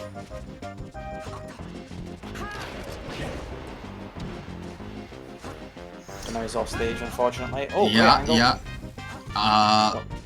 box into the corner. He's come over the top. He's not able to get down yet. And not back in neutral yet. Raul's like, get back. Go back to your corner, sir. And that should be an easy up air. Not quite, but fixes it with a back air chase to the top platform. And that's just what you really don't want them running away. No. But I mean, now Rhizon has access to his crouch cancel, where Raul doesn't. So it's a bit of a lopsided fight there. Keeping it square, you know, that's one stock apiece. But you know, as Rhizon, you need to pull ahead. You want to give the advantage back to the motherland. To the right for the winners. Some of the unranked up tilt to up tilt. My favorite. Every new Fox. Ooh. You know, unranked teaches you some things. Yeah. Side B from ledge, up tilts. It's just wild to me as well how like common slide off is at the top level now. Just everyone's sliding off everything all the time. Oh no! Oh, Raul unfortunately getting off the edge a little bit prematurely there, but he's able to fix it anyway, so no problems. And Rhizon really needs this stock here. We don't want Rhizon's heroic run to end just yet. Not without at least one more stock. But Raul does that for us. It's okay. You can get one more, man. You can get one more, Black. Come on. Maybe he'll side BL stage twice. Oh god, there's always a chance, right? It's Fox Dittos. Ooh, that's big damage, and it's going to be a mountain to climb from here. And he misses his ledge dash. He tried to go for the crispest of ledge dash because he knew what it meant. He was at a high percentage, and he wanted to get that advantage. Wasn't able to get it. Was playing a little bit too fast for his own good, and ends up suiciding off the edge. But he did his work. He did what he needed to do. 3 off tech, 2 off the next guy. I mean, good stuff to Rhizon. 2 off roll, yeah. 5 stocks, you're up. 5 stocks to your 4. I mean, you got to be happy with that if you're Rhizon. And Scotland, I mean, coming back from the first half of the crew battle, now they're coming into the second half, and they're up just a little bit extra after Maye ended up running through a few people there. Not running through, but, you know, putting their hands on, at least we can say. Putting my hands on, is it? You go lucky, all right? Yeah. Freaking wild forward French smashing cheese, to you know, freaking.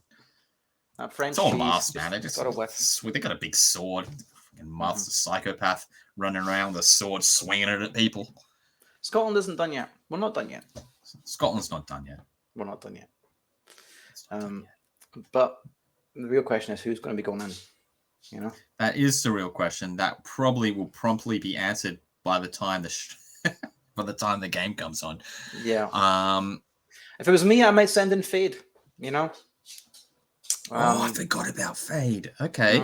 Everyone always forgets about Fade, the man with the best beard in Melee, officially. Yeah, and it takes one to know one, so that's high praise coming from you, Brog. Oh no, I can't even hold a candle. I would be embarrassed to be in the same room as him. I'd have to shave it off before I walk in. I'd be like, oh no. Wear like a scarf around the bottom half of your face. Yeah, Naruto style. Yeah. Yeah, I couldn't do it. But yeah, I think if they do end up sending in Fade, you know, again, Marth Fox, it could be a quick one too. Yeah, absolutely. Couple back throws at the edge, couple missteps from a Fox, and Scotland not as known for its cheese, but we have some cheese. Yeah. Yep, cheese made of haggis, I assume. Probably. That's right. Yeah, sure. No, but you know, we're okay. Sorry, sorry. Crazy me. Yeah, we're veering into territory. You know, I don't think you get to speak on these things. Okay. Okay, I'm sorry. Yeah. You got. I remember in Scotland, lots of mushy peas. That's a big thing. That's the culinary takeaway, is it? We have mushy peas in Scotland. Mushy peas, tatties, and neeps. Turnips. Toties, mate. Toties. My toties, was it? Toties. Depends on what part of the country you're from. Well, hopefully whoever's going in next is full up to their neck with toties and neeps, so that they're ready to take on Raoul and his 2 remaining stocks. It's actually not going to be Fade. It's going to be Medenta, who is Scotland's rising star. Medenta, okay. Yeah. Cool. There's a few rising stars coming up recently, isn't there? We got Fat Tino, my new favorite Falco. We've got Lewin just shooting up through the from Ireland there, shooting up through making it into bracket pretty much any time he tries. And now we've got a rising star from Scotland here. Yeah. I don't know if he's still doing it, but Medenta was taking lessons with Mint for a little while there, and yeah, I saw a big improvement. So hopefully, the Gaelic connection. Yeah. No. And sometimes as well, you get I think there's such an advantage as well if you're a Fox, just being lethal in the Ditto as well, which might, which I know that, for example, Mint is, Yeah. So whether he's passed some of this knowledge on, this is maybe why they're sending him in. True. Yeah. I mean, Mint's deadly in 2 matchups, really. He's got the Puff matchup. He's got such a buff in Puff. What do you mean deadly in 2? He's deadly in every match. Come on, he's deadly in. He's every match. He's Mint. He's Mint. Come on. But he's deadly I'm just saying. No matter what. All right, I'll just shut my especially trap. I don't know what I'm talking about. Especially deadly. But especially deadly. Thank you, bro. He's especially deadly. So yeah, hopefully he's passed on some of that wisdom, that secret wisdom, to his Gaelic brother here, and Raoul will be taking off a tumble, that long tumble down to the FOD floor. Yeah. The FOD blast song. We're still hand warmer in here though, so like I say, it's Fox. They got to get their hands cooking. They do. Nice and warm. And we'll see. Customary taunt. We're about to get into it. Okay. It's funny the amount of hand warming things that you see recently. I was watching the Summit 11 and we saw Kadoran with those big gloves. Did you catch that at all? No, I'm not exactly sure. He was wearing these big mittens, huge mittens around the place. They were like snowboarding gloves. Must have missed that. I think it's funny how much Yeah, we are back. We're about to get into it. And you know what's funny? Raul picked this. So, you know, he's bringing him back to where Raul wanted to pick. Oh, Raul picked it earlier in the set. I see. In the last game. Oh, double up smash? That ain't unranked. Double up tilt? This man is winning. Yeah, he's ready. He's ready. He's been on Slippy. He's trained. Oh. Okay. Firefox to get out of there and take neutral, I guess. Oh, clipped with a nair. You ready to do it? It's very scrappy, and now the shooting begins. Yeah, that's the melee we want to see. Just run away and shoot each other. Yeah, they're playing so far away from each other. And this is, to me, this is I think it's France sort of realizing, oh, it's unfortunate. Yeah, happens sometimes. You try to shoot one of those big bad angles.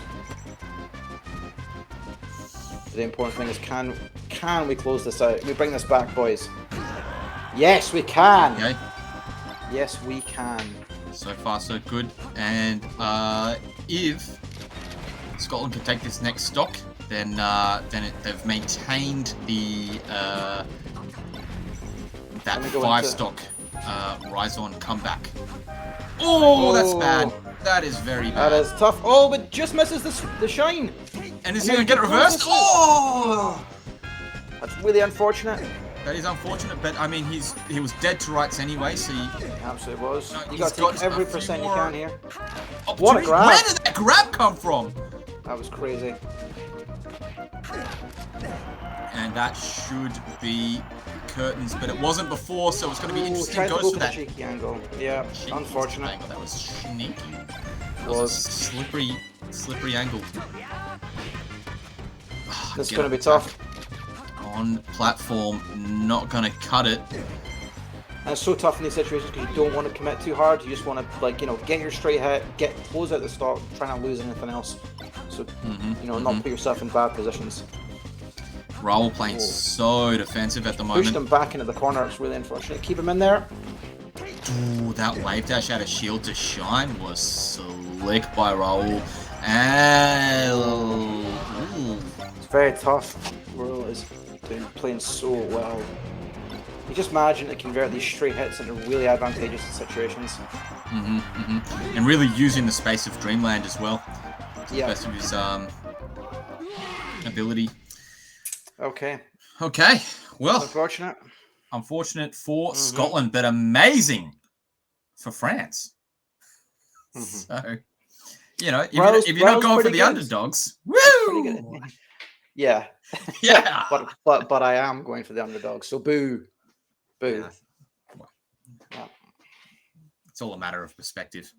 Yes, there's the correct perspective, which I have, and there's the incorrect perspective of balance, which you are trying to provide, which I do not approve of in any way at all. Yeah, sorry, I don't know what got into me. I thought I was a commentator for 2 seconds there. Yeah, no, but you've also lived in Scotland, right, for a little while, so you must have absorbed, you must have absorbed some level of Scottish bordering France at the moment. Like I could take my no, because things you border you dislike. That's the rule, you know. Not every place is Scotland. Come on. It is in my heart. It is in my heart. Yeah. Yeah.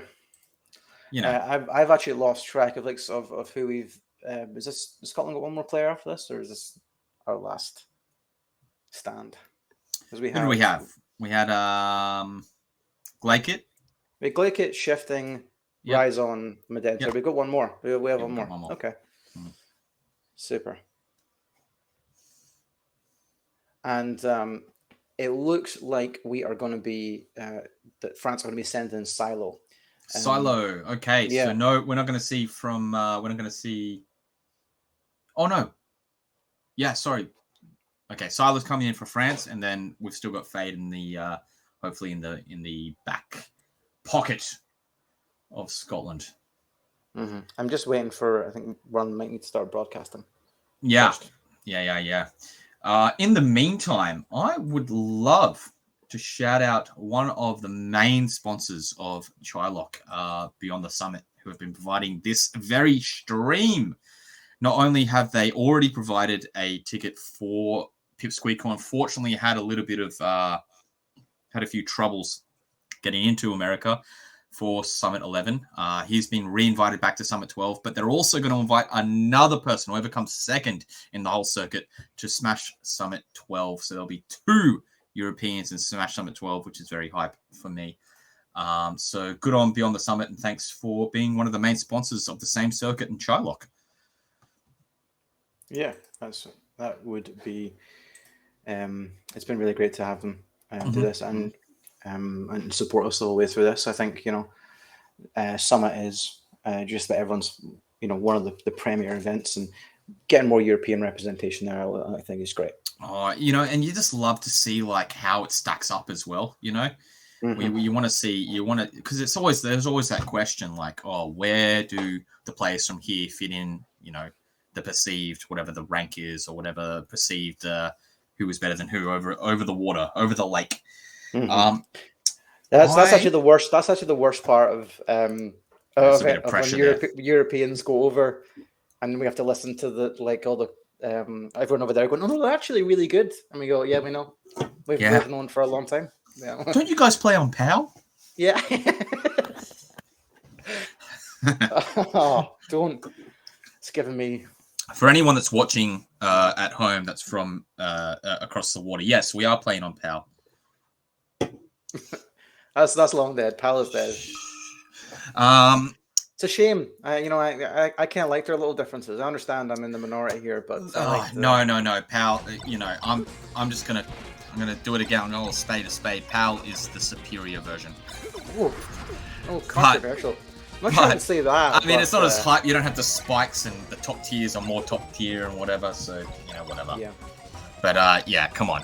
Why does Fox need to be stronger? Yeah, but I mean, you're definitely not going to convince the Americans to swap PAL. So no. We're going to unify one way. Premier country for playing Melee, so you gotta play to their rules. I don't have your screen. If you're streaming in Discord. Oh, sorry. It's alright. Yes, but we've got our own little not microcosm. We've got our own cosm. Not even micro. We've got our own little cosm here.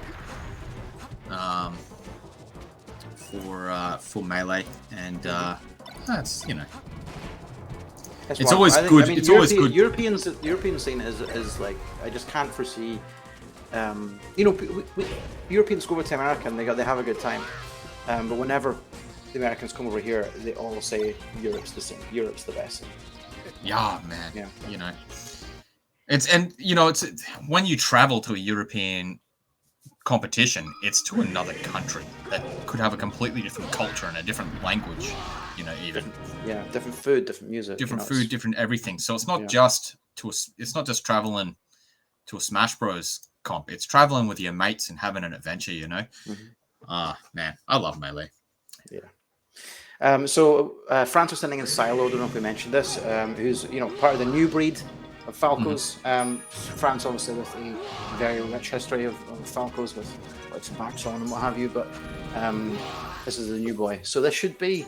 Or not that new, but been playing for a few years, but definitely hasn't been around as long as some of the older guys. But really super solid. I played against him Schism 3, and it was not that I'm a good player, but it was rough. He's overwhelming, huh?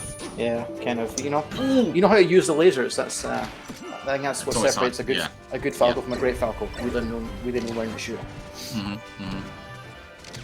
Absolutely, and you can feel so locked down when you play a good Falco that actually knows how to use the lasers.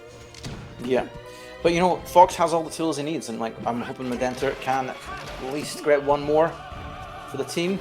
Well, it's his turn to play at the moment. Oh, maybe an up smash might have done it there. Oh, what was that? Drop. Yeah, unfortunate. Up smash out of shield. God, I hate getting caught by it, but I love when it's in our favor. Yeah. Well, that's one. One more? No. Oh, those lasers just too low! And he goes for the cheese! Wait, Scotland likes cheese too. Yeah, Scotland likes cheese too. Right, so doesn't? We've got a little bit of a hill to climb here. Okay, we got 4 stocks to their 7. Stranger things have happened in Melee, and stranger things have probably happened in Scottish Melee. Doesn't come to mind right now, but it might. Hey, let's go Fade. Maybe it might not be him. We'll have to wait and see who's coming in. True. Could be anybody. Could be anybody. And I guess France have been sending in the cream of the crop. So if Fade or whoever gets through the next couple of stocks, maybe they don't have somebody to I don't know. France have really deep pockets. Like it's part of the. You look at the French PR and you go, "Oh man, look at that." So it feels like there's a collision course between a few of the crew. That's exactly what's happening. Yeah, isn't it? Right. This is what this is all building towards. End of the year, the big international cruise event. Yeah, and there's that cruise event coming up soon. I think after Bigar, which is the next event. I think the 9th event in the Summit Circuit. In the same circuit. So after Bigar, I think we'll have a huge cruise event, which will be amazing. I mean, to see all the top crews kind of coming together and playing that one grand finals. Who can claim the whole the best country in Europe for 2021? It's also just been so good to have this happen like every month throughout the year, and just keep people invested. Like Air was always big with its international cruise event. It was always one of the hypest events that they put on there. But I think it's just so cool to have it sustained for this long. What an undertaking by Sane to take on. And all the crews and everyone who's helped organize in all different ways that they have. Yeah, absolutely. Yeah, rocking up. Because these cruise players aren't just playing in singles and sometimes doubles as well. They're also playing in crews. So it's a big weekend for them. I know you only got one stock. I mean, not one stock, one game, 4 stocks for each crew. But that's that. And we've just had word Fade is the final 4 stocks for Scotland. Scotland's anchor. Right. The beard shall anchor us. Yeah. There's enough weight to that thing that I'm sure it does anchor his chin constantly down. So his mouth must be always slightly open, I'm sure. That is an affliction. It does happen. Yeah. Man, I was. It's bizarre, man. Yeah. So I mean, I think this is like, Marth Falco. This could be cleaned up really quick. I think Fade as well is one of the most underrated Marths in Europe. He can really do damage. And it's funny, we've been getting a lot of Falco Marth at a high level, a lot of VODs from Falco Marth at a high level because of what's been happening over in America with Marth and with Zane and with Mango. You've got a lot of information from top players. So you've got access to that sort of thing, and you have access to things like Cone's Academy, over here as well, which is I'm not sure that these top players would be subscribing to learn from somebody, but maybe they are maybe they're giving lessons, and you can learn through teaching, or you can establish your own kind of method through teaching. I think we were right what you're saying with Mango and Zane. Like the meta definitely trickles down, from the top. Yeah. People learn, learn down. I think Marth's kind of going through a little bit of the same tech revolution that Falcon went through a couple of years ago with Wizzy, where people are really using Zane as a template to go no, this can be done in this specific way. As you become, these new school players, they have such a precise way of playing that can be studied and copied much more easily than it would be to how do you copy Mango? How do you copy? How do you copy even Mewtwo Count and how do you copy what he does? Yeah, I think definitely, and it's so probably not saturated. so much about trying to emulate those personalities and players. It's probably more about those micro situations or macro situations that pop up around, let's just say lasers or whatever, and seeing, oh well, what's that first step, what's that second and third step that comes after it, what's the mix up, and what's the new way to get around that thing, and how's that meta changing. And as you said, the meta trickles down. Yeah, it looks like we're just into hand warmers right now, so hopefully they'll be kicking things off pretty soon. And I've got to say, these it looks like Fade uses the no tag on Slippy. Have you ever come across this? Somebody who just has no name? Yeah, It's I do terrifying. quite often, actually. Like, it seems like a prerequisite that you have to be absolutely cracked to do that, right? Because anyone that I come across, this like no name comes up, and I'm like, oh, this is going to be so rough, and it always is.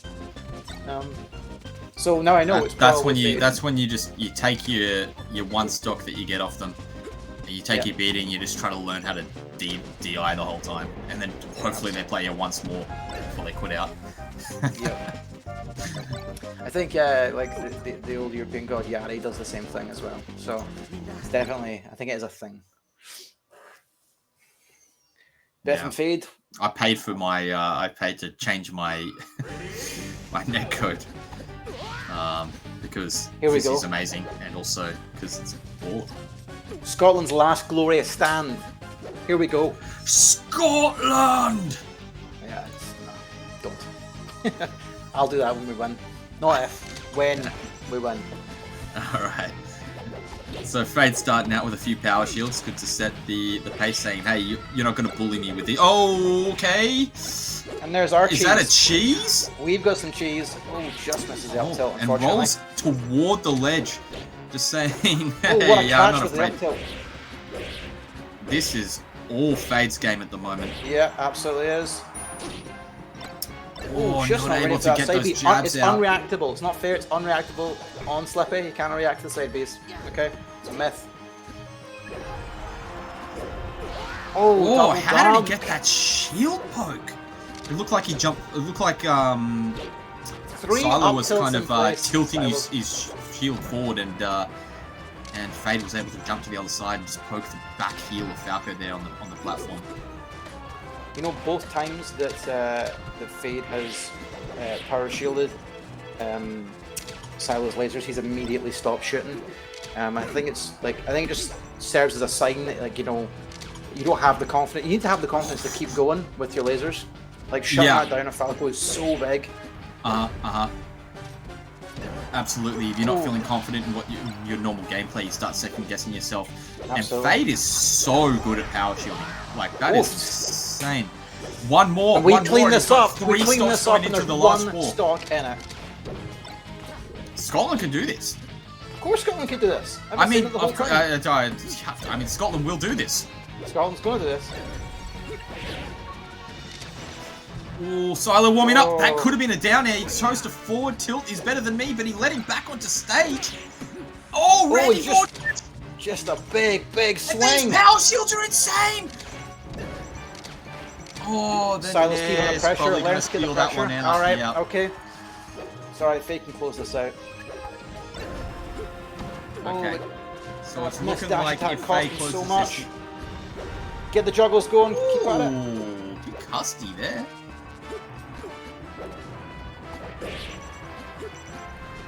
Should be it. Yep. Oh, Big what a down tilt. And that frame one put out as well. Okay.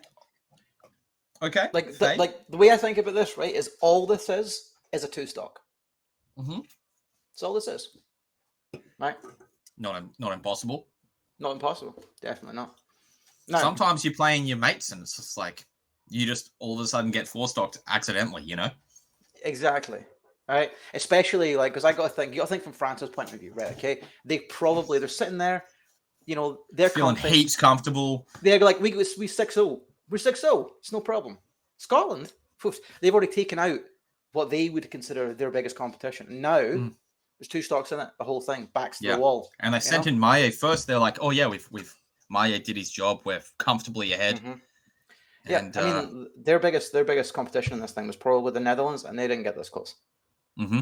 You know, so I think now there's a real chance. This is Scotland's game now because it's France have everything to lose. Pride's on the line. Doesn't matter. They're still going to come out top of their pool, but it doesn't matter. Pride's on the line, right? Not going to clean sweep. Okay. What? Who's coming in next? Did I hear? I didn't hear correctly. Surely. Chaos 6 is coming. Chaos 6. Sorry, I just heard. Okay, yeah. I heard 6, and I was like, "Isn't he from Germany?" There. Yeah, Germany. Yeah. Okay. Okay. Cool. I'm not familiar with this player, Brogue. Maybe you've heard of them before. I mean, just part of France's illustrious and very, very, very, very deep pockets of players in their PR. So I think there's nothing to. Again, I wouldn't be as familiar as I am with Fade, right? It doesn't matter who France sends in. That's the really it doesn't matter who France sends in. Okay, like they're making wild picks because they're shook. It's weird. It's weird that they haven't forfeited already. That's yeah, what I really, think so. It's kind of disrespectful in a way. France, just wave the white flag and just see this out. Have some respect. If you're playing a game of chess, you don't just and you're obviously down so many pieces. You're not going to just move your king around till they checkmate you. You just forfeit. Absolutely disrespectful. Right, and it's well, again, this is the matchup, right? Maybe my favorite matchup. Your favorite matchup? 50-50. The true 50-50. Yeah. Well, that's what they say. Yeah, that's what they say. The only fair fight in Melee. That's what we've got here. The only fair fight. If France had any respect, right, he would exit these first 2 stocks and make it truly square, right? But they're not going to do that because they don't have respect. It's the French, okay? And you can't rely on them for anything, right? Right. We would if we were up, okay? We would do that. I'm sure that is exactly what would happen. Absolutely. Yeah. It is. Well, we're about to get into this. The 50-50 that is Captain Falcon versus Marth. I suppose we're going to see Captain Falcon going for a few nairs at lower percentages, a few grabs at lower percentages. Marth's probably going to be trying to stuff him out with down tilts, forward airs, that sort of thing, until they get enough percentage put on, and that explosive combo game starts to open up. I suppose we're going on 45. No. And we're off. 45. Yep. And there's that nair. He up there. A crazy turnaround up smash. What? Oh, goes out big. Fade makes it back. Okay. Oh, Fade nearly getting grabbed, but the spacing wasn't quite correct on that one. Caught with the up tilt. And just got to avoid Marth's grab. Here we go. Oh, just misses the F smash. But gets it there and the tipper. Falcon doesn't live. Come on. Let's go Scotland. Let's go Scotland. Oh, the weight! The balls, the stones on this man. The big Scottish beard and the big Scottish balls to go with it. Oh, bit of a to play so careful. Up tilt, kind of hoping that he DI'd badly, but it's all right. It's our last stock. 3 stocks have happened. They're happened very regularly.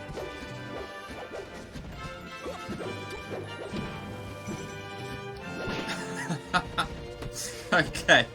It's that the Randy Falcon aerials just getting thrown out here. Just like, hey, and Fade cleans it up. I always think as well when you come back against it's big knee. Yeah, it seems like great recovery from Fade France there. isn't afraid to just throw out these Randy knees. He's got 2 stocks to play with, and if he lands one, it's game over. That's it, unfortunately. Good stuff. A valiant effort from 2 stocks. 2 stocks. 2 stocks to the juggernauts. I'm fairly sure it's the closest anyone's got. Let's go Scotland. Let's go. Cool. You're winners in my heart, boys. Got a great effort. And they brought it down to the wire. Very exciting. Yes. I love France actually, but you know how it be when your team is playing.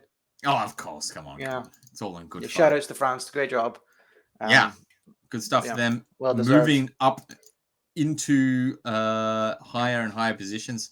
You cut to like on the other side French team right now, and there's just cold sweat. They're just like, oh, thank God. Yeah, terrified. It's like, at the start of the circuit, it was Ireland versus, was it Sweden, I think? Yeah. And it was a similar situation where it went down to the last 2 players, and it was like, if it just went one other way, Mm-hmm. Yeah. Yep. It did indeed. But, Cinderella stories don't always happen, which is why they're special. Mm-hmm. Bit of philosophy, bit of coming from Brogue. Nice.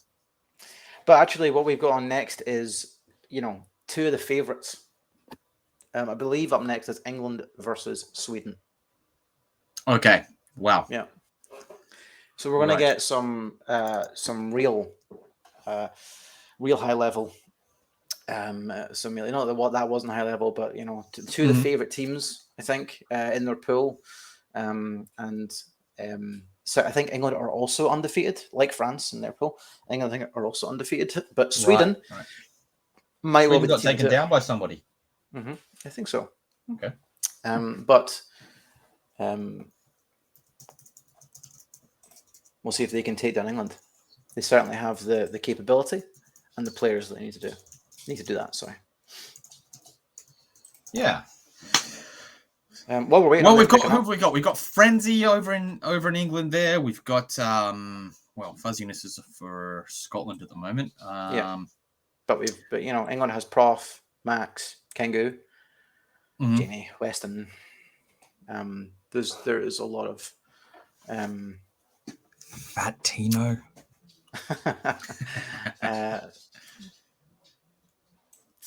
And big news as well is that hot off the press. Mm-hmm. England have brought on a new sub in Sechi. And who is that sub? It is Sechi. It's Sechi, yeah. Mr. Reactions, Mr. Tech Chase. That's a hell of a game. Not that England needed another player of that caliber, but they brought him in anyway. Sure. And we saw Sechi doing some working crews last event as well, actually, with his reaction tech chasing and that kind of 20 GX. That wasn't Cruise, but yes, that wasn't Cruise. But that was Bracket. Yeah, you're right. Yeah. Sorry. Yeah. Yes, but that's okay. But yes, so I think that there has been Sechi has been. Hasn't been in a cruise battle yet, although I could be wrong, but I'm pretty sure that he's not been in one yet. So it'd be interesting to see if he steps up to be part of the crew here. Yeah, because Sechi was in Wales for a while there, wasn't he? Is that right? Mm-hmm. Yeah. Yes, I believe maybe he's from Wales, but maybe he only lives in England. I'm not entirely familiar with. I would assume so. I assume they just can't just pluck out Welsh best player in Wales just because they feel like it. Although wouldn't surprise me, it's England.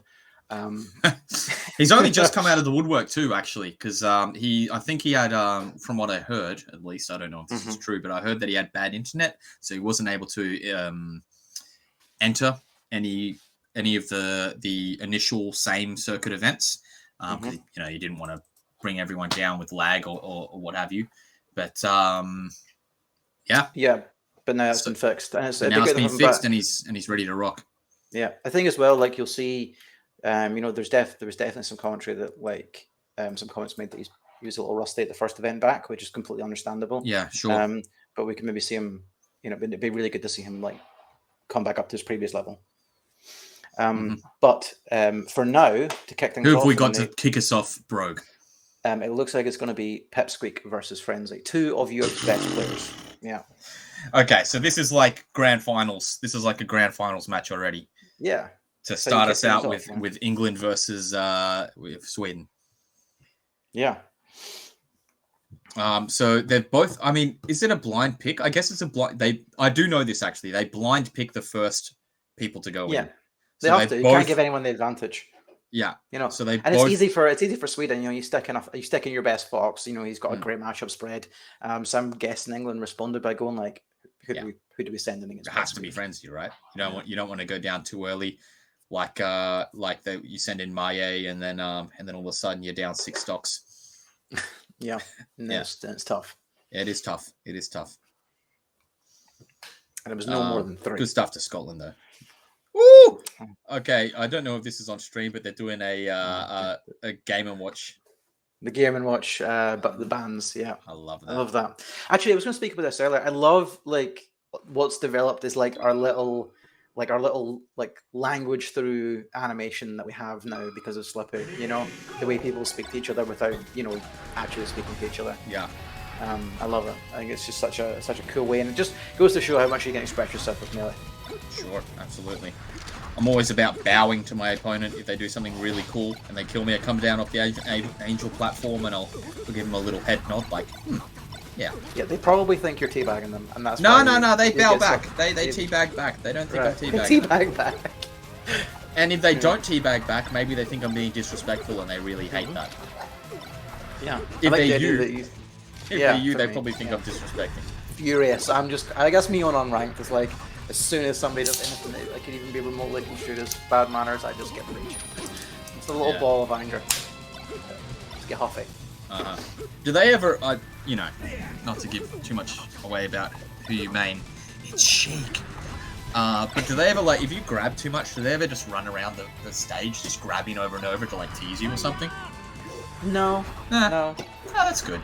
Good on unranked. See, there's good people on there. Sometimes you find a person that's just, like, your little buddy, and you just play for like an hour with somebody, I know. It's like, but like to me, that's like finding the end of a rainbow. Oh, so, no, I love it. I want to find. Yeah, I love it too. But like, it's so rare to find somebody that you just connect with like that. I think most of the time it's like it doesn't do it for me. I don't get something like that very often. There's this thing I found in an American Discord. It was like the Slippy Discord or something. I can't remember. But it was like Missed Connections was the channel, and it's like if you played somebody on Slippy and you had a lot of fun, you could like type in Missed Connections. Hey, GG's, Rogue. I hope to play you again some other day. And I'd love that for Europe if it was just like you match with somebody and you think they're so sick, you go on Discord and be like, hey, I want to play you again. You were really fun, Yeah. But they go into the ether after you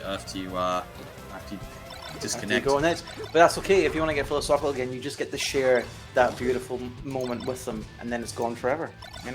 Yeah. It's just like life. Fleeting. Just like life. Yeah. Deep. Like France's pockets of characters. Good players.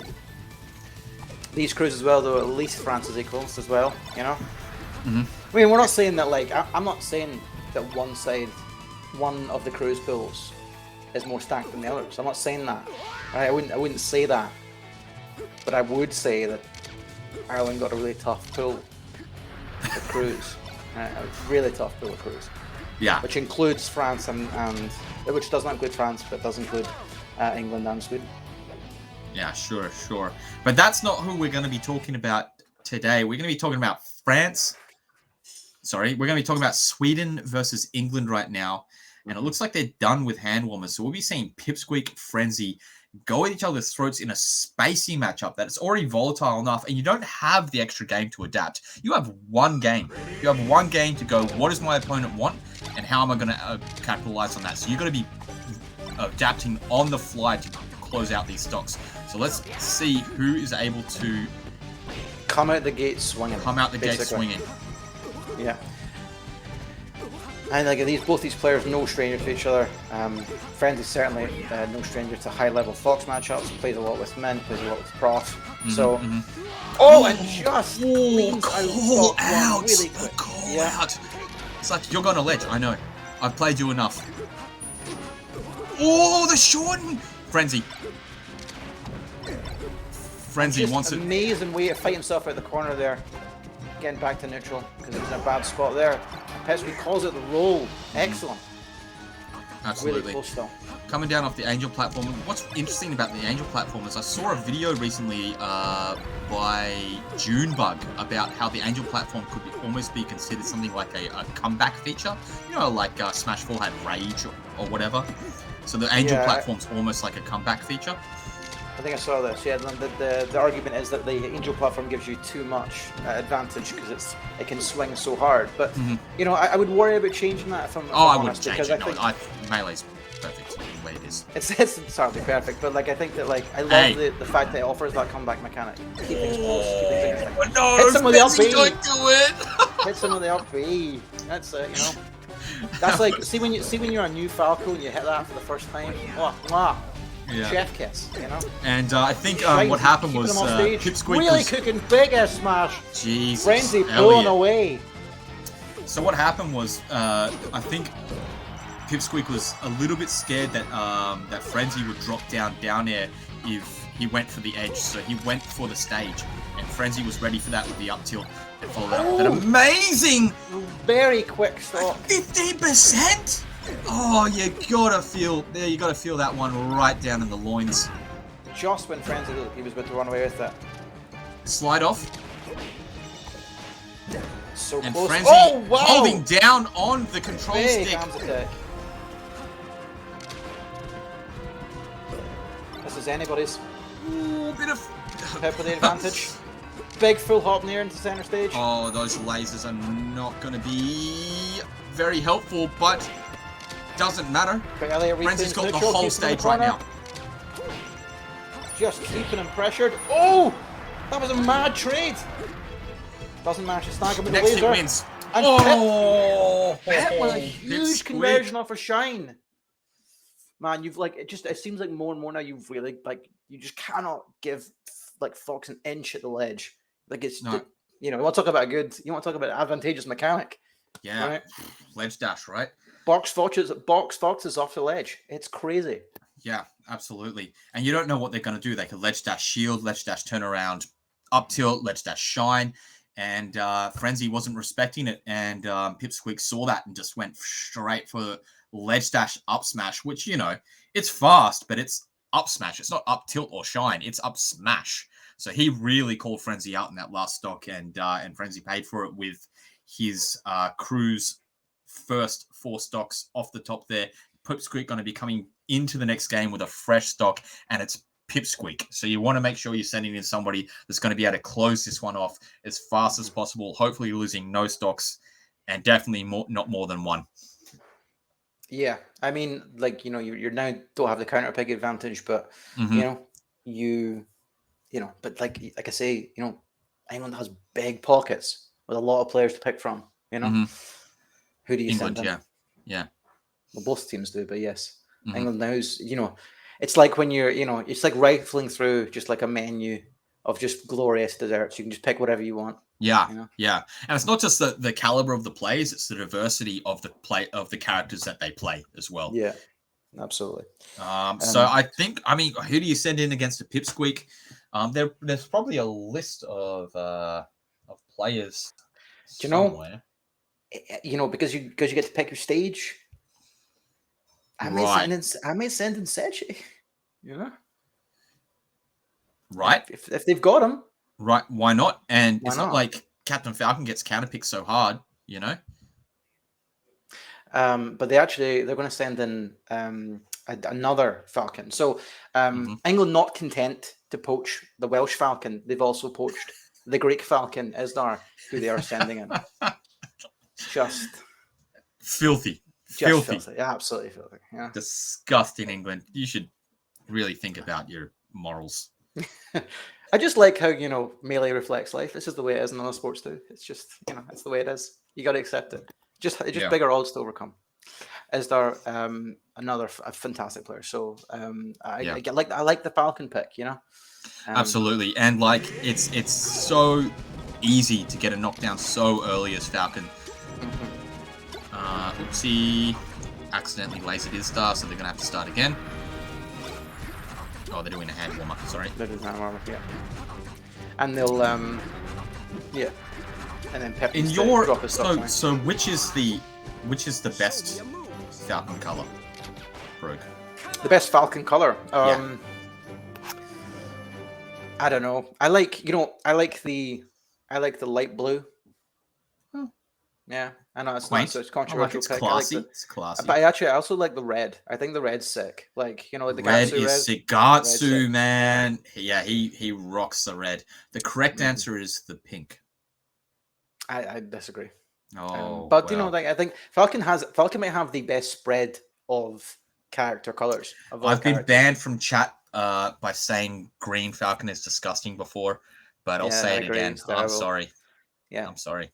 Snot color Falcon can get in the bin. All right. Yeah. Screw it. Yeah. Screw your ECB advantage. I don't. It's not worth it. Yeah. With your 1 pixel of advantage or whatever the crap Whatever it is. Yeah. We can't keep speaking about the same things, man. Oh, yeah. No, we can do whatever we want, man. We got new content from you. Okay. We got full. Oh, they're kicking off. Here we go. Control, and so do these guys. Full control. Is Pipsqueak in control at the moment? It seems like he is. Oh, these shines are so scary. And, oh, Isdar not able to get the second. You need the grab. What can you do with it? Oh, 20 GX. Yep. Just gotta keep. Oh, jab too early. Yeah. Unlucky. Shield grab. Never mind. I know you're the percent where big straight hits are gonna knock the characters off stage. A scary position to it's unfortunate for Isdar. It is. But that should do it. That will do it. Fox's recovery is good, but it's not that good. Angel platform, OP. Yep. Right. Nerf Angel platform. Oh man. Yeah. Don't do He's it. right. He was right the whole time. This is going to be the new. The whole time. No, it was a discussion. It's going to be the new like. Go watch the video. It's good. Yeah, it's good. It is good. He makes good content. He does. That's another thing I've really enjoyed about the Slippy era. Is like people are just there's so much good content. Pumping it out. Pumping it out. Oh, Scout, you legend. Yeah. So and sometimes like that's what you gotta. Go Sorry, on. go ahead. No, you tell me. I was going to say that. I was just going to say that, like you can do the fancy stuff with Falcon. You can do the tech chases and the really technical reactions. But sometimes you just got to smack him, knee him straight in the face. You got to throw him out. Yeah, absolutely. Yeah, they're so scary as well because if you see just a Falcon that's just going with the knees, you don't you got to respect it, right? So we got a Popmeister coming in. Yep, coming in next. I think I'm still waiting on Popmeister 6000. I think I'm still waiting on broadcasting, but hopefully this one. Right. So again another Premier Puff, right? Yeah. Which I mean, if you've got a Falcon that knows, we spoke about this earlier. If you've got a Falcon that knows what he's doing, I don't think that used to be a matchup that used to be so in Puff's favor, right? And it's just not the case anymore. Yeah, since years. I mean, since shield dropping became UCF became a big thing and buffed Falcon into a better player. I guess that's when it really started to turn the tide.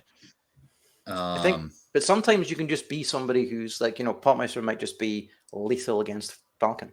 Yeah, yeah, absolutely. It can just be that and as a Falcon, sometimes that's just the case. Like sometimes it feels like if you're a Falcon master, like if you can beat the Falcons, it's just like it feels like Falcons can't do anything. Do you ever feel that?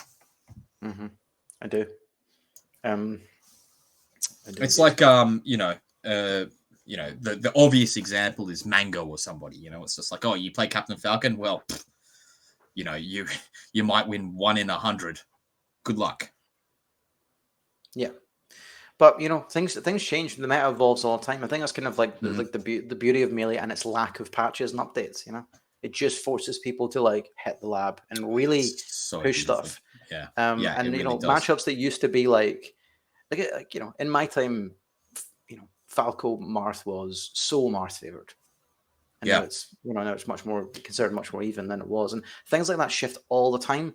I think that it's just down to, is somebody willing to put in the work? Yeah, and the information, as you were saying before, the information, the meta that trickles down from the top. What information are we getting in, and how can we adapt that to our own play?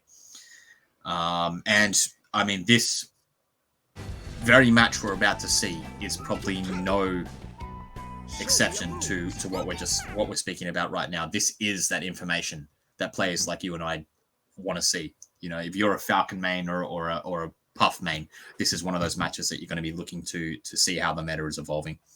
Yeah, I think that, like, you know, and it's evolving at such like a technological level now that because like the game is more known, you know, the inner workings, that Sure. I feel like getting left behind is so much easier now. You know? Yeah, but also catching up is so much easier as well. Getting left behind, if you're lazy about it, absolutely, you can get left behind. But you have the tools to be able to catch up as well. It's just all about how you apply that. Absolutely. And I suppose you can see those, maybe the old school, the old elite players, you know, that are still amazing. Yeah, they can just get by on their gumption, right? They can get by on their gumption and their wits, and their old school knowledge, you know. But there are the tools there to grind out, you know. Absolutely. I mean, there's something. I think there's definitely something to be said from just being able to shoot from the hip and make it work, you know. Yeah, absolutely. Raw talent, or just old school game awareness. You know. I think we're talking about. And I think Popmeister's been around the track. Yeah. Both these players have, and we are about to kick things off here. Yeah, I 750. 750. They're going on. Definitely. They're going on. Here we go. Okay. Well, obviously, everyone knows that this is the obvious stage that you want to be taking Captain Falcon. The duck under the grab brogue. And sometimes you've just got to, like, that's the kind of thing, you know, Maxi would hit that, right? Every time. Punish that. Yeah, he'd rest that. Maxi rests that every time. And I think sometimes, like, you know, it could be lag. You know, Puff could be nerfed because of lag and because of online. But, you know, I think the confidence to hit those rests when they present themselves is key. Like, you know, absolutely.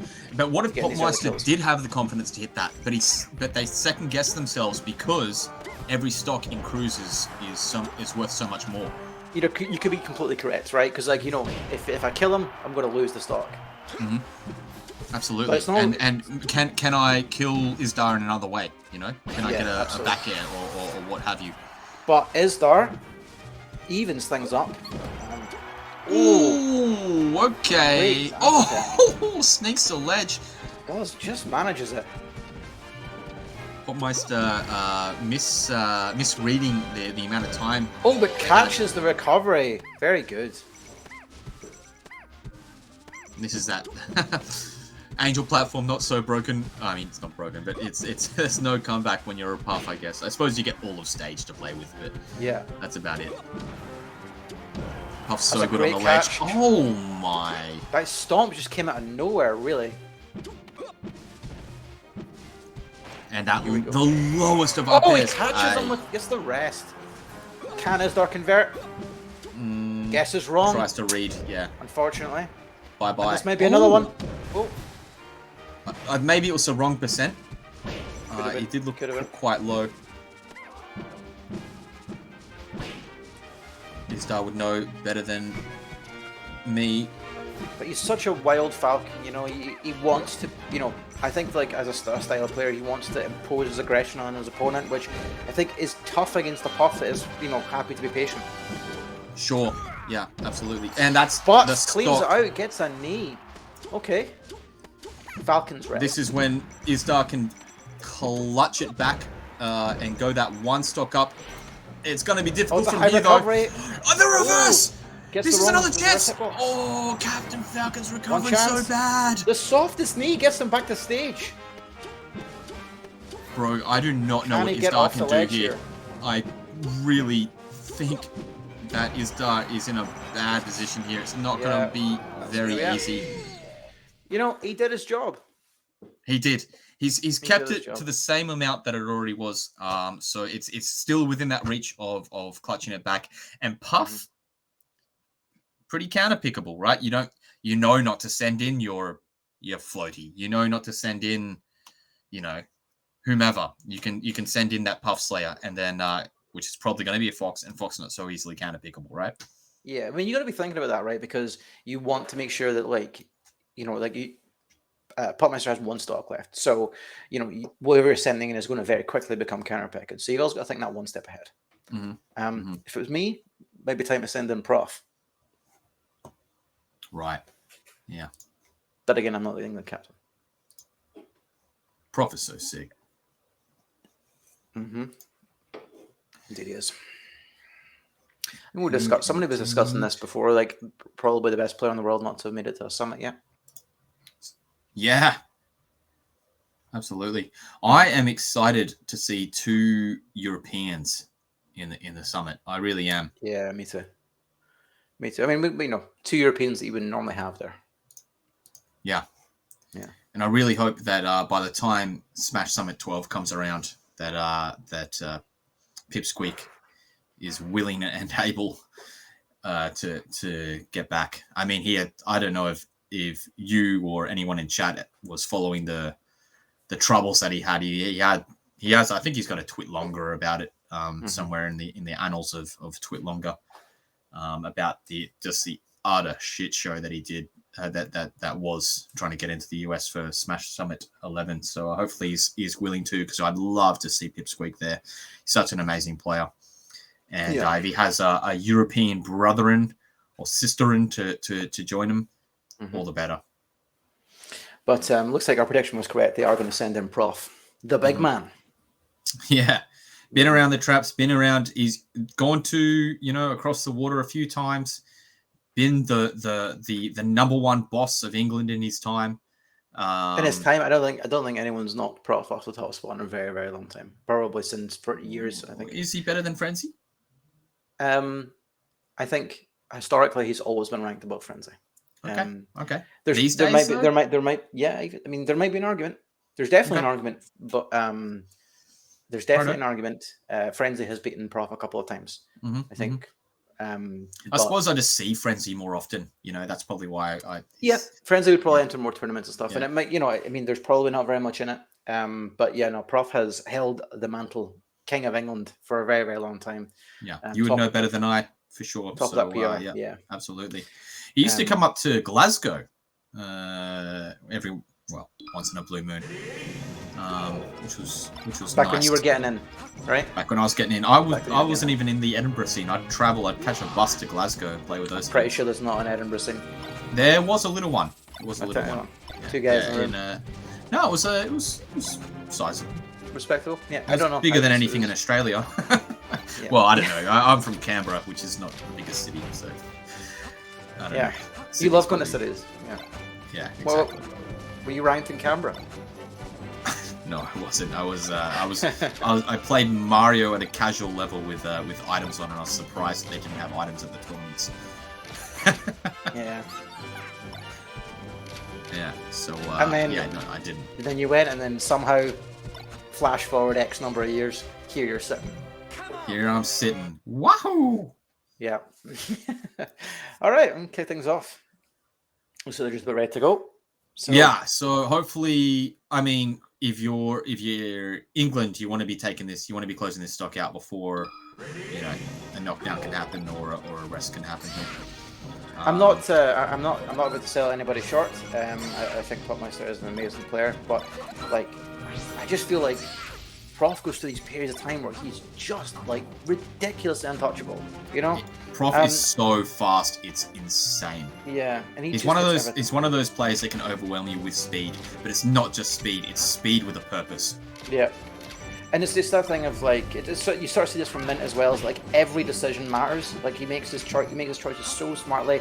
He makes every hit count, and never in a split second too. Yeah, absolutely. Yeah, everything counts. And look at this, hasn't even been touched yet. And already Puff is in death percentage. And this wasn't just a combo, that was just grabs him. Chip damage. That's a smash DI that you needed to get, you'd have been dead. You got to be quaking in your boots at this point. That's a dead Puff. Oh, the smash DI! Smash DI.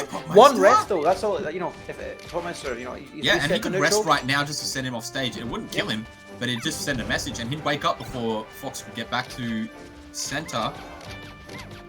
But Aaron Thomas, happy to play the long game here, Every stock matters, as you said. Don't get, no point in being greedy. And you take it Catches without the a roll. hit, without being touched. That was quite the showing from Prof. Came today to play, to represent England, Yeah, to represent his country. I was a 50-second 0 death. Sick. Yeah. Yeah. And what is it? Yeah, clip that. Yeah. Clip that 0 to death. And once somebody starts broadcasting, we might get a notion as to who's coming in. Who have we got? We got Humpy, we got Johnny Fight, Datey, Meaty, Sharp. I mean, Peach is a tank, but I don't like. But Prof is a beast against. Listen, floaties. I love Sharp. Sharp's amazing, but Sharp and Prof Pro probably in slightly different leagues. Sorry, Sharp, I love you, but you know, I don't know. I mean, like, I think that when you sort of hit this level, anything can happen. I'm not sure I totally agree with that, but what I would say is that my pick here.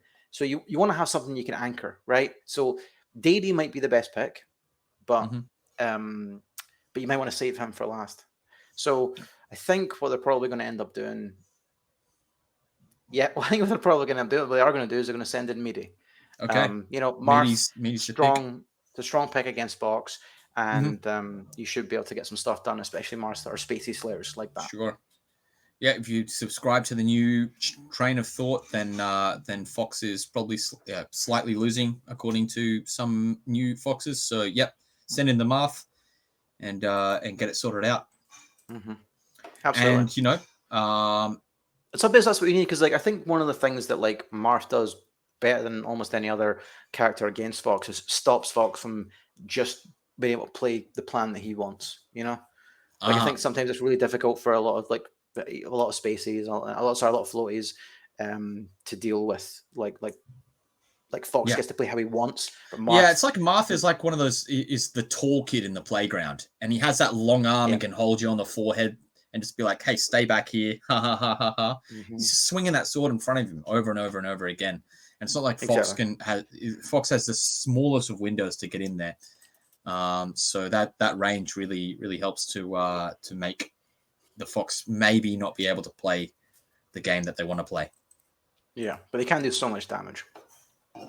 Once they're in, you know, Fox gets in, it's still, you know, I think again this maybe was, you know, Fox is the best, you know, the conventional wisdom was that Fox is the best character, but Marth beats Fox. I think that's probably, you know, again, kind of like everything, the meta as the melee meta progresses, I feel like everything balances out a little bit more, and that's maybe not quite the case or as much as it used to be. The viewpoint. Fox can definitely work on Marth. Yeah, and I think, like, sure, Fox can do the damage, but if you slip up as Fox and Marth gets the D-tilt off stage, or the grab by the edge, or the grab in the center of stage on FOD when there's no platforms, or whatever it is, I mean, you've slipped up, and now Marth has you up here, and you're about to feel the pain. So it'll be interesting to see where Meaty decides to counter pick. You know, like I think there's two schools of thought, right? You're the kind of Marth that goes, we're going to FD because I've got that locked, right? Or you're the kind of Marth that likes having a wee bit of platforms, you know. So maybe you're picking Pokemon, or maybe you're picking Yoshi's because you like the ability to get those randy tippers more and use the platforms to your advantage. Sure. Yeah, I like Pokemon for Marth quite a lot. Those platforms are so short and so low that Marth can really abuse them. I mean, with Slide Off, it's a little bit harder. Everyone being so good at Slide Off these days, but it's still an amazing stage, and it's very flat to allow Marth to really abuse those throwing up into the air. And we're straight into it. Straight into it. You do get a ban in Cruise. I believe you do get a ban. You get to ban one stage. Right, maybe they banned FD. They must have banned FD for sure. Yeah. Oh, that's a shine. And oh, Prof never mind. Is ready. Prof knows that man knows his percent. Why give them the chance to recover from a shine when you can just kill them off the top? No, it's obvious.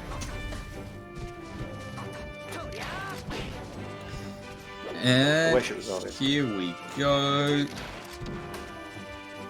Prof Pro only on 29%, and really giving it to Meaty at the moment. Meaty is dead. That's 2 stocks. Fox has been touched twice. Yeah, and this is what I'm talking about, Prof. Is that sometimes you just watch him play and you go, "Oh my god!" You like, you know, everyone has this idea. You know, everyone knows that Leffen's a level above everybody else, and I kind of like.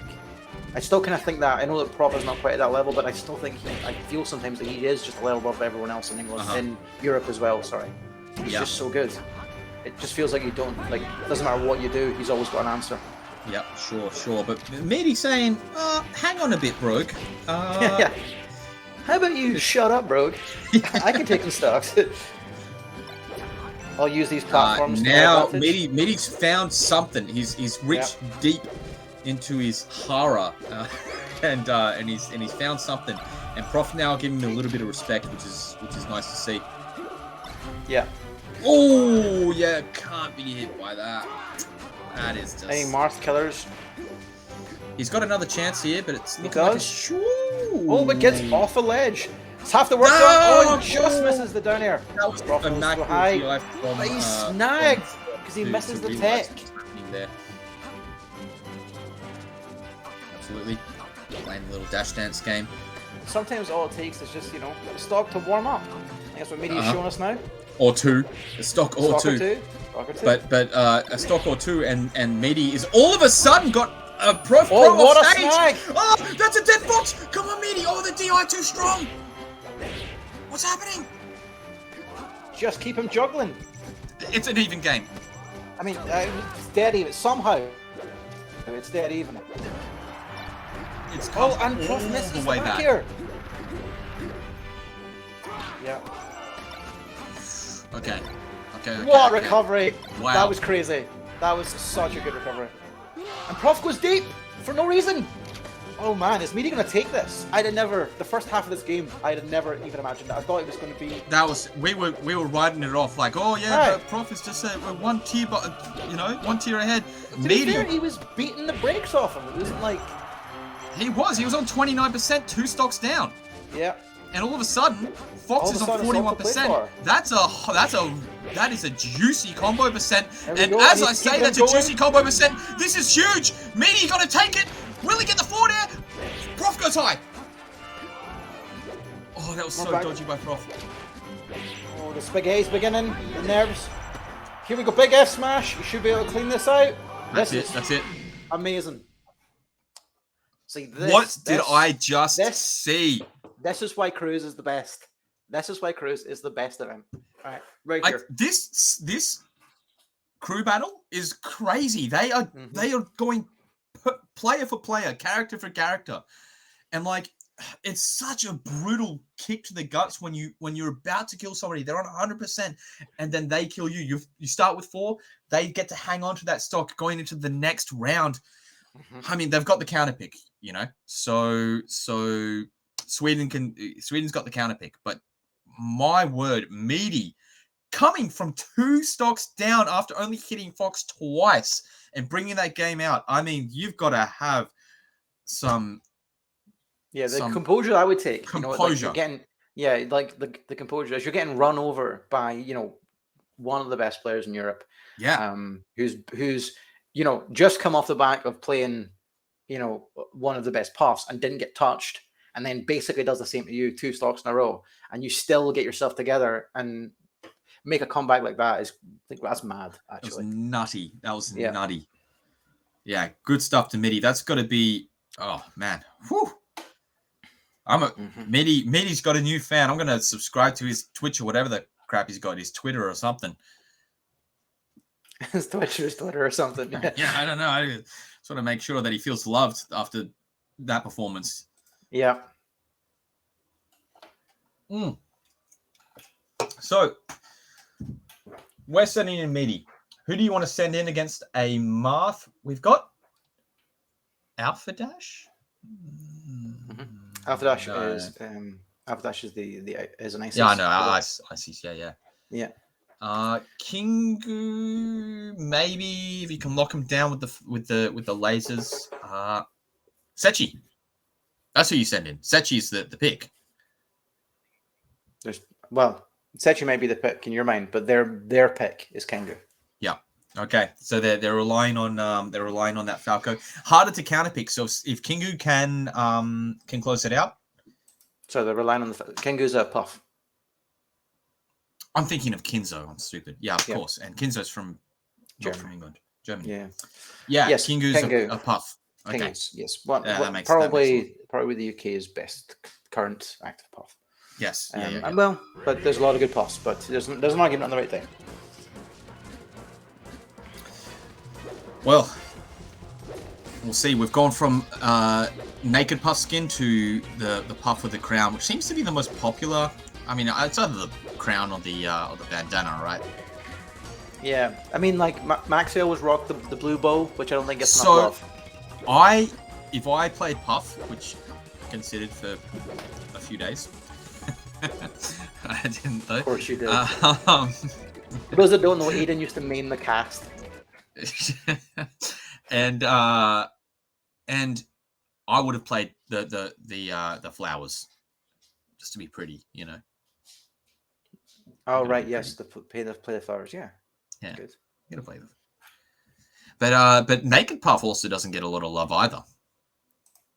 Yeah, actually, I always think just like naked puff looks kind of weird now. I just whenever I see it, I go like, you should have some clothes on, mate.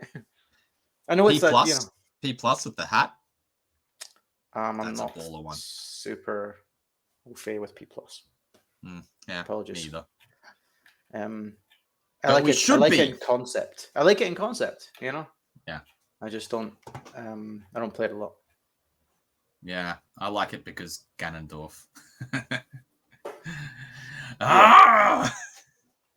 You need that, like, you know, for somebody, you know, like France, you also like cheese.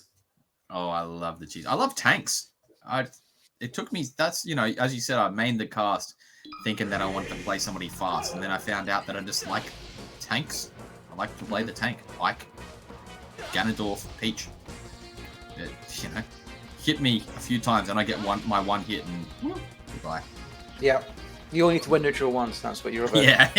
I'm not good enough in neutral. That's the real secret. Okay, so I mean, this is the point where you need to, you know. Yeah. Hopefully you don't go down. It's always these scary situations when there's like the one stock, because you don't want, you know, it's really important that you take this to not let the advantage build.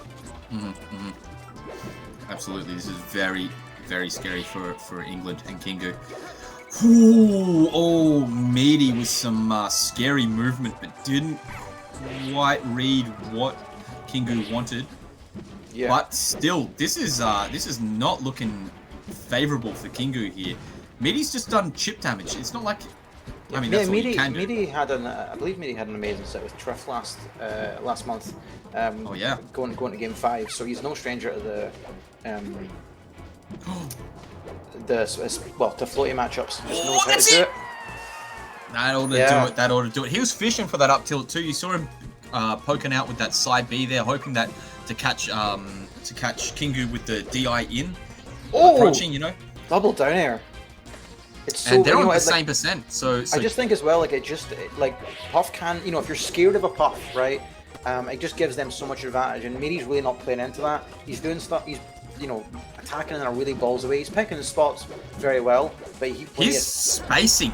Did you see him just chucking out those nairs, like in place, just outside him with the slightest of fadebacks? Like, hey, come here, whiffing on purpose.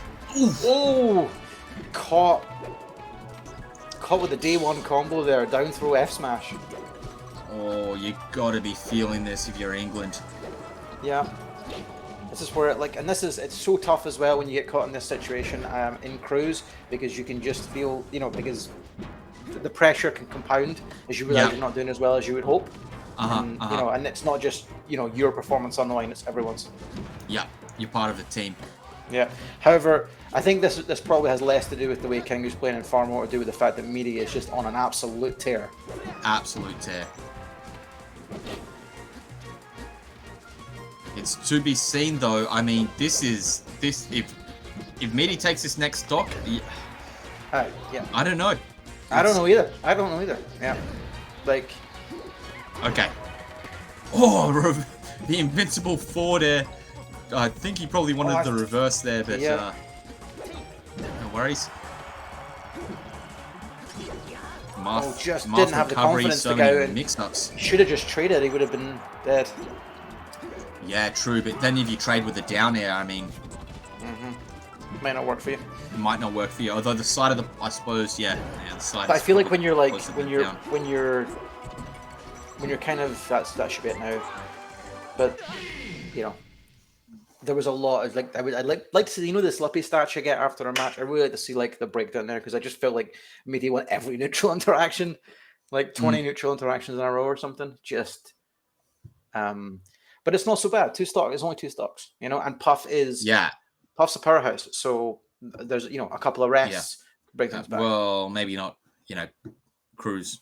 Got to be thinking that cruise concept. Maybe Puff isn't as strong in cruise. Because rest isn't as good unless it's the last stock. So I guess don't know. I actually think Puff is really good in cruise. Yeah, I do. I think she's personally I think she's just so volatile and can there's so many characters that she can just win a trade war with if she's ahead, like Peach, like Sheik, like it mitigates a lot. So I don't know if I do think that Puff can be extremely strong. You got a little light up in that attic there. You're starting to. Yeah, I will. I'm starting to fade into darkness. Yeah, I can't tell what's beard and what's chair. Yeah, until all you're gonna see is just my eyes, nothing else. Hold on, I'll get that started. 2 piercing Scottish eyes. Yeah. Yeah, cool. So we've got the Pop Meister coming up. You've got Fat Tino, a Falco, my new favorite Falco. We've got Sechi. We've got Lawstar, the Peach, but I don't imagine that they'll be centering the Peach against the remaining 2 stocks of Pop Meister. So I think you confuse yourself. It's the 2 stocks of Kingu. So it's Sweden that are going to Sorry, Kingu. Yes, I have confused myself. Thank you. Yeah. So Sweden are going to counterpick with a Peach, actually. It's great being wrong every time, isn't it, man? Yes, but I know Sharp is particularly good at this matchup. So, Sharp is a bit of a Puff killer. Yeah. I love Sharp and the way he plays. He's just a monster. I think, he spent a bit of time in Belfast, so I've got, it's the homie love, I think when you get that right when somebody comes to visit or stay in your zone for a while, you always got to cheer them on. It's one of the absolutely beautiful things about this community. So even just meeting somebody in real life, IRL, it just changes it. It just goes, oh well, I'm a fan of you from now on. I'm the same with Fout and L. I met him once and now I can never stop cheering for that guy. Yeah. But that's not who we're talking about now. We're talking about Sharp. And a very technical Peach. Yeah, and the only non-box Peach left in Europe. Pretty much, yeah. He's the last holdout. And as far as I remember, at the last tournament, outplaced every box Peach. So, you guys can pull every advantage you need from the box, but he's still beating you. Doesn't matter. Oh my god! Did you see that reverse back end in there? That was so quick. I mean, it's one of the things that I think characterizes Sharp. They're just so quick out of every option, right? So quick at shield, so quick to convert off of the stray. Yeah. Sharp is probably, in this matchup, it's the one that's above, is the one that's normally gonna win the. It's not every situation, but you kind of want to be above the other one. Yeah, I think the thing as well with this matchup is because it's so heavily based on trades, right? It's actually a really good pick, even though Peach technically loses this. You can just out-trade and keep your stock advantage, if you go 1-1. Yeah, sure, yeah. As long as Sharp doesn't get hit with a big rest or manages to close this out, even if he takes, another 50%, he closes out and does the same thing with 1 more stock, and they still keep their stock advantage. I think it's around this percentage when Sharp will be able to kill off an up air, but he kills off with a nair off the top. So it must have been DI. Yeah. with hitbox, I guess. Maybe. But again, it's still pretty much, you know, it's still pretty much even here. Like Yeah. in terms of this stock. Oh, Sharp with the that back, was huge. back air string. I know. See, something that would be like totally normal is massive against Puff. 3 back airs, crazy. Yeah, 50%. I mean, that's 50% is big. Nothing to sniff at. I mean, whatever the saying is.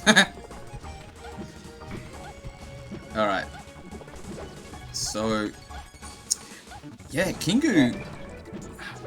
Really struggling here, and you know, Sharp just happy to play patiently. You know, eke out Yeah. that advantage, and if they manage to go into the next game with 3 stocks, that's huge. You know, it's such a difference. You know, you want to talk about every stock matters. This is, you know, Media got the advantage for Sweden, and it's now Sharp's job to keep it. That's it. Yep. And it's going to be interesting to see if Kingu's going to be able to... I mean, at such a high percentage, it's going to be very interesting to see whether they're able to hold on, you know, against Sharp. But that will be a mystery to us for the moment. Just lost a bit of feed here. Do apologise to the stream. Technical difficulties. We don't need elevator music, it's fine. Oh, sorry, my bad. Yeah, working on it. I believe this, I mean, it's still going on, so they're still trading. Alright.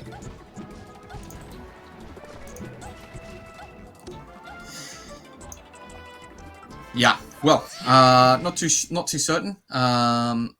I hope that the stream still has feed. I think the stream still does have feed. Unfortunately, we don't right now, but we will back very soon. Working on it. Yeah.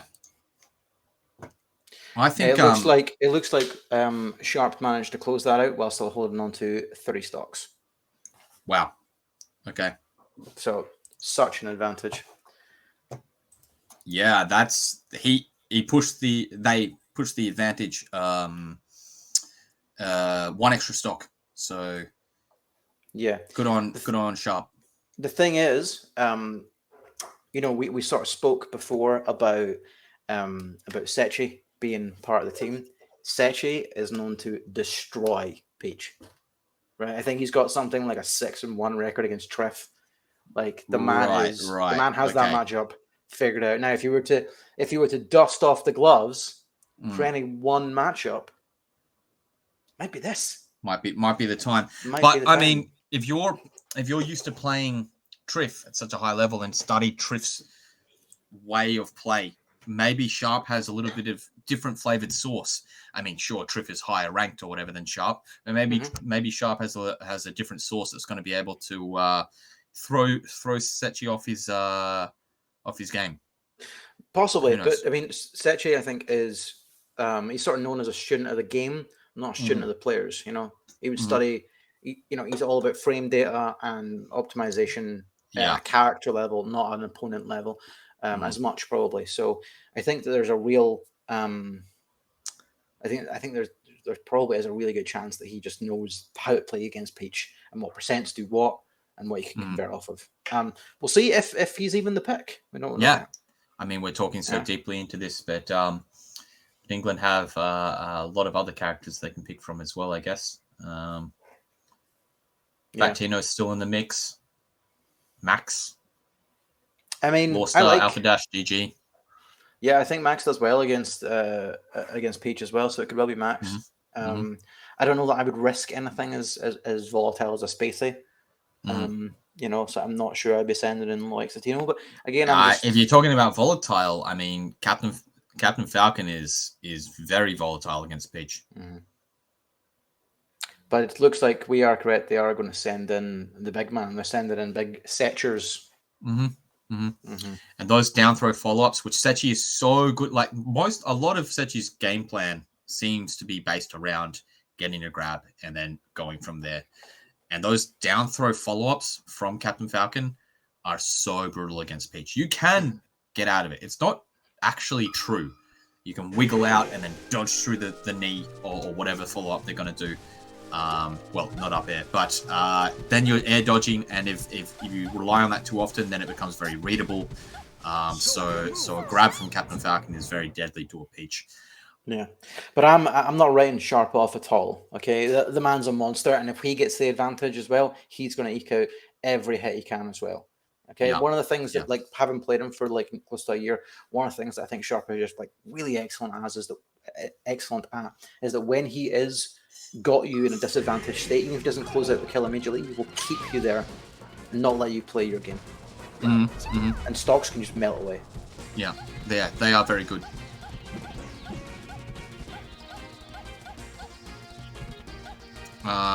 So 3 to 4. I mean, let's see what Sharp can bring to the table against the monster that is Sechi. And already Sechi with the grabs.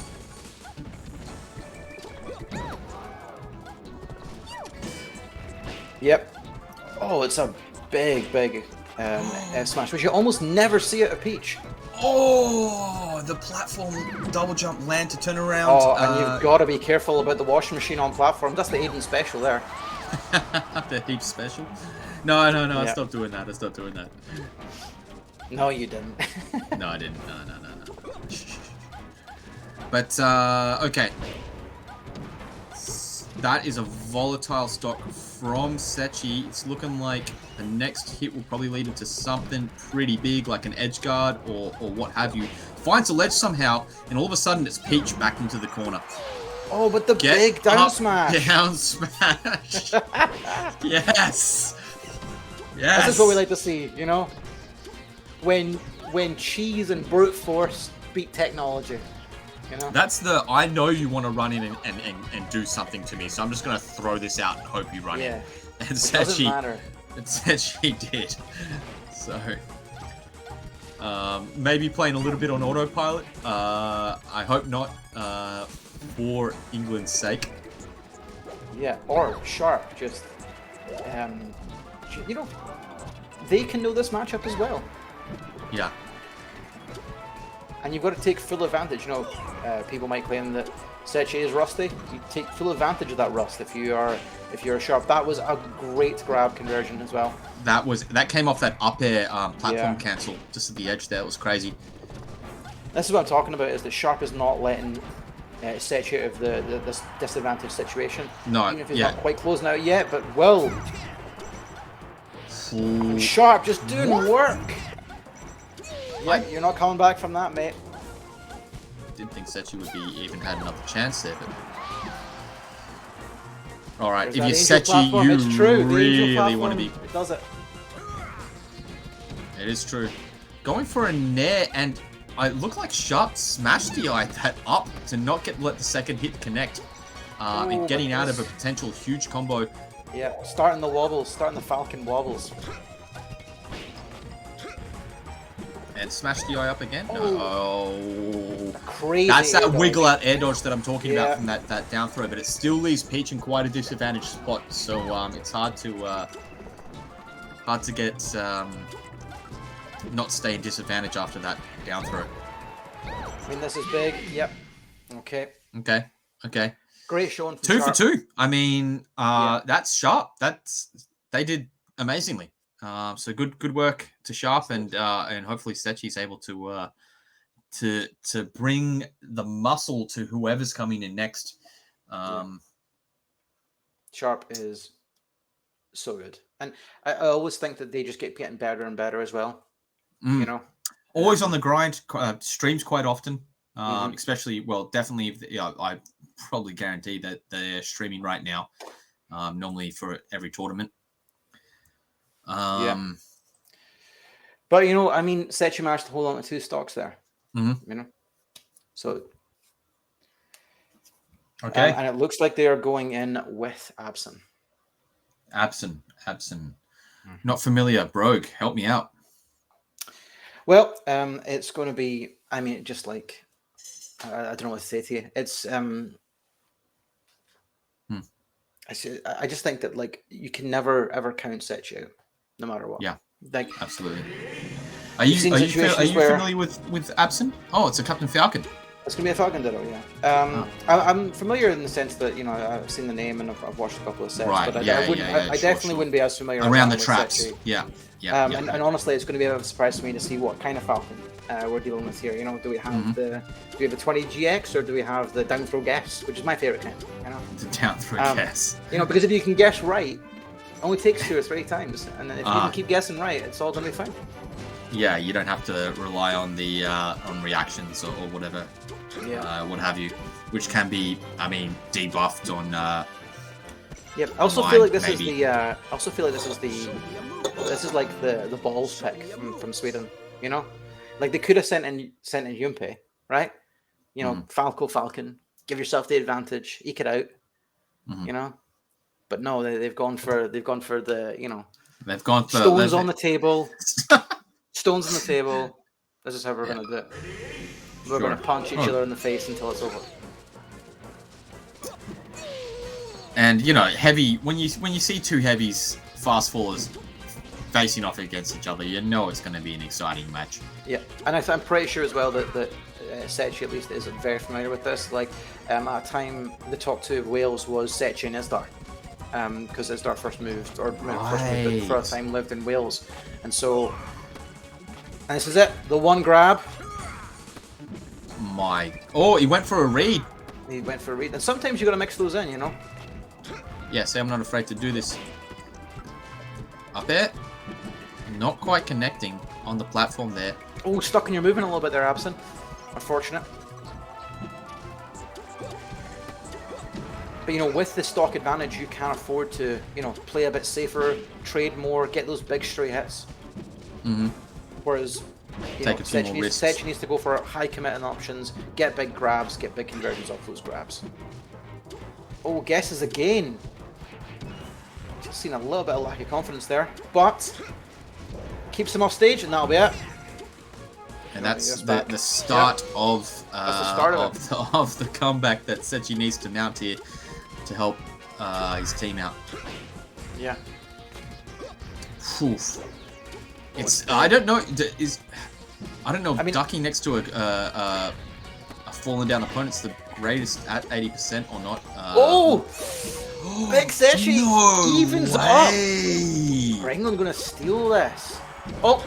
But stomp knee. It's the classic, and then it is. But what did Setchi do with his first stock? He took 2 stocks, right? Yep. Do it again, and that's it. That's it. But Abson just needs to guess right one more time. That's all he's gonna do. Oh, and he misses the air dodge. We're last stop. Jeez. Oh no way! England were so far behind. Setchi with a huge grab here. Just starting up.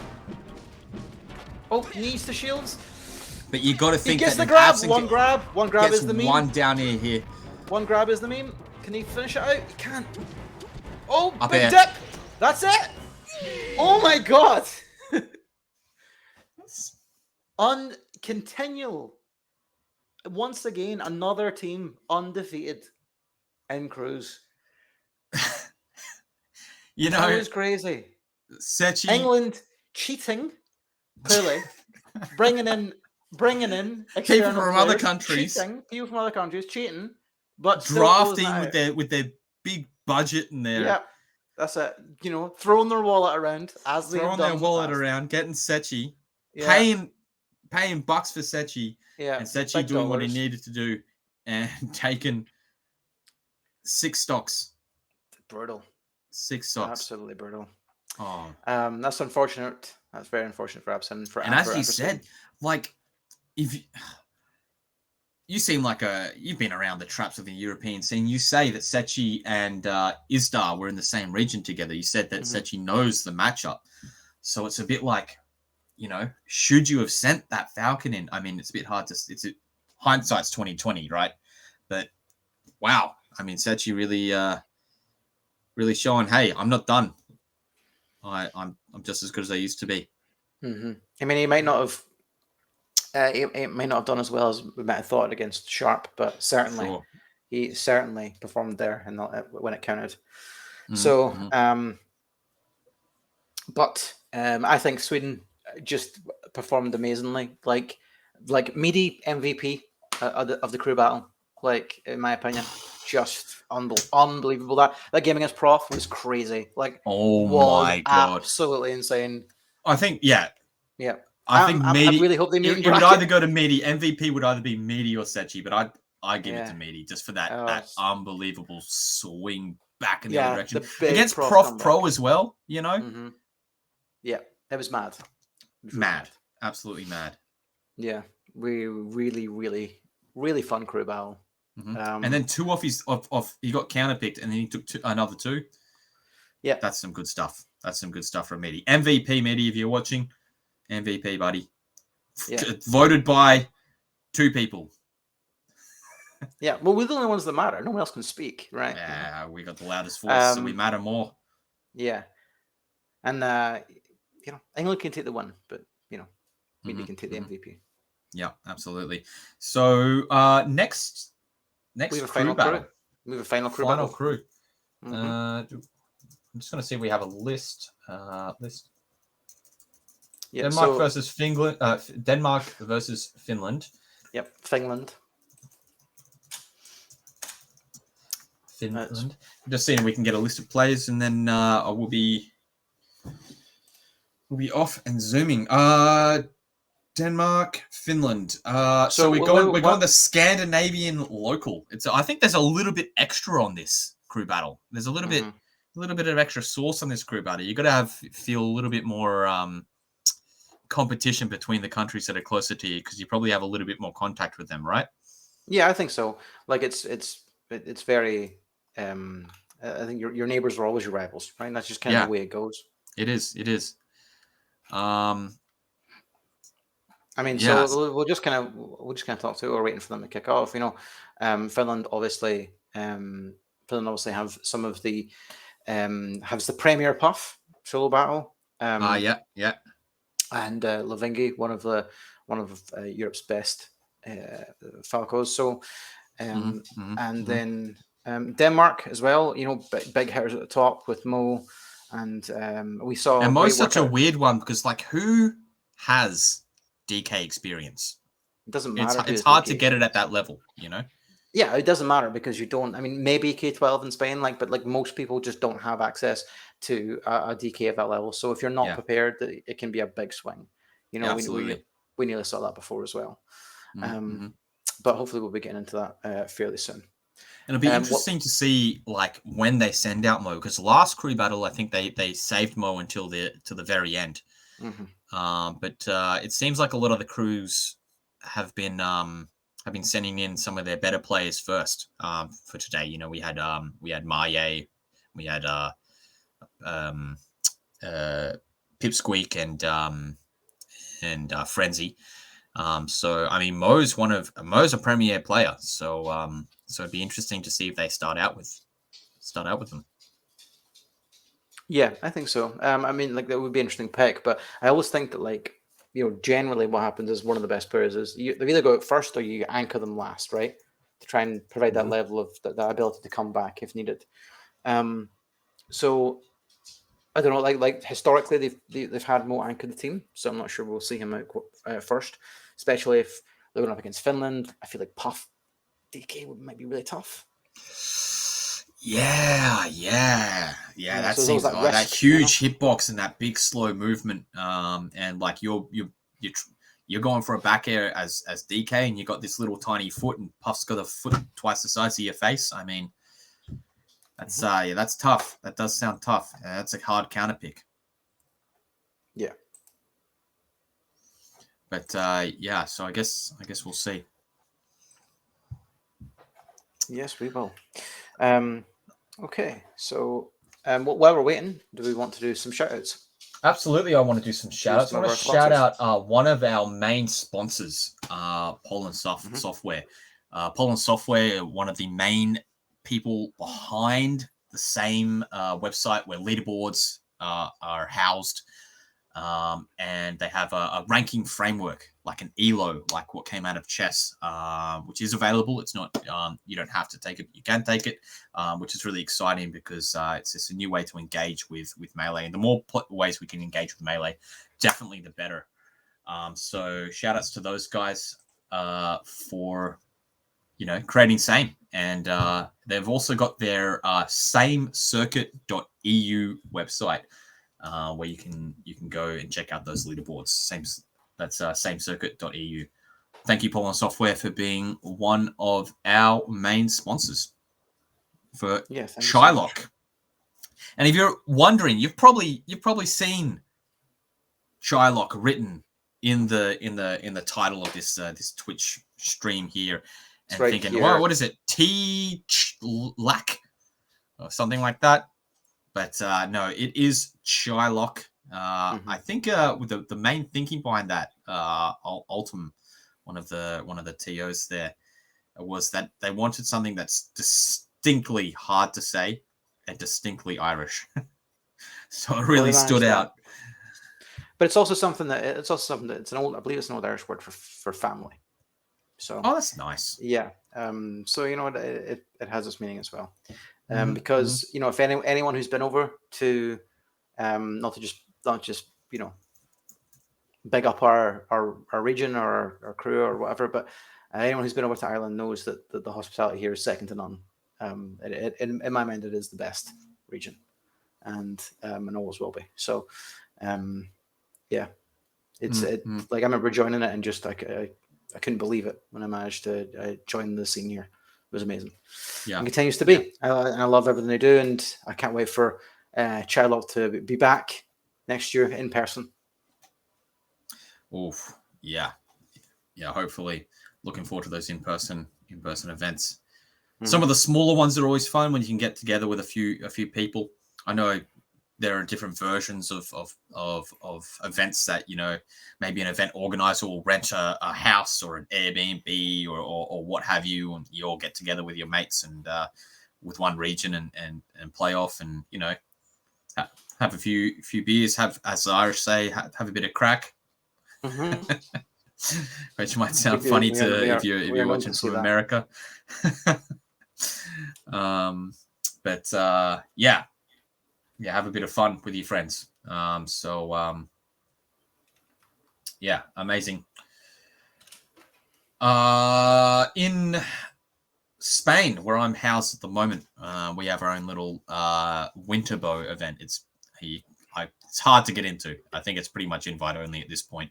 But we rent out our own little 5-story house with a sauna down the bottom and a pool, and you put the CRTs in the breakfast area. We've got an outdoor pool and barbecues, and oh god. Are you just going like you're just now just doing? Amazing. I go to something cool and you're not invited. Is that your bit here to the audience?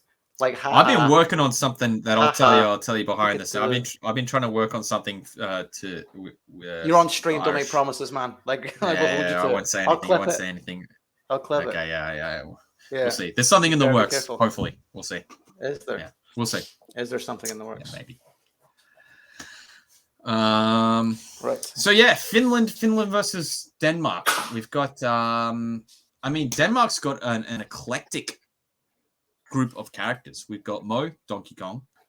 We've got the higher tiers with the King Funk, Falco.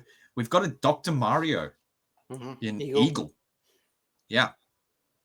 And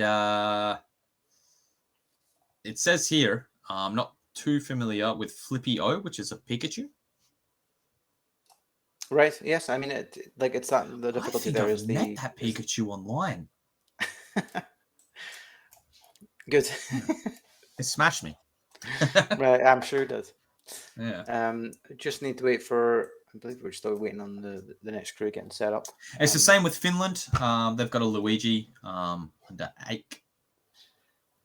Yeah. Cool. So I think that we just Mm-hmm. had a word there. That it looks like it's going to be. Was it Flippy and Levingi going in first, which makes sense. Both X makes sense. Sure.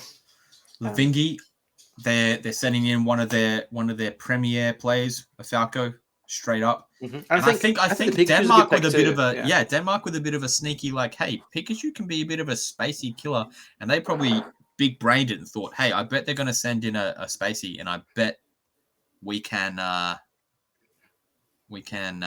take advantage of that. Absolutely. Mm-hmm.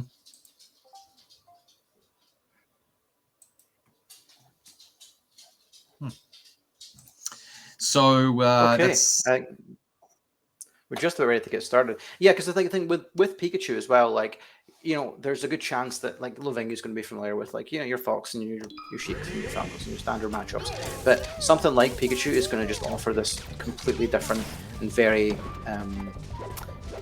and very strange matchup. It looks like we're actually just getting straight into it here. Pokemon and which I think is actually really good for Pikachu whenever I play them, the ability to move around those platforms and just make it really difficult to catch. But Lavingi, master of the lasers here. Oh my god, Lavingi. Taking advantage of that long hitbox that Pikachu stretches itself out into with the up B. Yeah. Oh, that was tricky. Did you see that B onto the platform so it spun underneath it? Yeah, I mean, I think that... Yes, it is. Like, I think that, I mean, these are the kind of things that you need to have on lock as Pikachu, especially, or as any low tier really. Just eking out every single advantage you can get because you don't have just this inherent, like, the inherent goodness of the better player. And that's that. I mean, that is a classic Axe Gimp right there. Yeah. That's fantastic. Okay, so, I mean, you know, Lavingi, amazing. Yeah. Flippio, bit of a spacey killer. Oh, it just snags it with a down air. Just, you know, reading where the up B movement is going to be, which is incredibly difficult to do. I think one of the things as well, to know about here as well, is that it can be like Lavingi is a player I feel that can eke out an advantage really well, just because like solely on lasers. That if you let them get ahead, it could be really, really tough to come back. So sending in a player that can down air and neutral. Just, yes, down air neutral. That's and an up. Lavingi was waiting for it. Oh, it just didn't get a turnaround that you needed. Yeah. It's a bit unfortunate. And they're going to eat a bit more damage here. Flippio, off stage. Arguably the best recovery in the game. Stays alive and... Whoa. Space covering with a down air. Arms attack. Lavingi for it. Yeah. Ready for it. Ready for it. But I mean, hopefully Flippy can get another stock here, keep things close. Seems like Flippio's missing a little bit of tech here. Maybe some nerves are getting to them, or maybe it's just Pikachu being a really hard character to play. Yeah, I think it's one of these things like exists in the same kind of realm as like Yoshi, where you go like the amount of effort it requires to be good at this character. Yeah, they've got the tools, but it's so hard to be good. Oh no! Oh no! Oh, please! Oh no! Covers everything. That's so unfortunate. Wow. That's okay, so good tough. stuff to Lavingi. Yeah, Flippio. I think it was a really good effort. It was. It probably would have been nicer if they got the third stock there, but I mean now you know that you're going up against Lavingi, so you get to send in who you think's going to be a stronger counter pick there. So I guess you at least got that. Yeah, and yeah, you do, and you know, like it's also you're only 2 stocks down. It's still swingable. You know, It's not that bad yet. And Falco's glass cannon. I mean, we He saw died really Meaty quick. in the last crew battle. We saw Sechi in the last crew battle. 6 stocks to both those guys. So it's not like it's like it can't be done. I mean, two stocks isn't a lead in crews. Sorry, did you catch that? No, I think We've got Chansey coming in next to Peach. Right. Yes, who I believe did some work last crew battle. I think. Remind me. Yeah, so just old school Peach, not got that new technology. At least we didn't see that much of it. You were saying last time, right? But just very strong fundamentals. Yes. And again, like if you can play to that as Peach in crews, where you can eke out your ability as a tank, and just but again, I think we did mention this last time as well. We can have no respect for the player because they play Daisy, which is. Like, if we talked about the best colors earlier, Why is her crown purple? Yeah, pink or whatever. I think might be the worst like skin in the entire. It might be the worst skin in the entire game. Yeah, might be the worst. But that's got nothing to do with the player, which really. Who definitely isn't the worst player in the entire game. No, to be making it into crews. And you know, to be I love the here. stage pick as well, right? Because I think Fountain is, you know, when I'm playing you against your Peach, I like to call this Fountain of bullshit, just because of the amount of like hitbox space that Peach's big hitbox get up. Just And because you can fighting so tight. Lavingi only taking a little bit of damage on that first one. Lavingi really running away with this this crew battle here. But those platforms do really come into play with Peach. I mean, it's not like they down smash every single time on a platform, but you've got to respect it. And as soon as Peach is on a platform, what do they want to do off it? It's their game. Yep.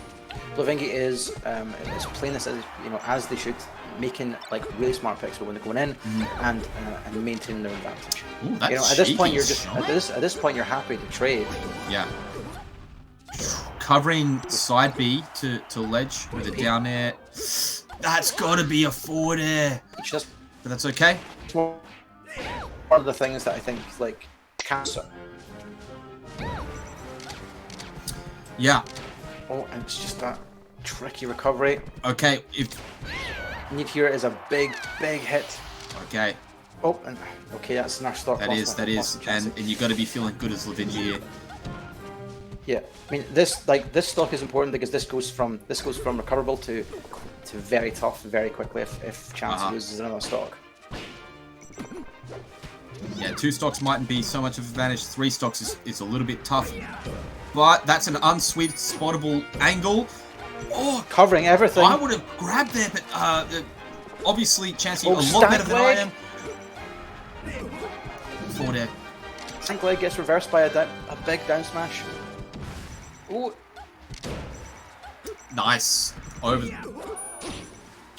And what a sweet spot from Lavingi. Yeah, very good. Oh and my just calls out word, the recovery. Lavingi. How's that Just jump called though? it. Just called out that panic, second jump. I don't know if it was a panic. Maybe they were trying to go for the mix-up, but I mean, Just a hard that's read. tough. Yeah. Thing as well when it's not really his style of play as well. Like hard call outs. So No, and you didn't see them. You didn't see them covering that specific area. So maybe maybe the Peach just thought, Chansey thought, oh well, they haven't been covering that area, and then the one time that they do that slow second jump from Peach. It's the mix up, right? You just gotta have it ready. Yeah. So wow, Lavingi taking 7 stocks to start the crew battle out, and that's a real as strong as we see. Real kick in the teeth to Denmark. Yeah, it is, but it's now about how they stage this, Yeah. So I mean, looks like they're going to be sending in Mayhem. Mayhem. Yeah.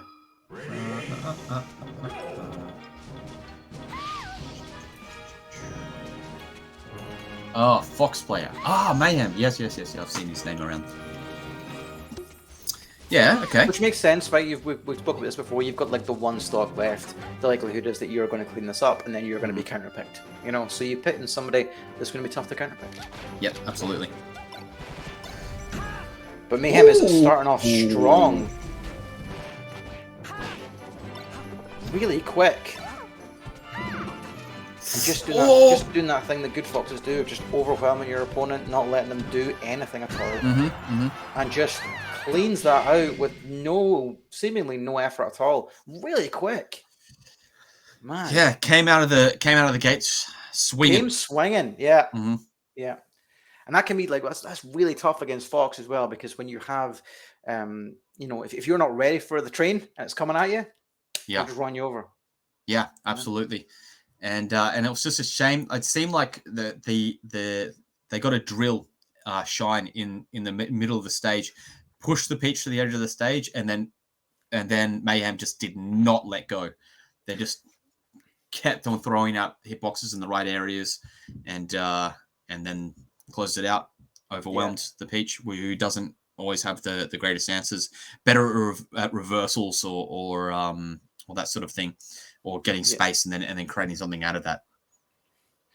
And it looks like what they're going to do is Denmark are going to send in King Funk, their own. Okay. Falco. So we've got Falco. We've got that's classic Spacey matchup, and this again with it being Spaces, there's every chance that this could be a big stock swing as well. Yeah, absolutely. I mean, they probably. I think at this point, Denmark needs to do something. They're 4 stocks behind. They need a big swing. And I wonder what the as I was saying before, if you're playing Cruz, I think you get a ban from stages. So I guess if you're a Fox and you're going up against Kingu, you're going to ban FD, I imagine. King Funk. King Funk. Sorry. Too many kings, man. Yeah. Too many kings. Kings all over the place. But it looks like we're going to put one. And King Funk opening up really strong. Still not been touched yet. A quick trade, but... Oh, what a nair! Wow. Closes that out. With only just one as strong as Mayhem started trade. last game, King Funk started just as strong this game. And just cooking. Whoa. Calling the full hops out of the corner as well. Right, just and over Mayhem. They mistimed it a little bit. They didn't even cover the roll in. They were ready for the get up, neutral get up. Oh, and just ready with a crouch cancel. Big air smash. Oh, and that like I air say, this dodge could be the signifies to me that there's a little bit of slop coming out. I mean, this is the kind of thing that could shake you as well. If you came out strong, you know, against Chansey as Mayhem, and then suddenly you're just getting beat around like this, it can make you second guess. You know, you were feeling yourself 2 seconds ago, and suddenly it's a different story. Yeah, and as Mayhem, you're trying to find your footing, but you've only done 55 damage. I mean, what's that? 3 or 4 neutral openings as a Fox. Oh, looks like you might close this out though. Yeah, that's a hard. That's that angel platform again, right? Yeah. The one not shut up about. Yeah. But still, that's a full stock up. That is. Our full stock back, rather. Full stock back. Oh, lovely Waveland. Stay out of range. King Funk's been really good about getting these, like, you know, getting a shine combo started, working his way in, and then getting cooking exactly like this. King Funk's shine pillow combos are insanely consistent. Oh, and a big ballsy down here back to stage. This is how you fight when you're behind, you know. You know, sometimes it's not about, you know, playing it safe to try and recover the advantage. Sometimes it's about going balls to the wall and just going, I'm going to outplay you at every turn. And make it so that you don't have an advantage anymore. King Funk is 1 stock away from, what a bringing grab! this half the way back. Mayhem though. It's a great nair at the corner. Oh no! King Funk's getting a bad spot. Mayhem crumbles. Mayhem crumbles. And what was a 4-stock lead? That was crazy. Is there a 1-stock lead? That's mad. That's such a swing. King Funk would just lay it on the pressure so hard that I think Mayhem must have just been feeling it, trying to press buttons. Like, you know how you get overwhelmed sometimes, and you're like, I need to play faster. Sometimes I think that, and then you start messing up your inputs, right? Yeah, that's right. And especially I think that kind of just happened to Mayhem. Yeah, looks like it did. Yeah, I mean, that air dodge was quite far away from the stage too, and it was at a weird angle, like it went diagonally down. So, like, did they think they were closer? They wanted a waveland, or did they miss the upward angle? It's hard to guess what they really wanted in that situation. But yeah, King Funk just something. Wow, those pillar combos and those openings were and they weren't just going in all the time. They were like, hey, I'm sitting back here, shooting the gun, bang, and then once they got that one shine, it was like. Whew. Yeah, no, I mean, just that's about as aggressive as I've ever seen King Funk play. Yeah. So really, really, really good showing. Hopefully they can keep it going. Mm-hmm. You know, can you carry this momentum, or is what happened to Mayhem about to happen to you? Sounds like we're getting word of the next player. So they're sending in their Peach. Okay. I mean, what do you think? You know, you're a Peach man, so like, what do you think? What do you think about Falco? Falco, people say that it's like kind of, you know, even-ish. You know, she's my main, so I'm always just like, everyone's so mean to Peach. I don't think it's even. I think Falco's got an advantage. Yeah. I think that it has to be completely different, though, because, like, in terms of the way that you play this, like... Oh, they're not hand-warming. This is game. Yeah, we're in. King Funk needs to play this like completely separate from how he played against Mayhem. It needs to be patient. It needs to be picking your spots. Yeah. I mean, FD. Why did they let Paju get FD? Paju has the chain grabs on deck. I mean, why would clearly. you? What did they ban? Oh, they banned Dreamland. Why? Well, I mean, maybe you don't want to get, maybe you don't want to give Peach the advantage to. Yeah, but to camp out their or to tank their stocks, or maybe you don't believe Peach, that Paju that has. is a common misconception. Peach cannot camp. She's not fast enough to camp. Or I think I meant tank. Sorry, I meant tank. But I think that I think that could also just be that maybe you just don't think that Paju has the chain grabs. Maybe you think that you can still outplay them and not get grabbed. I mean, if Paju can knit turnips between stocks, I think Paju's got chain grabs. Ooh, holding down on both sticks. Never hold down against Peach. Oh my god, this is, I mean, classic. I hate to take sides, but bread and butter here. Jesus. Bread and butter. King Funk did such a good job bringing this all the way back just to verse a Peach on FD. I mean, it's so brutal. Yeah. Ooh, up a shield. You don't see that very often. I mean, and there was no platform even. Oh, these power shields are crazy. Yeah, I wish I could do that as consistently. Oh no! Oh, and another grab. Oh, but drops it. First one in the game. Cap. Oh no! Caught. Oh, and that's a second side B. That's all. That's both kills on Paju's those side Bs, which is mad because it's almost like an accident that Falco gets away with. You know, nobody. You're just trying to recover and you go, oh, whoops! I took a stock. Goes for a funky angle, but not trying to get not quite getting that angle. The King of Funk misses the funky angle. Yes. Well,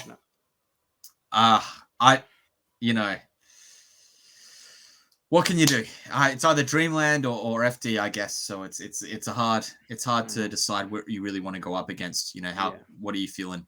How are you feeling confident? And it's all up to the player. If I'm Denmark, right, I think I'm looking at Mads. You know, you want a Fox, clean out this Peach quickly. Yeah. I think that maybe sending in, I could be wrong, but maybe sending in the likes of Eagle, Doc, or Mo, DK, Peach might just be able to really, really tank some stocks and take a lot and give out a lot of damage before she goes down. Hear me out. You send in a Sheik against the Peach. Could depends who they have on the roster though. Looks like they've got Voodoo. Could send in Voodoo. Or here's another name I'm not very familiar with. I'm sorry, Stelzig. Or it looks like it is going to be Mads though. Mads, that makes sense. I mean, Fox Peach, up throw up as a wonderful tool to get rid of Peach stocks early. Up smash, jab up smash. Shine combos, shines. Yeah, there's a lot of tools. There's a lot of tools to melt that tank stocks away. Kids can hit them, Yes, these Fox mains. They are Uncle Punched out of their minds.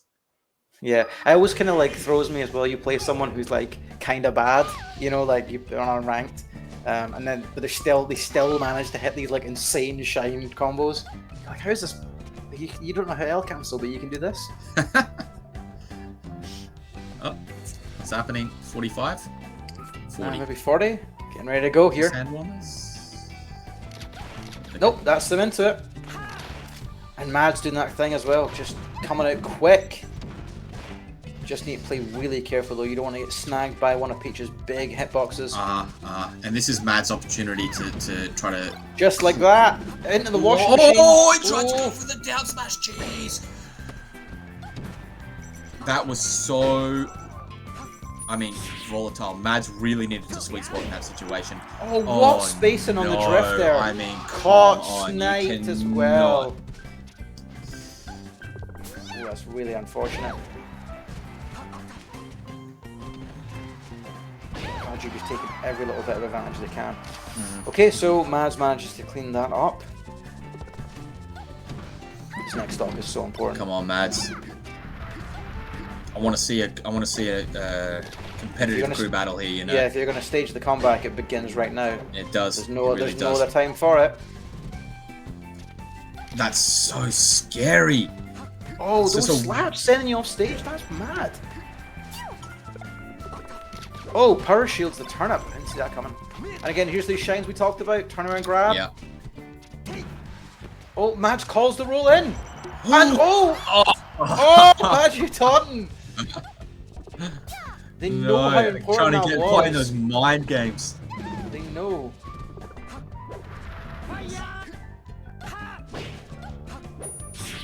Oh, Padgy goes out. Okay. Mads needs to play careful. Oh, the short hop up here is very good. Mads taunts back. Sometimes you gotta taunt back. Good on you, Mads. Taunt back. You gotta tell them it's fine. It's fine. Yeah. I can do it too. I can do it too. I like it. I like it. Yeah. I hate getting taunted. I never knew how much I hated it. Good. So good. The tilt. I think Peach might actually be my favorite character in this game to watch. There's Peach is so interesting. Yeah, I love it. I love it. You know, I love watching Peach. I'm not, and I hate to say, I'm not the hugest fan of watching Peach Dittos. Nobody is, man. Let's be real. Let's be real here. No one is. But Peach against the rest of the cast is quite interesting. I actually quite like watching Peach Puff. To tell the truth, I think that's a really interesting matchup. You just got to really watch the micro spacing and how they're trying to like edge each other away, chip at each other's space until they finally get that one little opening. I think it's a very interesting match. And maybe I just need to know more about the Peach Ditto before I can watch it or something. But I'm not too certain. Who was that, bro? We got something Tory. Fap Tory. It's sorry. It's Tory. a Finnish. It's Finnish Fox. A Finnish Fox. The Finnish Fox. Yeah. Mm-hmm. Yeah. And again, makes sense. But this is Mads' opportunity to bring this back. You know. Yeah. One of the most volatile matchups, as we keep saying. Mm-hmm. Fox Dittos. I always think the Fox Dittos can just go any way. You know, if you've got people that are around the same level, anything can happen. Yeah, it's funny. It's one of those matchups where it's just like you could be the same skill level and still get a 4-stock. Yeah, and it not be like it's not be that uncommon. Like I feel like if you get like, let's say you've got like a Marsh Sheik or something and they're up at the same level, it would almost always go to last stock. Mhm. Whereas like Fox Dittos can just be a train. Yeah, but again, absolutely. this could also present an opportunity for Factory just to pull ahead even more, and give Finland yet more advantage. Down smash and neutral. Not sure what that yellow was. stick. What's Both of them hitting the yellow stick. Grey stick down, yellow stick down. That's all we need. These Peach. That ain't Peach. Yeah.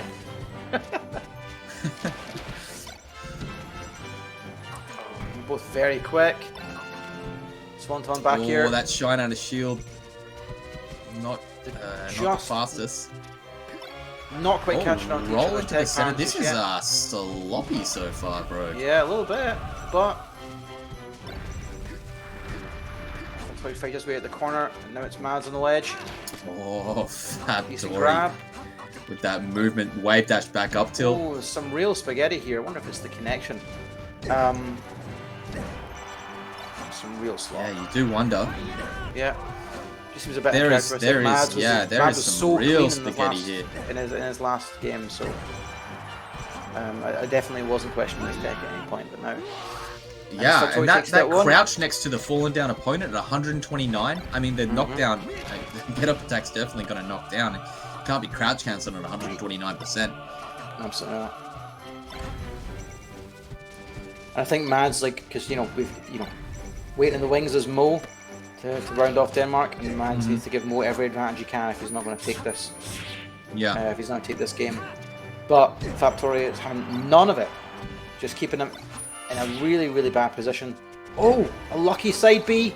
Maybe he'll snag a stock here. No, he drops it. But he catches with an air. That's it. Okay, so if Factory loses a stock, can Mo has the maybe he doesn't Mo have to has climb all slightly the way less to of a mountain. the summit Yeah. of Everest, but at least to pretty got high one up. oxygen tank waiting for him. But Mads can maybe getting a cheeky gimp, Factory play safe. Oh, goes for the down smash. Just mistimes it, I think. Oh. Is the down tilt going to do it? One more chance. Doesn't cut the wedge properly. Good. He's scared. He ledge dash to shield. This might be it now. Yep, Yeah, that's a hard sweet That's spot. gonna be it. Yeah, it's tough. 175, pretty high percentage, but I think so. Yeah. yeah, it was just a strange, as you said, it's such a volatile, it's like hard to find your footing and feel out the other Fox player. You don't have a whole set to do it. You have one match. Yeah. So a bit of spaghetti coming out from both players. Yeah, so what Maxie has a saying where it's like, if you can't finish your food, at least you can pick it up afterwards. And that whole match just seemed like two guys constantly picking up their food. Yeah, yeah, definitely. And I mean, now Mo has to is the proverbial mother in this situation, or father or parent or whatever, and has to clean up the food from the rest of the team, and it's a lot of food on the floor. I do feel like Mo could just destroy. So here's the thing: Mo loses only one stock to the 3 Fox Stoxers. Goes into the final game with 3 stocks. Yeah. Then we got a game. Then we got a game, right? Yeah. Then we have a game. Yeah, absolutely. So, although it's probably going to be against, Solo Battle, which is going to be really tough. But you know, I don't even know how you begin to play that. But yeah, I don't know. I don't know he knows the matchup better than probably Solo Battle does. So yeah, there is that. It's to be seen. Okay. But here we go. It's about ready to get kicked off here. Not going to get the kills off the top as easy. No, but it might let you juggle for longer to get bigger percent. Yeah. Tries to get the boot in. Factory playing really well. Just very safe. Big shine combo. And up here. Is he going to close out the stock? DK, big heavy boy. Ooh. And he just crouch cancels the upbeat. Crouch cancel. That's brutal gotta feel brutal. Yep. Mo just that platform just not quite the right height. Factory doing work here, but Mo is deciding he's going to close this out. Big back air. Oh, there's just a little bit of dropping from everybody. I love Donkey Kong's throws. I think they're just so aggressive. And you just shock someone like a ragdoll. Grabs him by the skull and just like see it. Flips him so out of there. Cool. It doesn't go far enough, you know. I don't want this in there. Yeah, like that. Like It's so violent looking. It's so violent. Yeah, it's like, you know when you get like the Mewtwo like up throw as well, and they're high enough percent, they just there's just nothing you can do. They just out of there. I love that. Can't DI that one. No. Money's still working his way back. Come on, Mo. Really rough. Factory just doing a really good job at this, you know, what you'd assume would be an unfamiliar matchup, but yeah, I suppose they live quite close. I mean, the countries are quite close to each other, so maybe they've practiced with each other. Yeah. Oh, gets the shield break! Oh my! They're just at 2% to really do a whole lot with it. Mo putting on a show as always. I mean, if you get a shield break, at least you've got a moral victory, right? Yeet. There's that big chuck again. Just get out of there. Big up B. That's going to be the stop. No, it's not. He's back on. Oh, I didn't get the reversal. No, thought he would. Mo tries to call in the run in with a big punch, but nothing. Oh, and drops it. Oh, is Factory going to take this whole thing? All right, Mo. We don't even need now. Solo. We don't even need solo. Mo's going to at least make it to solo, or whoever they send in. I mean, I would have said that, but you know, I mean, Factory's playing this really well. Nah. See? One stock in it. I mean, just close it out right now. Yeah, it's that easy. Oh, another shield break. I know. Could be done. But just Factory. Just abusing Fox as the better character. Like, get around my hitboxes. I'm gonna make you play my way. Yeah, now like Mo has to respect that crouch cancel up smash. Factory just closes it out. Amazing. What a performance. I wouldn't have expected that. A performance. You know, Mo historically has done really, really well against foxes. So, yeah, take notes, guys. That's how to do it. And looks like Finland is the victor by a few stocks. Yeah. Finland by 5, right? By 5, yeah. Finland by 5. Well, that fantastic. Well, that closes out the cruise. We've done all the cruise for tonight. If BTS 2, BTS 1. I mean, we've got a fantastic day tomorrow as well, Brogue. We've got singles bracket and Ami bracket, I think, is getting streamed as well. And of course, the top 8. I'm not sure. I'm not in production, but I know that we'll be around tomorrow for a little while. Hopefully, people are happy enough to see us back. Oh yeah, I hope so. But it's been a blast.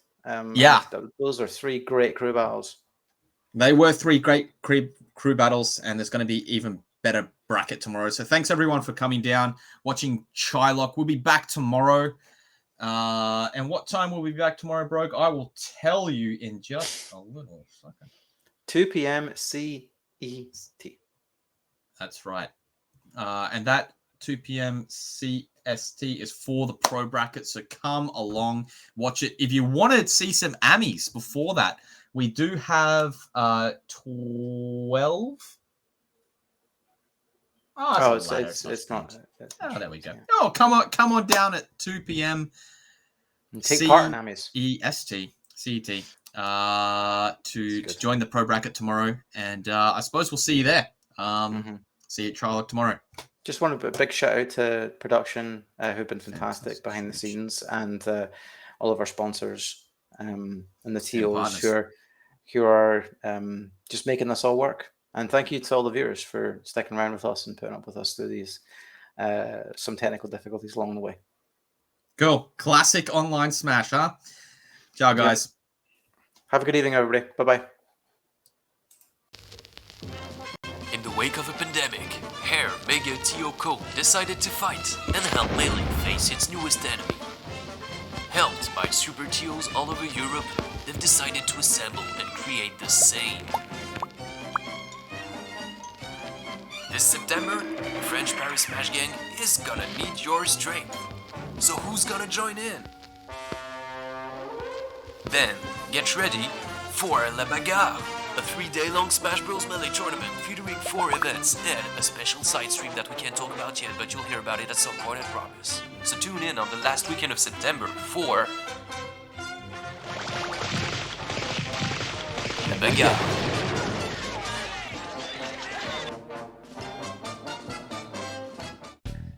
Welcome to Cohen's Academy. Some of the world's best players have received extensive training to help you take the next step in your Melee journey. With one-to-one coaching sessions, special guest speakers, monthly student leagues, mentality lessons, and over 500 previous lesson vlogs to look through, all in our private Discord, we have all your bases covered. Choose from a wide selection of coaches to pick the right one for you and your character. Or, for a discounted price, you can sign up as a content consumer to watch all the lessons live or rewatch all the past lessons in the archive. As well as this, you can get access to the Cohen's Academy Discord server with all its resources. For an extra little bit more, you can become a Consumer Plus League member, which allows you to take part in the monthly league divisions as well. Newcomer or veteran, with Cohen's Academy, there's never been a better time to step up your game. So check out patreon.com/Cohen's Academy to see what could be in store for you.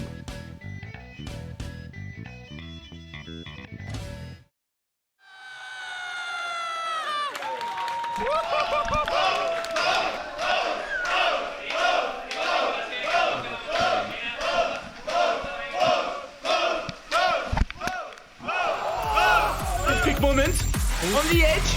Can you do it? Can you do it? He did it! Go for it. Go on the upset.